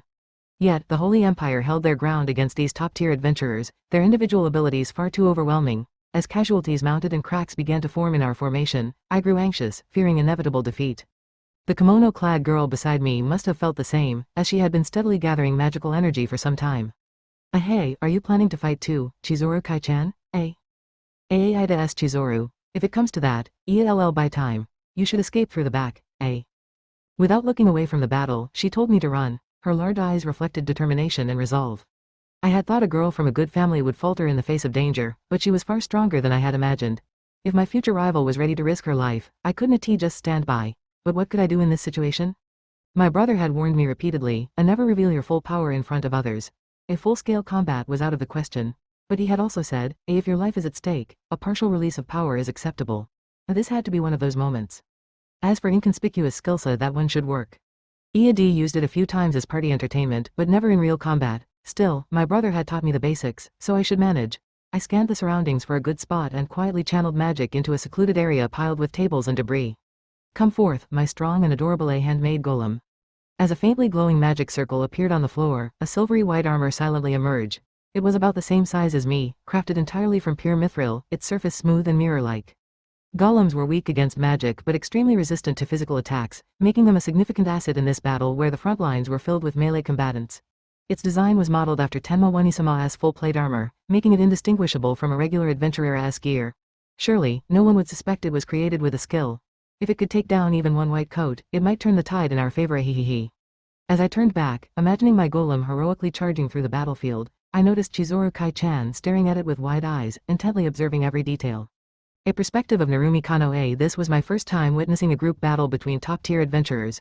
Despite the chaos, they precisely gauged the range of their skills and constantly adjusted their positions to avoid being outflanked. Even though Kinrankaya's coordination was to be expected, the adventurers who joined forces with Rokurogi-sama were impressively synchronized, despite this being their first time fighting together. Their movements suggested they were countering the superior Holy Empire's forces as a cohesive unit. It was a different kind of mastery compared to the advanced one-on-one combat tactics my brother employed, yet it was undeniably on another level. The ones who stood out the most, however, were Kuki-sama and Rokurogi-sama. They moved like demons on the battlefield, evading the relentless pursuit of multiple white coats while running freely across the tattered ceiling and walls. Each of their strikes carried concentrated magical energy, creating an intense back and forth of offense and defense. But because of this, the magic density surrounding them had become abnormal. Watching my brother fight seriously was breathtakingly incredible, but witnessing Japan's top-ranking adventurers in action proved they were no less formidable. If I stepped into that battlefield, I'd be overwhelmed by their speed and power, unable to land a single blow before meeting defeat. Still, even someone of my caliber might find a way to contribute. Take Kagadaigo, for example, a person I once fought during a class competition. Now, he was working in tandem with several others, clashing swords against the white coats. Even against stronger opponents, if allies move to constantly cover blind spots, they can hold the enemy back, even if victory is out of reach. Kaga's movements offered valuable lessons. He never took a superior opponent's strikes head-on, prioritized disrupting weapon skills, and maneuvered to prevent the enemy from focusing their attacks. I may have won against him in the class match, but in a group battle, his abilities clearly outshone mine. While I wasn't entirely opposed to testing the limits of my current skills, my brother had strictly forbidden me from engaging in unsafe battles. Unless absolutely necessary, I had no intention of participating. On the other hand, the white coats of the Holy Empire showed little cohesion or teamwork. Even when their allies were surrounded and in dire straits, they offered no assistance, attacking recklessly based on their own judgments. Yet, rather than collapsing under this chaotic approach, their superior combat skills allowed them to steadily push our side back. One particularly troublesome foe was the white coat wielding an invisible whip-like weapon. Its attack range and trajectory were undetectable, making it nearly impossible to counter. That magic item was devastating, having already caused a significant number of casualties on our side. This was straining the recovery and support teams, putting them under intense pressure. While we managed to force a stalemate, the situation was steadily deteriorating. Worse still, Sanada-sama and the silver-masked individual, whose aura radiated an unsettling intensity, had yet to join the battle. As I crouched behind a desk, observing the battlefield and pondering how long we could hold out, how much MP the support teams had left, and other tactical considerations, so, Kano-san, who might that be in the full-plate armor, The question came from the older sister, Karara-ne-sama, who pointed toward a silver warrior charging through the battlefield, rescuing wounded allies from danger zones. Recovering injured individuals required venturing directly into the heart of the chaos where top-tier adventurers were fighting fiercely, a perilous task. Hesitation could mean delaying recovery, which would result in the wounded being killed or turned into puppets to bolster the enemy's ranks. Such a mission left no room for hesitation. This was where golems excelled. They felt no fear, and being made entirely of pure mithril, they were sturdy enough to endure even direct hits from skills without sustaining significant damage.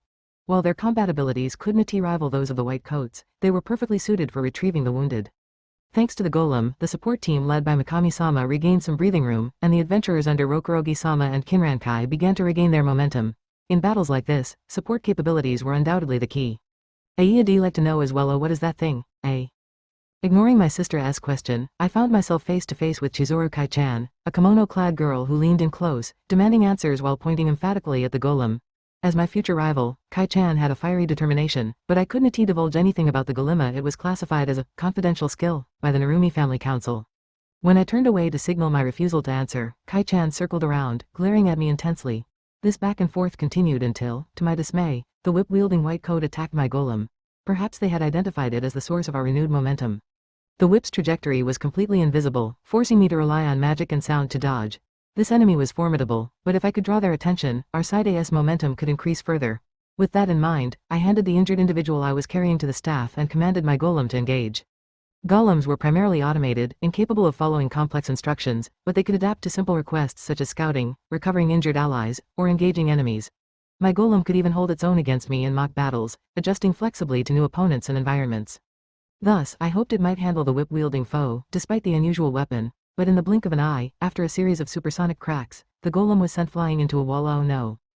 Fortunately, its pure mithril construction meant it could withstand even a level 30 strike with minimal damage, perhaps a few dents. The true strength of a golem wasn't just its combat ability, but its unparalleled durability and persistence in battle. Even so, the difference in power was greater than I anticipated, and even stalling the enemy was proving difficult. What should I do?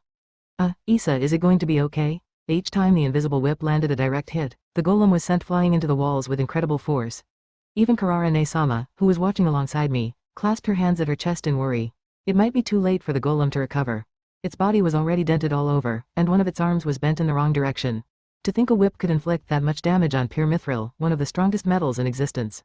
Still, the golem managed to catch the flow of magic and finally deflected the whip, but the damage to its neck reached its limit, and its head rolled off with a clatter. Standing there headless, it resembled a Dullahan, the headless knight from fairy tales. Panicked, I gave the order to reattach its head, but it was too late. Gasps of shock erupted from the staff and even Mikami-sama. After all, they had assumed it was just another adventurer, only to find out it was something entirely mysterious. It was no wonder they were surprised. The whip-wielding attacker, now realizing their opponent wasn't a human, scanned the surroundings, searching for the caster controlling the golem. At first, they suspiciously eyed the Kinrankai and adventurers locked in fierce battle, but it was obvious no one in that chaos had the leeway to control a golem. Inevitably, they turned their attention to us, the group retreating in the corner. Ignoring the still-standing golem, the white-cloaked assailant rushed straight toward us. Most of the evacuees around me were AT fighters, and if that whip user rampaged, it would be a disaster. Amidst the chaos and panic, a lady in a dress stepped forward, brandishing her short sword to confront them.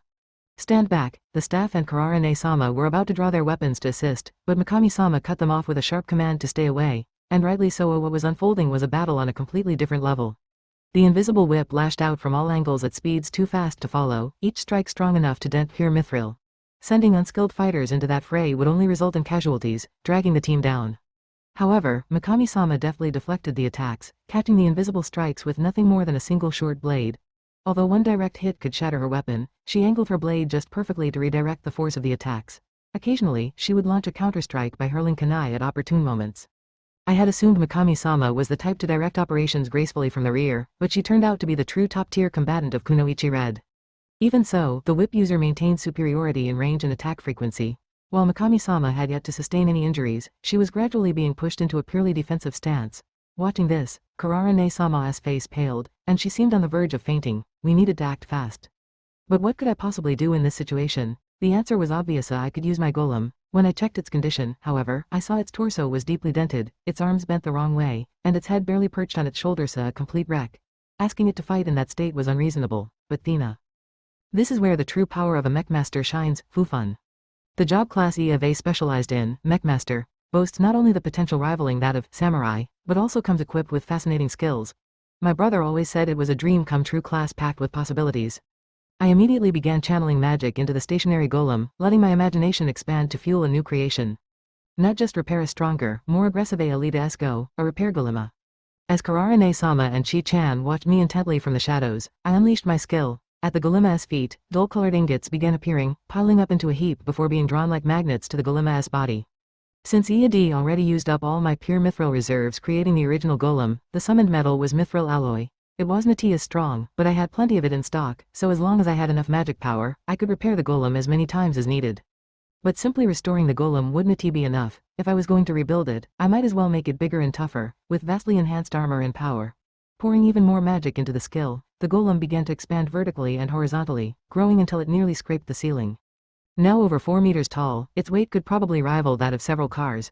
The once cute form reminiscent of Tenma-ne-sama had transformed into a heavy, imposing figure. Its increased bulk would likely slow it down, but the added armor should be enough to withstand the invisible whip. That is the giant soldier that appeared in the arena, so Kano-san can control it too. With that giant, she can assist Mikami-sama. Kano-san, is it? ELL have Toa no, I'd like to ask you something right now. As I was shaken from both sides, I gulped down an MP potion and observed the completed golem. With its immense mass, there was no need to summon additional weapons. The sooner, the better, I thought, and gave the attack command. The golem charged forward with earth-shaking steps, slowly raising its gigantic arm. The whip user, sensing the massive presence approaching from behind, froze momentarily before swiftly dodging out of the way. Even someone that skilled appeared to fear such a colossal punch. Seizing the opportunity, Mikami-sama closed the distance and shifted to an offensive stance. Now, here comes round 2. Every time the invisible whip struck, it made a loud cracking noise, sparks flying as a layer of mithril alloy armor was stripped off. However, the damage was only superficial, as the golem's armor was layered multiple times, and its weight prevented it from being knocked back. Even for the whip user, taking down this giant with purely physical attacks seemed like a daunting task. Thus, I decided to go all in, abandoning defense to try and capture the opponent. However, the whip user moved far too quickly, making it impossible to catch them. Or rather, the golem was so heavy that its movements were sluggish. To move something of that weight nimbly, I would need more magic power and experience as a machinista. Could Onichan do it? As I groaned and tried to brainstorm a solution to break the current stalemate, Kira-ni-sama spoke to me in a hurried tone. Kano-san, Mikami-sama says they'll stop the enemy's movement for a short time. Can you manage it? It seemed Mikami-sama had signaled their plan. I didn't know how they intended to stop such a swift whip user, but if even for a moment their movement was halted, there was a technique I could use to finish them in one blow. Conveying this, Mikami-sama advanced further to engage in close combat. Mikami-sama, wielding a small blade skillfully, clashed with the whip user's combo attacks as the golem swung its massive arms. Overflowing magic manifested as purple lightning, causing an explosion that radiated in all directions. Concrete fragments shattered and scattered, the visibility worsening so much that even the massive golem was barely visible, yet, the heavy sounds of their collision echoed ceaselessly. A deadly exchange between two highly skilled opponents. Each narrowly dodged or deflected blows that would have been fatal, only to aim for the next lethal strike by pouring in more magic. Watching this battle reminded me of the deathmatch between Onichan and the Demon King. But unlike that time, I had something I could do now. I fixed my gaze on the battlefield, not even blinking, ready to issue a command to the golem at any moment. Then, I noticed something strange. Huha Mikami-sama's magic seems to be gradually flowing into the whip user's body? What kind of skill was that? Either way, it appeared something would activate soon. Several other white-coated figures were trying to approach, but Rokuromiki-sama and the adventurers had pushed forward near our position to block them. The tension grew as the rearguard group faced an increasing threat. Everyone watched intently. At that moment, Mikami-sama's movements slowed slightly, and it seemed the whip user's actions also became sluggish. It was happening. Kano-san, now, here it is, my ultimate, strongest skill, take this rocket punch. I thrust my index finger forward, issuing the attack command. Most of the magic power within me was forcefully drained. That magic was channeled into the golem's arm, where it condensed, producing a high-frequency sound as the fist was launched at explosive speed. This was the machinista's strongest offensive skill, rocket punch. Although it was just a fist, its mass was hundreds of kilograms. That immense weight, propelled with cannon-like initial velocity, struck the whip user squarely, landing a direct hit. The impact slammed them into the far wall, which they pierced through, continuing to break through the next wall, and even the one beyond that, before finally coming to a stop. Onichan had told me that the rocket punch becomes more powerful the larger the golem is. However, I hadn't expected such force to punch through multiple layers of thick, steel-reinforced concrete walls. Honestly, I didn't imagine it would be this powerful. Kano-san, we did it. You are not bought just this once, ELL commend you. I spread my arms wide and exchanged a joyous embrace with Kirane, who welcomed me, and high-fived with Chizuru Kai, who was oddly averting her gaze, as we basked in the afterglow of our victory. Despite being the only one, defeating the white coat who had caused us so much trouble was a significant achievement. Now, morale has risen, and we can push back with all our might. We won't let you, Holy Empire, have your way anymore. With that hopeful thought, I scanned the venue. Aha, why is this happening? Many of our adventurer allies had fallen to their knees, some even transformed into puppets, pierced through with weapons. It didn't take long to understand why things had gotten so bad. Now then, everyone, let us push just a bit more. In the center of the destroyed venue, a figure dressed in a blue coat raised a short staff and began chanting a spell. It was Lord Sanada. He quickly and accurately provided support, such as healing, stat boosts, and defense buffs, tailored to the white coat's combat types and situations, which rapidly turned the tide in their favor. We were being pushed back as a result. That was the kind of support that had earned the colors their reputation as the strongest, the true essence of support, something I was being forced to witness firsthand. However, there was something vastly different about Lord Sanada now. The blue coat, which had been his trademark, was soaked in a large amount of blood, his face twisted in a maddened grin, and dark circles under his eyes, almost like a person on the verge of collapse. The gentle and soft aura he had when we first met was completely gone. What had happened in such a short time? It was as if he were a completely different person. At that moment, an enormous sword was swinging through the air toward Lord Sanada. Die, Sanada. It was Lord Kukia's mighty strike, infused with all his physical strength and murderous intent. The shockwave from the attack was so immense it was visible, signaling a devastating blow. The seemingly unavoidable strike was stopped as the figure next to Lord Sanada, the silver mask, unleashed a burst of magic and erected a barrier. The sword touched the barrier and instantly came to a halt. Then, the silver mask, still motionless, kicked Lord Kuki in the side, sending him flying straight into a wall, where he crashed with an enormous dust cloud. It was a brief exchange, but it was enough to understand the overwhelming difference in strength. Those two could have created this devastating situation at any time. Even though we had fought with all our might, it seemed like everything was futile. Some of us had already lost the will to fight, kneeling in despair. But showing such an attitude would get you killed instantly, turning you into a puppet on the spot. Rokurogi-sama, understanding that, stood her ground with her sword, shielding our allies as she coldly questioned the enemy. You all should know that our saint won't stand by and let you get away with this. If that happens, you Maria. What are you saying? How disappointing, Rokurogi. The saint doesn't care about the lives of the commoners, no matter how many die or how many countries fall. Japan is the country of the saint. When foreigners cause such a commotion, Rokurogi-sama warns that the saint will not let it slide. But Sanada, with a mocking laugh, responds, that is impossible. Perhaps he had actually met the saint before. Rokurogi-sama tried to retort, but Sanada raised his hand, rejecting any further conversation. I'd ask time to stop playing. I have to find the one who summoned the giant soldier earlier. Yeah, I'm busy. Everyone, make sure you kill your enemies carefully. It seems Sanada is trying to find and capture the one who summoned the golem, which was me. Kirine urged me and Chizuru Kai to quickly retreat, but I immediately shook my head and refused. Even if we ran from this venue, if everyone was killed, they'd be caught and killed right away.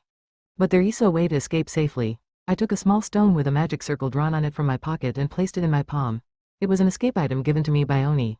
It had been faintly glowing for a while, though I didn't know why.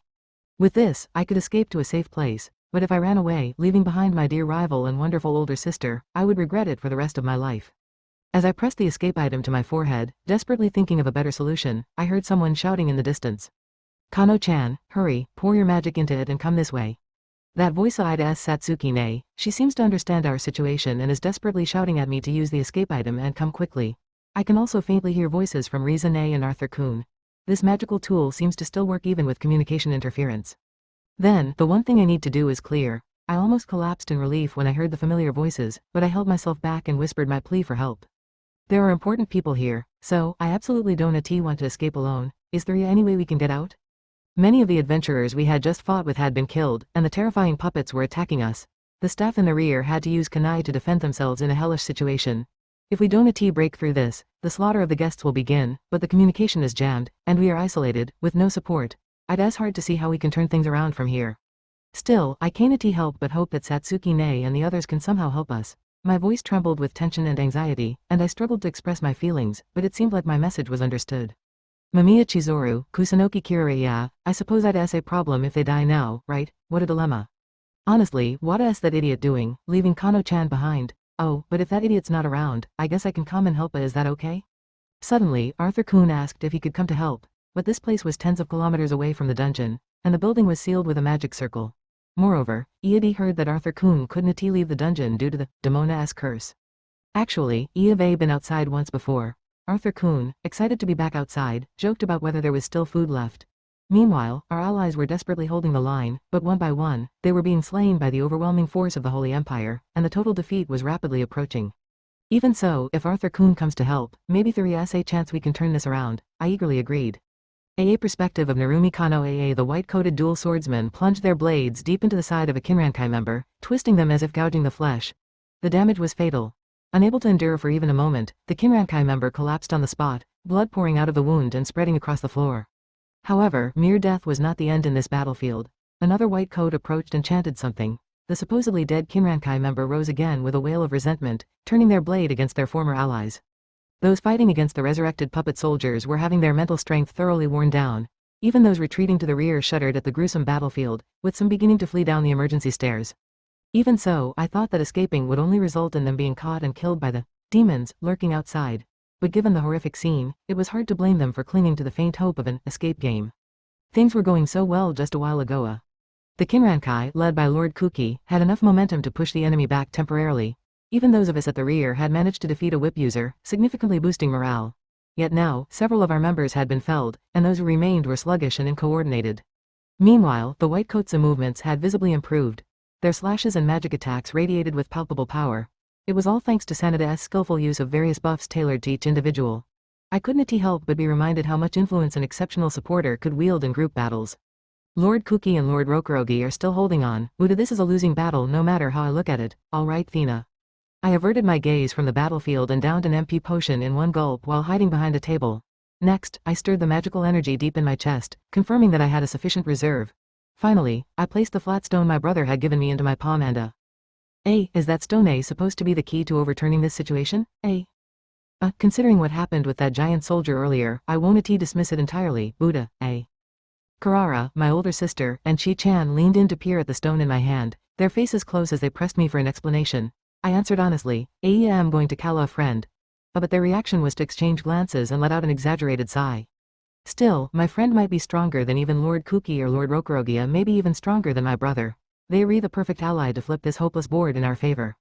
The situation was dire. While being watched skeptically by the two beside me, I extended my arm and focused my magical energy, calling out in my mind. Arthur-kun, over here, please come to me. Following the method Lisa Nay taught me, I gripped the stone tightly and poured my wish into it. Before my eyes, a bizarrely colored magic circle appeared, shifting between hues of blue, red, and yellow. I channeled my energy into it, Buddha. It felt like pouring into a bucket with a hole in the bottom. There was no sign of it filling up. At first, I thought it was a malfunction or that EAD made a mistake, but upon closer inspection, I noticed a tiny bit of energy gathering. Maybe. Could it be that activating this magic circle required an astronomical amount of energy? Panicking, I rummaged in my pocket and pulled out my last MP potion. Even if I drank it, it was unlikely EAD have enough magical power to complete the spell. What do I do now? You are lacking magical energy, correct? Use mine, Karara Wanisama placed her hand over mine, which was trembling as I extended it toward the magic circle. A warm, tingling sensation, like a comforting electric current, flowed into me. I marveled at how soothing someone else's magical energy could be when there was no hostility behind it. Watching the magic circle intently, I hoped to see it filling. Nope. Even with the two of us, it wasn't even 10% full. While it might be sufficient for me to cross over, summoning someone as powerful as Arthur-kun required an immense amount of magic. The fragile hope I had grasped began to crack, crumbling away. Fear and anxiety gripped me, and I nearly lowered my arm. But then, an astonishing surge of magical energy joined the mix. Chi-chan. There is something extraordinary on the other side of that magic circle. I want to see what it is for myself, She said this as though she were merely curious, but I knew better. She must have seen how desperate I was and decided to help.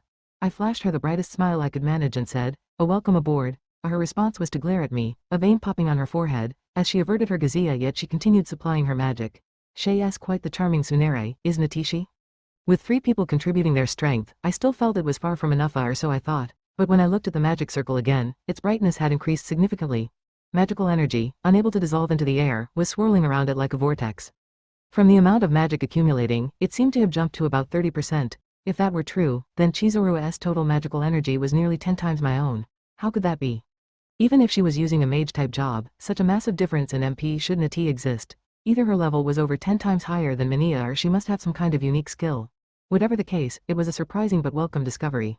Still, it didn't change the fact that we were far from the necessary amount of magic power. At Karara-ne-sama's call, the staff members hurried over and began channeling their magic energy as well. However, the accumulation was slow, agonizingly so, and the sense of urgency continued to grow. In the center of the battlefield, Rokurogi-sama was being forced into a 3-on-1 fight, with the sounds of clashing metal and explosions echoing nonstop. His high-powered skills were being neutralized by 2 opponents working together, while a third white coat warrior circled around behind him for sneak attacks. It was the same anti-elite strategy that Kinrankai had used earlier. Kuki-sama was also in a dire situation. Though he unleashed slashes powerful enough to blast massive holes into concrete walls, his opponent, a white coat warrior, met those strikes head-on and matched his blow for blow. Kuki-sama had always relied on overwhelming brute strength, but it seemed Sanada-sama's buffs were giving his opponent the upper hand. Kaga-san was still alive, but he was on the defensive, overwhelmed by his own allies who had been turned into puppets. Scanning the battlefield, I could see fatigue written on everyone's faces. Nearly half of Kinrankai's members had already been taken down, and it was only a matter of time before the entire force collapsed. Despite this, the magic circle was still less than halfway full. The suffocating pressure of desperation threatened to crush me. I gulped down my final MP potion, the 4th one, leaving my stomach sloshing uncomfortably, and poured the replenished magic power into the circle as quickly as possible. That's when an unnervingly cheerful voice broke through the tension. Oh my, it looks like you are redoing something interesting. Might I ask what you plan to do with that magic circle? I turned toward the voice to see Sanada-sama walking slowly toward us. He was cloaked in black magic, his twisted smile radiating malice. Now, no need to be so tense. Relax. Lead us have a little chat. Rise dead, A surge of black magic erupted, taking the form of ghostly faces before slamming into the ground and summoning another magic circle. Judging by its pattern, it was some kind of summoning spell. Something eerie and terrifying was about to emerge. First, a bloodied hand reached up, followed by an entire battered body crawling out. Beside me, I could hear Kararane-sama gasp audibly. It was no wonder what appeared was a hotel staff member, now a puppet, wearing a shredded uniform that revealed a kunoichi suit underneath. The puppet knelt before Sanada-sama, blood trickling from its mouth and body as it bowed its head in submission. This sight enraged Mikami-sama, the clan leader. With a look of fury, she stepped forward, her expression cold and unforgiving. Sanada-sama, betraying your homeland and killing my subordinate, so prepare yourself. Prepare myself, surely you jest. Do you think someone like you could defeat Maya? Before Sanada-sama could finish, Mikami-sama threw a kunai straight at him, her action swift and resolute. Yet Sanada-sama didn't flinch. He didn't even bother dodging.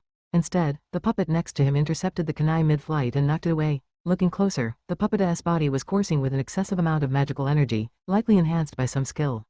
Two other white coat warriors began to approach as well. One wielded twin blades, and the other wore crimson gauntlets. Both of them had already taken down multiple allies. Among the retreating forces, only Mikami-sama could hope to match their strength. But even for her, facing them alone was a reckless gamble. Nevertheless, she stood firm, her dress flowing as she readied her concealed weapons, determination burning in her eyes. Though Kararane-sama must have been worried sick, she knew better than to interfere in a battle between experts. Instead, she gritted her teeth and focused on pouring her magic into the circle. The battle began in earnest, with cannon-like skills exploding and landing dangerously close. The shockwaves and dust reached all the way to me, leaving my hair and dress coated in sand. But I couldn't afford to care. Filling the magic circle with power was the only way to protect Mikami-sama and all of us. As I poured my restored magic into the circle with singular focus, Chizuru poked my cheek. Umakano-san, Thuria saw something like a crab leg growing out of the magic circle. She pointed with her pale, unblemished hand at the center of the magic circle. There, a single, fluffy, white stick-like object was protruding. A crab leg? Noah, that was a spider-ass leg. Could it be Arthur-kun? Arthur had said he would appear in his spider form, but his legs seemed nearly twice as large as the last time he had seen him. Or maybe the real issue was that the magic circle wasn't even halfway charged with mana, yet he was forcibly trying to emerge. Forcing himself into existence by shoving his legs into a summoning magic circle to activate it, it made me want to pause and reconsider the very purpose of summoning magic. But the immense power radiating from those white legs left me no time for such idle thoughts. With a sound akin to the rumbling of the earth, the magic circle rapidly filled with mana. The floor, walls, and ceiling vibrated violently, as if the entire building were shaking. Oh what? What incredible mana! How can such a being exist, eh? Chizuru Kai stared wide-eyed, holding her breath in shock. Even Misami-sama, Sanada-sama, and the white coats had halted their fighting, mesmerized by the overwhelming surge of mana. I recalled Arthur once boasting he could instantaneously destroy the Lich King we defeated with the combined strength of colors. If that claim was true, then Arthur's true power was on a level no one in Japan had ever experienced. As everyone stood frozen, trying to comprehend what was happening, the magic circle continued to fill with mana. The small hole through which a single spider leg had protruded began to widen, allowing thick streams of dense magical essence to flow in. It was as if the depths of a dungeon and this venue in Tokyo had become physically connected.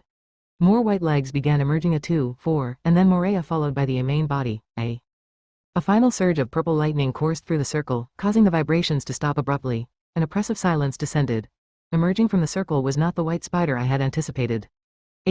Finally, I made it through. What came out was a half-human, half-beast figure. The upper half of a young girl, about the size of a 5-year-old, atop the body of a massive white spider. She had grown significantly larger since the last time I saw her, nearly my own height now. Was this really Arthur? I couldn't be certain. The creature lowered the arms it had been raising in a celebratory pose and began scanning the room.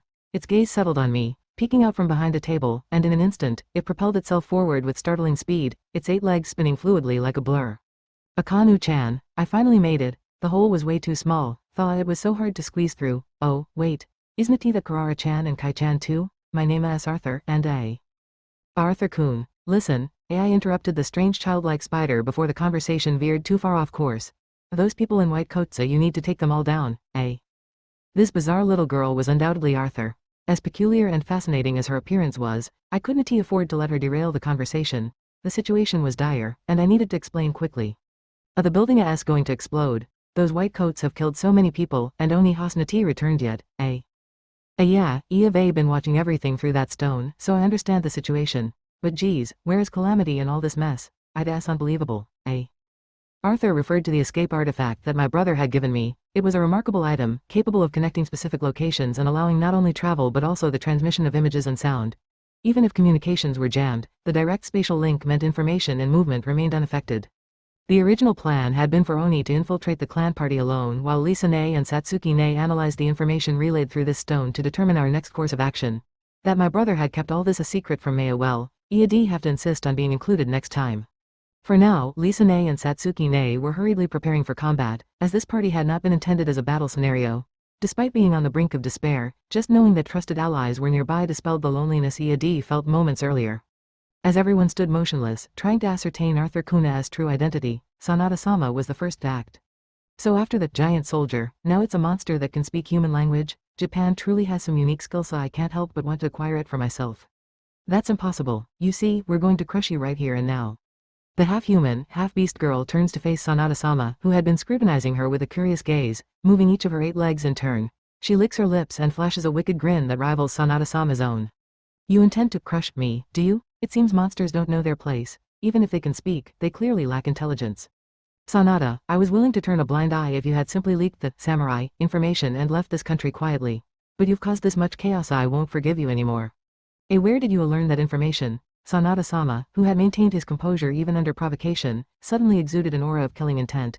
He gestured with his hand, gathering 10 of the white-coated fighters, issuing some kind of command. What was this about leaking samurai information? The white coats formed a semicircular formation around Arthur Kuhn, taking their positions while receiving buffs from Sanada-sama. Though they had been fighting chaotically before, their sudden switch to a proper formation clearly showed their wariness of Arthur Kuhn. 10 fighters, all at the top level of Japan's hierarchy, able to contend with even Kuki-sama or Rokurogi-sama. Against them was a small, half-human, half-beast girl exuding no signs of magical power. Kurara Wani-sama cast me a worried glance, but I nodded firmly in response. There might not be a single adventurer in Japan who could stand against such a force, but if it's Arthur Kuhn I know, Thina. The first to move was a dual-blade wielder who slashed in with such speed that an afterimage seemed left behind. Almost immediately after, a martial artist and a dagger user attacked from the left and right, their magic erupting with force. A 3-pronged, full-power weapon skill assault. The remaining white coats also moved in unison, initiating a second wave of attacks. Multiple blades cut through the air simultaneously, closing in on Arthur Kuna, but he merely raised his hands and gazed at the ceiling. He didn't even bother to look at the attacks.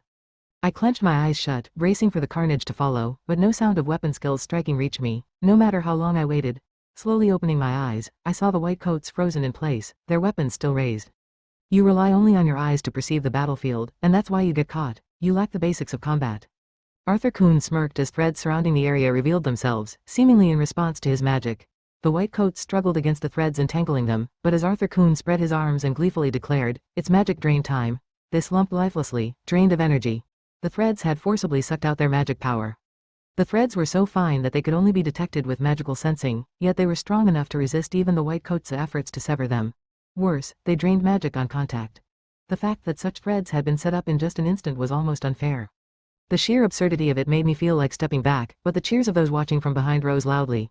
To see the white coats, who had overwhelmed even the best adventurers and members of the Kinrankai, reduced to shambles in an instant was incredible. I couldn't help but join in with a pumped fist alongside Chizuru-chan next to me. This skill is pretty eco-friendly, don't you think? Even the magic power of scumbags like these can be put to good use. But still, I'd not quite enough to replenish my magic folia. Suddenly, a blinding light filled the venue, and Arthur Kuhn twisted his upper body lightly, seemingly reacting to an attack. The magical attack that had just been unleashed was so powerful that it melted through the spider silk as something even the white coats couldn't kata and cut through the concrete walls behind them, leaving them glowing red hot. A tremor shook the entire building shortly after. Stand back, that opponent is more than you can handle. Understood. However, they seem to have uncovered quite a bit of our information. Please proceed with caution. Bowing deeply, Sanada-sama retreated to the rear. In his place, the silver-masked figure who had fired the beam stepped forward. That attack, which I hadn't even noticed until it struck, was not only absurdly fast but overwhelmingly destructive. This person was undoubtedly the leader of the Holy Empire's forces. Their presence was extraordinary. But then again, so was Arthur Kuhn. While he might usually seem carefree, I knew he had insights rivaling those of Oni-san, and his thread skill was just one small facet of his abilities. Even faced with that devastating magical attack, Arthur Kuhn showed no fear, his mischievous smirk unwavering. Well, Mikhail Maxim. This must be our first meeting in this world, huh? E of A got some business with that Sanada Yukikage over there. You even know my name. ELL make you spill everything you know. The silver mask and robe were cast aside as Mikhail Maxim revealed himself. Beneath the disguise was a Western-looking man in a suit, neatly adjusting his tie and straightening his posture despite the imminent battle. His composure was almost unnerving. As Mikhail began to walk forward, he slid his left hand horizontally, creating a barrier around himself, while his right hand cast buffs that caused his body to glow green, red, and blue. Barrier magic and buff magic at the same time. Meanwhile, above Arthur Kun's head, a small, dark cloud appeared. He reached into it and pulled out something so terrifying it made my breath catch. A gigantic scythe, emitting a deafening, high-pitched wail as it radiated overwhelming magic that warped the very space around it. It was no ordinary magical item. Next to me, Chizuru-chan's eyes welled with tears at the sight of it. I wanted to scold Arthur Kun for pulling out something so horrifying. Well then, I'm off, Kano-chan. Taking down that Guya is going to be a bit of a hassle, so tell Sayakua to jump in as soon as he gets back, okay? Spinning the scythe effortlessly, Arthur Kun strolled toward Mikhail with a hum. Moments ago, the fiercest battles between top-tier adventurers had raged here, but what was about to unfold would be on an entirely different level. Even if I told Oni-san to join the fight, there was no way he'd agree. Checking the time on my wrist terminal, I saw it was 7:40 p.m. The building was set to be destroyed by 8 p.m., leaving little time. All I could do was brace myself for what was about to happen and think about what I could do in the meantime. A night in Tokyo, July. Even though the sun has completely set, the high humidity and temperature make the night in Tokyo unbearably hot. On the rooftop of this high-rise building, a somewhat strong wind offers some relief from the heat. However, for me in my current state, even that feels like nothing more than a minor comfort, and I remain deeply uncomfortable. The reason? I'm still catching my breath from a brutal fight moments ago, and the axe-wielding man in front of me is radiating a murderous intent, his crimson magical energy exuding sheer intimidation. It's unbearably oppressive, making this situation all the more miserable. Still, wiping the sweat from my cheek with my sleeve, I put on a smile and ask, can I have a moment to prepare? Kafka, the axe-wielder, eyes me suspiciously before bursting into a hearty laugh. Yuri asking for time? At this point, you have got some nerve? The skill this guy used earlier, Berserker grants an enormous boost to strength while applying a debuff called Frenzy, which sends emotions into overdrive. If he possesses this skill, then he is almost certainly a Berserkera, a hidden job exclusive to the Holy Empire. It has never been recorded in Japan. Yuri, not thinking of running away, are you? That's a no, eh? With a sadistic smile, Svetlana casually strolls behind me without even drawing her weapon. Her sharp gaze makes it clear, run, and you die instantly. She is likely a necromancera, but between her and Kafka as a Berserkera class, I cannot help but marvel, albeit in a bad way, at how people can willingly take on such mentally taxing jobs. Just behind her, a servant emits an overwhelming surge of magical energy, holding a lance that seemingly appeared from nowhere. A miasma-like aura seeps through the gaps in its blood-stained full-plate armor, sending chills down my already fragile chicken heart. A hero. Was the name Rasha? Even in Dungeon Explorer, adventurers with the hero title were legendary warriors who overturned dire situations in battles and wars. Mahilo Maxim was one such hero. However, I can confidently say that this one is not as strong. The reason is simple, a Servanta's strength cannot exceed that of its summoner. That said, there is no doubt that all of these enemies are well above level 30, making them formidable foes. On the other hand, am only level 25. If I fight them head-on, am doomed. Even just exchanging a few blows would be incredibly difficult. Escape, impossible. Even if I sprinted toward the exit at full speed, my inferior speed means they'd catch me in seconds. Not that running was ever an option in the first place. Across the rooftop, a massive glowing magic circle is layered in complex formations. I cannot tell exactly what type of magic it is without getting closer, but there is a high probability that it includes a building destruction spell.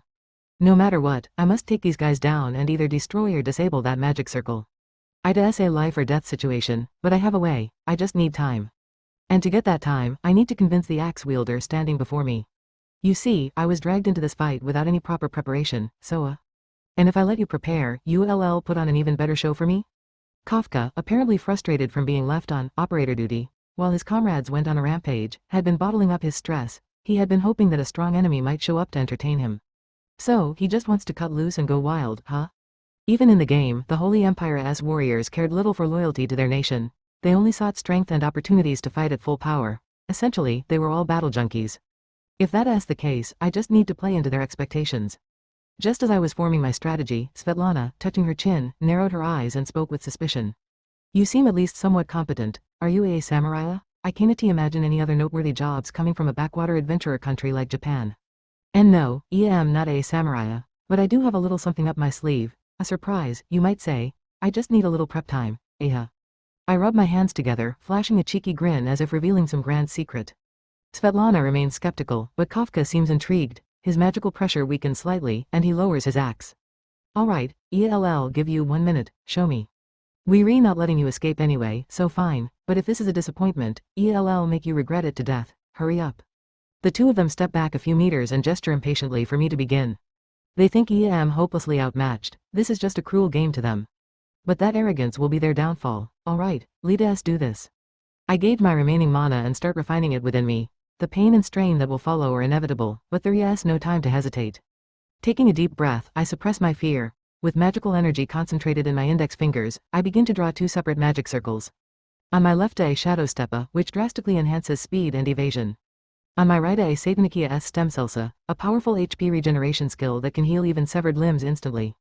I complete both sigils in one smooth stroke. Instantly, my mana is drained and the magic activates. A black surge of energy erupts around me, followed by an excruciating burning sensation across my skin. My body feels as if I'd being torn apart and rebuilt from the inside. I stumble, but force myself to stand firm. A Shadow Stepa is familiar, I use it for hunting all the time. But a Satanikia S Stem Celsa is an ultimate tier skill, far beyond my level 25. The strain is immense. And this is just the beginning. A dense aura of mana surges around me, causing cracks to form in the concrete at my feet. Kafka's grin widens, while Svetlana traces invisible patterns in the air, analyzing the phenomenon. That skill activation, and no, what exactly is that skill? Answer me. I have never seen magic circles drawn and activated without a catalyst before, and these formations are they are incredibly high tier. Good, they are interested. Normally, skills are locked to preset slots, meaning neither Kafka nor Svetlana should be able to do what I just did. But players and only players can still use the player skill system from the game. The catch, it requires manual activation either by drawing a magic circle or performing a skill motion. Doing this mid-battle against stronger enemies is suicidal. Unless, they willingly give me the time to do it. Suppressing the pain racking my body, I maintain my facade of composure. As you can see, drawing the corresponding magic circle allows for skill activation. Didn't you know? I have never seen such a technique. Do you have more to show? Of course, now, let me show you my trump card. After a slight bow, I chug an MP potion and prepare to draw my final sigil. This next move will push my body and mind to the limit. But I will not let them win, not today. With unwavering resolve, I channel my magic and begin to draw. The intertwining lines of magic, combining complex geometric patterns and intricate formations, overlap multiple times, weaving together to form meaning. This was the extra skill of the highest tier job I had in the game, a weapon master. This was Dunex's strongest buff magic, drastically enhancing every parameter related to close combat, attack power, accuracy, weapon proficiency, reaction speed, and dynamic vision. Its effects were undeniable, but the price I had to pay for using it with this immature body was unfathomable. As the magic circle neared completion, its rainbow-colored radiance intensified, sending out high-density mana accompanied by air vibrations. This is my trump card, burn it into your memory, overdrive. The moment the effect activated, my entire body's muscles tensed to the extreme, tearing instantly. My bones groaned as if they were crushing my organs, and several capillaries ruptured, causing me to bleed. Before I could even cry out in pain, a Satanikia S Stem Celsa immediately repaired and regenerated the damage, forcibly restoring my body to a normal state. A colossal amount of red-black mana, utterly unmatched for a level 25, erupted around me. Svetlana's eyes widened as she took a few steps back. Even Kafka, whose confidence had vanished, let out a heavy breath with a grim expression. Oh well, this is definitely something. So it wasn't just a bluff, huh? In that case, as a warrior, I'll give it my all. Yeah, I don't have much time either. Let's get this over with. Overdrive pushed my physical capabilities far beyond their limits, but it wouldn't last long, not in terms of time, body, or even mind. As blood dripped from my nose, I reached into my magic bag and pulled out a newly materialized pure mithril sword. I lightly swung the two blades to check their balance. Just that motion alone stirred up small whirlwinds, scattering shards of broken concrete radially. It seemed the effect was working perfectly. Kafka, realizing the man before him truly possessed the power to kill them, gathered his mana and took a stance with his massive axe. Svetlana also retreated behind her servant, lowering her center of gravity while chanting multiple buffs. A long, drawn-out moment of silence fell over the rooftop, as though time itself had frozen. The moment the moon was swallowed by the clouds and the darkness thickened, Kafka and his servant shattered the ground beneath them as they lunged forward. Their range closed in sharply, flanking me from opposite angles. Their blades came slicing through the air at different heights and directions, but I didn't move. I tilted my body diagonally and blocked the attacks with my twin swords. Sparks erupted as enormous kinetic forces clashed. A thunderous impact echoed, sending concrete tiles flying and kicking up a delayed whirlwind. Despite being locked in a fierce blade struggle, Kafka kept spinning his axe at high speed, while Rasha swung her lance from behind in an attempt to deliver another strike, but I deflected each and every one of their attacks with my twin swords. What the hell? Where is all this power coming from? Kafka, relying on the sheer brute strength boost of a berserker, attempted to force his way through with overwhelming force. But when he saw that I wasn't budging an inch, his eyes went wide with shock. A full power strike from both his hands against someone nearly 10 levels lower was being brushed aside with just one of mine, but my strength wasn't just about raw STR. Noticing Rasha widening her stance to unleash a weapon skill, I immediately closed the distance and kicked her to cancel the attack. At the same time, I dodged Kafka's strike with a sidestep and attempted to bring my twin swords down on the staggered Rasha, but Svetlana's magic bullet interrupted me, forcing me to retreat and reset my position. That entire exchange had taken only about 10 seconds. The concrete tiles were already riddled with cracks and deep cuts, yet the footing remained solid. The dust clouds were quickly swept away by the wind, ensuring clear visibility. It was actually a decent battleground, but the real problem was the strain on my body is far worse than I expected. Even after just 10 seconds, my breathing was ragged, and my body was on the verge of screaming in agony. If I didn't keep clenching my teeth, the pain of my muscles tearing apart might cause me to pass out. Any strategy that involved carefully reading my opponent's habits and looking for openings over time had to be discarded immediately. I had to end this faster or I would collapse first. Kafka, this isn't normal, we need to call for reinforcements. Hell no, no need for that crop just destroy everything, a deadly furia. Kafka let out a roar, and his muscles swelled even further, his presence growing heavier and more sinister. This was a berserk skill that enhanced a berserker even further, sacrificing his ability to think rationally in exchange for exceeding his physical limits. Svetlana, seemingly making up her mind, began channeling a massive amount of mana into Rasha. For a mage, sharing their mana with another was a huge risk, but she was betting everything on a short, decisive battle. But I wanted a short battle too. While skillfully parrying Rasha's now sharper, more destructive lance attacks, I weaved my twin swords through the air like a blade dance, activating my next skill motion. A vanishing thrusta, a shotgun-like burst of shockwaves accompanied Rasha's rapid multi-thrust attack. The tip of her lance was moving well beyond the speed of sound, and it even had a tracking effect. But in my state, I could see everything. Tilting my upper body to avoid the thrusts, I spun my swords in sequence, parrying them one by one while sending shattered concrete flying. Dozens of lethal exchanges took place in mere moments, the unspent mana crackling into purple lightning that turned the surroundings into an even greater wasteland. A large fireball suddenly rushed in from my flank, turning my vision red. I sliced through it on reflexa, but that was just a distraction. The real attack came from behind. A massive wave of mana erupted, unleashing a lethal shockwave toward me, but I never stopped moving. Pushing against the unstable footing, I braced for the next move. Die, you bastard, a hell crescenta. Kafka's axe cleaved deep into the concrete, sending a crushing tsunami of debris and high-density mana roaring toward me. The only way to avoid this was to jump higher, but once airborne, I'd be completely vulnerable. That was exactly what they were aiming for. Svetlana began condensing all her remaining mana into a finishing spell. Fine. Play along and fly. Kicking off the crumbling ground, I soared 3 stories into the air, narrowly avoiding a hell crescenta's destructive wave. And in that instant, I twisted my arms mid-air, completing my final skill motion. This ends now, become a raging storm Areola. My body was enveloped in a soft green glow, and countless platforms of light materialized around me. With this, they could no longer keep up with me. Zigzagging unpredictably through the air, I dodged incoming magic with ease, descending upon my opponents like a storm.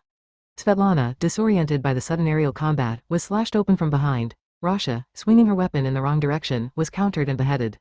All that remained was the berserk Kafka. Burning the last of my mana, I created more aerial platforms and pushed my failing body forward. The endgame was clear, my victory was inevitable. Or at least that is what I thought, but I had been too focused on the battle, completely unaware of the gazes watching from afar. Kirigaya Sosuke's perspective, I hated him, that father of mine, who strutted around just because he was an adventurer. Every day, I lived in fear, bracing myself for his violent outbursts, constantly watching his mood. Yet, despite how invincible he seemed, even he would bow his head and grovel before adventurers stronger than him, just like I did. In the end, it all comes down to violence. People easily submit to violence. With it, I can crush anyone who pisses me off and climb as high as I want. That was the only thing I ever learned from that bastard of a father, a Buddha.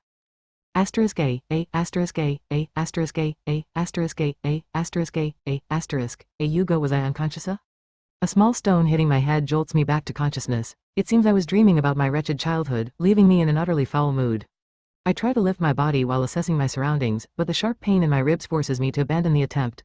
On top of that, several of my molars are broken, filling my mouth with blood. My ankle is swollen, making it impossible to walk without support. As I attempt to recall how I ended up in this state, bitter memories flood my mind, making me hang my head in frustration. That damn four-eyed bastarda, Sanada Yukikage, the number 2 of colors. Ever since that traitor landed a powerful kick to my temple, I have no memory of what happened next. Clenching my dirt and blood-covered hands, my frustration and hatred swell inside me. How much time has passed since then? Rolling up my sleeve to check my watch, I sigh in relief. It hasn't been too long. yet at the same time, the thought that Kuki's old man and my comrades might already be dead fills me with a suffocating sense of helplessness. I screwed Upa big time. I had gathered a bunch of thugs as underlings and created the raiding clan, Sorrel, crushing my rivals and amassing wealth. I planned to use that as a stepping stone to climb to the top. But despite all that, the higher-ups of Kinrankai refused to acknowledge me, and I remained stuck in obscurity. But the gods hadn't abandoned me. By sheer luck, I stumbled upon the new area and the teleportation device, a fortune beyond imagination. Using that as leverage, I carved out a position within Kinrankai, poured my fortune into expanding my crew, and negotiated with both Kuki's old man and Sanada. Following a delicate web of connections, I even managed to reach a position where I could negotiate with the Holy Empire. I thought that once I sealed a lucrative deal, even a seat among the color's executives would be within reach of, but I had made one fatal mistake. I had forgotten about violence. There was no way an equal negotiation could work when dealing with the Holy Empire, the world's most dominant force. With the teleportation device, a treasure trove of untold wealth right before their eyes, they had no reason to sit and negotiate. They could simply take it by force. On top of that, I completely misjudged Sanada's hatred for colors. I knew he and Kuki were bitter enemies, but I never imagined he would go so far as to weaponize the Holy Empire against Kinrankai, aiming for total annihilation. That bastard is completely unhinged. I had planned to exploit the Holy Empire, squeezing them for wealth and intel, but instead, I was the one being played by Sanada. This is pathetic. But still, what the hell is going on? Why am I still alive? My brain is still sluggish, but I cautiously scan my surroundings while pretending to be unconscious. In the distance, I see a small group engaged in conversation. Those are Holy Empire members Sokovka and Svetlana. The woman in full plate armor has her face hidden, so I can't identify her, but I recognize the other two. Among Mihailo's subordinates, they rank among the most dangerous. There's also someone unfamiliar standing with them. Woe is that? They are not one of ours from Kinrankai. Dressed in a black suit with a bow tie, he looks like an invited guest or perhaps a noble involved in business dealings. He is short, chubby, and appears to be a teenager. With his brows lowered and a servile smile, he seems to be begging for his life. But why the hell is a brat like him on this rooftop? Either way, the moment they spot me, it's over. They are not the kind to show mercy, and even if that kid pleads for his life, there's no way they let him go. A slow, painful death awaits him. But if their attention is on him, that means I'd my chance to escape. Gritting my teeth against the pain, I start crawling. What is that? The fat man begins drawing something in the air. The swirling mana, the complex circular patterns I'd a magic circle. Normally, creating one requires finely crushed high-grade magic stones, rare catalysts dropped by monsters, and multiple mages providing mana. Yet, he is drawing one effortlessly. Forgetting my escape, I focus on his technique, hoping to steal something useful. Suddenly, an immense surge of mana erupts. His once flabby belly tightens slightly, and his entire presence transforms into that of a seasoned warrior. I had assumed he was just a helpless kid, but he is an adventurer. That said, his opponents the Holy Empire operatives are battle-hardened warriors who have fought across European war zones. They were deployed in active war zones until just recently. No matter how strong that Kita's abilities are, there's no way he can win. Or so I thought until he drew another magic circle. It's a useless struggle, or so I believe until I saw the difference. A suffocating amount of mana filled the air, rapidly condensing before exploding into a blinding, rainbow-colored radiance that engulfed everything around it. His muscles swelled so dramatically that they were visible even through his suit. With a deep growl, he unleashed a crimson-black aura that shot skyward. The sheer density and power of his mana were beyond anything I had ever witnessed. Even from dozens of meters away, I felt the primal fear of being stared down by a colossal predator. His magic was on par with the Holy Empire's monsters. Even Svetlana's shocked expression confirmed that this was far from ordinary. Despite being surrounded by three warriors, the man gripped his twin swords, eyes sharp and unwavering. I had assumed no fight would break out, but now, a battle unlike any I had ever seen was about to begin. I wanted to flee immediately, but with my battered body, all I could do was press myself to the ground and remain motionless. Then, the world fell silent eerily before the tranquility was shattered by an earth-shaking impact. A single step cracked the concrete beneath his feet, closing the distance in an instant.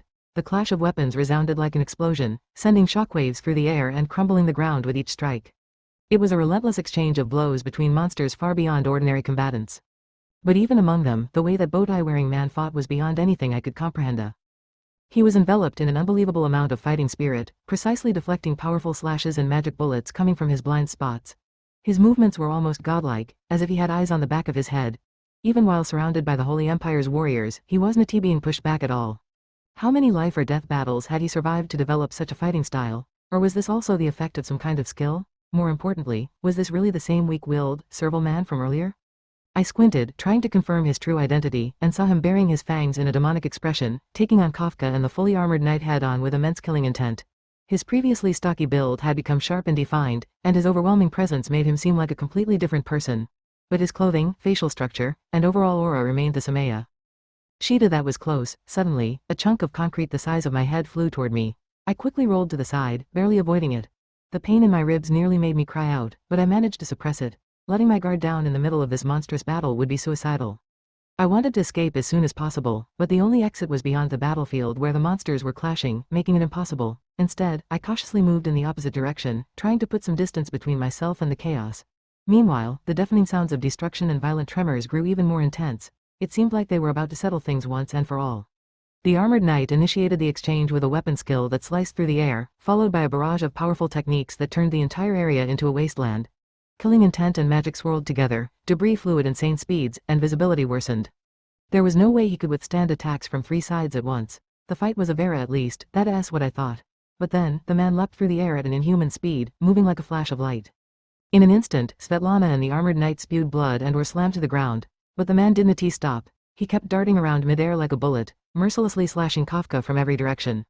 Even from a distance, I could barely comprehend what was happening. If I were watching from up close, even warriors of the Holy Empire would be powerless against him. A powerful skill, a combat style unlike anything I had ever seen, a body, mind, and technique strong enough to withstand it all. Everything was masterfully combined and refined into overwhelming violence. Thesa, this was the ideal I had been striving for. Kafka collapsed forward as his magical energy faded. At the same time, the man sank to his knees, exhausted. He seemed annoyed by how tattered his formal suit had become, but considering the superhuman movements he had just performed, it was only natural that normal clothing wouldn't hold up. Now, what should I do? If he spots me, this could get really troublesome. After witnessing so many hidden skills, there was a chance he'd be silenced just to keep things secret. Pretending to be unconscious was probably the safest option. However, with multiple powerful magic circles still active in this building, there wasn't much time left to escape.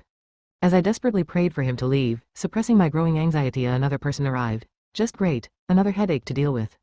Was he another reinforcement from the Holy Empire? Frustrated, I shifted my eyes slightly to get a better look. He was a young man, seemingly the same age as the bow-tie-wearing fighter. Unlike him, though, this new arrival was dressed in a hakama. Was he an ally? It was unclear. Without hesitation, he walked across the devastated rooftop, stepping over the remnants of battle. Bravo, that was amazing. What kind of skill was that? I'm seriously impressed. Here, I brought you a souvenir. His cheerful voice echoed across the ruined rooftop as he looked around with excitement. At first glance, he seemed like a carefree fool. But then I noticed what he was casually carrying in his hand. And in that moment, I knew, this guy was a monster, too. I don't need it. Mamiya-san, so you were alive. Is that head from the Holy Empire? That's right, I worked hard, it was a spur-of-the-moment decision, but the division of roles went well, so all good. By the way, why do you look so skinny? The man in the bow-tie brushed the dust off his suit with a bitter expression and replied, somewhat resentfully, I got thinner thanks to you dumping those 2 troublesome opponents on me. Does he have some strange constitution where fighting makes him lose weight? No, that's not the part one should be focusing on. The ones who came from the Holy Empire to Japan were undoubtedly elites. That was obvious just from their levels and backgrounds. Some of them, like Kafka, were so famous that their names were known even in far-off Japan. There were barely any adventurers, even among large-scale raid clans, who could stand against them, and to not just fight but win against multiple opponents would require a level of skill representative of Japan's top adventurers. And yet, these damn kids are taking down adventurers from the Holy Empire one after Anothera. What the hell is going on? That guy in the hakama, was his name Mamiya? I don't recognize his face, but is he part of a special forces unit? Eve heard rumors that the military secretly trains combatants to counter foreign adventurers, but to think they have raised warriors of this caliber. At this rate, adventurer clans will be left in the dust. Hey, Narumi-kun. That guy over there is watching USA. What do we do? Huh? Oh, really? T'cha. As I was analyzing them from the corner of my eye, Mamiya suddenly pointed at me and started heading over with the bowtie Guyan Narumi. As their footsteps drew closer, my heartbeat pounded in my ears. I needed to think fast about how to handle this. Should I pretend I just regained consciousness? Yuga, where am I? What the hell happened, Ada? Huh? But you were watching us the whole time, weren't you? Damn, this Mamiya Guya is sharper than he looks. Looks like ELL have to wing it. Sorry, but could you give me a hand? My legs are busted, and am in bad shape. You really got messed up, huh? Here, you can have this. Aha, thanks. I should probably call my party-ass priest. Wait, what the hell? I sat up, pretending to be friendly, and Narumi handed me a bottle filled with red liquid. Thesa is an HP potion, right? Judging by its deep color, I'd guess extremely pure. He wants me to drink it? I cautiously opened the lid and took a sip. A thick, syrupy sweetness slid down my throat. The moment it hit my stomach, white steam rose from my wounds, and the swelling and pain disappeared in seconds. Even my broken molar regenerated as if something were pushing it up from beneath the gum line. This level of potency and instant effect to this thing has to be worth at least 1,000,000 yen. What the hell are they thinking, giving me something like this? These guys are literal monsters. It's impossible to fully grasp their intentions, but if they are planning to kill me, then I have no choice but to use them. The question is, how do I steer this situation in my favor? First, I need to close the distance between us. I owe you one. Since you are here, does that mean you want to do something about the magic circle? If so, we should share information. My name is Kirigaya Sosuke, and I am the champion of justice, the second coming of Inferno Blaze Maru. Then ELLB Poo Tan, Mamiya, Narumi, let us get on with this. Mamiya struck a dramatic pose, shouting some kind of superhero alias, while Narumi, as if humoring him, made a half-hearted attempt to oppose himself. Are they screwing with me? But I don't have time to argue. The biggest threat is the explosion magic circle supposedly created by the Saintis from Eastern Europe. EAD initially given up on stopping it and prioritized escaping, but if these guys can actually take down the Holy Empire's warriors, then the situation changes. If there is a chance to save my allies, I have to bring them into this fight. Just as I was about to share what I knew about the magic circles, a strong tremor shook the ground beneath me. A massive beam of light shot up from the lower floors, piercing straight through the night sky. What the hell was that? Looks like Mikhail has started rampaging. What should we do? Hama, what to do? Indeed, the light illuminated the entire area and blasted a hole through the clouds above. That level of energy output, it had to be a high-tier destructive spell. If Mikhail is fighting, that means Sanada had planned to use everyone in this building as test subjects for new jobs and combat training. Naturally, that meant they'd be up against the adventurers here, but I figured they wouldn't stand a chance and would be wiped out instantly by the Holy Empire's overwhelming force. But if Mikhail himself is taking action, it means the Holy Empire is struggling more than expected. Maybe Kukia's old man and the others are holding their ground better than I thought. If that's the case, then we still have a chance. To turn this fight around, we need to deal with the magic circles first and eliminate any lingering threats. It pisses me off to have to bow my head to these brats, but this isn't something I can handle alone. If I don't act fast, we all dead. We don't have time. ELL tell you everything I know, just work with me. I'll tell you everything I know, you guys, cooperate with me. Kirigaya Sosuke bent his waist at a perfect right angle and bowed his head. His pure white suit was stained with blood and sand, and his slicked back hair, which had been neatly set, was now completely disheveled. If you actually spoke to him, you might think he was a well-mannered and sensible young mana, but there was no way that was true.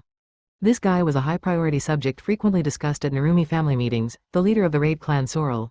According to what my mother, who worked at the Adventurers Guild, had heard, he was constantly causing trouble and violent incidents. Highly aggressive and ambitious, his appearance and demeanor made it obvious he wasn't an ordinary citizen.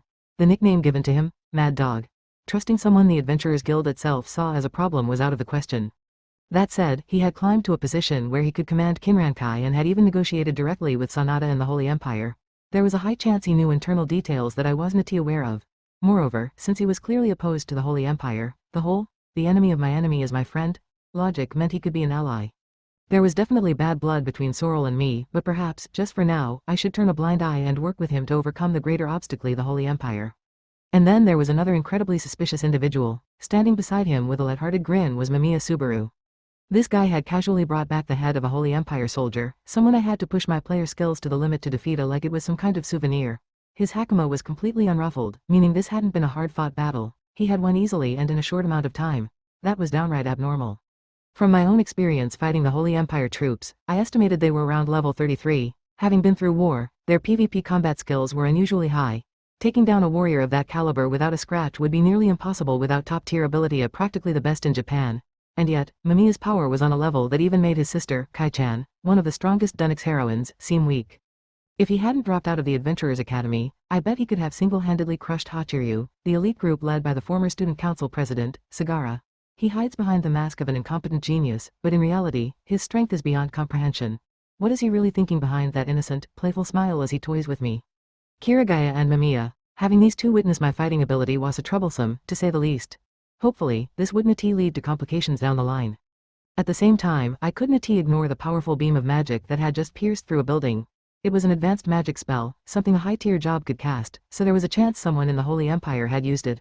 But for a spell of that magnitude, only Mikhail Maxim could have done it. If that were the case, what had happened at the party venue? Was Kano able to escape safely? Were Karara-chan and Mamiya's sister okay? I wanted to rush back to check on them immediately, but first, I had to destroy the magic circle over there. As long as it existed, everyone in this building was essentially carrying a time bomb. Kirigaya-san, let's deal with the magic circle over there first, we can talk afterward. Agreed, I'm worried about my sister too, but we can't ignore this.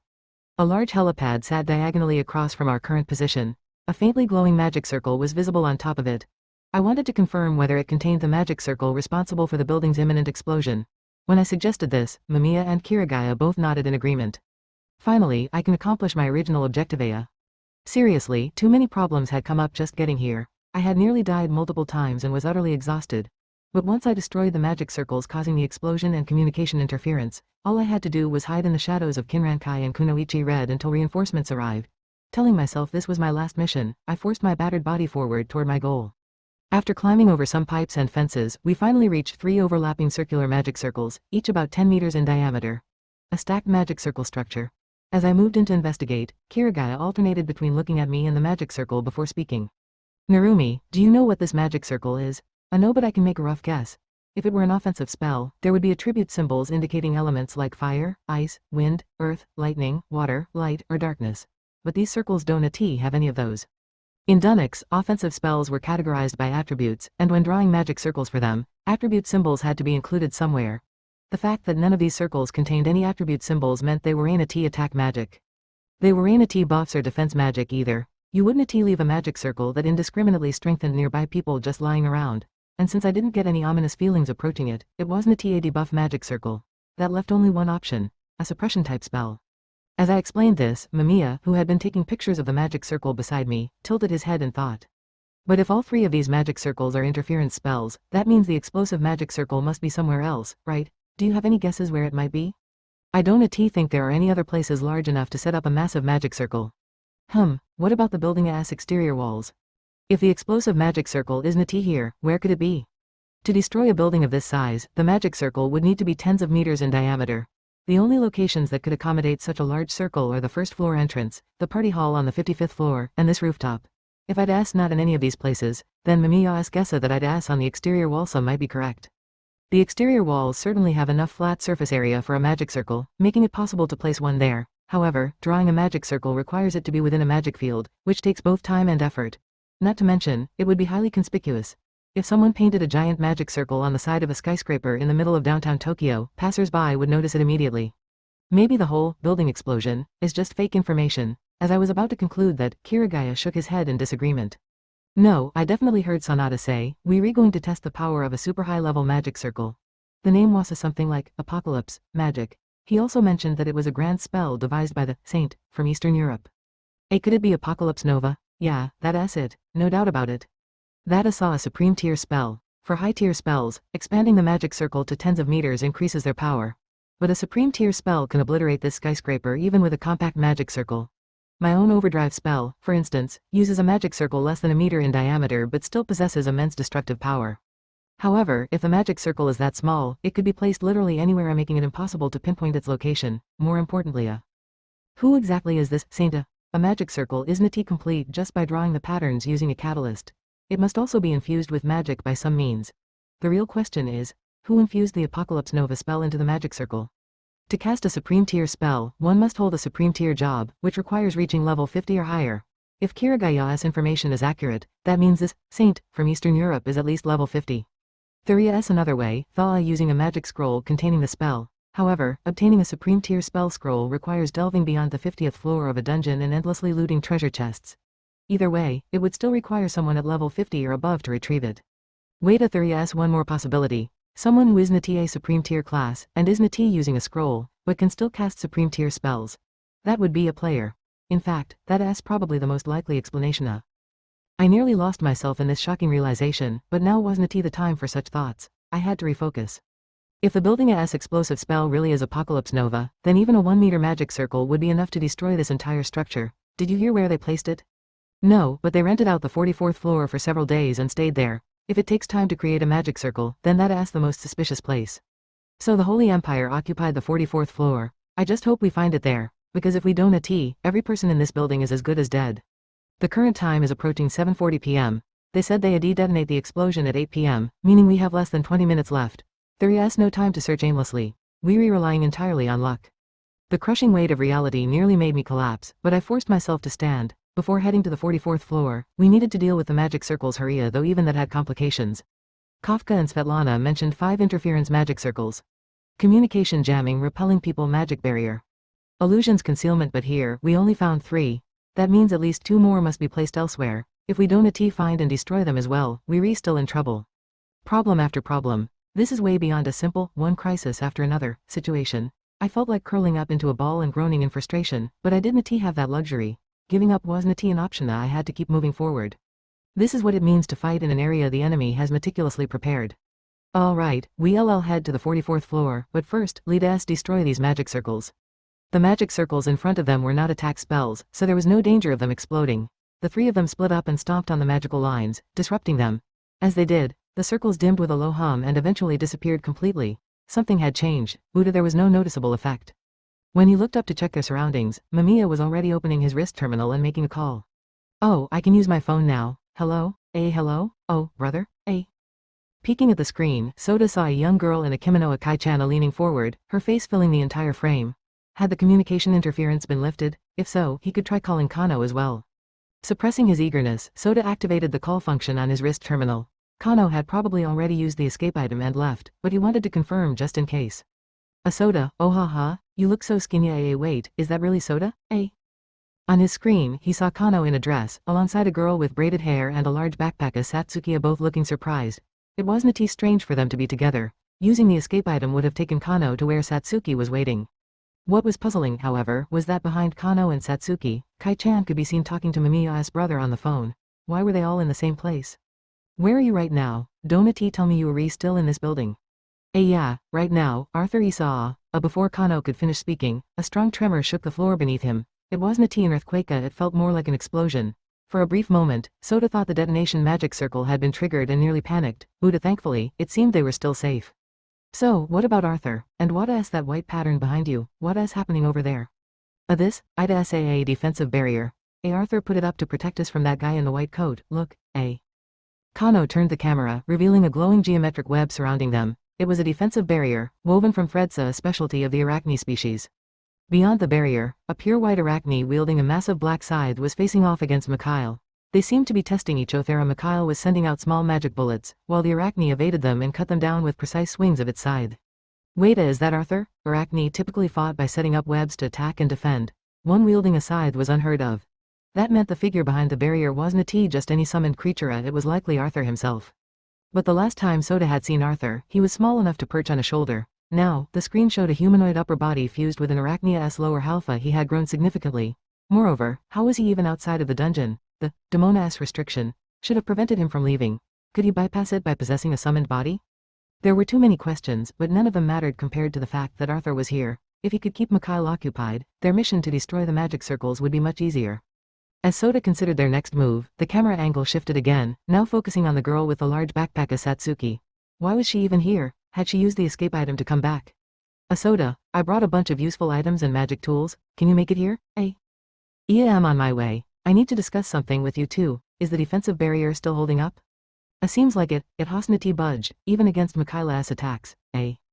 Arachne defensive barriers were incredibly strong, nullifying almost all attacks below a certain threshold. However, if Mikhail went all out, it could be destroyed in an instant. Arthur was likely doing his best to prevent that, but they couldn't take any chances. Kano and the others were in the 55th floor clan party hall. They agreed to meet there and ended the call. Time was running out, and they needed to move quickly, but since communication was now possible, there was something else Sota needed to do first. Just as he was about to use his wrist terminal again, Kirigaya shook his head. I'd no good. I can't reach anyone outside the building or at the front entrance. The range is too short. So there are still interference magic circles somewhere in the building. I was hoping to call for backup, but no luck. Sota tried dialing the police, but the call wouldn't go through. The weak magical signals from their wrist terminals could only reach a few floors away. If they could just call for reinforcements, their options would expand dramatically, but of course, things weren't that easy. Still, knowing that their allies were fighting alongside them lifted Sota's spirits. It felt like a ray of hope breaking through the dark fog of despair. As long as they had each other, he could keep going. And he wasn't alone here, either. Alright, we've done what we needed to hear. Let's head back. Oh, and if we're going to the 44th floor, I assume you'll be helping us, right? Of course. My crew took heavy losses, but in the name of the Kinran Association, ELL pay those bastards back 100-fold. ELL make sure Sanada doesn't leave here alive. Mamiya grinned as always, while Kirigaya clenched his fists with barely restrained fury, seething with a desire for vengeance. Under normal circumstances, Sota wouldn't want to be anywhere near them. But right now, these were the most reliable allies he could ask for.